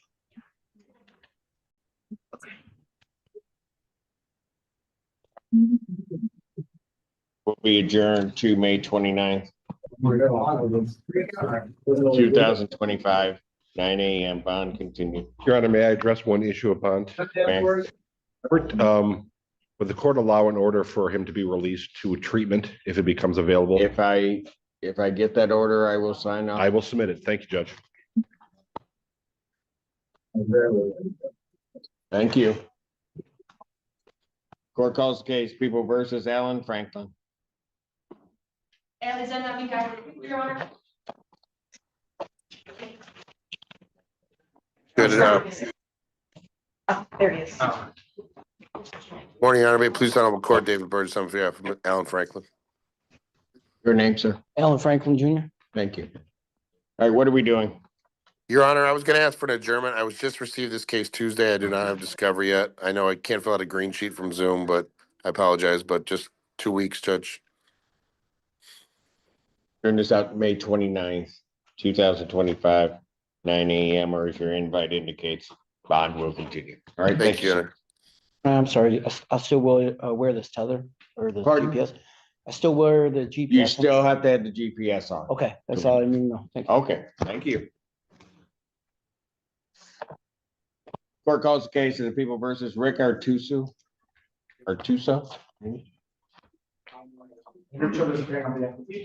And good morning, Your Honor. Assistant Public Defender Timothy Carey on behalf of Mr. Artuso, who is approaching. Mr. Artuso, state your name for the record, please. Rick Artuso. Thank you. Your Honor, I do have a green sheet. We're asking for an adjournment. We're currently in negotiations with the people. I would like to also address bond, please. Matter will be adjourned May 29th, 2025. 9 a.m. Yes. Your Honor, in regards to bond, we're asking, Mr. Artuso, well, Mr. Burgess is on one of his matters. I apologize. Okay. Good morning, Your Honor. May it please the Honorable Court, David Burgess on behalf of Rick Artuso. That's the other matter. All right. So, Your Honor, in my matter, Mr. Artuso has $1,000 10% bond that was set. He does have a cash or surety bond in Mr. Burgess's matter. Mr. Artuso, it seems as if he went into bench warrant status on Mr. Burgess's matter because he failed to appear to court. He did indicate that he came to court on that date, but he was under the impression his court date was set for 2 o'clock. When he did come, he stated he was here until the building closed and he left. Unfortunately, at that time, our office was not on his case, so he didn't call us. I'm unaware of his communications or if he was able to communicate with Mr. Burgess. So there was no opportunity to have a bench warrant recall. So how do you come back into custody? You said you were just in the car that was pulled over. Yes, I got pulled over. So he was arrested on the bench warrant, Your Honor. There are no new charges. So why didn't he come back to court? I did ask him that as well. Okay, and what was the answer? He did not have an explanation, Your Honor. Okay. It was Go ahead. So I'm the- listening. He did not have an explanation as to why he did not come back to the court, why he did not, contact the court to let them know that he tried to come. I did explain to him in the future, if he's got any issues with his court dates, that the clerk's office is right there at the front, that all he needs to do is speak with them and they'll advise him properly. The issue that we're having is, in our case, the resolution that we're seeking to reach would require that he pay some restitution up front. Unfortunately, with him being in custody, Judge, he will not be able to do that. He is hopeful that the court would consider giving him a PR bond. I understand if a GPS tether is necessary to ensure his return to court. He has very minimal criminal history, to my understanding as well, but I'd like to see if he could get out so he could raise some money and pay off this restitution so we could get a resolution. Sponsoring people. I would leave it up to your discussion. If he doesn't appear, doesn't come back, it's got to be picked up. It's gonna sit until we can get it resolved. Motion for bond reduction denied. Bond will continue. Understood, Your Honor. What do you need to say? I was gonna ask you, Your Honor, I, worst comes to worst, I know I could, it's Thursday, I'm scheduled to be married on Sunday, I could come in Monday and I could pay restitution, or whatever it takes to pay. Scheduled to be what? Married this Sunday. That is true, Your Honor. He did inform us of that. I don't know if his fiance and his mother are here, but prior to his being picked up, I think he was scheduled to be getting married this Sunday. I'm not gonna use that as a basis to. I mean, the problem is that you should have come back down to the court. If you waited here all day, you should have come to the court at some point, but we had to pick you up, bring you in. I'm not doing that again. Thank you. Thank you, Your Honor. Why? Why, I guess. You just. Sometimes yeah, stuff. All right, never mind. Court does call the case of me versus James Clark. Present on behalf of the people, Your Honor. Good morning, Your Honor. Andra Sabri requesting permission to practice pursuant to Michigan Court Rule 8.120 under the supervision of Assistant Public Defender Chinazai Kiri Akinruli, representing client Kyle Clark, who is present in person today.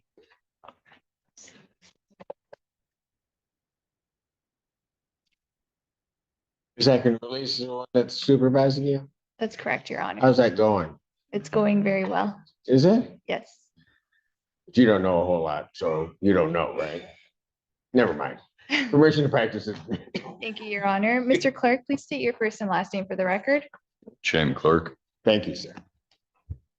All right, what are we doing? Your Honor, we respectfully request that this matter be set for a preliminary examination. All right, all discovery is complete. To my knowledge, Your Honor. People have their witnesses available the 27th.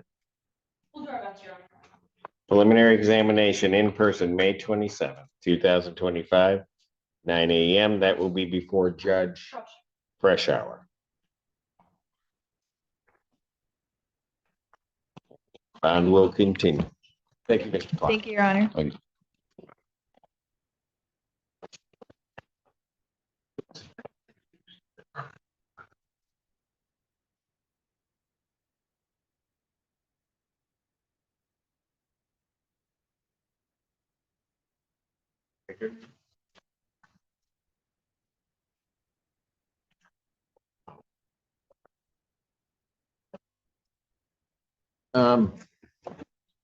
The intern that just appeared, could you just get your last name over to my staff? Appreciate it. Court does call the case of the people of the state of Michigan versus Jeffrey Murphy.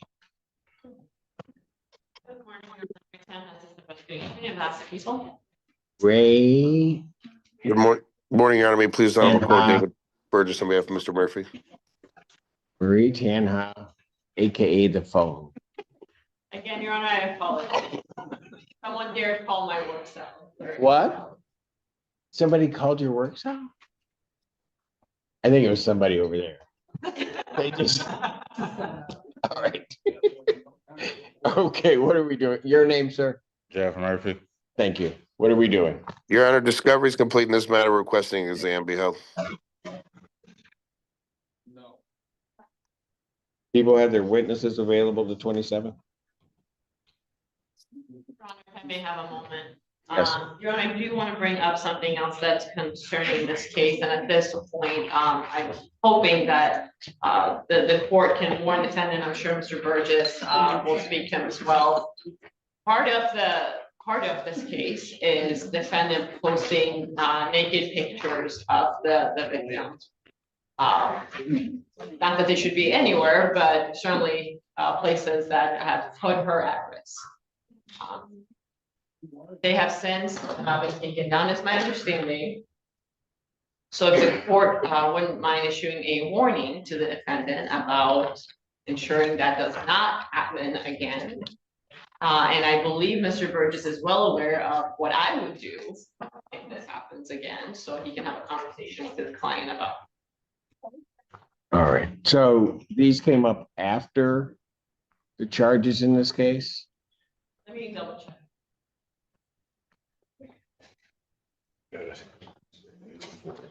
Your Honor, we don't know the exact date. I have to look into that. Okay, but they have since been taken down. Yes, it's been taken down, which is why I'm asking for a warning as opposed to. All right. You understand that, sir? Yeah, yes. All right. And Mr. Burgess, you're gonna have a more detailed conversation with him about that? Yeah, yes, I will, Your Honor. I'm well aware of what Ms. Tanner will do if that's the case. If he does it again, if it happens again, if it did happen in the first place, Your Honor, so. All right, very good. Okay. And with the people That's a good date, Your Honor. that will work, Thank you, Your Honor. preliminary examination in person, May 27th, 2025, 9 a.m. That is before Judge Washington. Bond will continue. Thank you.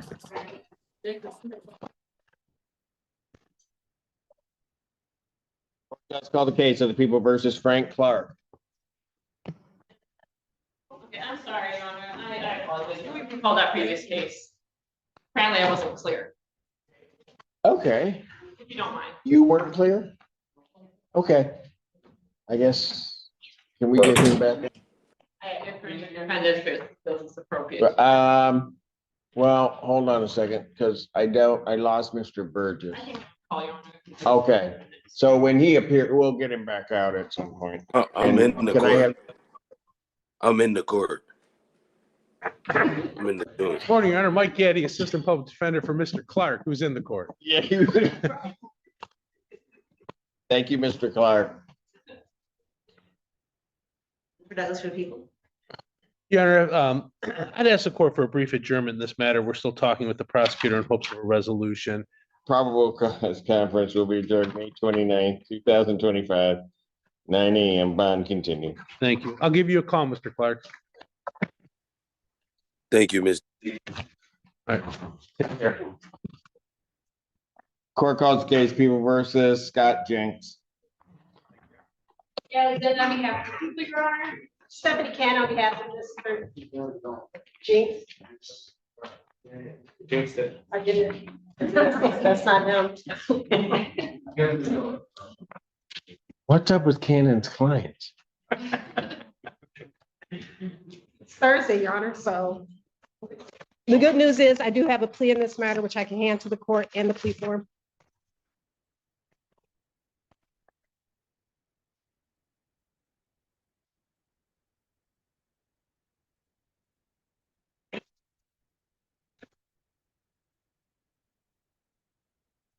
Back there.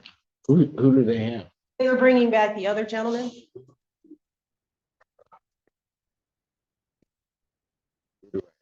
This is Jenks.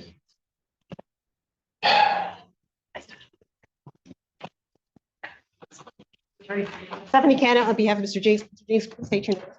Scott P. Jenks. I have before me a plea form that indicates that the defendant will be pleading to count 3, the domestic violence, with sentencing under 4A. That's the stated count 3. And defendant will seek alcohol treatment. He will also be pleading to an added count 4 of attempted resisting and obstructing a police officer to a 1-year offense. Upon his successful plea to those 2 charges, counts 1 and 2 would be dismissed. That's the court's full understanding. That's correct, Your Honor. Your Honor, that is my complete full understanding of the agreement. May I have him sworn? Raise your right hand. Do you solemnly swear and affirm the testimony you're about to give be the truth, the whole truth, and nothing but the truth, so help you God? Yes, sir. State your name. Scott B. James. All right, sir, it is this court's understanding that you are going to be pleading guilty to 2 charges. Is that your understanding? Yes. All right. Speak up for the court. Yes, sir. The first charge is that of domestic violence. That's a misdemeanor punishable by up to 93 days in jail, $500 fine plus court costs. You understand that? Sir? Yes, sir. The second charge is that of attempted resisting and obstructing a police officer. That's a misdemeanor punishable by up to 1 year incarceration or $1,000 fine plus court costs. You understand that? Yes, sir. All right. You understand, sir, that while I'm taking your plea, I would not be your sentencing judge and you would be sentenced before Judge Freshour in the 14A4 District Court. You understand that? Yes, sir. All right. Understanding all of that, do you still wish to plead guilty? Yes, sir. To the charge of domestic violence, how do you plead? Yes, sir. To the charge of attempted resisting and obstructing an officer, how do you plead? Yes, sir. How do you You gotta plead? say guilty. Guilty. Now, you understand that by pleading guilty, you will not have a trial of any kind. Can you hear him? I have a hard time hearing. You're okay. We can get some equipment, so let's do that.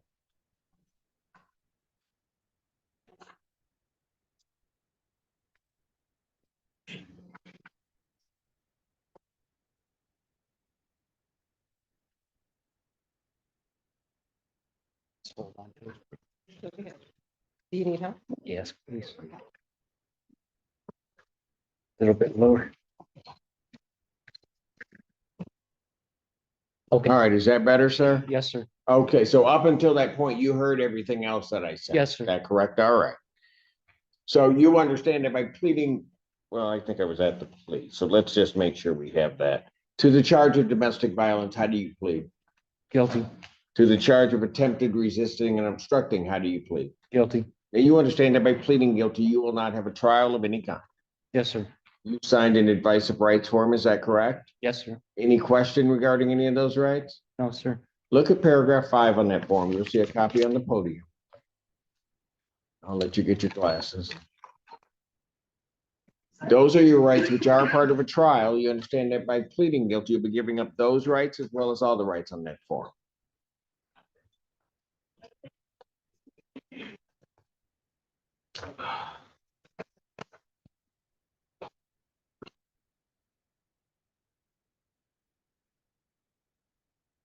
Yes, sir.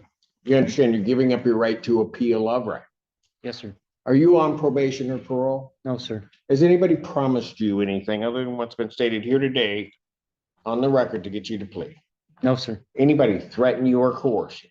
No, sir. You're doing this voluntarily Yes, sir. of your own free will? Yes, sir. And because you believe that you're guilty of these offenses? Yes, sir. April 20th, 2025, at the location of 418 North Point Drive, Northfield Township, Washington County, State of Michigan. What did you do involving a Betty Jane Jinx that makes you think that you're guilty? We got in an argument based off of a family member on her side that was making racial, Your Honor, may I have water? excuse me? Yeah. Go ahead. You got in an argument with your wife Yes, sir. Ma'am. and you guys were married, living together? Yes, This was at the family home? yes, And during that argument, did you push her onto the couch? yes, yes, ma'am. Ultimately, the police were called? Yes, ma'am. And when the police were called, they attempted to arrest you and you pulled your hands back such that they had a hard time arresting you? Yes, sir. Yes, ma'am. Your Honor, I do believe that's sufficient basis for the plea. All right. And you didn't have her permission to push her down on the couch when you did that, did you? No, sir, she was pushing me. I was just trying to get her off of me. I didn't shove her real hard. Oh, that kind of slingshotted around. Yes, yeah. So, but again, you were having an argument Yes, ma'am. and you did push her. Yes, ma'am. You didn't have permission to push her, true? Yes. Yes, sir. Yeah, okay, but. Sir, you do realize that I'm not saying it would be successful, but you may be able to assert self-defense in this matter? I don't want to hear your comment on that. You understand that is a possibility? Yes, sir. All right. Do you want an opportunity to discuss that with your attorney? Because as it stands right now, I cannot accept your plea. Okay. Yes. Yes, sir. Want some time to do that? All right. Yes, sir. So let's take him back and I'll bring it back out later. Thank you, Your Honor.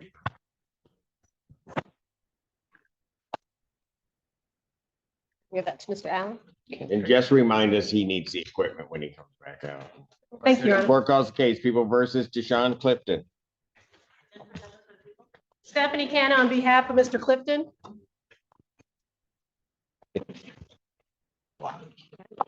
It is.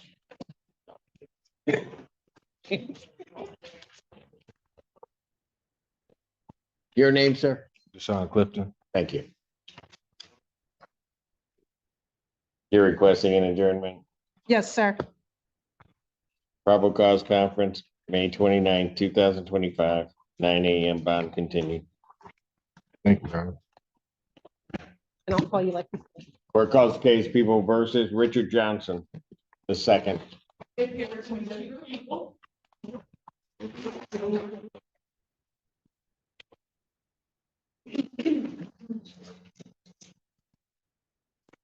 Hannah Mackey on behalf of Mr. Johnson, who was to my right. Please state your name for the record. How you doing today? Richard Johnson.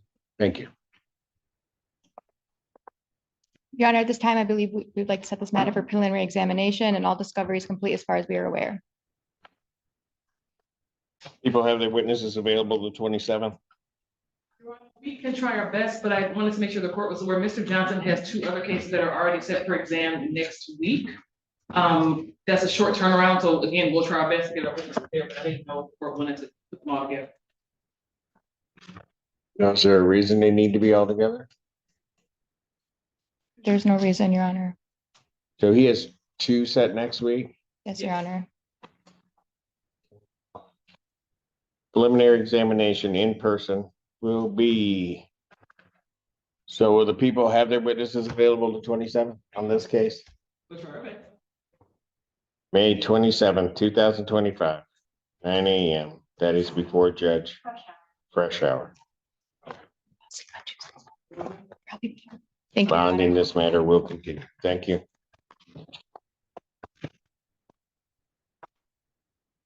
Calls case, People versus Antoine Coleman.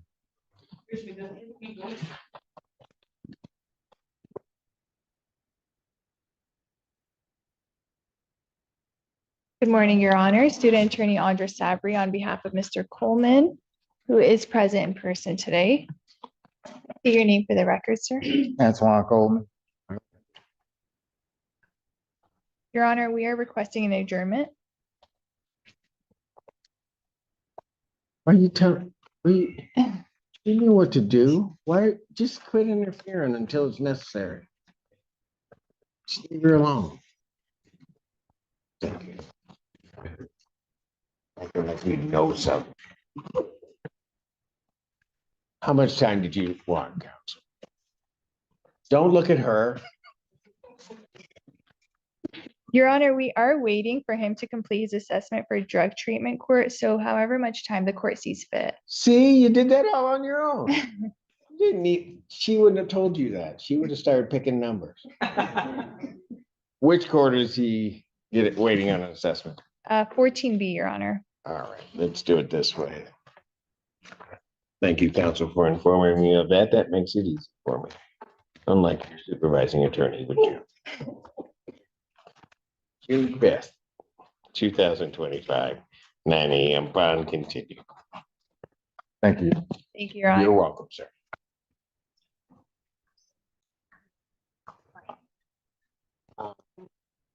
Well, we wait a minute, because I don't. Oh, Lieutenant's there. Okay, so let me get this guy. And then We'll get him back out. Hold on a second. I got these, this. No. Or no, okay, all right. You just tell me, I'll deal with it. Court calls the case, People versus Danielle Klimola. Andrew Childers appearing on behalf of the people, Your Honor. And Assistant Public Defender, really on behalf of Danielle Klimola, who's approaching. Danielle, state your name for the record, please. Danielle Claymore. Thank you. Your Honor, I am handing the court a plea form as well as the advice. We don't get these before. But never mind.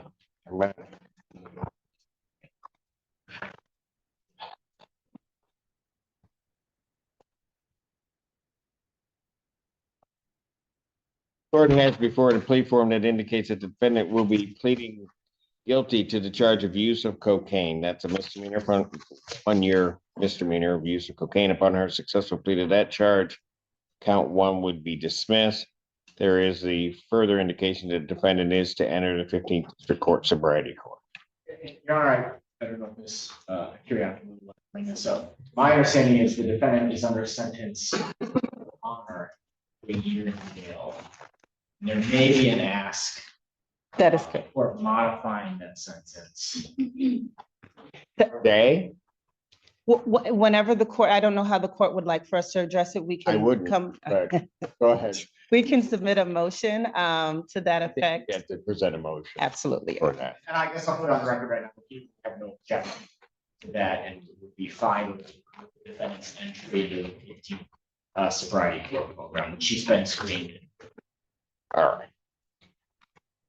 Okay, this is the court's full understanding of the agreement. Is that correct? From Curtis?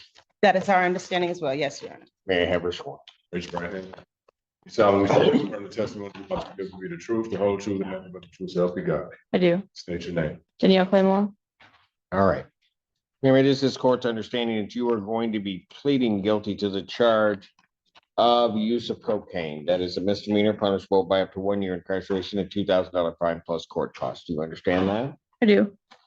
Understanding, and I also should advise you that while I'm taking your plea, I would not be your sentencing judge, and you would be sentenced before Judge Valvo in 15th District Court. You understand that? Yes, I do.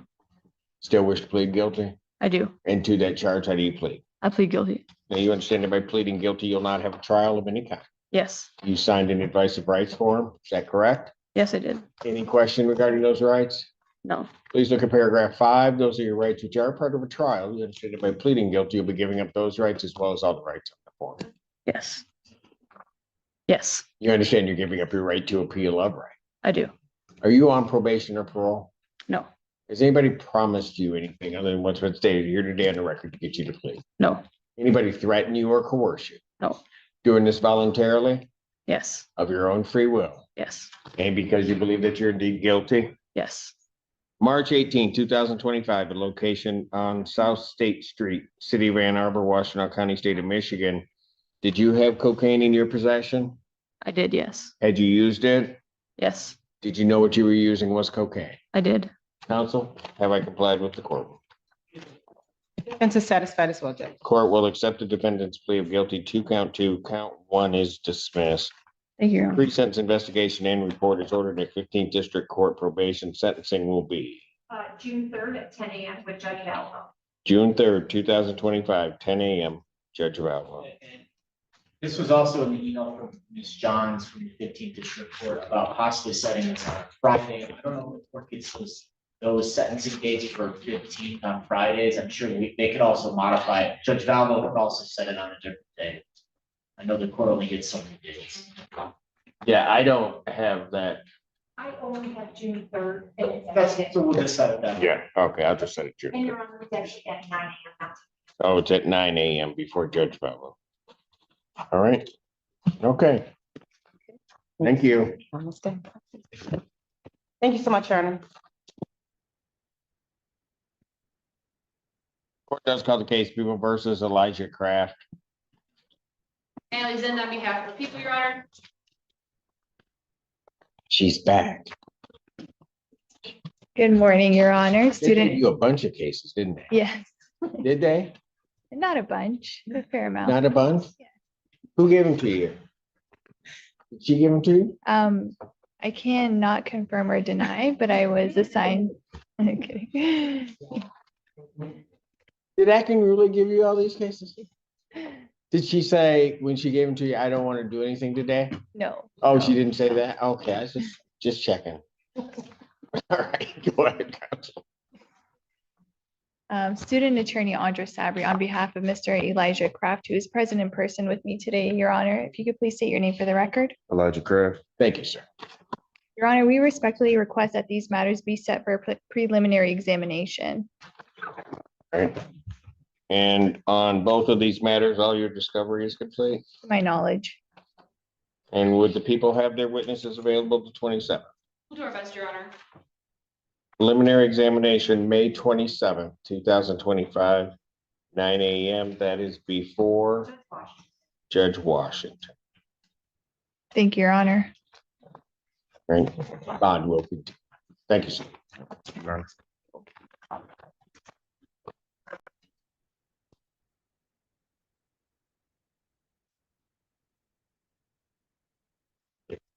Here.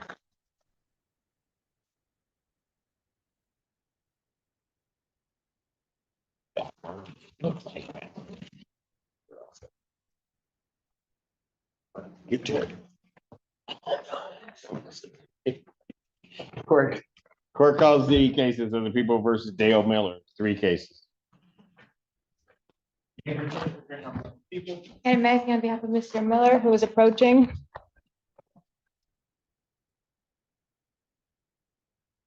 Please state your name for the record. Dale Miller.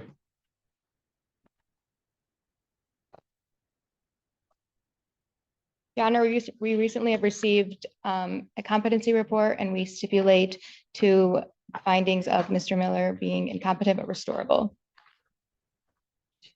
They've determined that he's incompetent, to stand trial at this time, but likely to obtain competency through treatment. Is that correct? Yes, Your Honor. All right. All right, I have reviewed that report. I will sign off on those orders. I'll set a competency review hearing. I need 90. 90 days would be August 14th. August 14, 2025, 9 a.m. Defendant's bond will continue. Right. Thank you, Your Honor. Thank you.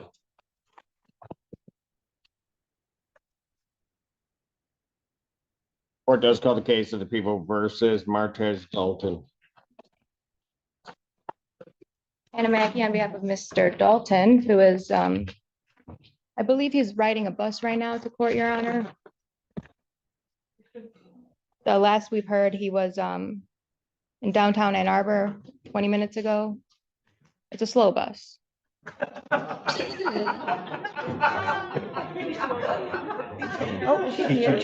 came from Detroit. Let him know he came from Detroit. The bus has been driving from Detroit, Your Honor. Maybe it ran out of gas. He ran out of, what? He's coming. The bus is coming. How do I know he's on a bus? I spoke to him, Your Honor. Huh? I spoke to him and he said he was on the bus.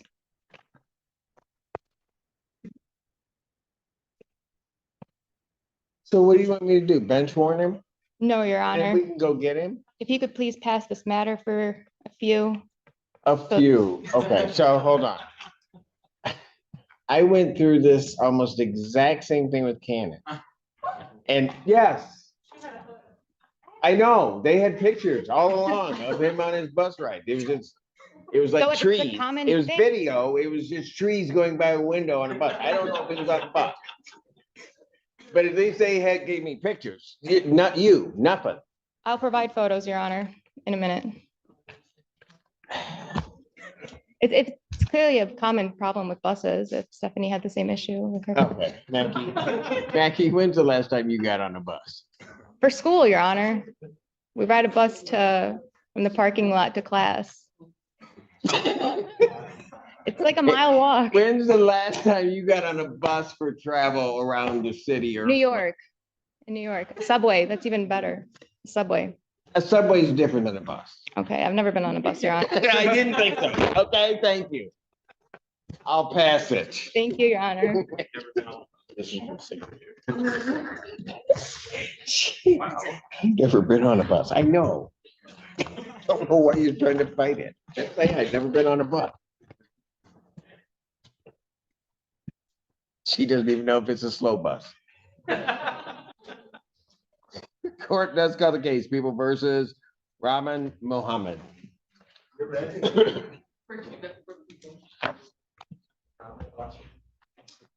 My client is not on the bus. Your Honor. Are you calling him, Mackie?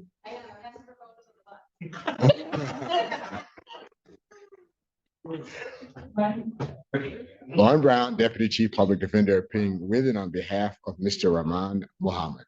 Mr. Mohammed, please state your name. Rahman Mohammed, thank you. Your Honor, today's date and time set for probable cause conference. We are respectfully requesting that this matter be set for preliminary examination. Also, we'd like to address bond at the. All right, all discovery is complete. As far as we know, Your Honor. People have their witnesses available the 27th. We will try our best. I did want to let council know Mr. Muhammad has a new warrant in as of just a few days ago. Office received for a fight in jail apparently, so I'll have that review this month. Preliminary examination, May 27th, 2025. Thank you, 9 Your Honor. a.m. That's before Judge Fresh Hour. Thank you, Your Honor. As to bond. Yes. Your Honor, my client is respectfully requesting that the court allow him a personal recognizance bond. He does have a place to stay. He would stay with his father, Kushir Muhammad. That would be in Manor Street in Detroit, Michigan. He's asking if the court feels that it's necessary, he would agree to wear a tether to ensure that he returns to court. Response. Your Honor, I think the underlying case, or the case that was set for exam is a bit older, if I'm not mistaken. I'm not sure how much time it came into custody. I am concerned that while he's been in custody, potentially accumulating new assaults and offenses, but I will leave that in discretion of the court. I would request that if he is released, that he is testing, given the nature of this. And my client will agree to test.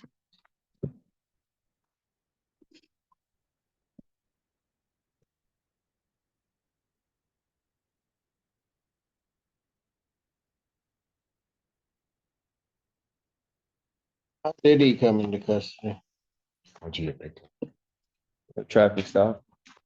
Your Honor, my client tells me that it was a traffic stop. Oh, Your Honor, maybe approach, please, very quickly. Approach.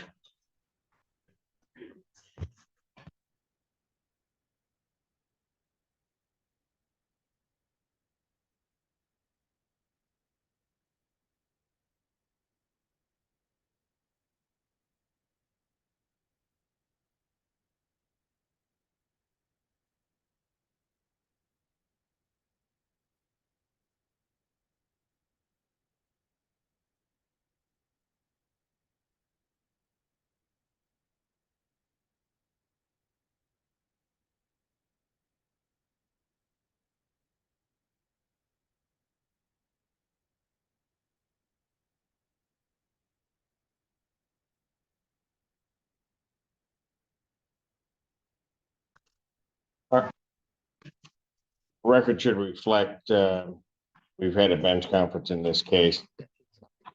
And in considering everything, I'm going to deny the request for change in bond. Bond will continue. Thank you, Your Honor. Thank you. I'm trying to get up on this spot. Court calls case People versus Aaron Daniels. And is that on behalf of the people, Your Honor?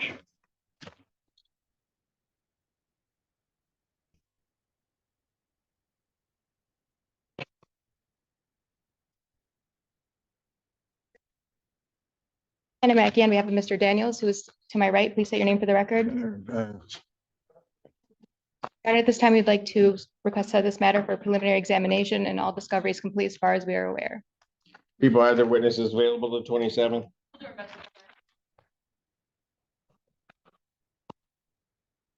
Preliminary examination in person will be set for May 27th, 2025, 9 a.m. That is before Judge Washington. Bond will continue. Thank you, Your Honor. Court calls the case of the people versus Danielle Pressey.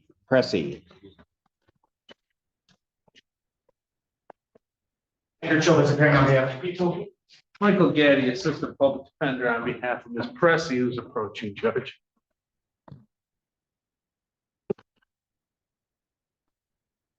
What's your name?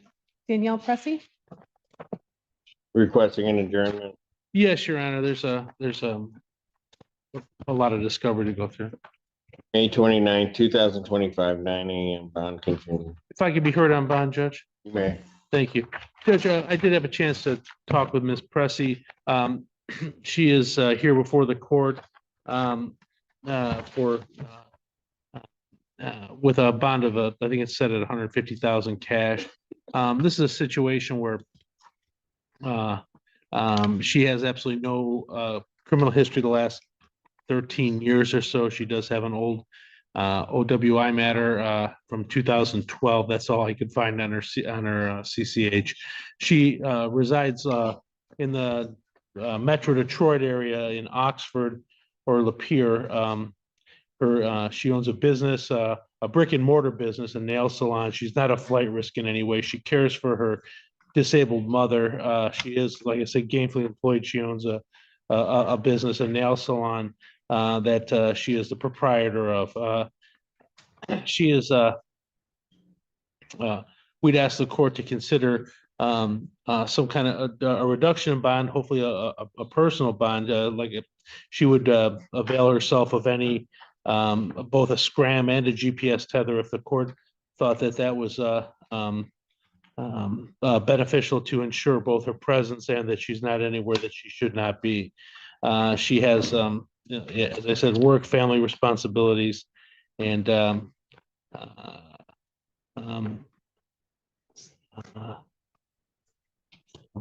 to care for her disabled mother. Response. The facts of this case involve the defendant traveling around 60 miles an hour. It's on Marks Road, which I believe is 45, but it's probably 45 would be my guess. 60 miles an hour with now candidly the BAC was 0.038, but there was also 200 nanograms per milliliter of amphetamine, as well as THC, 2.7 nanograms of THC in her system. The victim is tragically the defendant's son, I believe was 7 at the time. He was improperly belted in the rear seat and killed in the accident. The vehicle crashed into a tree. Based on those facts and circumstances, I don't believe that the bond is improperly set. I believe that the facts of this case are awfully tragic, but I am concerned about the defendant's potential conduct while out this matter pending given the seriousness. Yeah, if I might, this is a very serious situation, very tragic. There was, the allegations of the purported Adderall, I believe, was a prescribed drug. As Mr. Childers stated, it was a 0.038 of what was the reported drug or alcohol. This was, like I said, this was a situation where I don't think she comported herself. This accident happened several months ago. She's comported back in December, I believe. She's comported herself properly since then. She'll continue to do so. As I said, she's not a flight risk in any way. And she does have responsibilities while we, there's a lot of information to look at here. And I believe this is a matter that is going to be litigated pretty heavily. So I'd ask the court to reduce the bond.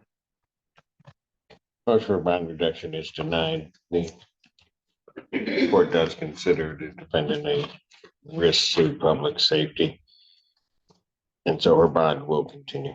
Thank you. Thank you. Your Honor, if we did put together a written motion, would the people waive notice on that? No. I'll wait notice as long as you don't give it to me at the end of the day on Wednesday. No, I don't do that. Okay, Yeah, it's just- as long as I have a fair amount of time to respond to that. court consider hearing it early as well, Judge? It will, when we receive the motion, Ms.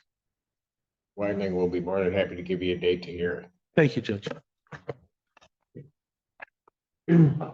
Court does call the case of the people versus Jordan Dave, I'm sorry, Judge. I didn't catch the adjourn date. My fault. 29. Thank you. Jordan Davis. Oh, that's you. I'm sorry. Okay, there. And is that on behalf of the people? Kent Mackey on behalf of Mr. Davis, who's approaching. Please state your name for the record. Jordan Davis.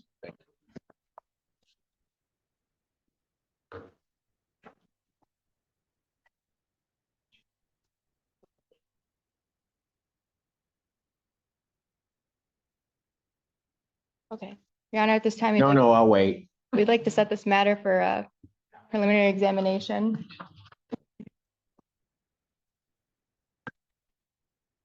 All discovery is complete. As far as we're aware.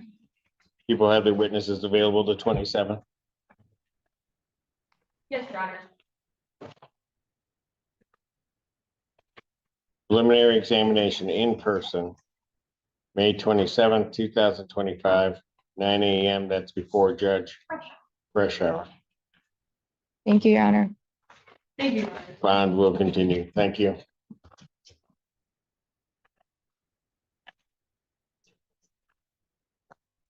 Court recalls the case, People versus Jeffrey Murphy.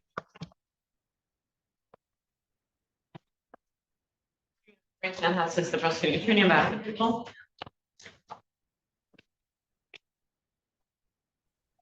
Good morning, Your Honor. Again, may it please the Honorable Court, David Burgess on behalf of Jeffrey Murphy. All righty. Thank you for coming back, Mr. Burgess. Yeah, of course, Yes. Your Honor. Thank you, Your Honor, for recalling the case and thank you to Mr. Burgess for jumping back on. Mainly, I want to make sure the defendant's not confused about how this process is going to work and what his bond conditions are. The victim was present here today in the gallery and defendant decided it was a good idea to mean mug her as he walked by her. Here. Sir.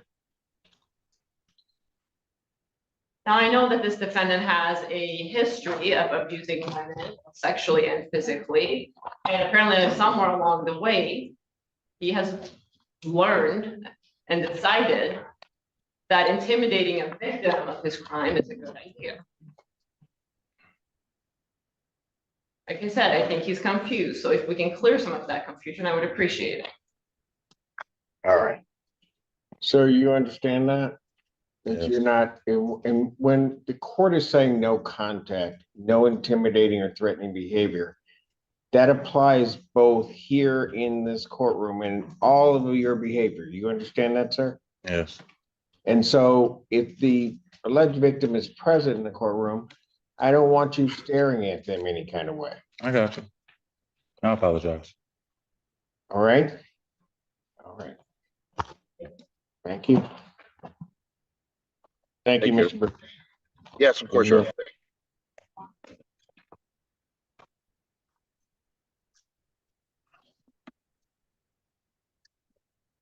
Court calls the case, People versus Harold Dennis.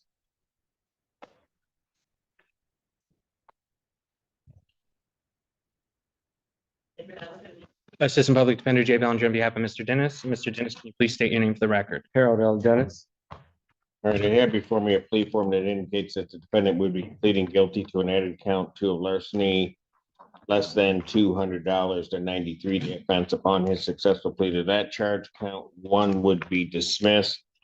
There is no objection to sentencing under 77(1.1). That is our understanding of the plea, Your Honor.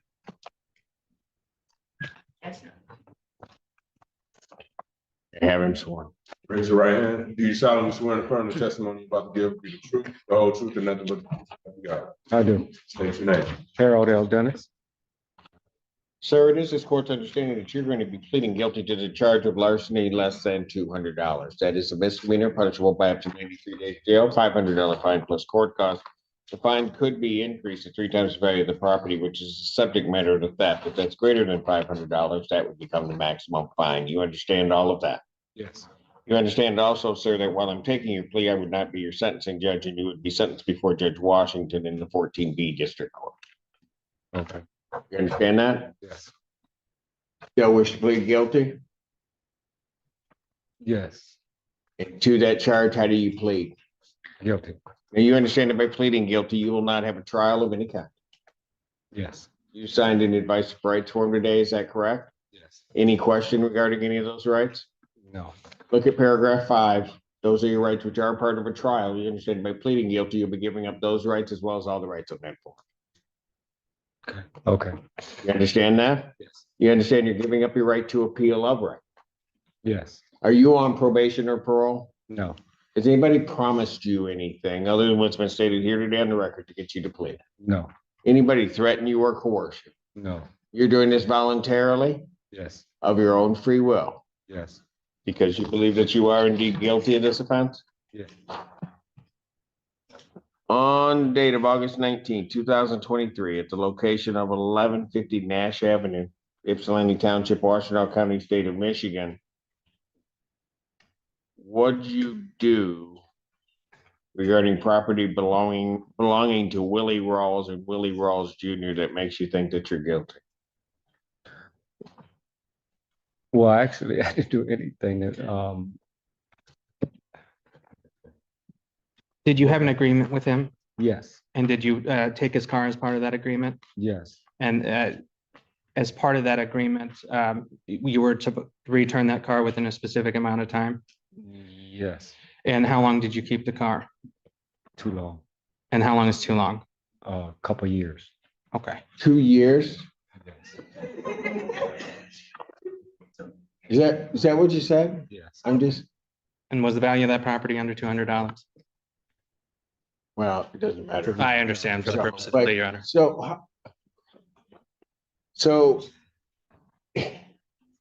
how long were you supposed to have the vehicle? Well, there wasn't a determined time, but supposedly till I finished, Tell you what? till I finished the job. What job? You were doing work I on the was car. doing work on the car. Oh, you were doing work on the car. I'm, And so then after you did the work on the car, you were supposed to return the car. well, I was not finished with the work on the car. 2 years later? Well, yes, 2 years later. And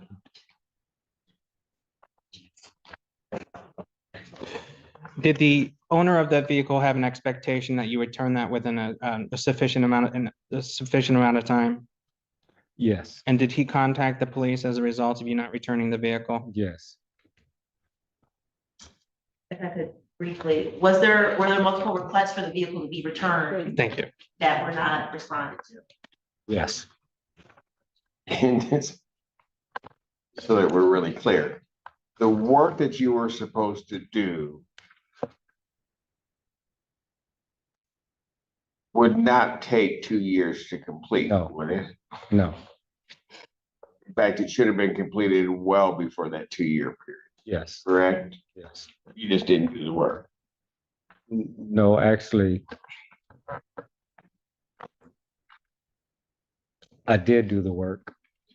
He did some Okay. work, Well, I didn't have it finished, and the but, vehicle was returned after a few adjournments of the PCC. and it was returned fully finished and in excellent shape. But 2 years older. Which what I was trying to do in the beginning. Well, here's what I do. Yeah, there certainly would be a higher charge I could accept a plea to, given the facts of this case.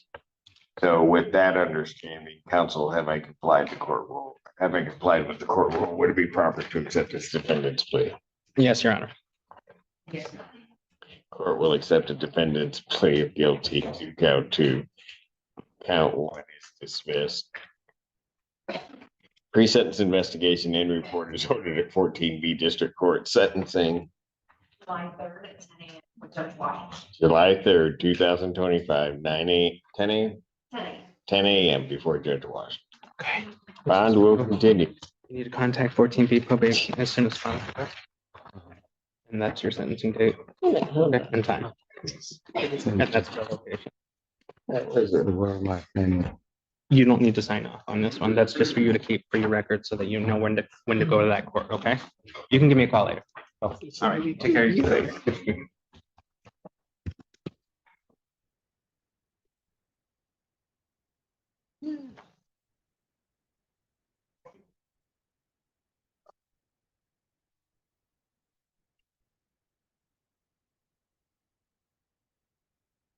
Build a car in 2 years.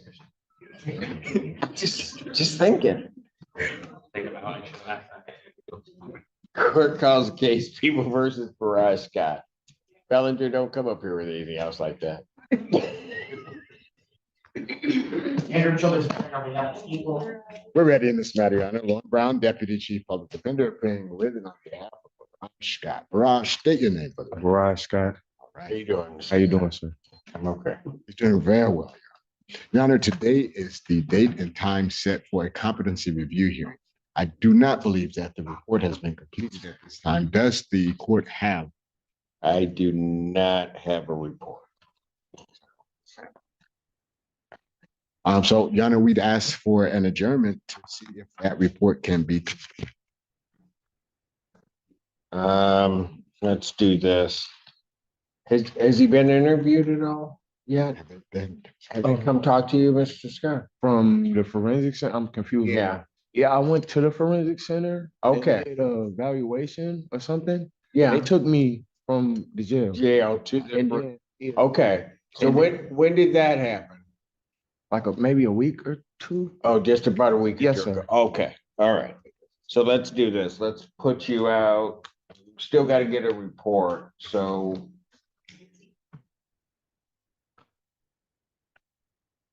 I'll put you out. I'll set this hearing date. Indicating no report yet, but we'll set it for June 26, 2025.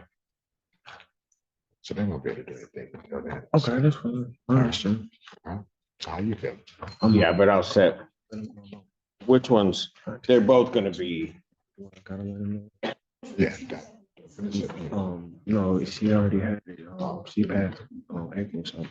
Okay, so we don't. I'll just adjourn your probable cause to that same date of 26. I can't go ahead on that case anyway. Whether there's, I technically don't have a comp referral on the other matter, Mr. Brown. Thank you. I don't have a comp referral on the larceny of building case. Oh, you I do not do have- on the armed robbery case, but I can't do anything on that case with that other one pending anyway, but. Right, just right. so you So, know. okay, we can do an order to match that one. Your Honor, what is my client's bond on this case? On which case? On the larceny case, his bond is set at 1,000 cash or 10%. On the armed robbery case, his bond. Don't. Yeah, but what do you have his bond on there?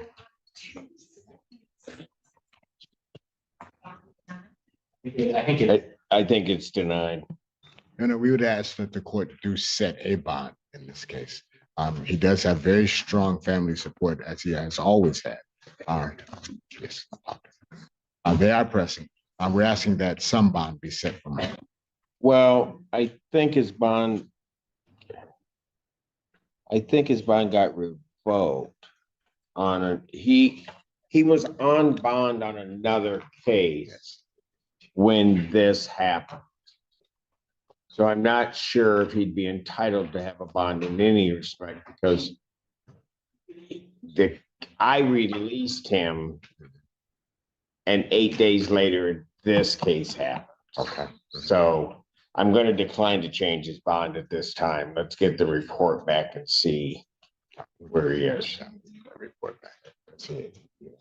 So bond on these matters will continue. Oh, yeah, absolutely. Absolutely. All right. Thank you, Mr. Scott. You're welcome. No. Court calls the case, People versus John Fleming. Attorney on behalf of the people. Good morning, Your Honor. Student Attorney Andra Sabri on behalf of Mr. John Fleming, who is present with me in court today. Record, sir. John Fleming. Where are the rest of his payments? Hoping I'm going to work after this. Your Honor, we You'll are, talk to him about that afterwards. will do, Your Honor. Thank you. You got a workload today, don't you? Your Honor, we are requesting an adjournment.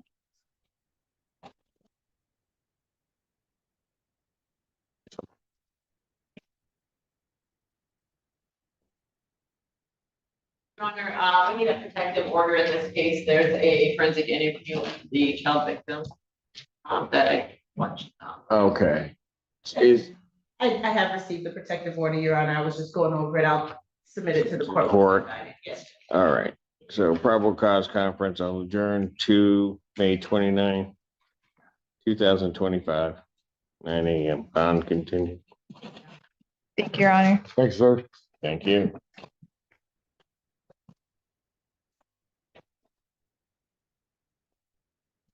Calls case, People versus Rashad Shafi. For the people.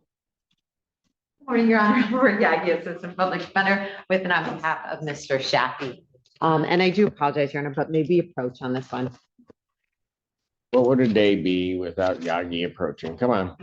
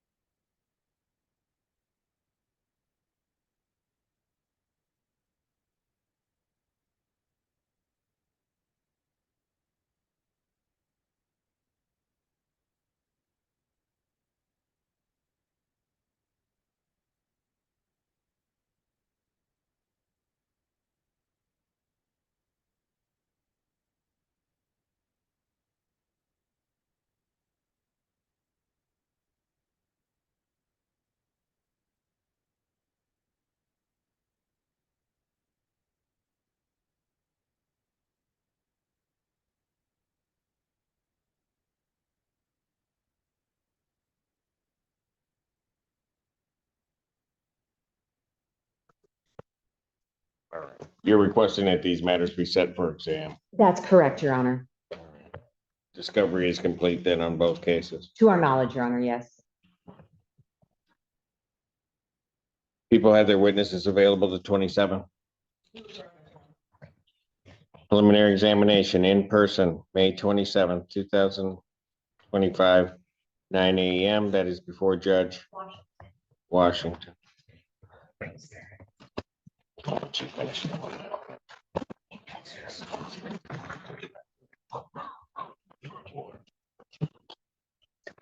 Court calls the case People versus Jamie Good. That's a lot of the people.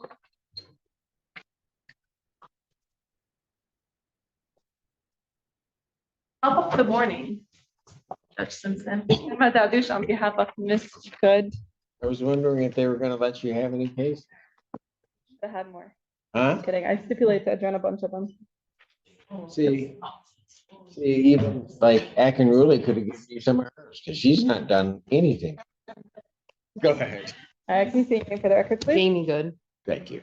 Your Honor, this is the first PCC on this matter. We are going to be asking for an adjournment to continue plea negotiations. Do I have a green form? Yes. Probable cause conference will be May 29th, 2025. Bond continued. Thank you. Thank you. Thank you.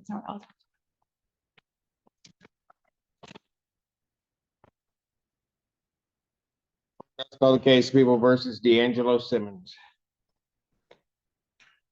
Good morning, I'm Mary Kent, Assistant Public Defender. We are ready in that. Ron Brown, Deputy Chief Public Defender, appearing on behalf of Mr. D'Angelo Simmons, who approaches from the lockup.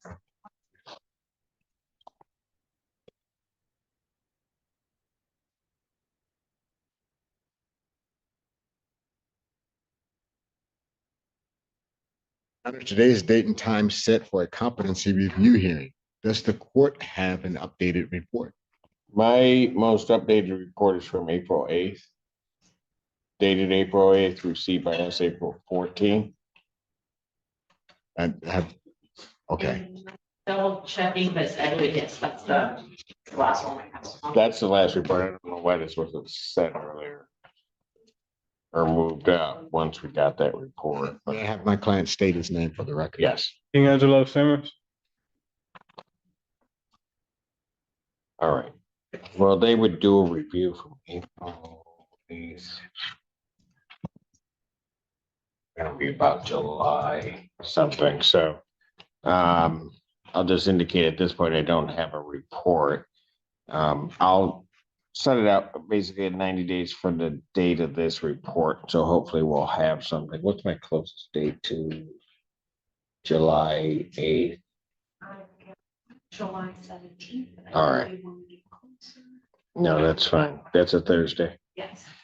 I'll set that out to July 17th, 2025, 9 a.m. If we do get a report, this one should have been moved up itself, but if we do get a report, we'll move the date up. All right. Thank you, Anna. Thank you.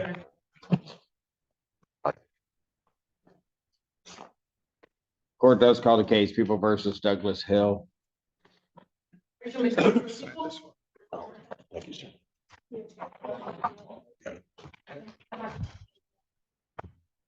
On behalf of Mr. Hill.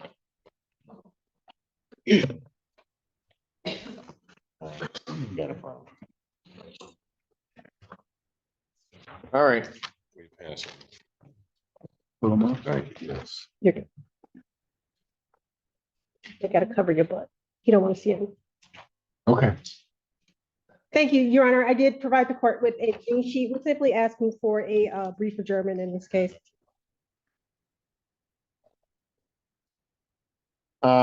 If I were to test your client, will you test clean today? And I don't like being lied to. That's cool. Probably not. Okay. What would be in your system? I've been tested dirty for cocaine and THC, I believe. 3 successive occasions. Mr. Allen. I have a bond violation report here. But I haven't even been out a week to get my system clean. I just caught this charge and the bond was just set, so I haven't had time to actually get my system clean. I have a whole week of testing with cocaine in your system.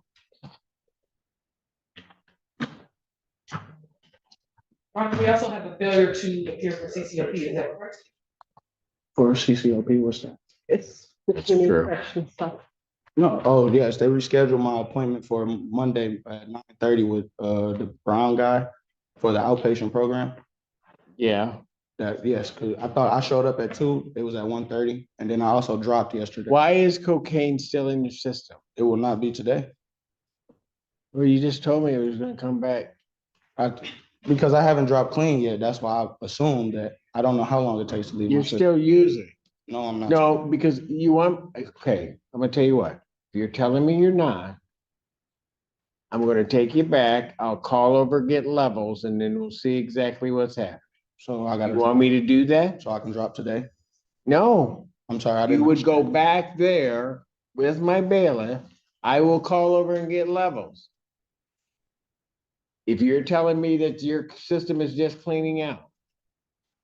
My system should be clean. No, that's not what I'm saying. You're telling me you're not using, Correct. right? Yes. Okay, then this must be some super duper cocaine. I have. So we'll figure it out. And so what I'm gonna do is, Mr. Allen, you can take him back. We will call over to community corrections, get your levels, and then we'll figure out what's happening.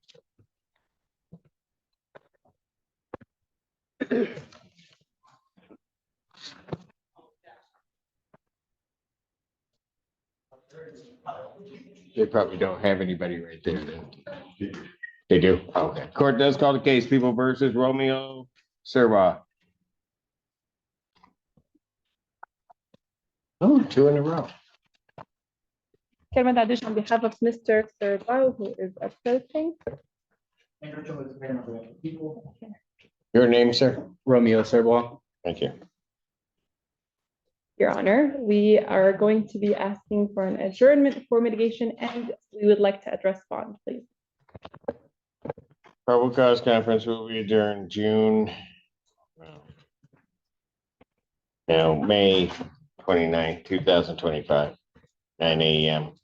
I need a green sheet and then that's bond.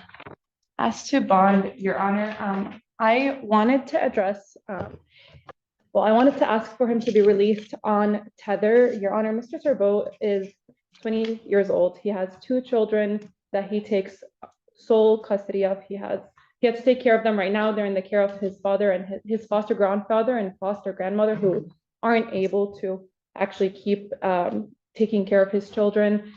He has been in school. He has a 4.0 GPA. He just got his transcript back. He had a job interview. He's doing really well.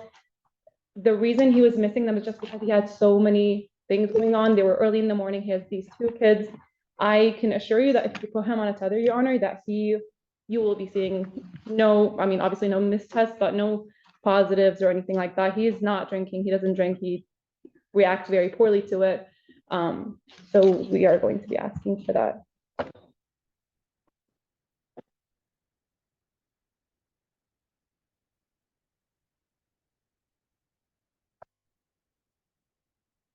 Yeah, but he wasn't testing on a SoberLink device.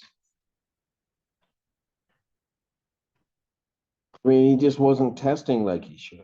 Yeah, there's 2 that he missed. He was in custody for those. Those are the first 2 missed ones on the report from March. And then he had 4 missed ones, but he submitted a compliant test like within 15 No, minutes. I'm talking about, I got that, but his April 24th report from community corrections. I'm not in receipt of that. The last one I have is as of April 23rd. I may have missed it, but April. The report that I have, the last test on there that was missed was the 23rd of April. Let me look. Right, but there should be a bond violation report from April 20, that's dated April 24th, 2025. Oh, this is the one. Oh, no, sorry. Yeah, April 24th. This is the same one I'm looking at. Okay. Okay. Go ahead. Yes. Again, as 2 of those were missed when he was in custody elsewhere. 4 of those he missed, but he retested like within 20 minutes, 15 minutes, 7 minutes after the 9 a.m. block. I believe there's only 2 that he missed that he never retested for, and those were the newly added time window. I believe he had either forgotten about those, and I understand that that's not an excuse. He just has a lot going on with school, with work, with his 2 kids, and that's why I believe having him on a tether would resolve this issue. He should have been put on tether from the beginning, honestly. But if Your Honor releases him on that tether, and he's not missing any of his drug tests, so. Any response? The only thing I'm concerned about was in September of 2023, the defendant was placed on probation in the Oakland County Circuit Court on 2 counts of RIO and A&B or HIDA. And obviously this offense occurred in June of 2024. So it would have been while he's on court supervision, Oakland County Circuit Court on a similar charge that also falls regarding the defendant's ability to cover. Your Honor, he is undergoing mitigation for mental health concerns that we're going to provide to prosecution. I've talked to his attorney in his Oakland County cases. He is on probation for those. He's testing in so many different places for so many different things. That's why also he is having trouble keeping track of these tests. And I mean, again, I believe a tether would help with all, huh? What do you want to say? I just want to tell him that I did ask when I realized it was going to be a problem. So I won't have any problems with it. Yeah. He's saying that he requested, well, he wanted a tether in the first place, and When you're saying a tether, you're talking a scram tether? Yes, sir. And if I was to get that, I wouldn't have any problems. You wouldn't hear it from me. I don't drink alcohol. There's no alcohol in my household. It's just 2 children and I go to school every day. 2 children and some pot, right? Well, I smoke outside the house and it's never around them. Okay. Do you have a card? Yeah, I do. And Did you give us your card? I offered to give that to community corrections, but they refused to take it every time I offered it to them. and his father submitted it. They'd already submitted it to community corrections. I don't know why community corrections lost track of it, but I talked to his father yesterday, and his father said that he sent community corrections a copy of it again yesterday, but that every time he goes to test, he has his medical marijuana card on him and it's active. And I can send that to the court right now.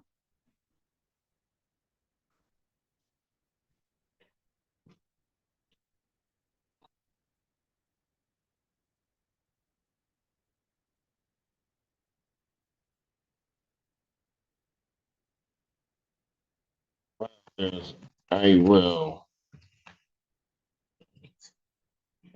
modify his bond, although he may not be entitled to a $25,000 personal recognizance bond, but he needs to be on a scram tether prior to release.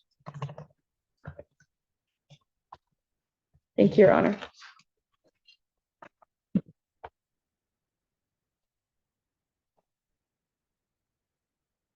And I've set this over to the 29th. Thank you, Your Honor. Thank you. Thank you.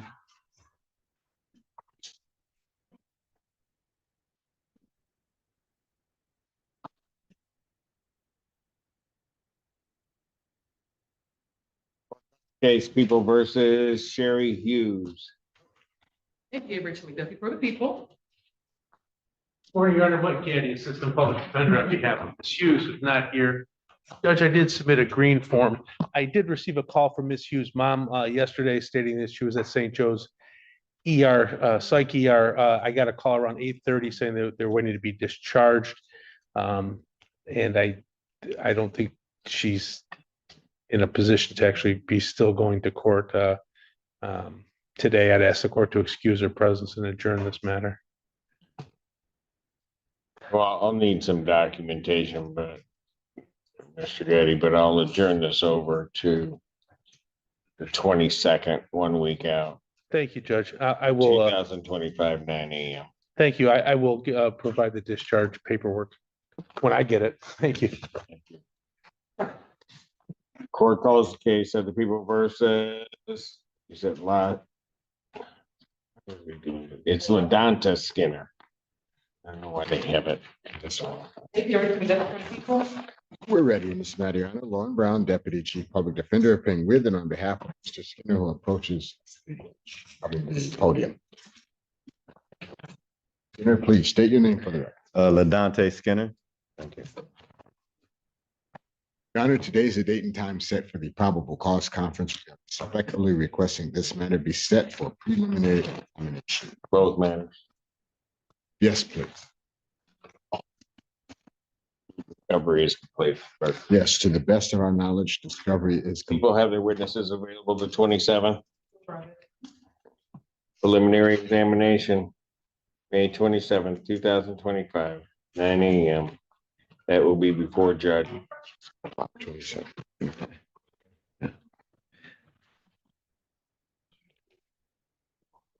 Continue. Okay, Your Honor, what does the court show as the bonds in these matters? 1,000 cash surety on the case ending in 5724. And on the other matter, same thing. 10%. Both are 10%, Your Honor. Hmm? Both are 10% allowed.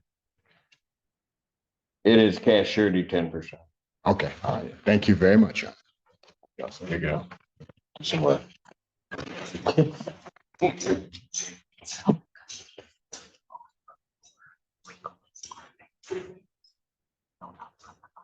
don't care about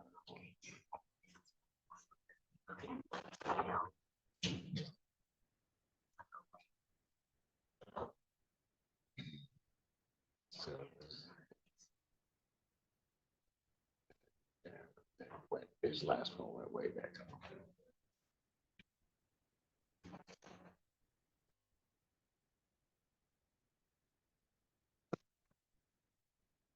Courthouse case people versus Joel Stevens.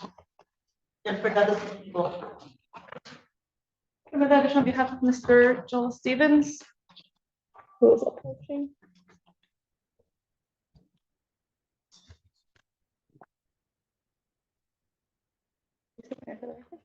Joel Stevens. All right. Your Honor, we are going to be setting this for preliminary examination, please.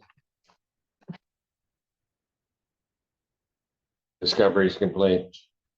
Yes, Your Honor. People have their witnesses available the 27th. Preliminary examination, May 27th, 2025, 9 a.m. That's before Judge Washington. Washington. Bond will continue. Thank you, Your Honor. Thank you.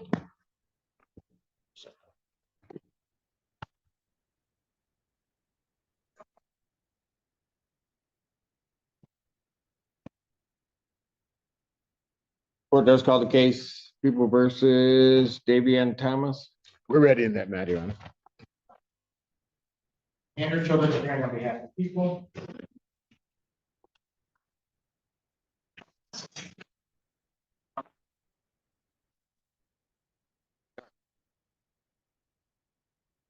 Lauren Brown, Deputy Chief Public Defender, appearing with and on behalf of Mr. Davion Thomas. Mr. Thomas, could you state your name for the record? Davion Thomas. We're doing the plea. Yes, please. The plea form indicates a defendant will be pleading guilty to an added count 3 of larceny by false pretenses, 200 to 1,000 to 1 year offense. Upon his successful plea to that charge, counts 1 and 2 would be dismissed. And it is okay for him to seek hideout of the case. That's the agreement of the parties. It's court understanding. That is our understanding, Your Honor. May I have him sworn? Raise your right hand. Do you solemnly swear and affirm the testimony you're about to give be the truth, the whole truth, and nothing but the truth, so help you God? Yes, State your name. Davion Thomas, Your Honor. Sir, it is this court's understanding that you're going to be pleading guilty to the charge of larceny by false pretenses, $200 to 1,000. That is a misdemeanor punishable by up to 1 year incarceration, a $2,000 fine plus court costs. The fine could be increased at 3 times the value of the property If it, 3 times the value of the property, which is the subject matter of the theft, if that's greater than $2,000, that would become the maximum fine. You understand that? Yes, Your Honor. You understand also, sir, that while I'm taking your plea, I would not be your sentencing judge. You would be sentenced before Judge Barr in the 14A2 court. Do you understand that? Yes, Your Honor. All right, now understanding all of that, do you still wish to plead guilty? Yes. Yes, and to that charge, how do you plead?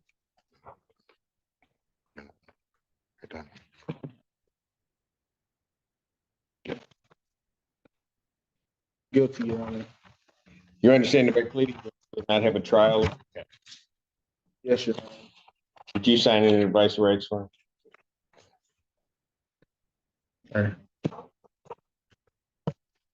Yes, Your Honor. All right, approach. Yes. Signed an advice of rights form. Do you have any question regarding those rights?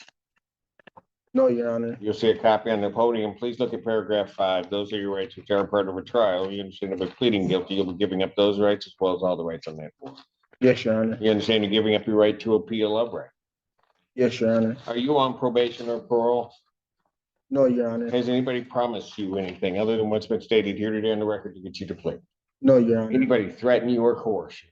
No, Your Honor. You're doing this voluntarily Yes, Your Honor. of your own free will Yes, Your Honor. and because you believe that you're indeed guilty of these offenses? Yes, Your Honor.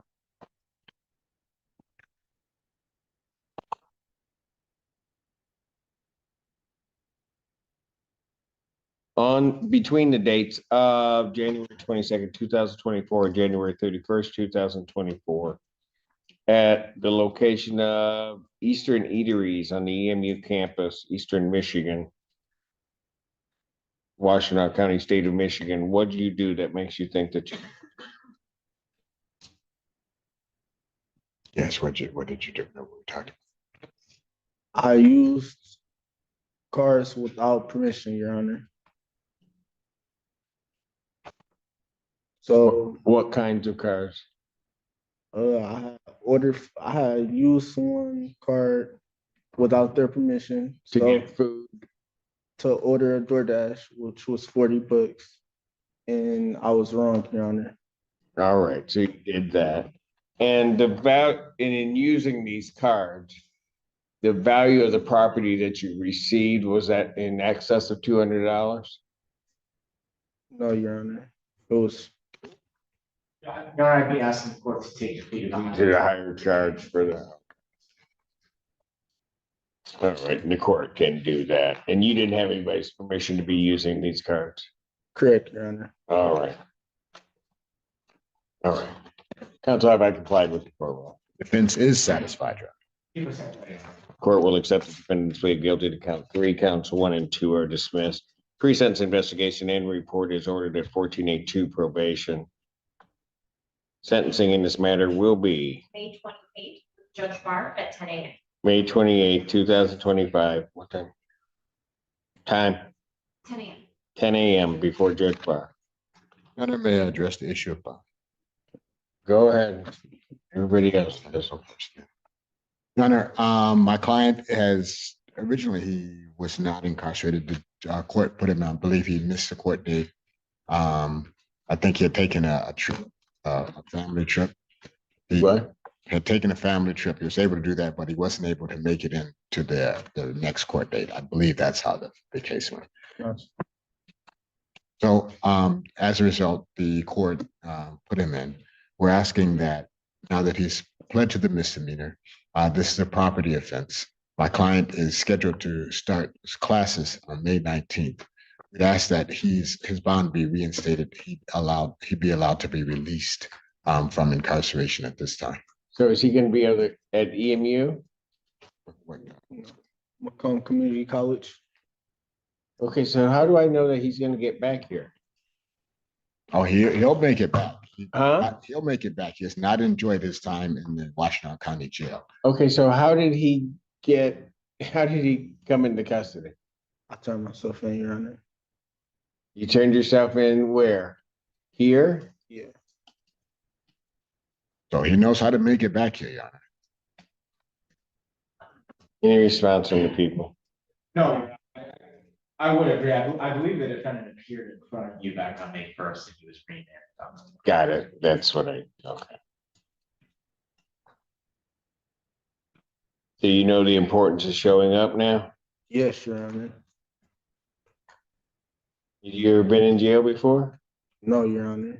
So this has been Mr. Brown's right. This has been an experience for you. Yes, Your Honor. Meaning you take it serious, right? Absolutely, Your Honor.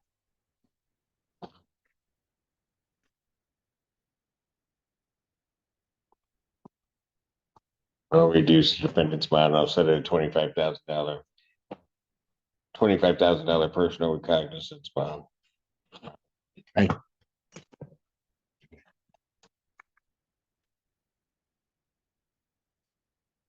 Thank you.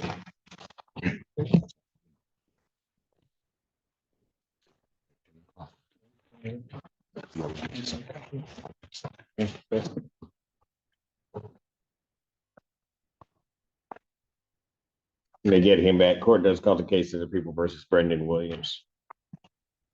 In favor to the two people.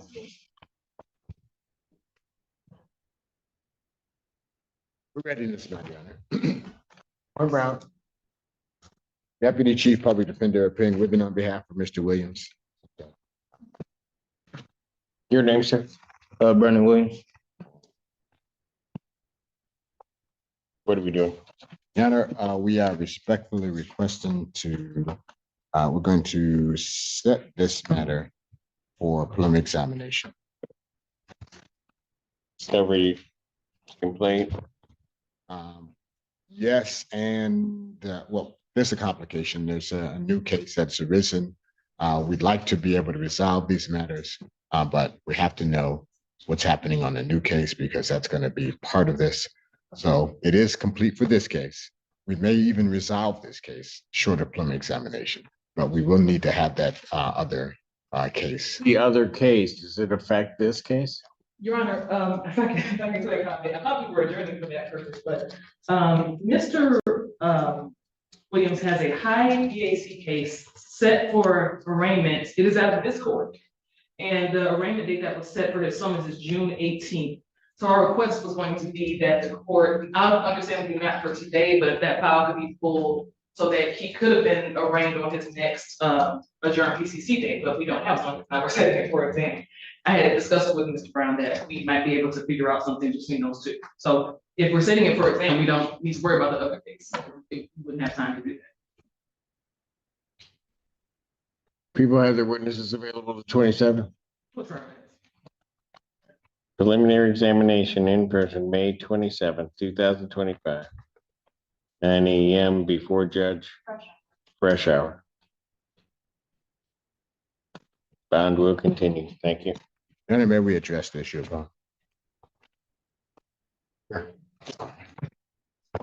my client is currently the bond set right now.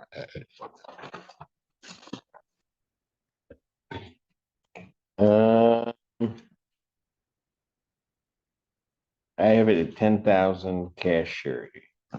And we're asking that the court consider in this case a personal recognizance bond with a tether. He does have strong family support. His aunt and his grandmother have been in the court all day today awaiting for this matter. I've spoken with his aunt. She would be willing to allow him to stay with her during the pendency of this matter.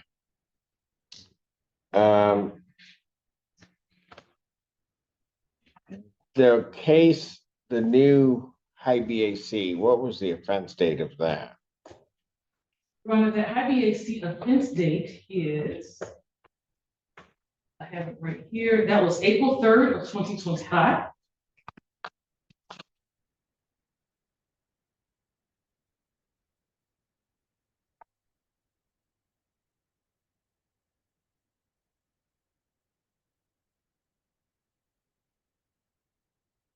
Okay, here's my problem. I've got that charge coming up, and I'm not presuming his guilt on that. But I certainly got a high level of alcohol involved in that case. That case is coming up. I've got an indication that there's alcohol involved in this case, plus then assaultive behavior on is at least alleged in this case. At this time, and maybe certainly after Judge Freshour hears it, her mind will change on this, but at this time, I'm not gonna reduce the defendant's bond. I'm gonna deny the request for modification of bond and we will continue. Thank you.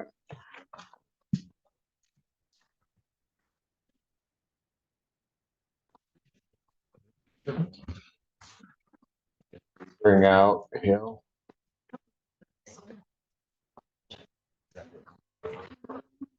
Oh, we have either one. Who do you have? Hill, do you have Jenks? Yeah. Okay, I'll bring him out. That's fine.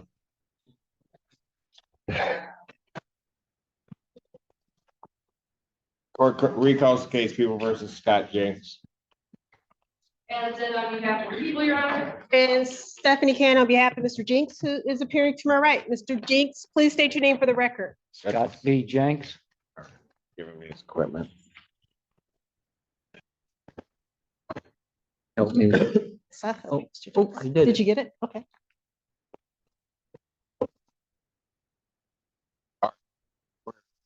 Your Honor, I've spoken to my client regarding the possibility of a self-defense argument and his desire potentially go to trial. My client has indicated he does not want to go to trial. He is not exerting a self-defense and he would like to proceed with the plea. All right. So you're waiving your right to assert a self-defense claim. Is that correct, sir? Yes, sir. All right. And so at some point during the altercation with your wife, you, without her permission, put your hands on her and pushed her down. Is that correct? Yes, sir. All right. Counsel, with that testimony, has the court complied with the court ruling? Would it be proper to accept this defendant's pleas? Yes, sir. You have, Your Honor. Court will accept the defendant's pleas of guilty to counts 3 and 4. Counts 1 and 2 are dismissed. Pre-sentence investigation and report is ordered at 1484 probation. Sentencing in this matter will be June 5th at 10 a.m. with Judge Freshour. June 5th, 2025, 10 a.m. before Judge Fresh. Your Honor, may I address bond? You may. Thank you. Your Honor, with this plea agreement and the felonies now being gone, I would ask my client be released on a PR bond. A part of this was treatment. He could be screened for any sort of treatment necessary. He has strong family support. His daughter is here. His daughter is here. The family home has been vacated. It's my understanding from her that the complaining witness in this case is now living with the daughter and no longer at the family home, so he can go home. His daughter? Yes, Okay, so, okay, gotcha. yes. That the complaining witness is no longer living at the family home, so he would have somewhere to go. This is his very first time doing, well, anything. My client will appear for court. He has no desire, nor will he be seeking any contact with the complaining witness in this case, Your Honor. We're asking for a PR bond. We have not had direct confirmation from the victim that she has vacated that address. We don't have a new address that she has. However, I would leave it in the court's discretion as to release. If he was to be released, Your Honor, I would ask that he be placed on a GPS tether as well as some type of testing, or alcohol testing or a scram tether. Do I have an indication of alcohol use in these cases? Yes, Your Honor. There is, okay.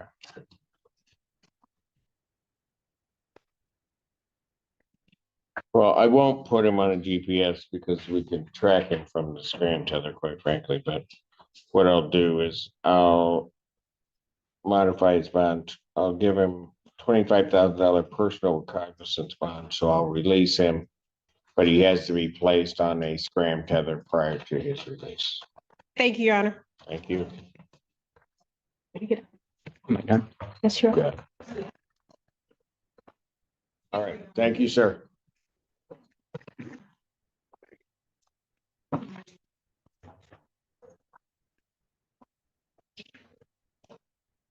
Well, you can bring us Mr. Hill whenever you're ready.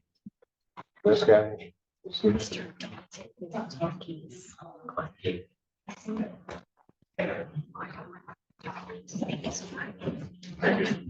Still getting him.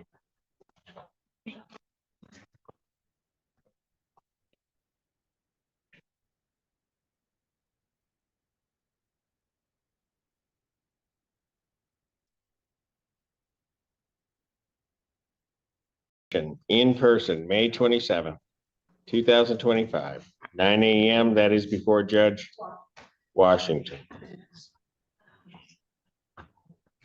Bond will continue. Thank you.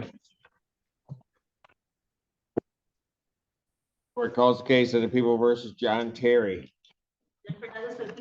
And Assistant Public Defender, Chinazi Carey, I can rule your honor on behalf of, but unfortunately not with Mr. John Terry. Really? But we What do a have shock. an explanation. Huh? We have an explanation You here. do? We do. Would it have anything to do with his violation? Oh, yeah. Okay, so go ahead. So, Your Honor, I did receive a message from my office today indicating that Mr. Terry called this afternoon prior to the 12 o'clock block, stating that he was having a medical emergency. Unfortunately, I was not able to follow up to find out more details about that. I do understand based on the the bond violation that the court is going to put a bench warrant out for my client, but what I haven't decided.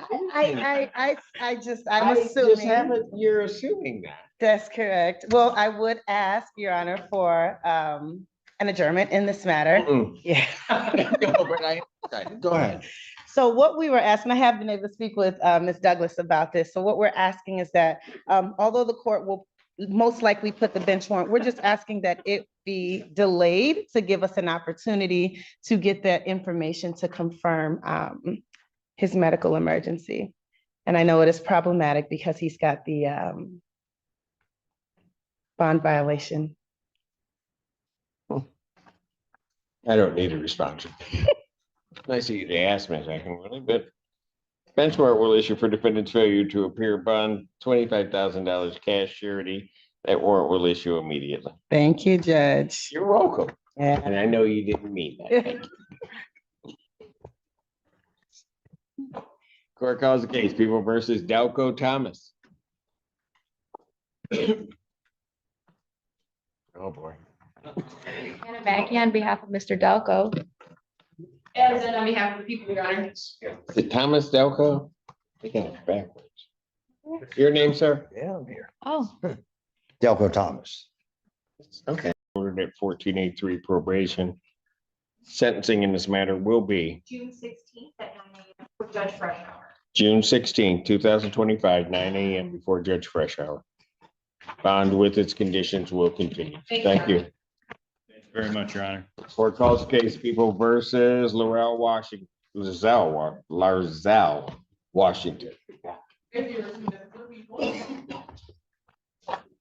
Good morning, Edward Lucas on behalf of Larzell, Washington.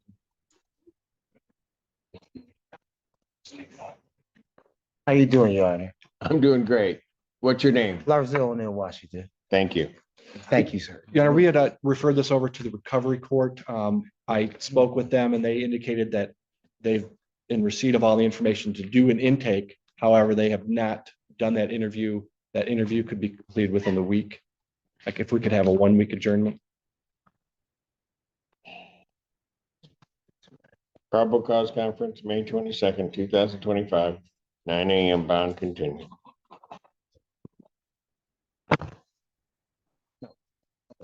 Court calls case, People versus Marquise Fab. Oh, excuse me, sir. Yeah. Can I please have a word? With all due respect. I think Mr. Washington would like to address bond. Excuse me, Go ahead. how you doing, Your Honor? My I'm name is great. Larzell near Washington. First and foremost, forgive me about my outbreak last time I was here. Can I have that file? And thank Go you, ahead. sir. Thank you, sir. What happened was, I wasn't aware, as my attorney indicated, what day was my probable cause hearing was. Okay, I went back to the magistrate. They said, no, well, we're gonna let Judge Simpson handle it. Then last time I came here, it was a 2-week hold because they didn't do their job. I feel I shouldn't have to be. Who didn't do their job? What you say? You gave him a plea. The recovery court? Well, I didn't ask for no recovery court, but whatever assessment you gave them, it was 2 weeks.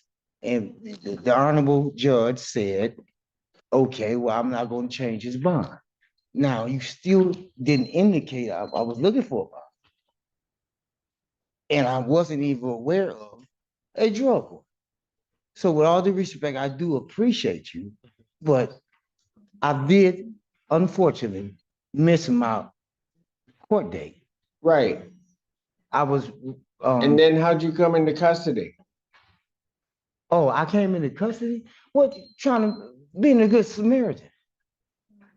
Some woman was being stalked and they figured out what my name was. And I totally forgot.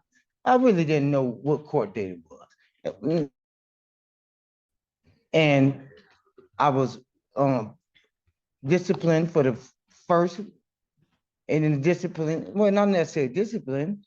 You allowed it to, override until they took care of their own situation, but it's not my fault. Till they who is they? Would you explain to him? Well, I think I gotta collect more of that story. Okay, you gave him a piece of paper about assessment along with a plea. Okay, I get here today, the assessment not taken care of. Right? You just want them to speed up the process. No, I think we not gotta- them. It's not his fault. He's a judge. Mm-hmm. They supposed to be. Thank you. Thank you. Thank you. Thank you. That's right. Nothing is my fault. No, yes, it's not. That's right. I know. Amen. So I'm saying, I'm just trying to, sir, live my life. I normally work the carnival shows. I have really been disciplined for not being aware of to show up. I'm not dumb enough not to show up again. Excuse me one moment. Whose phone is that?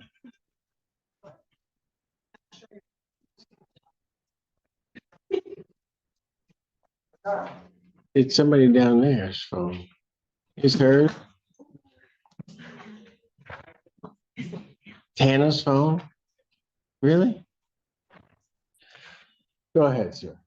And I'm not ignorant enough not to show up in front of Judge Simpson courtroom again. I think he is saying that he would show up to court next time. He's asking for a PR bond. Yes, I am, sir. If the court would not provide a PR bond at this time, if the court would allow an interview to take place, if that interview takes place, then the court provide a PR bond. I never said that. I asked, could you please provide a PR bond? And I will. I addressed this the last time you were here. What was it about? I think they're gonna keep you in. All right, man, you're fired. God bless you. And thank you, Your Honor. Why is he fired? Because he's not speaking up for me. I really don't even know what's going on. Oh, it would, okay, so did you understand before you make that final decision about firing him? Well, it wouldn't have mattered whether you spoke or he spoke. I was denying your motion. I've already heard it. Well, I don't know.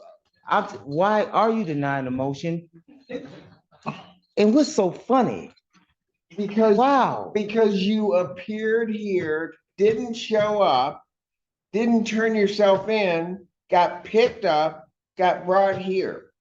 Yes, that's how we got you back. And the magistrate, so I'm not releasing you right, now. the magistrate, okay, so did not release me, and then that's right. You didn't release me that's because right. you wait for assessment. Am I correct? And I haven't had the assessment yet. Exactly. So is it my fault you haven't had the assessment? Is it your fault? It's my fault? I thought nothing was my fault. So whose fault is it? I don't know. But it's not mine. You do agree? No, I don't agree. The assessment, do I? I don't know whose fault it is. It hasn't happened. I'm done. Pretty much. God bless you. Thank you. Thank you, Your Honor. Well, keep talking. Why are you up here at my why are you at my podium? Why are you at my podium? Next time, Tana, turn your phone up louder when that's going on. And then it was. Did I call your case? Yes, you did. You called Mr. Babb, Marquise Babb. Oh, that was so long ago. You're right. You are right, Miss Cannon. And I usually criticize you for not getting up here on time. And I have to give you credit that you're like early. Got it, Judge. Court calls the case, people of the state of Michigan versus Babb. That is done on behalf of the people, Your Honor. Stephanie Cannon, on behalf of Mr. Beck, who should be appearing by Zoom. Oh, thank God. Mr. Babb? Please be there.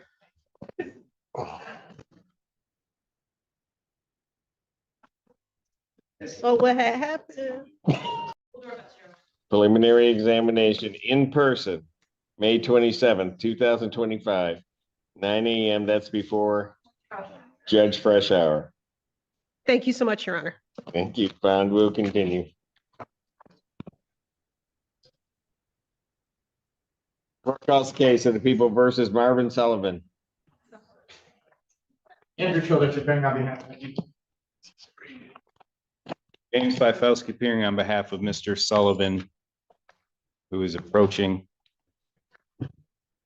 State your name for the judge, please. Marvin Sullivan. Thank you. Your Honor, this is a first PCC. I'm asking for an adjournment for discovery and investigation.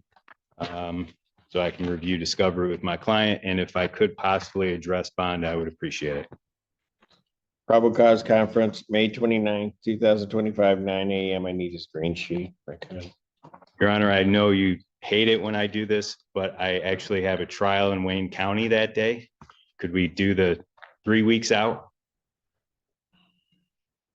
June 5th. Thank you very much, Your Honor. 2025, 9 a.m. Esteban. Your Honor, it's my understanding a $10,000 bond has been set in this case. My client has a lot of family in and around Romulus. He would reside with his mother in Romulus if he were bonded out. Has been gainfully employed doing demolition work out in Detroit, has 3 kids, custody of, I think, 2 that are in Michigan. And to my knowledge, I haven't had a chance to verify this, but it does not have any prior convictions involving firearms or assaultive activity. And I believe that while he has another pending case, that case has a PR bond. So I would ask the court to consider a low cash bond. What's his other pending case? No. I'm not sure. They got up to driving without ops on the person. Maybe a misdemeanor case.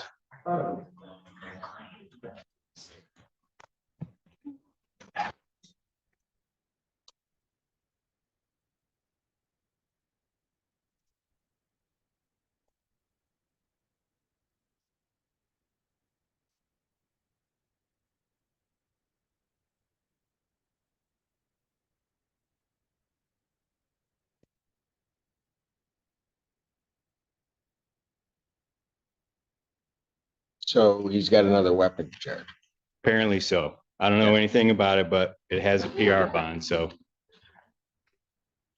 But that case preceded this one. And then he picks up this one. I don't know. Actually, the other case that he has here is the other issue is that the defendant does have an extradition warrant from Mississippi. And we haven't, and I did verify, I spoke with Ms. Burton Harris yesterday about this in our office. We're awaiting the actual governor's warrant in Mississippi, but we have verified that there is a warrant for him out of Mississippi. But we don't have the governor's warrant yet. Correct. And so so there is a CCW, Mr. Sullivan has a pending CCW charge now, 8/27/2022. And then the facts of this case, I believe, false. So that the older CCW, which is still pending, predated this offense. Mr. Sullivan does have a prior CCW conviction under HIDA, in 2012. And obviously this case involved possession of firearm and shooting it in the vicinity of a Washington County Sheriff's deputy who was training canine in the back of the parking lot. It's not charged with, he wasn't charged with shooting at that deputy, but the reason this came to law enforcement's attention was the deputy was training his dog, heard gunshots and saw a car drive off. And our allegation is that it's Mr. Sullivan was shooting, basically testing out his new gun that he shouldn't possess in the vicinity of the deputy. I'd ask the bond, frankly, the $10,000 bond. Bond is seems low. Anything else? Nothing further, Your Honor. Didn't think so. Bond denied, most of the bond reduction is denied. Bond will continue. Thank you. I'm balancing. Thank you, Your Honor. Court does call the case of the people versus Cassandra Gray. Four.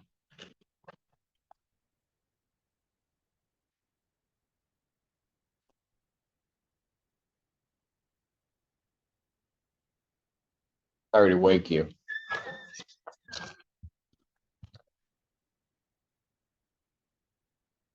Sorry, I'm so busy. I'm busy probably handling her cases, so. Court does call the case of the people versus Winona Harvey. Harvey. Morning, Your Honor. Hannah Mack, requesting permission to practice under Michigan Court Rule 8.120 under Public Defender Brian Bowling. Permission to practice is granted. Good morning.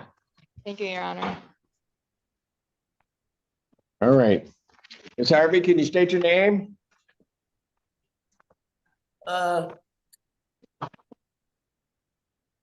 I can't. I know you got my last name is Michelle. Where are you? Where are you? I met with you in jail yesterday. Look, if it's gonna skip, okay, yeah, okay. All right. You're Miss Harvey? Yeah. Okay. You're seeking an adjournment? I am, Your Honor. No, not you. I'm not Miss Harvey. People don't miss Harvey. I'm Harvey. I'm Harvey like that. People don't miss me, but I'm Harvey. Okay, Miss Harvey, I'm maybe she doesn't want to be addressed as a Mrs. Understood. No, I know miss. People don't misses me or nothing. I'm the Harvey. Sorry about that. My apologies. Okay. Probable cause conference will be adjourned June 5th, 2025. 9 a.m. Bond continued. We'll be in touch, Harvey, okay? When? I'll come Excuse visit me, you. what's going on? We just adjourned your case. Winona, remember we spoke yesterday and you said. Until when? Which date did you get? June 5th. June Sorry. 5th, you want to see me? No, I'm gonna see you before then. Look, I'm not going back. I can't go back to the conference room. That hurt my back a lot. That room you took me and hurt my back a lot. Okay. I'm gonna let you talk to your attorney some other place, okay? Okay, Thank you. Shut her, please.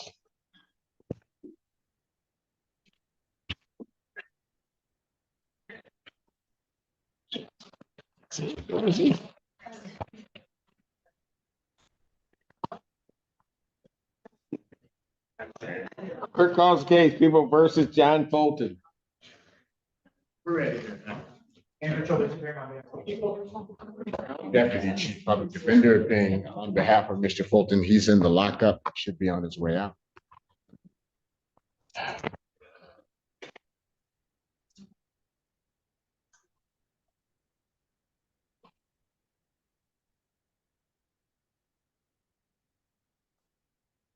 Your Honor, today is the date and time set for the probable cause conference. I believe that we've adjourned this matter because we're waiting for a mitigation report. That mitigation report is almost complete, so we'd ask for one more adjournment. We've got the final piece of information we need. Probable cause conference, May 29th, 2025, 9 a.m. Bond continued. Thank you very much, Your Honor. Thank you.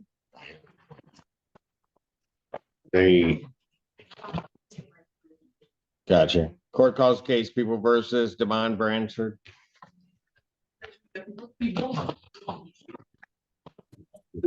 Brian Bowling on behalf of Mr. Bransford. Your name, sir? Lamont Bransford. Thank you. I have a green sheet, Judge. All right. Requesting an adjournment. I am, Judge.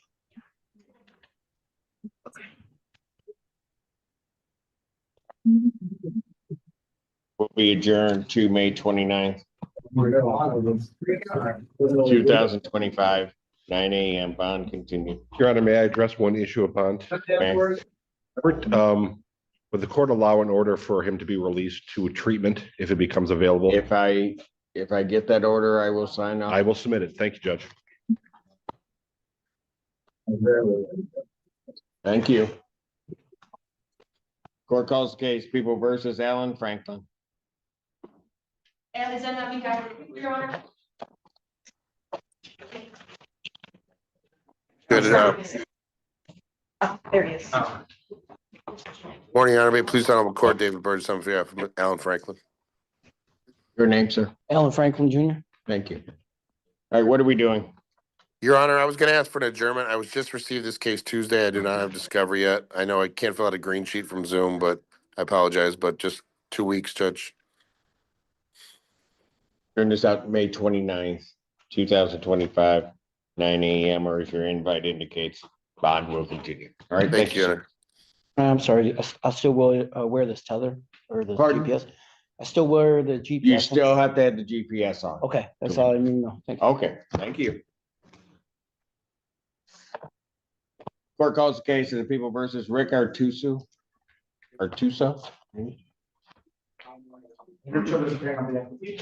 And good morning, Your Honor. Assistant Public Defender Chanazi Carey, on behalf of Mr. Artuso, who is approaching. Mr. Artuso, state your name for the record, please. Rick Artuso. Thank you. Your Honor, I do have a green sheet. We're asking for an adjournment. We're currently in negotiations with the people. I would like to also address bond, please. Matter will be adjourned May 29th, 2025.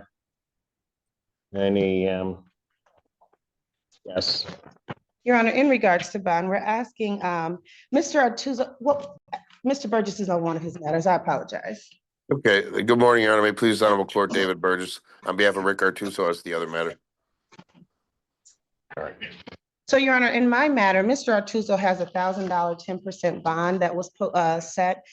He does have a cash or surety bond in Mr. Burgess's matter. Mr. Artuso, it seems as if he went into bench warrant status on Mr. Burgess's matter because he failed to appear to court. He did indicate that he came to court on that date, but he was under the impression his court date was set for 2 o'clock.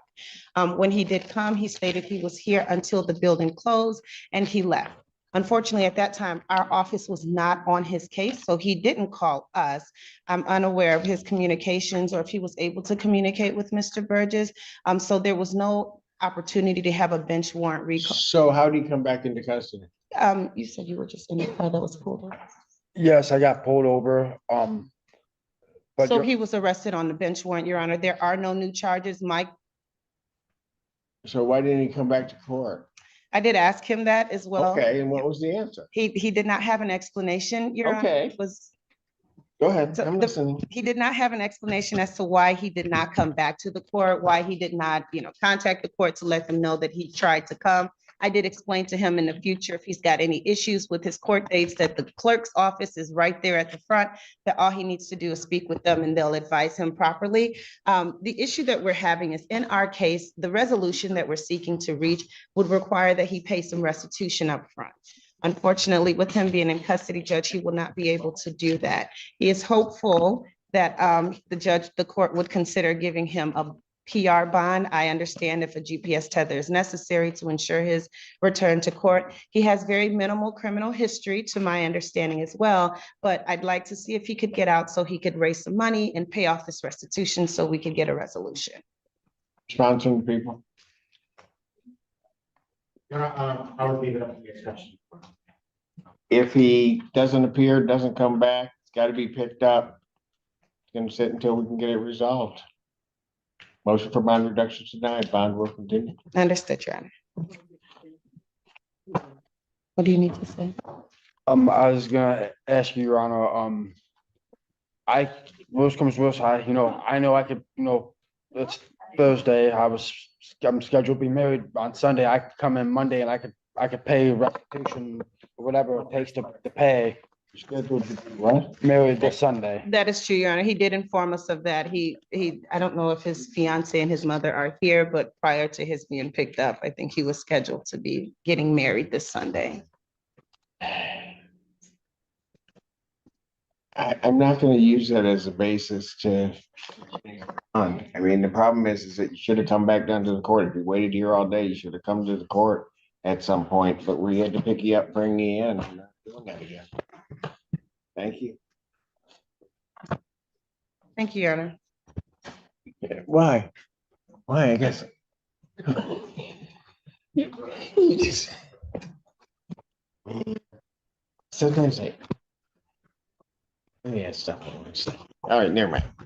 Court discount case of me versus James Clark.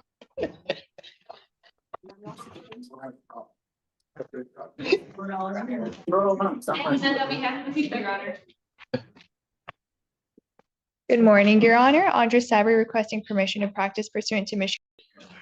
Don't know why you're trying to fight it. I've never been on a bus. She doesn't even know if it's a slow bus. Court does call the case, people versus Rahman Mohammed.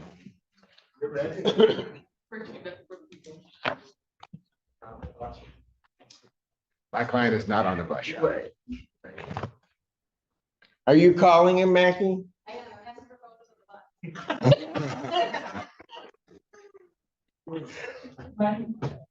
Lauren Brown, Deputy Chief Public Defender, appearing with and on behalf of Mr. Rahman Mohammed. Mr. Mohammed, please state your name. Rahman Mohammed, thank you. Your Honor, today's date and time set for probable cause conference. We are respectfully requesting that this matter be set for preliminary examination. Also, we'd like to address bond at the. All right, all discovery is complete. As far as we know, Your People have their witnesses available the 27th. We will try our best, Your Honor. I did want to let council know Mr. Muhammad has a new warrant in as of just a few days ago. Our office received for a fight in the jail apparently, so I'll have that reviewed as soon as possible. Preliminary examination, May 27th, 2025. Thank you, Your Honor. And that's before Judge Fresh Hour. Thank you, Your Honor. As to bond. Yes. Your Honor, my client is respectfully requesting that the court allow him a personal recognizance bond. He does have a place to stay. He would stay with his father, Kushir Muhammad. That would be in Banner Street in Detroit, Michigan. He's asking if the court feels that it's necessary, he would agree to wear a tether to ensure that he returns to court. Response. Your Honor, I think the underlying case, the case that was set for exam is a bit older, if I'm not mistaken. I'm not sure how much time it came into custody. I am concerned that while he's been in custody, potentially accumulating new assaults and offenses, but I will leave that in discretion of the court. I would request that if he is released, that he is testing, given the nature of this. My client will agree to test.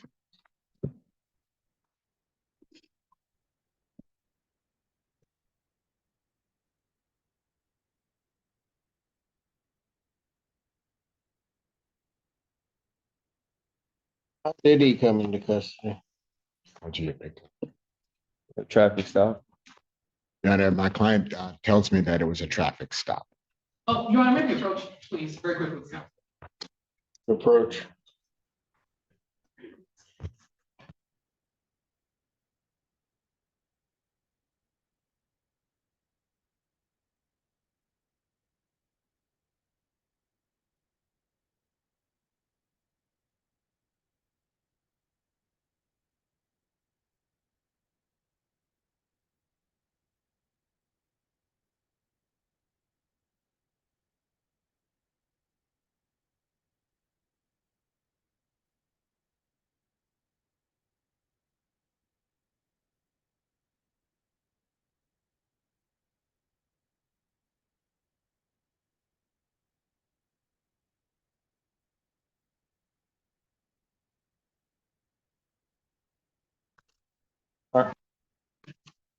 record should reflect, we've had a bench conference in this case.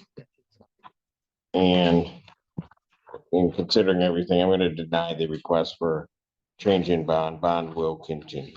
Thank you. Thank you. I'm trying to get everyone this one. Court calls case People versus Aaron Daniels. And on behalf of the people, Your Honor.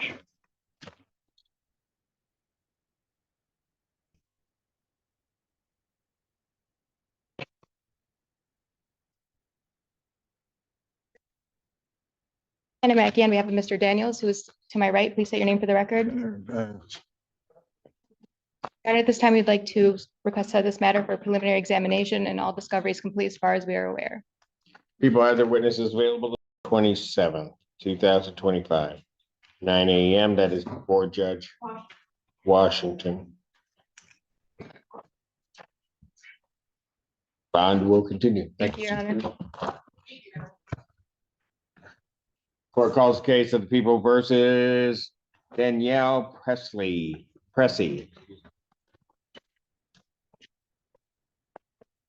Andrew Childers appearing on behalf of the people. Michael Gaddy, Assistant Public Defender on behalf of Ms. Pressey, who's approaching Judge.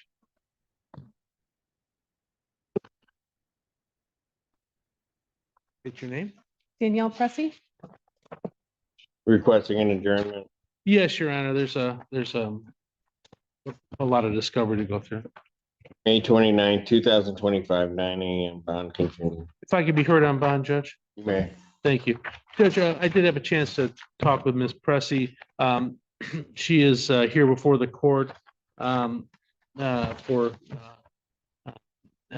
a bond of, I think it's set at 150,000 cash. This is a situation where she has absolutely no criminal history the last 13 years or so. She does have an old OWI matter from 2012. That's all I could find on her CCH. She resides in the Metro Detroit area in Oxford or Lapeer. She owns a business, a brick and mortar business, a nail salon. She's not a flight risk in any way. She cares for her disabled mother. She is, like I said, gainfully employed. She owns a business, a nail salon that she is the proprietor of. She is, we'd ask the court to consider some kind of a reduction in bond, hopefully a personal bond, like if she would avail herself of any both a scram and a GPS tether if the court thought that that was beneficial to ensure both her presence and that she's not anywhere that she should not be. She has, as I said, work, family responsibilities, and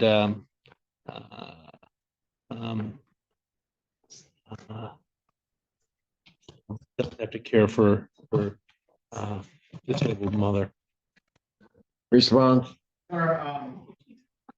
The facts of this case involve the defendant traveling around 60 miles an hour.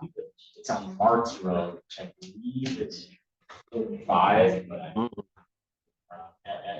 it's probably 45 would be my guess. 60 miles an hour with now candidly the BAC was 0.038, but there was also 200 nanograms per milliliter of amphetamine, as well as THC, 2.7 nanograms of THC in her system. The victim is tragically the defendant's son, I believe was 7 at the time. He was improperly belted in the rear seat and killed in the accident. The vehicle crashed into a tree. Based on those facts and circumstances, I don't believe that the bond is improperly set. I believe that the facts of this case are awfully tragic, but I am concerned about the defendant's potential conduct while out. This matter pending given the seriousness. Yeah, if I might, this is a very serious situation, very tragic. There was, the allegations of the purported Adderall, I believe, was a prescribed drug. As Mr. Childers stated, it was a 0.038 of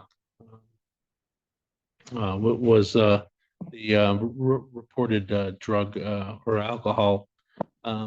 This was, like I said, this was a situation where I don't think she comported herself.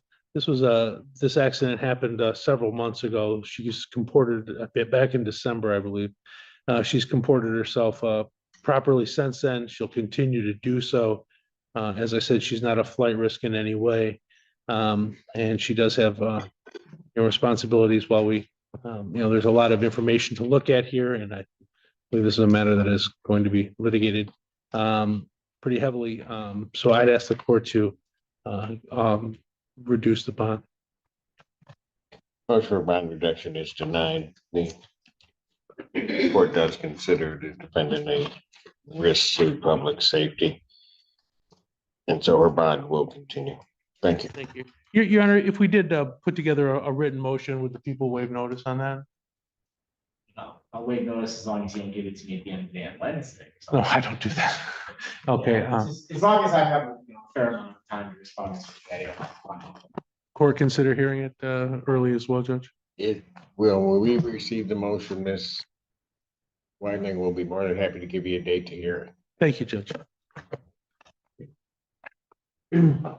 Court does call the case of the people versus Jordan Davis. I'm sorry, Judge. I didn't catch the adjourned date. My fault. 29. Thank you. Right. Jordan Davis. Oh, that's you. I'm sorry. Go ahead. And then on behalf of the people around. And Mackie, on behalf of Mr. Davis, who's approaching, please state your name for the record. Jordan Davis.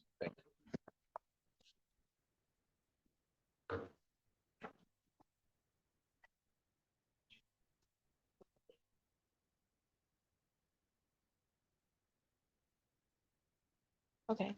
Your Honor, at this time, No, I'll wait. we'd like to set this matter for a preliminary examination.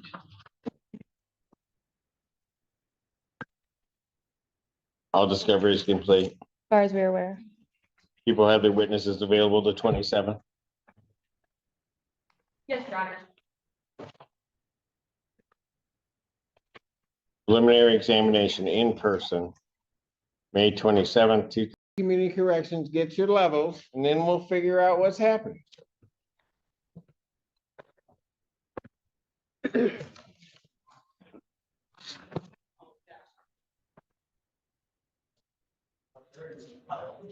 probably don't have anybody right there then.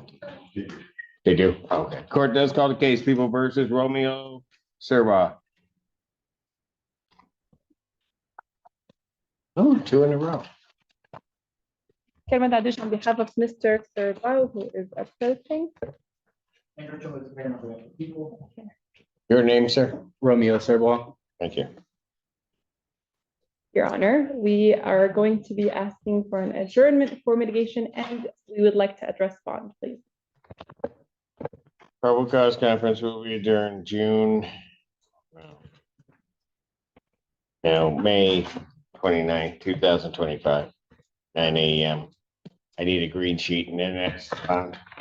As to bond, Your Honor, I wanted to address, I wanted to ask for him to be released on tether. Your Honor, Mr. Serbo is 20 years old. He has 2 children that he takes sole custody of. He has to take care of them right now. They're in the care of his father and his foster grandfather and foster grandmother, who aren't able to actually keep taking care of his children. He has been in school. He has a 4.0 GPA. He just got his transcript back. He had a job interview. He's doing really well. The reason he was missing them is just because he had so many things going on. They were early in the morning. He has these 2 kids. I can assure you that if you put him on a tether, Your Honor, that you will be seeing obviously no missed tests, but no positives or anything like that. He is not drinking. He doesn't drink. He reacts very poorly to it. So we are going to be asking for that.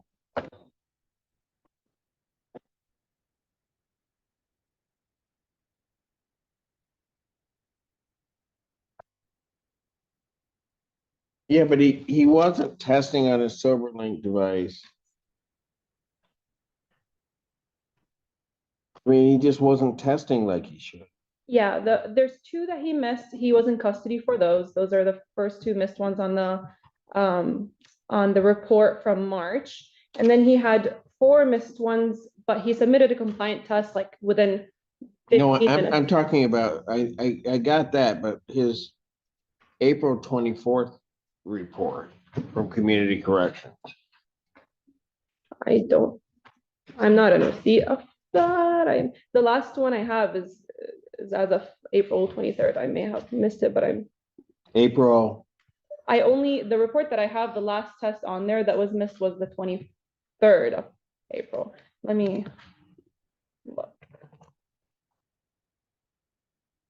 right, but do you have, there should be a bond violation report from April 20, that's dated April 24th, 2025.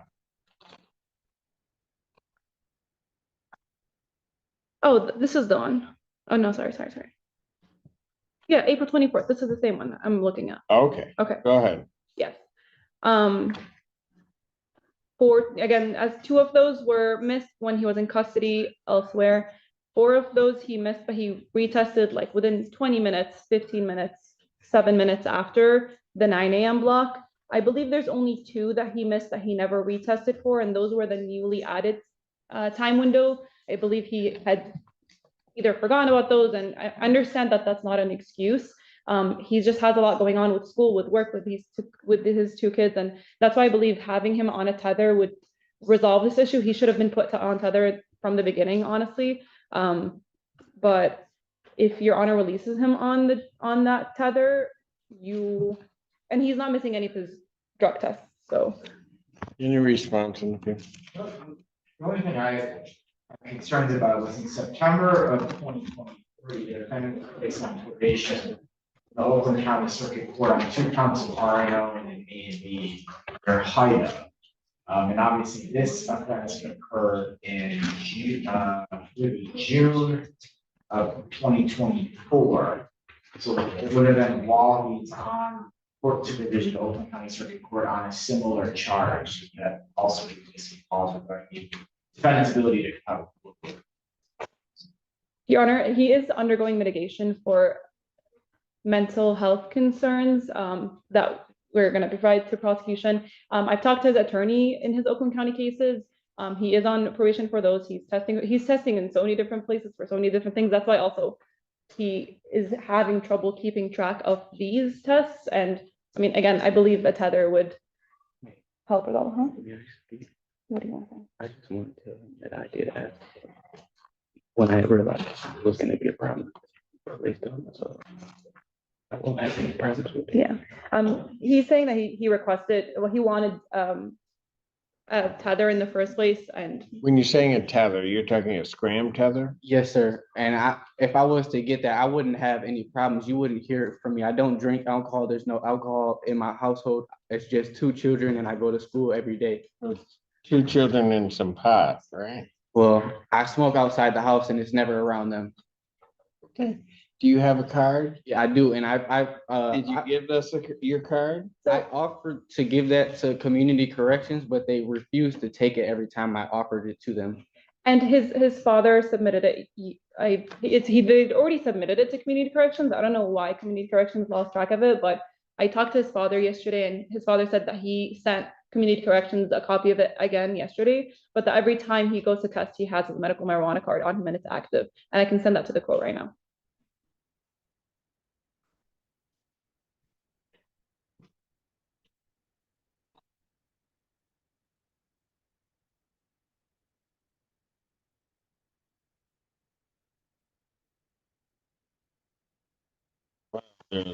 I will modify his bond, although he may not be entitled to a $25,000 personal recognizance bond, but he needs to be on a scram tether prior to release. Thank you, Your Honor.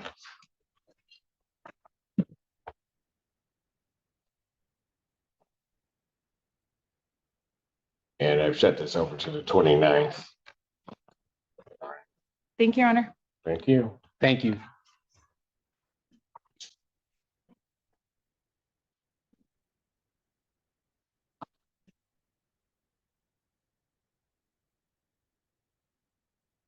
Case People versus Sherry Hughes.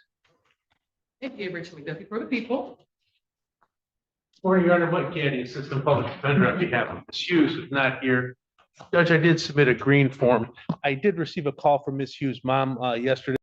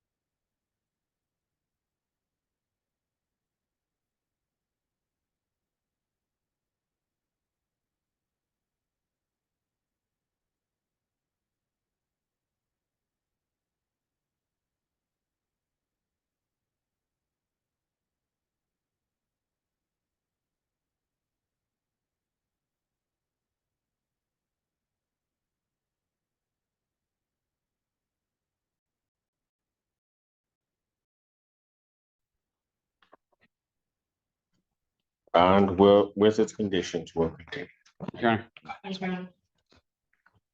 Court does call the case People versus Priya Collins. And on behalf of the people, Your Honor. Good afternoon to this honorable court. Attorney Carla Marable, P number 62755 on behalf of Priya Collins. Ms. Collins, please state your full name for the record, ma'am. Priya Miracle Collins. All right, thank you. All right, what are we doing? Your Honor, the discovery, we have all the discovery. We just need to set it for preliminary exam. People have their witnesses available the 27th. We'll do our best, Your Honor. Preliminary examination in person will be set May 27th, 2025, 9 a.m. That's in person before Judge Fresh Hour. Thank you. I will see the court on the All right. 27th. Thank you. Thank you. Thank you. Bond continued. Court does call the case of the People versus Darian Cotton.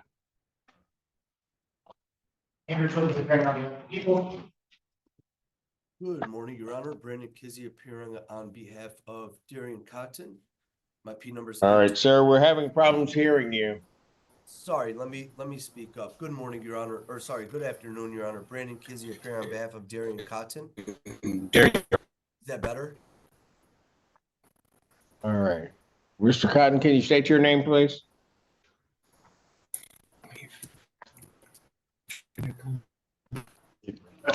He froze. Your Honor, I just can't see him.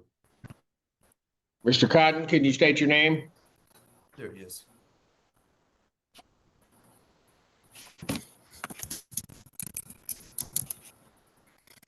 There, I can hear you. Aaron, can you say your name? Your Honor, if we could pass this matter for a few minutes, I'll have him log back in.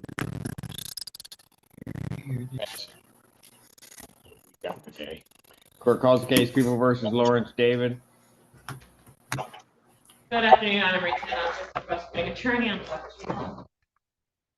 Good afternoon, Your Honor. Nicole Blank-Becker on behalf of my client, Mr. David, who is present as well.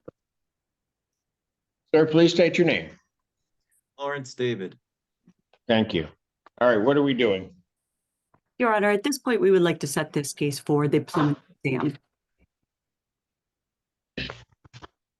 You have all of the discovery, counsel? Your Honor, we believe we do. We've asked a number of times, and at this point, I believe we do. Okay. People have their witnesses available the 27th.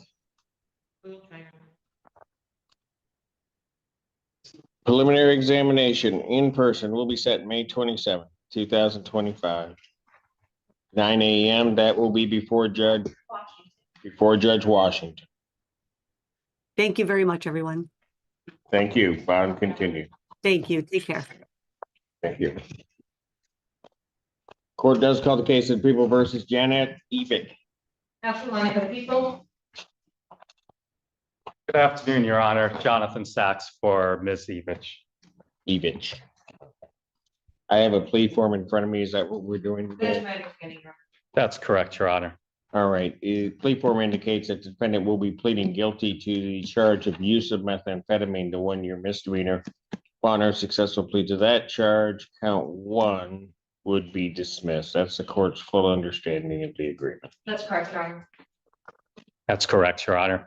Your Honor, I have spoken to the assistant prosecuting attorney, and if Your Honor would entertain it, there's no objection to shifting straight to a fines and cost sentencing. This is out of this district, and I can talk to as to Ms. Evich just and show you a bit of documentation as well, if you would consider that. Well, I don't know if I'll consider it today, but I mean, I typically would send this over at least to have it looked at by my probation department. It may end up as a fines and cost sentence, but I don't know that I do that today. And for the record, Your Honor, I did discuss that with defense counsel, that I would not be opposed to a fine cost sentence today if the court would consider it. I understand the defendant is on parole. She's being supervised and doing very well. Did not want to put her on 2 forms of probation, but I completely understand if the court wants to have her screened first. That's correct, Your Honor. And I just add to that, that this is not a parole violation. This is something that took place before the start of that parole. May I have her sworn? Raise your right hand. Do you solemnly swear and affirm the testimony you're about to give will be the truth, the whole truth, nothing but the truth, so help you God? Yes, sir. State your name. Janet Evich? All right. Ma'am, it is this court's understanding that you're going to plead guilty to the charge of use of methamphetamine. That is a misdemeanor punishable by up to 1 year incarceration, $2,000 fine plus court costs. Do you understand that? Yes, Your Honor. All right. And understanding that, you still wish to plead guilty? Yes, I do. And to that charge, how do you plead? Guilty. Now, you understand that by pleading guilty, you'll not have a trial of any kind.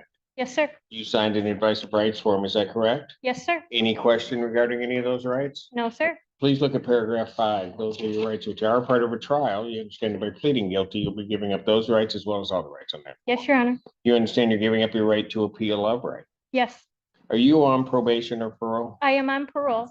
All right. And this occurred prior to your placement on. Yes, parole, sir. Correct, okay. Has anybody promised you anything other than what's been stated here today on the record to get you to plead? No, Has anybody threatened you or coerced you? no, sir. You're doing this voluntarily Yes, sir. of your own free will Yes, sir. and because you believe that you are indeed guilty of this offense? Yes, I am. October 24th, 2023, at the Huron Valley Correctional Facility in Pittsfield Township, Washtenaw County, State of Michigan. Did you have methamphetamine in your possession? I did, sir. Had you used it I did not use it, but it was in my possession. and you were intending upon? Yes, I was. I And was, you knew yes. what you were intending I on was. using was methamphetamine? Yes, sir. Counsel, have I complied with the court rule? Would it be proper to accept this defendant's plea? The people are satisfied. Yes, Your Honor. Thank you. Court will accept the defendant's plea of guilty to count 2. Count 1 is dismissed. So you were, I didn't look at that before when I was telling you that you were incarcerated at the facility when this occurred. Yes, sir, I You are was. now out on parole. Yes. All right. Anything you'd like to say before I impose? I am due to be off parole next month. I've enrolled in college. I've done everything forward, nothing backwards in life. I drug test randomly. I show up every day on time, every month on time. And I've been doing great. I've been sober. I was in the MAT program when I left incarceration and I was able to get off that. I still stand here today sober, over a year later. I stay at home with both of my children. That's why I enrolled in school, trying to find something for stay at home. I'm still fighting to get my license, but that's just more of I have to go to court because of relevant to the first, what happened. But I've been out doing great. I've changed a lot. Back then I was in a bad spot. I've been in therapy 6 years, the same standing therapist, I've been doing really good. All right. And Your Honor, I have spoken to her parole agent this morning who confirmed that Ms. Evich has passed all her random drug testing and is doing everything she's supposed to be doing on parole, that it's going very well. How long were you incarcerated? 4 years, sir.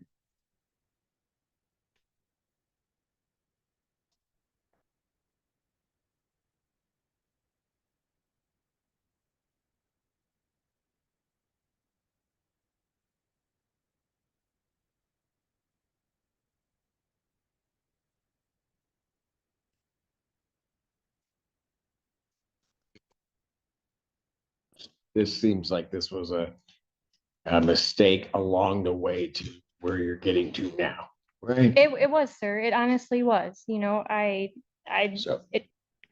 was, yes. Okay, fines and costs of $125, state minimums, 365 days incarceration, credit 365 served. Good luck to you. Thank you. Thank you, Your Honor. Court does call the case, People versus Lewis Goodine. Good afternoon, Your Honor.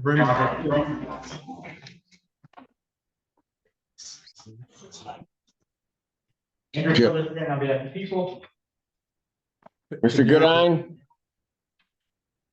Yeah, he's on the Zoom. He what? I know, but he's not, his camera's not on and he's not answering. Let me give him a call real quick. Because he was on a few minutes ago. That's it. No, don't, quit talking. I'll pass it. Yeah. Court calls case People versus Shaquanda Hall. Good afternoon, Your Honor, David Canine for defendant. What went wrong? What wasn't wrong? Shaquanda Hall. She's not on Zoom. This is a beautiful day. I'm sorry, Your Honor. Pardon? I said I'm sorry. She's in California and I passed along the information. I won't say any more than that. Okay, well, she's not here. Bench warrant will issue for defendant's failure to appear. Okay, understood, Your Honor. Bond will be set in the amount of 10,000. Cash surety. That warrant will issue immediately. Okay, sorry. Thank you.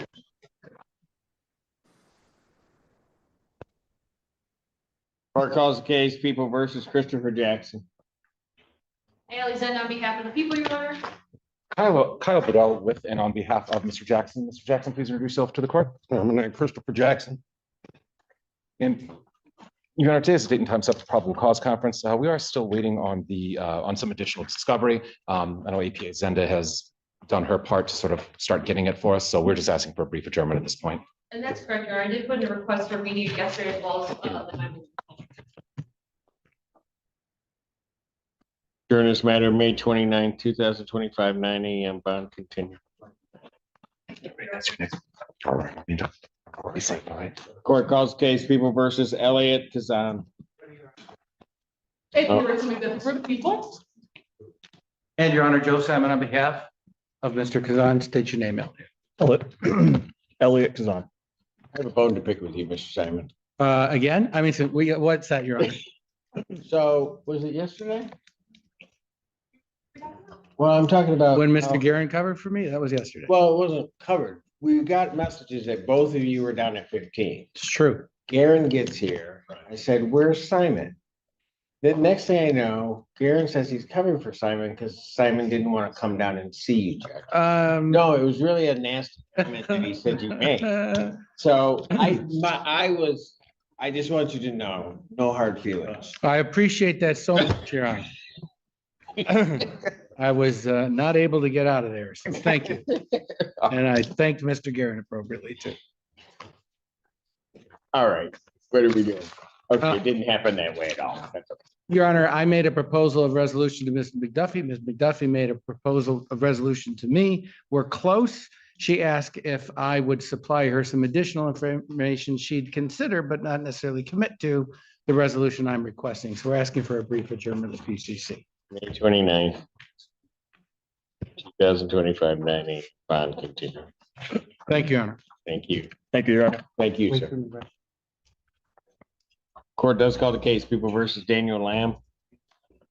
The people. Your Honor, David Candy, Your Honor, we do. State your name, record. Daniel Lamb, Your Honor. Thank you. We are waiving, Your Honor. All right. Get the form to you sooner. Sir, is that correct? You're waiving your right to a preliminary exam? Yes, Your Honor. You understand that that's a proceeding where the people have to show by probable cause that the offense is alleged or the offense alleged was committed and that you committed. Yes, Your Honor. You understand you'll not have that hearing. You'll proceed to circuit court for further resolution. Yes, Your Honor. People also waive their right. Preliminary examination having been waived, defendants bound over to circuit court on a single count. Sure. Your turn. Waive, Your Honor. Defender stand mute. Defendant having waived for reading, standing mute, court will enter a not guilty plea. Pretrial will be set for July 9th at 1:30 p.m. with Judge Conlon. Conlon. Yes. Yep. July 9, 2025, 1:30, Judge Conlon. Thank you, Your Honor. Thank you. Bond will continue. Thank you, Your Honor. Thank you.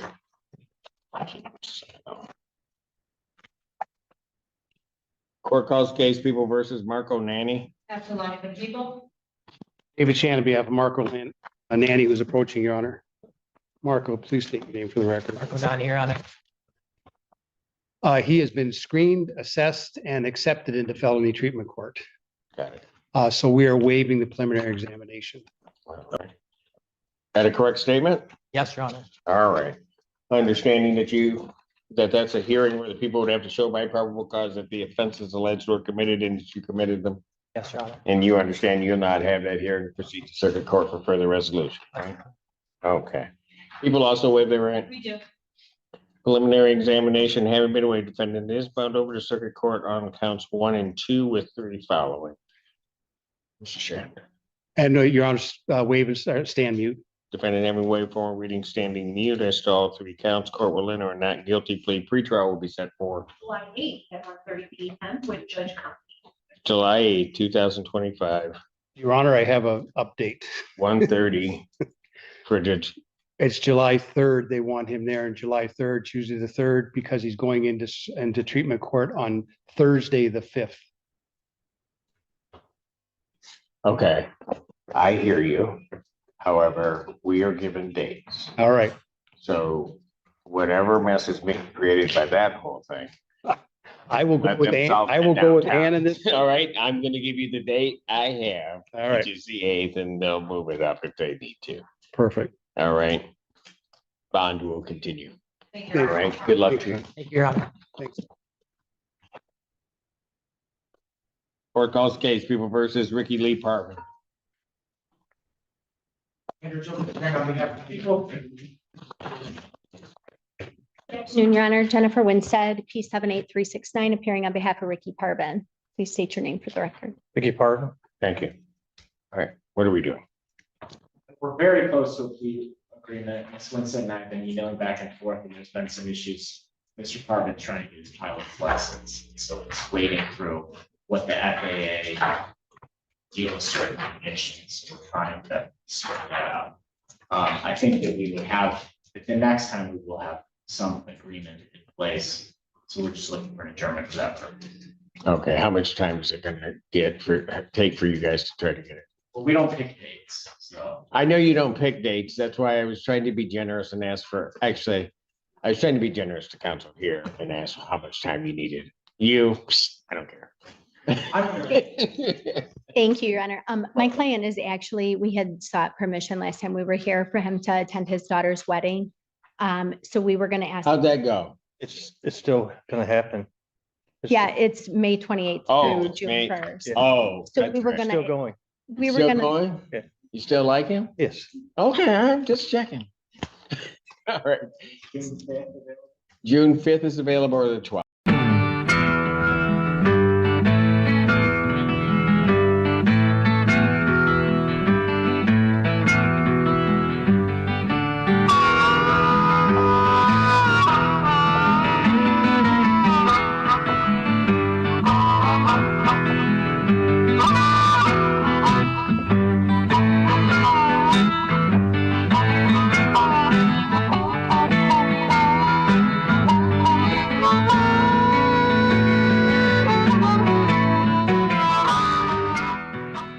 Every day in the USA, people find themselves in court.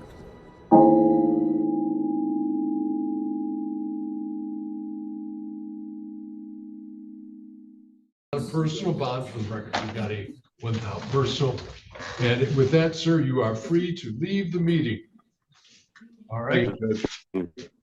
Yes, All Your Honor. right.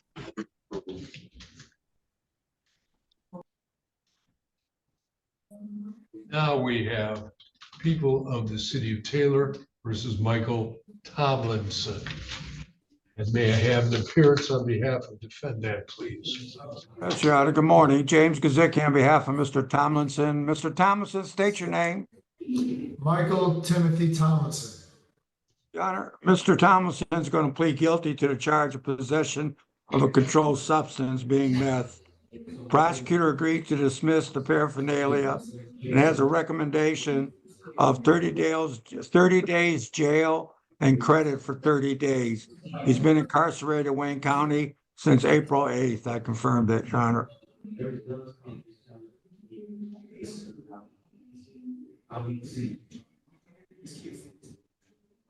Okay, Mr. Tomlinson, good morning, sir. Would you state your name, please? Yes, good morning, Your Honor. My name is Michael Timothy Tomlinson. All right, so as your attorney has stated, you are going to plead guilty today to the possession of a controlled substance.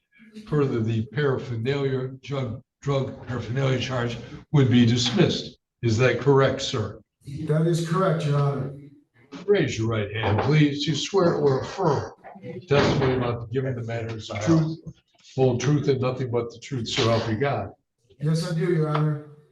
All right, and you are so pleading because on the date in question, April 6th, you can put your hand down. Okay.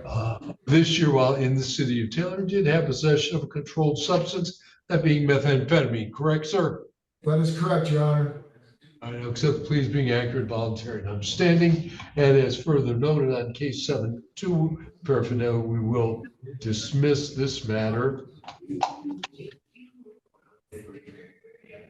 Sentence of the court, 30 days in jail, credit for time served. You won't have to serve any further jail time on this case. Understood, sir? Yes, I do, Your Honor. Thank you. You have a good day. Thank you, Your Honor. Thank you, Mr. Kaczynski. All right. That is that. Thank you, guys. All right, gentlemen.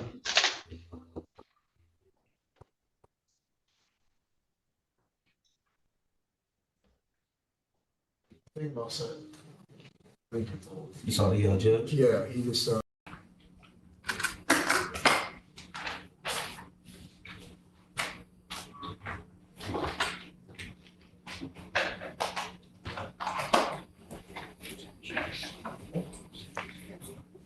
Cayman Smith. Cayman Lenise Marie. Right to the podium. 4W833755. Teresa Booker, have a seat at the table. My right, your left, please. Ma'am, your name? Cayman Smith.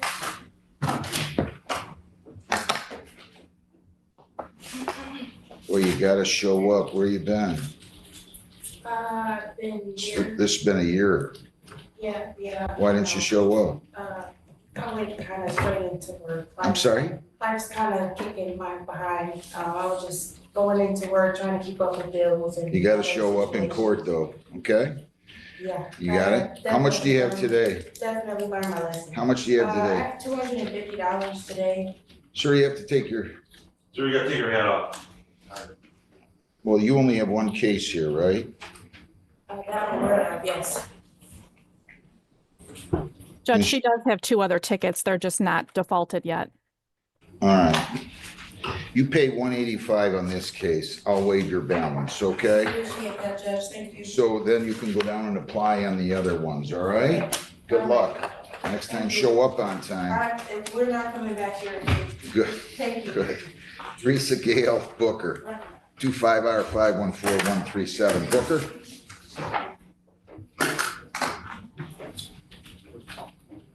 Where's Teresa Gale Booker? She's on Zoom, Judge. Okay. This is file 25R514137. Ms. Booker, you have to state your name, please. I don't have a. You're charged with child neglect.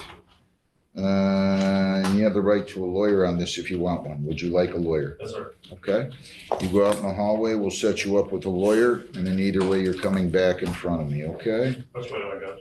Right Have a out- seat in the hall. Yeah, out in the hallway there, Thank you. He needs a lawyer. both of them. This one too? No, these two. Jamie Allen Sywarski, 216R5095098. Your Honor, good morning. Richard T. Serrano, P33828, appearing on behalf with my client, Chris, to my right. Your Honor, this being the date. Your name, sir? Jamie Zaworski. Let's talk about where he's been first. This is 2016. This was only 9 years ago.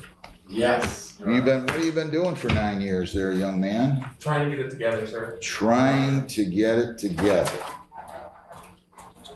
Your Honor, this is our last stop. I've taken care of 4 matters for my client. They're all older cases. While you're trying to get it together, you need to remember that you do not ignore courts like this, okay? Yes, Your Honor. If you can find this, any judge that will find this endearing, let me know who he or she is, will you please? You can write me a note, say the judge in Lexington thought it was okay, I showed up 9 years late, all right?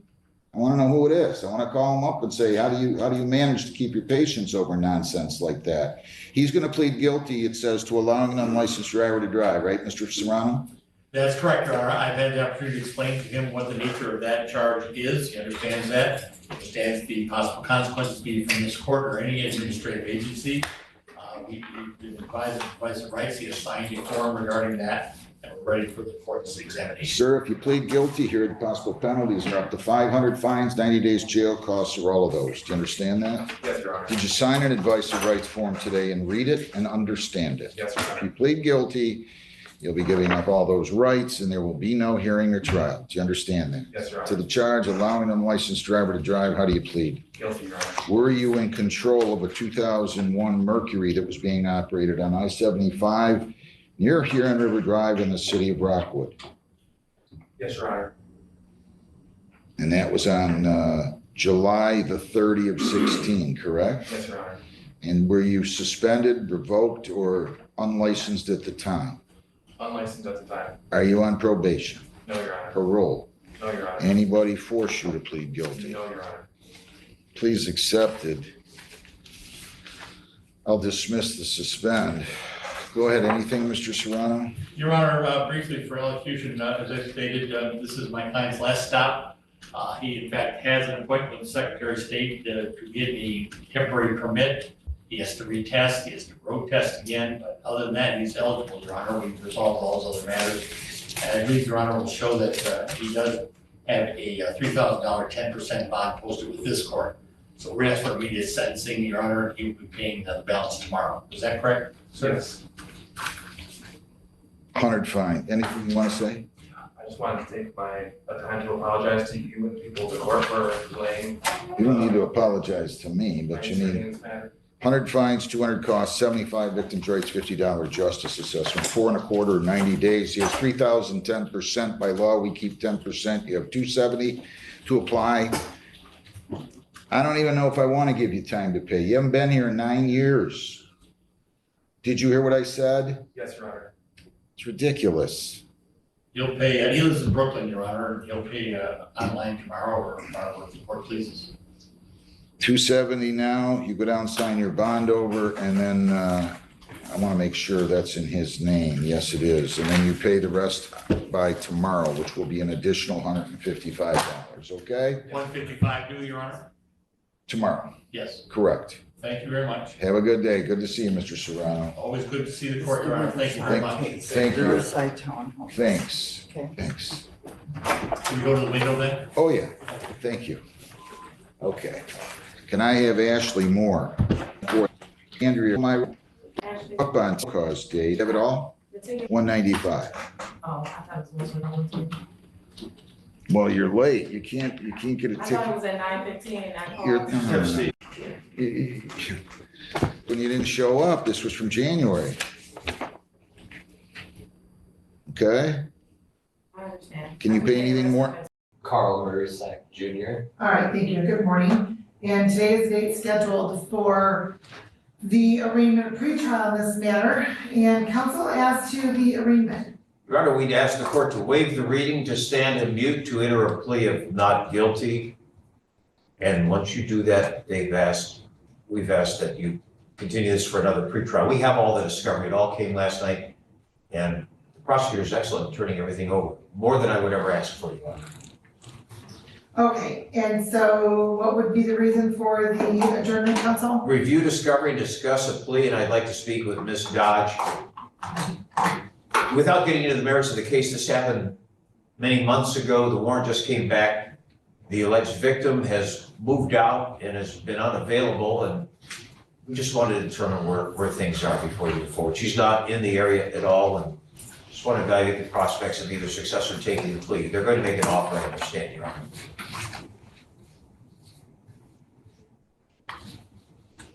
Okay, so would May 29th work, council? Would that be sufficient? I apologize, that week and the next week are my meetings in Europe, so that's not a bad, and I know that we're right up against that deadline, but could we go beyond that to the second week in June? Is that too much? Oh, no, that's a month. We can't do that. Well, Well, I'll certainly come back next so week. next week would be available? Yes, Judge, I'll come back next week. Okay. You can make it next week? Yes, so we'll be here next week, Judge. All right, so May 22nd. At 8:30. At 8:30 a.m. And then he asked to bond. Your Honor, Mr. Marzak voluntarily turned himself in when I was notified that the complaint had come back by Detective McDonald, filed another appearance, we filed one earlier when it first occurred, and brought him in today for the first date the court noticed it. He is the owner of Ace Coin and Jewelry in Dearborn, full-time employed, owns his premises. Is it an apartment or is it a house you live in? It's a house, owns a house where he lives in Riverview where the alleged incident took place, and has family in the community. So he'd asked for a personal bond, no contact with the victim. He doesn't have any criminal history. Is that correct? Correct. We're going to be caught lying today. A bad day or the other day. And I was the prosecutor on that case, and I still had a bad day. All right, and so you don't have any further communication with Ms. Carroll? No communication. And you own the business that your counsel spoke of? Correct. And how Well, long, his mom and dad. Yeah, it was a family business. how long have you owned it, sir? Since 2018.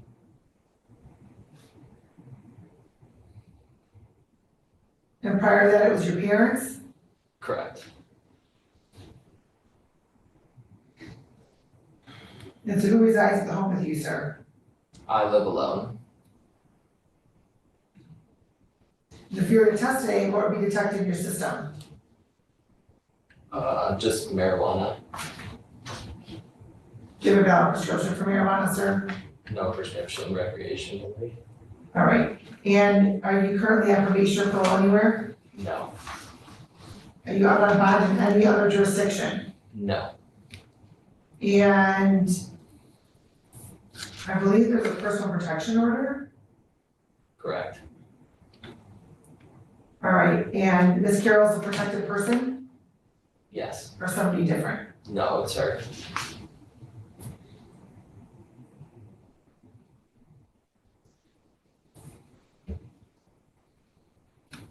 All right.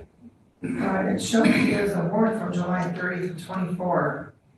Was there a violation of the personal protection order? No violations. Interesting, because it shows it was served on August 2nd of 24. But then it shows date of warrant July 30th, 24. Third Circuit Court Family Division will not pick up. So counsel, you might want to contact Third Circuit Court to find out what exactly that is. Certainly, Your Honor, thank you. And so you don't have any firearms, do you? No firearms.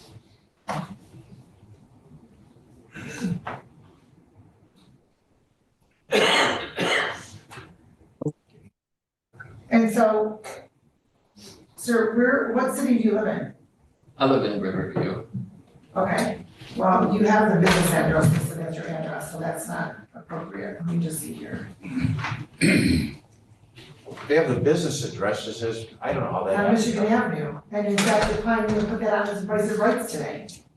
Did you? What do you mean You you're don't not live sure? at the business on Michigan Avenue in Dearborn, you live in Riverview. No. I just put the wrong address in. Yeah. Why are you writing your business address here, sir? I'm not sure. No, don't tell me you're not sure, because you made a conscious choice Mhm. to write that address. So why did you write that address and not your home address? Well, I own the building still, so I'm sorry, I apologize. So when somebody asks for your address, when you're applying for a credit card or something, right, personal, something personal, or you're applying at the Secretary of State for your license, what address do you use? The home address. Okay, and that's what you use here. So I'm going to have you fill this out again, so we can have your current address.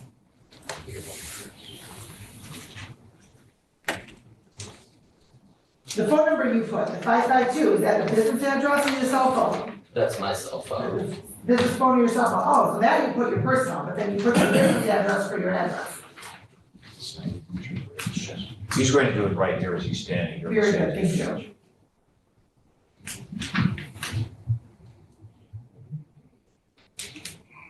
Okay, print name and then sign it, what you're ready to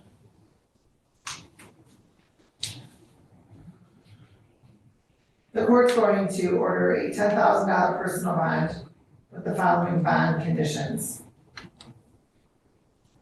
You're not to have contact with Ms. Carroll. That's phone contact, text message, email, social media, third party, anything of the like. You're not to enter the premises at her address or place of employment. You are also not to possess or have access to any firearms and or any weapons. And the court is implementing those conditions to ensure the safety of the complaining witness in this matter. And he's executed the proper address and the same cell phone number on his vice president. You understand the judge's bond conditions? If you don't have any questions, you don't have any questions. I understand. Thank you, Your Honor.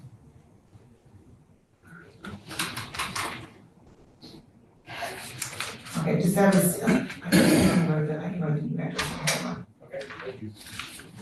and then just have a seat, sir, and then you'll get a copy of your bond conditions. Thank you, Your Honor. We'll see you here next week. All right, thank you.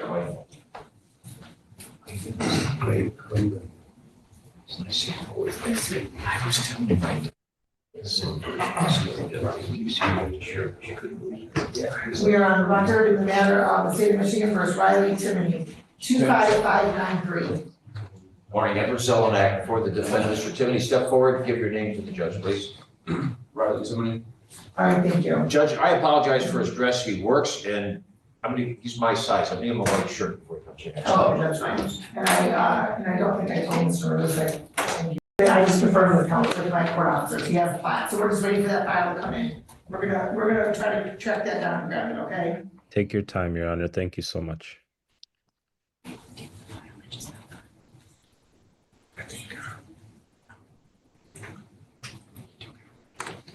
All right, and then we are on the record in the matter of the state of Michigan versus Nikki Cashero, 25631.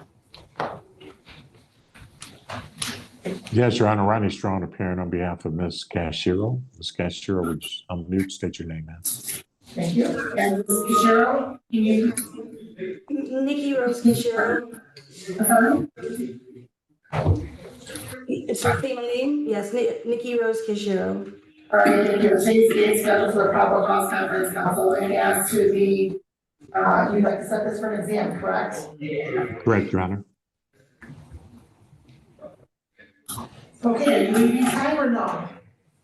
I'm sorry, say again, Judge. Are you waiting time or no? She is not willing to waive the 21-day rule. All right, that's fine. Okay, so we will set this for an exam, May 22nd. All right, Judge, if we do the 29th, is that going to put her over time? She's running custody May 6th, so that's 23 days. Oh, well, she was arraigned on May 7th, that's still 22 days. All right, Judge, the only day that I can do it would be the 29th. I don't think I can do it the 22nd. Chat with your client about counsel. Do you want to break out room with your client again? Yes, Your Honor, please. Okay, we'll get you back in the breakout room. I'll recall this matter in a few moments.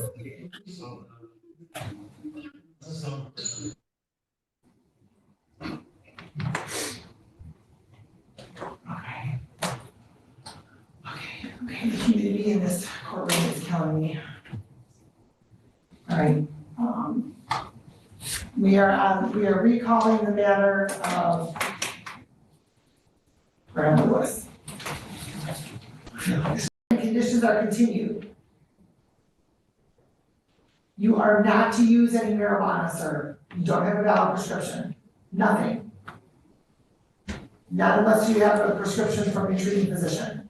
Stop at probation, somebody will be with you shortly. Thank you, Ron. Okay, so we are recalling the matter of Nikki Cashero, State of Michigan versus Nikki Cashero, 2563.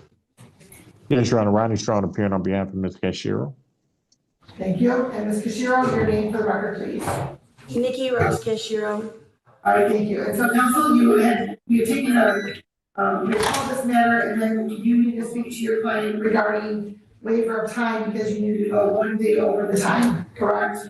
Correct, Your Honor, and she is not willing to waive the time period, and I can't do it on the 22nd, so she's gonna have to be assigned to counsel. I can't do it. I got 7 matters up on the 22nd. Okay, so Ms. Cashiro, if we assign, just so you're aware, right, and you obviously have the right to not waive your time. So as of now, the exam will be set for May 22nd. If we have to assign a new attorney, the exam's not going to hold on May 22nd because that attorney has to be caught up to speed on it. So, Okay, I wasn't aware of that. So that's, I mean, if I just didn't know exactly which would be like within this like a decent amount of time period. So I mean, if it is the 29th, it is only a day over, then I mean I'll waive it. okay, counsel, is that sufficient? That's sufficient, Your Honor. Okay, the court will note that time is waived on the record. And ma'am, I wanted to let you know that because it could be longer than the 29th, depending on the assigned counsel. So. Yeah, I wasn't aware of that. I figured if it was, reassigned, I would be able to still do the 22nd, but that's fine. The attorney that gets reassigned has to, they can't proceed with an exam without understanding the case and speaking with you. So that will likely not occur next week. Right. So, all right, May 29th, we do, We have one and one and one. So 1:30. okay, this was requested to be in the morning, I don't know. But I'm gonna ask that, but we already have some in the morning. Yeah, we have one at 11 and one. You want to do new? Okay, can you do May 29th at 12, counsel? That's a good time, Your Honor. All right, bond and conditions are continued. And Judge, Ms. Cashiro wanted me to address the issue of her bond, which is currently set at $2,000 cash with a GPS tether. Obviously, she does not have the $2,000 cash. She's requesting that the bond be reduced to a personal bond and that she be tethered to an inpatient rehabilitation center. She is a U.S. citizen, lifetime resident here in Wayne County, single, no children. She indicated that she's self-employed.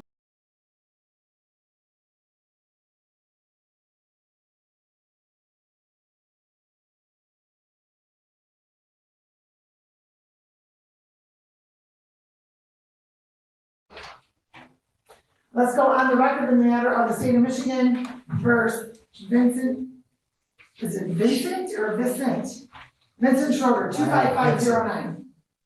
And appearance for the people, please.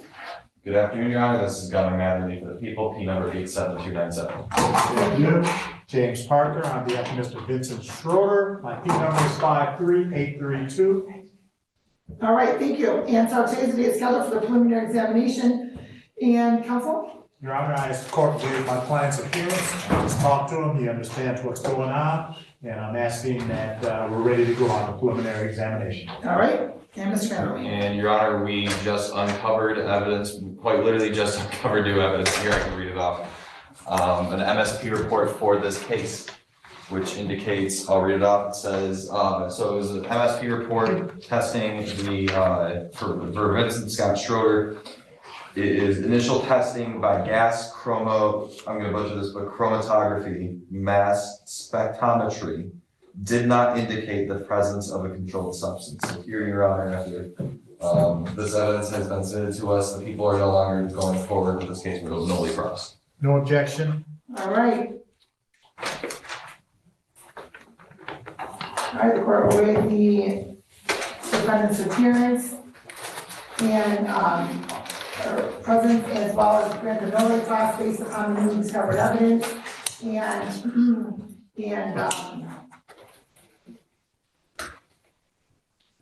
The court will also, in this case at least, any bonding conditions are terminated. However, I know there's another matter, so I don't know if that's still,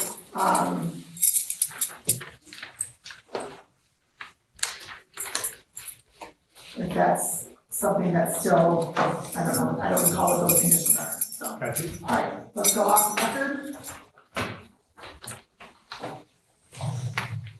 And we're all set. Have a good day. Do the same, Your Honor. Thank you. See my client. I'll email you. Yeah. You wanna come back this way? Yeah. We just got it. Roger that, I can email when I get back to the office.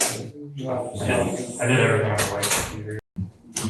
Good morning, Mr. Gopal. Good morning, Your Honor. Hold on, who do you have? I have Mr.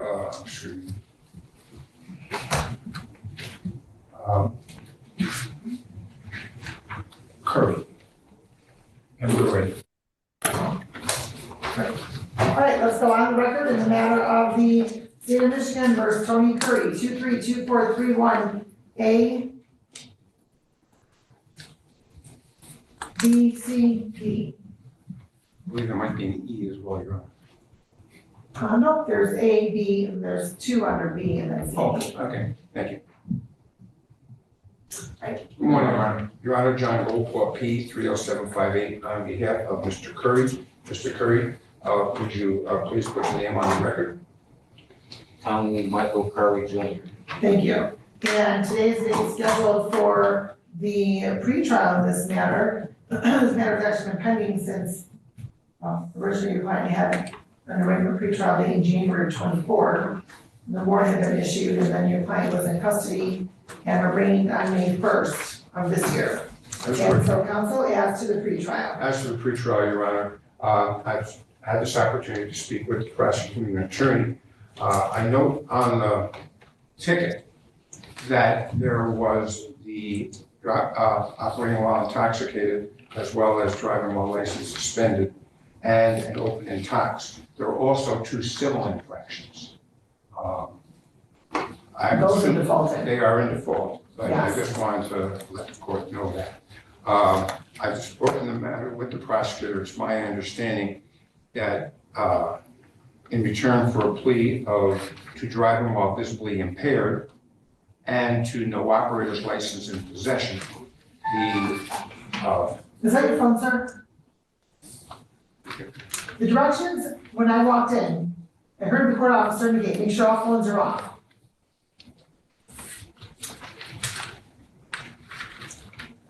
Thank you. We can proceed, counsel. I'm sorry.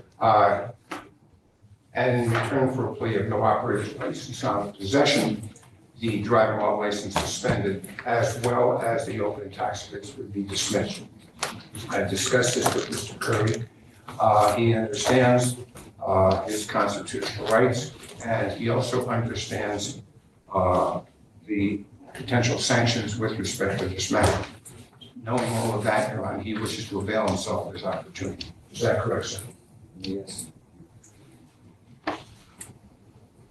All right. Please raise your right hand. Do you solemnly swear from the testimony you're about to give in this matter be the truth, the whole truth, and nothing but the truth? I do. All right, thank you. And sir, you heard the plea that was placed on the record, correct? Yes. And as to the amended charge of operating while visibly impaired by alcohol, how do you plead? Guilty. As to the amended charge of no operator's license on person, how do you plead? Guilty. Need you speak up, sir? Guilty. You've gone over your advice of rights with your attorney, correct? Yes, ma'am. And you understand all of those rights? Yes, ma'am. You also understand by entering into a plea that you will be waiving some of those rights? Yes, ma'am. I'm sorry? Yes, ma'am. You also understand, sir, the possible penalty as a result of your plea, whether in this court, any other court or administrative agency. Yes, ma'am. Knowing all that, do you want to continue with your plea? Yes, ma'am. Has anybody promised you anything, threatened you, or coerced you in any way for you to enter into a plea? No, ma'am. Any immigration issues? No, you're wrong. Counsel, please go to your client. Thank you. Mr. Curry, on November 16th of 2023, were you operating a motor vehicle in the city of Wyandotte? Yes. And did the Sir, I need you to speak up because we are recording the proceedings and we have to have the accurate, please don't interrupt me. We have to have an accurate recording of the proceedings. And if we can't record your responses, it's not an accurate recording. So please speak up as loudly as you can, okay? Don't think that you're yelling, that's fine. Just speak up as loudly as you can. So, you can please ask the question again. Counsel. Thank you. On November 16th of 2023, were you operating a motor vehicle in the city of Wyandotte? Yes, ma'am. And at that point in time, or at some point in time, did you come in contact with the Wyandotte police officers? Yes, ma'am. And when they gave you field sobriety tests, is that correct? Yes. And prior to operating that motor vehicle, had you consumed any alcohol? Yes. And did that alcohol impair your ability to operate a motor vehicle? Yes. And did you take a breath or a blood test? Both. Okay, and we'd stipulate that the blood has 0.16. 0.16. That's correct, Your Honor. There's a note here.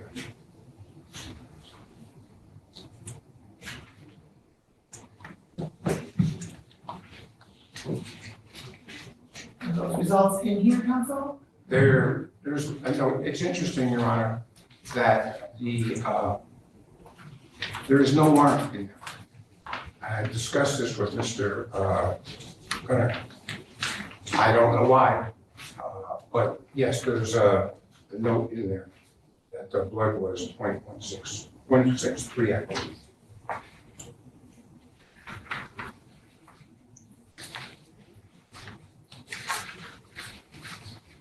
Oh, there it is, okay. And at the time of this incident, did you have a valid operator license on your possession? No. Defense satisfied, Your Honor. The court is also satisfied the plea is knowing, voluntary, and factually accurate. The court will accept your plea, the amended charge. Amended charge is dismiss your original charges per the plea agreement. And you will receive your sentencing date from probation, your pre-sentence interview, your needs assessment. You receive all that information from probation. Sir, if you were to testate, what's in your system? Marijuana. Do you have a valid prescription for marijuana, sir? No. When's the last time you used it?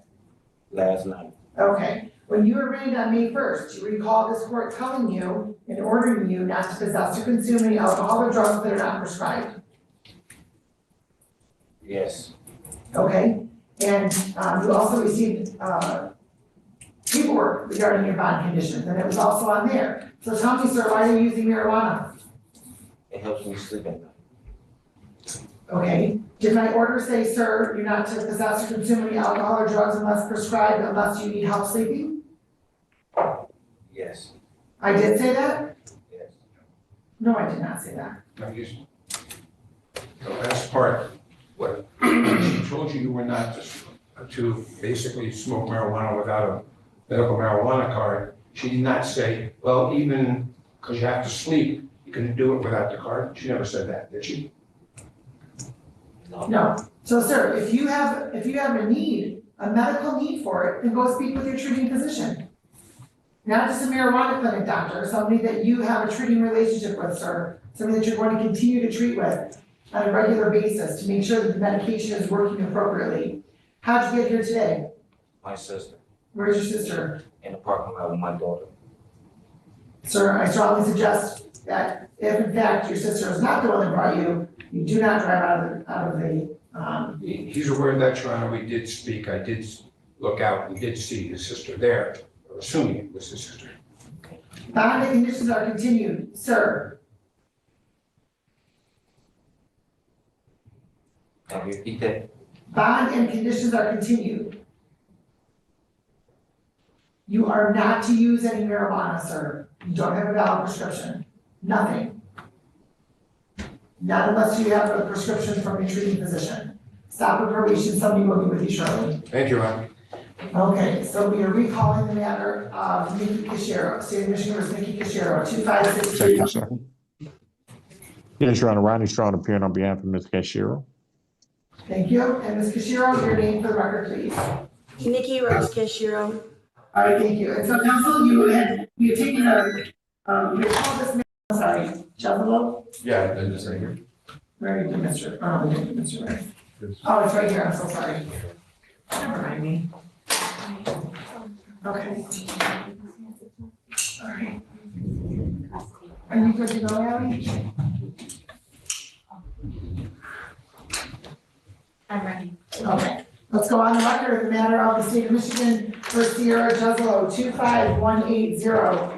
And appearance for the people, please. Good morning, Your Honor. This is Gunnar Matherly for the people, P number 87397. And good morning, Your Honor. Nicole James, appearing on behalf of Sierra Jesselyn. Thank you. Sierra, Jessel.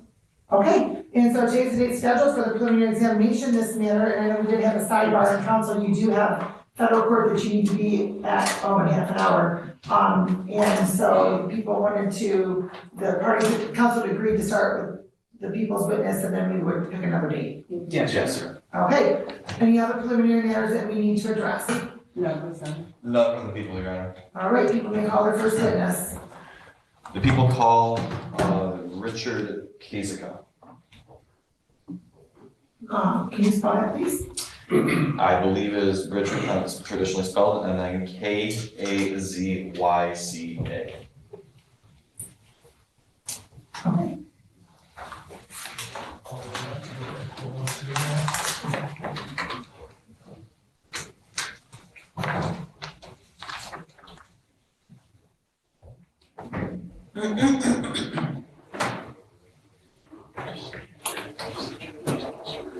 All right, good morning. We're barely still in the morning. Please raise your right hand. You solemnly swear or affirm the testimony you're about to give in this matter to be the truth, the whole truth, and nothing but the truth. Yes, I do. All right, thank you. Please have a seat. State and spell your first and last names for the record, please. Richard Kazica. Can you spell your first and last names for the record, please? All right, CHARD KASZYCA. Okay, thank you. And counsel, you may proceed. I'm going to take you back to the date of February 5th, 2025. Do you remember that day? Yes. Okay, on that day, were you at 2245 4th Street, City of Wyandotte, County of Wayne? Yes. What's at this location? So, I'm sorry, can you just speak up a little bit more directly into the microphone, please? Thank you. Jerry's Ace Hardware, And what do you do at Jerry's Ace Hardware? salesperson. So you're an employee there? Yes. Okay. And do you have dominion and authority over items at the Ace Hardware? Yes. All right, so did anything occur on that day at this location that brings us into court, sir? Yes. In one short sentence, can you tell me what happened? Found a person stealing a chainsaw. Now, it's kind of breaking that down, so were you working at this time? Yes. Do you recall the time? Close to 5. And so just tell me what exactly you saw. So where were you and what did you see happen? By the front counter. We just talked with the other employee. Then we noticed this gentleman went to the front door and he had a big box. And then he just like split right out the door. And did you get a good look at this person? Not right there and then until like. Okay. Well, so did that stand out to you, Bill? Yeah. So did he ask all points of purchase? No. You did not, you said. I didn't have a chance to ask him. Oh, okay, so I'm saying he picked up a box and where did he go with the box? Right out the door. Okay, so at that point, he asked all points of purchase? Yes, he did. Okay, and did he ever give you any sort of money or give anyone any sort of currency to pay for this item? Nothing whatsoever. Do you know what this item was? It was our chainsaw. Okay, do you know what model or anything like It that? was made by Milwaukee. Okay, and do you know how much those typically range the price? And it was checked later, it was $350. So when you saw this happen, what did you do? Chased after him. Okay. Where did you chase after? He went to a vehicle. So was this in the parking lot? Yes. Was this the parking lot of the Ace Hardware? Ace Hardware. Alright, and let's kind of get a idea here. So you said you went to a vehicle, do you know what kind of vehicle? It was a Dodge Caravan, minivan, Do you know what color it was? sort of light greenish. And then, so did you go to the vehicle? Yeah. Okay, was he in the vehicle too? Well, he was getting in the side door, passenger side. Okay, the passenger. Okay, so were you at this time, like, was the door open? Yes. Okay, so were you able to see into the vehicle? No, yes, Okay, so you said you got in the passenger, so was there anybody in the driver's seat?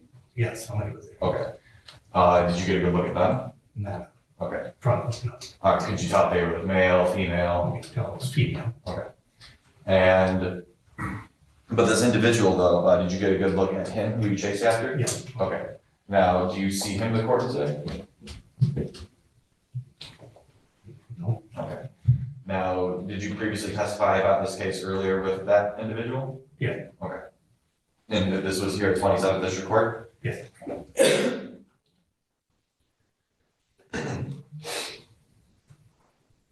Now, I just want to make sure, did you or, to your knowledge, any other employees give that individual permission to take the chainsaw without paying? Now, so tell me about what happened. So did you make contact with him at the passenger door? Yeah, I was kind of fighting with him. Okay. Kind of kicked me. He kicked you? He kicked me Okay, where did he kick you? in the arm. Okay, how many times? Pardon? How many times? Well, one good one. Okay, you said one good one, but I mean, were there other attempts to kick? Yeah. Okay, so was he like sitting in the vehicle as he kicked you? Yeah. Okay. He was turned sideways. So I just want to paint a picture for the courtroom here. So you are at the front passenger, and what is, so you, I mean, are you like reaching into the vehicle to grab it, or are you trying to pull on him? Right. Okay. Chainsaw that first. Okay. So, but in this process, he kicks you, you said one good time, then there was other times. Were there any other strikes? Did he use his hands or anything like that, or did he even push you away? No, just with that 1 foot. Okay. He kicked me. Now, I mean, it sounds like a lot of your attention was on this individual, but did you make any other observations of the driver? No, just as he was blocking the person. All right, and so what happened after that? And he said the word go to the driver.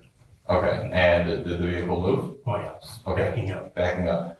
So did that side passenger door stay open? Yeah. Okay, so when it backed up, were you in the way of the door? Of the door. So did you get struck by the door? No, I kept moving backwards. Okay. Along with it. But had you not moved, would you have been struck by that vehicle? Oh, yeah. And so what happened? So you said the vehicle started backing up. What did the vehicle do next? I drove out of the way, turned the lead to the left out of the parking lot. All right. Against my car. And so but did you see the vehicles, like the back of the vehicle? Oh, yeah, when Okay. I got the license plate. You got the license plate? Oh, yeah. Do you recall that license plate? Yeah. What? BVS 352. So BVS 352? Victor Sam. And the 352? 352.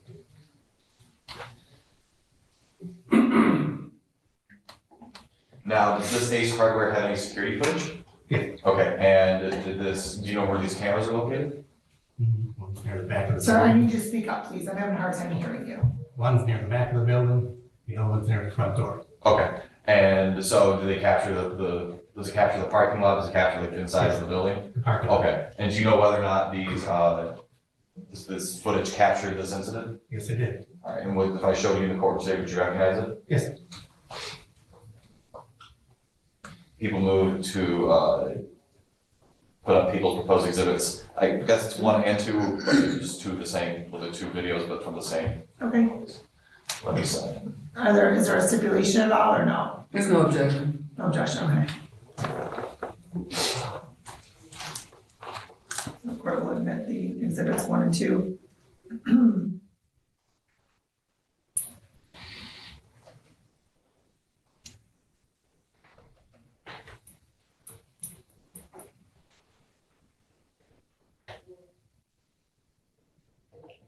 Need to exit the Zoom room.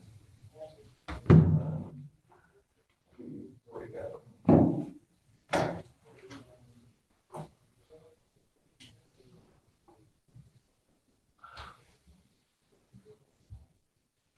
just gonna show the 2 videos and be done.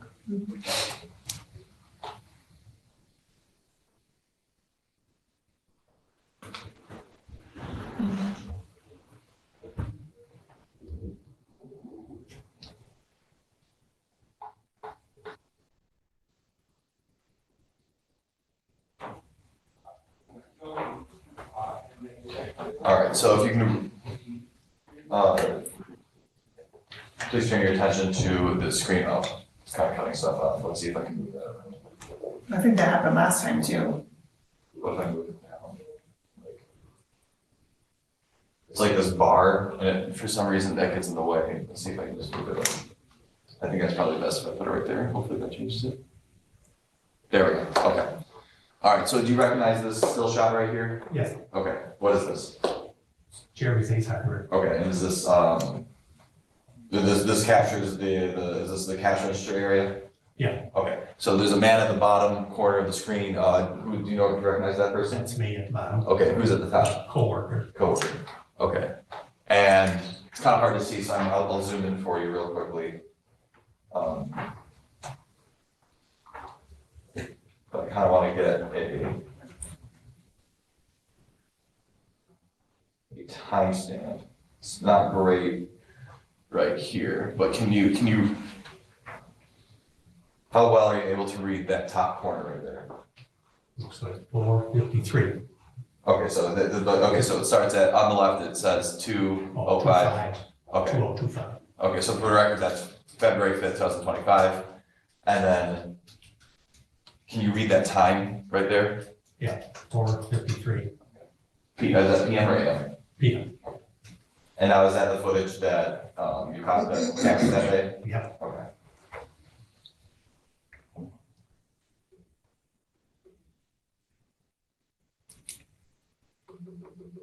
All right, now I'm going to play People's Proposed Exhibit 1.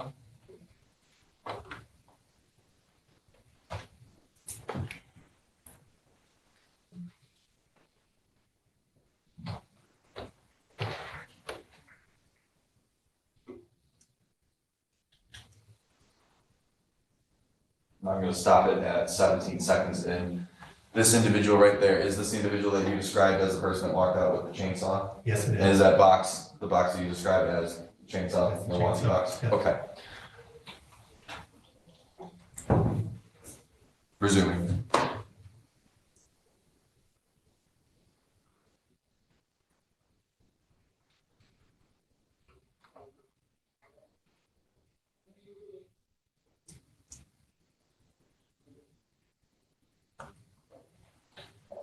I'm going to pause at 38 seconds and end it there. Now I'm going to switch over to the other video, which is People's Proposed Exhibit 2.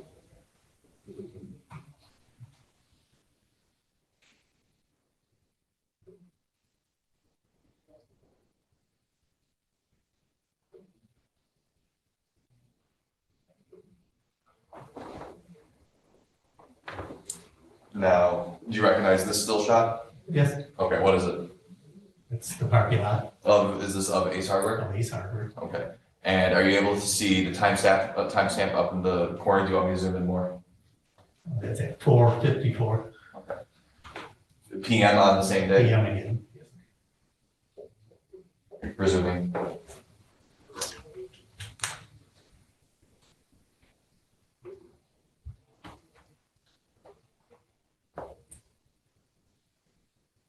Now I'm pausing it at 13 seconds in. So the individual in the green set sweatshirt, is that still the same individual you identified earlier? Yes, it is. And then who's the person in the red shirt running? That is me. That is you.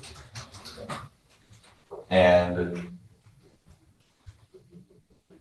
this vehicle right here, is that the vehicle you identified in the courtroom today? Yes. And is that the same vehicle you identified, this license plate number is BVS 352? Right.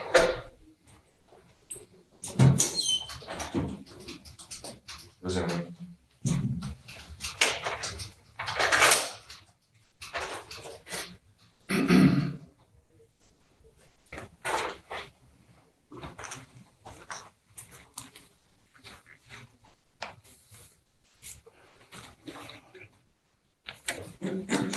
Now I'm gonna pause it.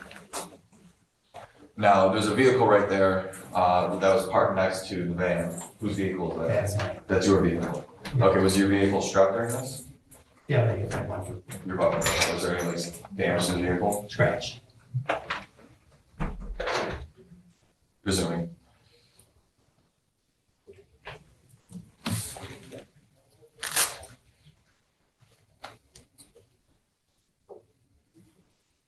Alright, I'm pausing. So. So after this, did you call the police? Yeah. Okay, and then that's when you told them the license plate number, BBS 352, Yeah. and then you told everything that happened? Right. Okay.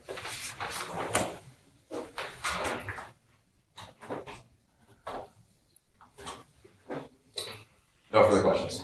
All right, thank you, and, Ms. Sheets, you Thank you. Just a couple questions. Good afternoon. How are you? Good. Just a few questions for you. You indicated that what was taken was a chainsaw, am I correct? Correct. At any point did you tell the police it was a weed whacker? Weren't sure at the time. I'm sorry. We weren't sure at the time. So at some point you did say that you thought it was a weed whacker? Yeah, down the same aisle. Okay. Did you originally tell the police you thought it might have been a chainsaw, but now you know that it was a weed whacker? Did you ever say that? Well, first said it could be a weed whacker first. Okay. Now, when you go outside, you're chasing after the man, am I correct? Right. And do you say anything to him? Stop. Does he say anything to you? No. When he's in the van and you're at the van door, is he saying anything to you? Not to me. Okay. When he speaks, was he speaking in a calm voice? Pretty much. So he just said, he said the word go, am I Go. right? He said go. He just said go. Did he yell go? No, just like go. In a normal voice? I believe it's been asked and answered, Your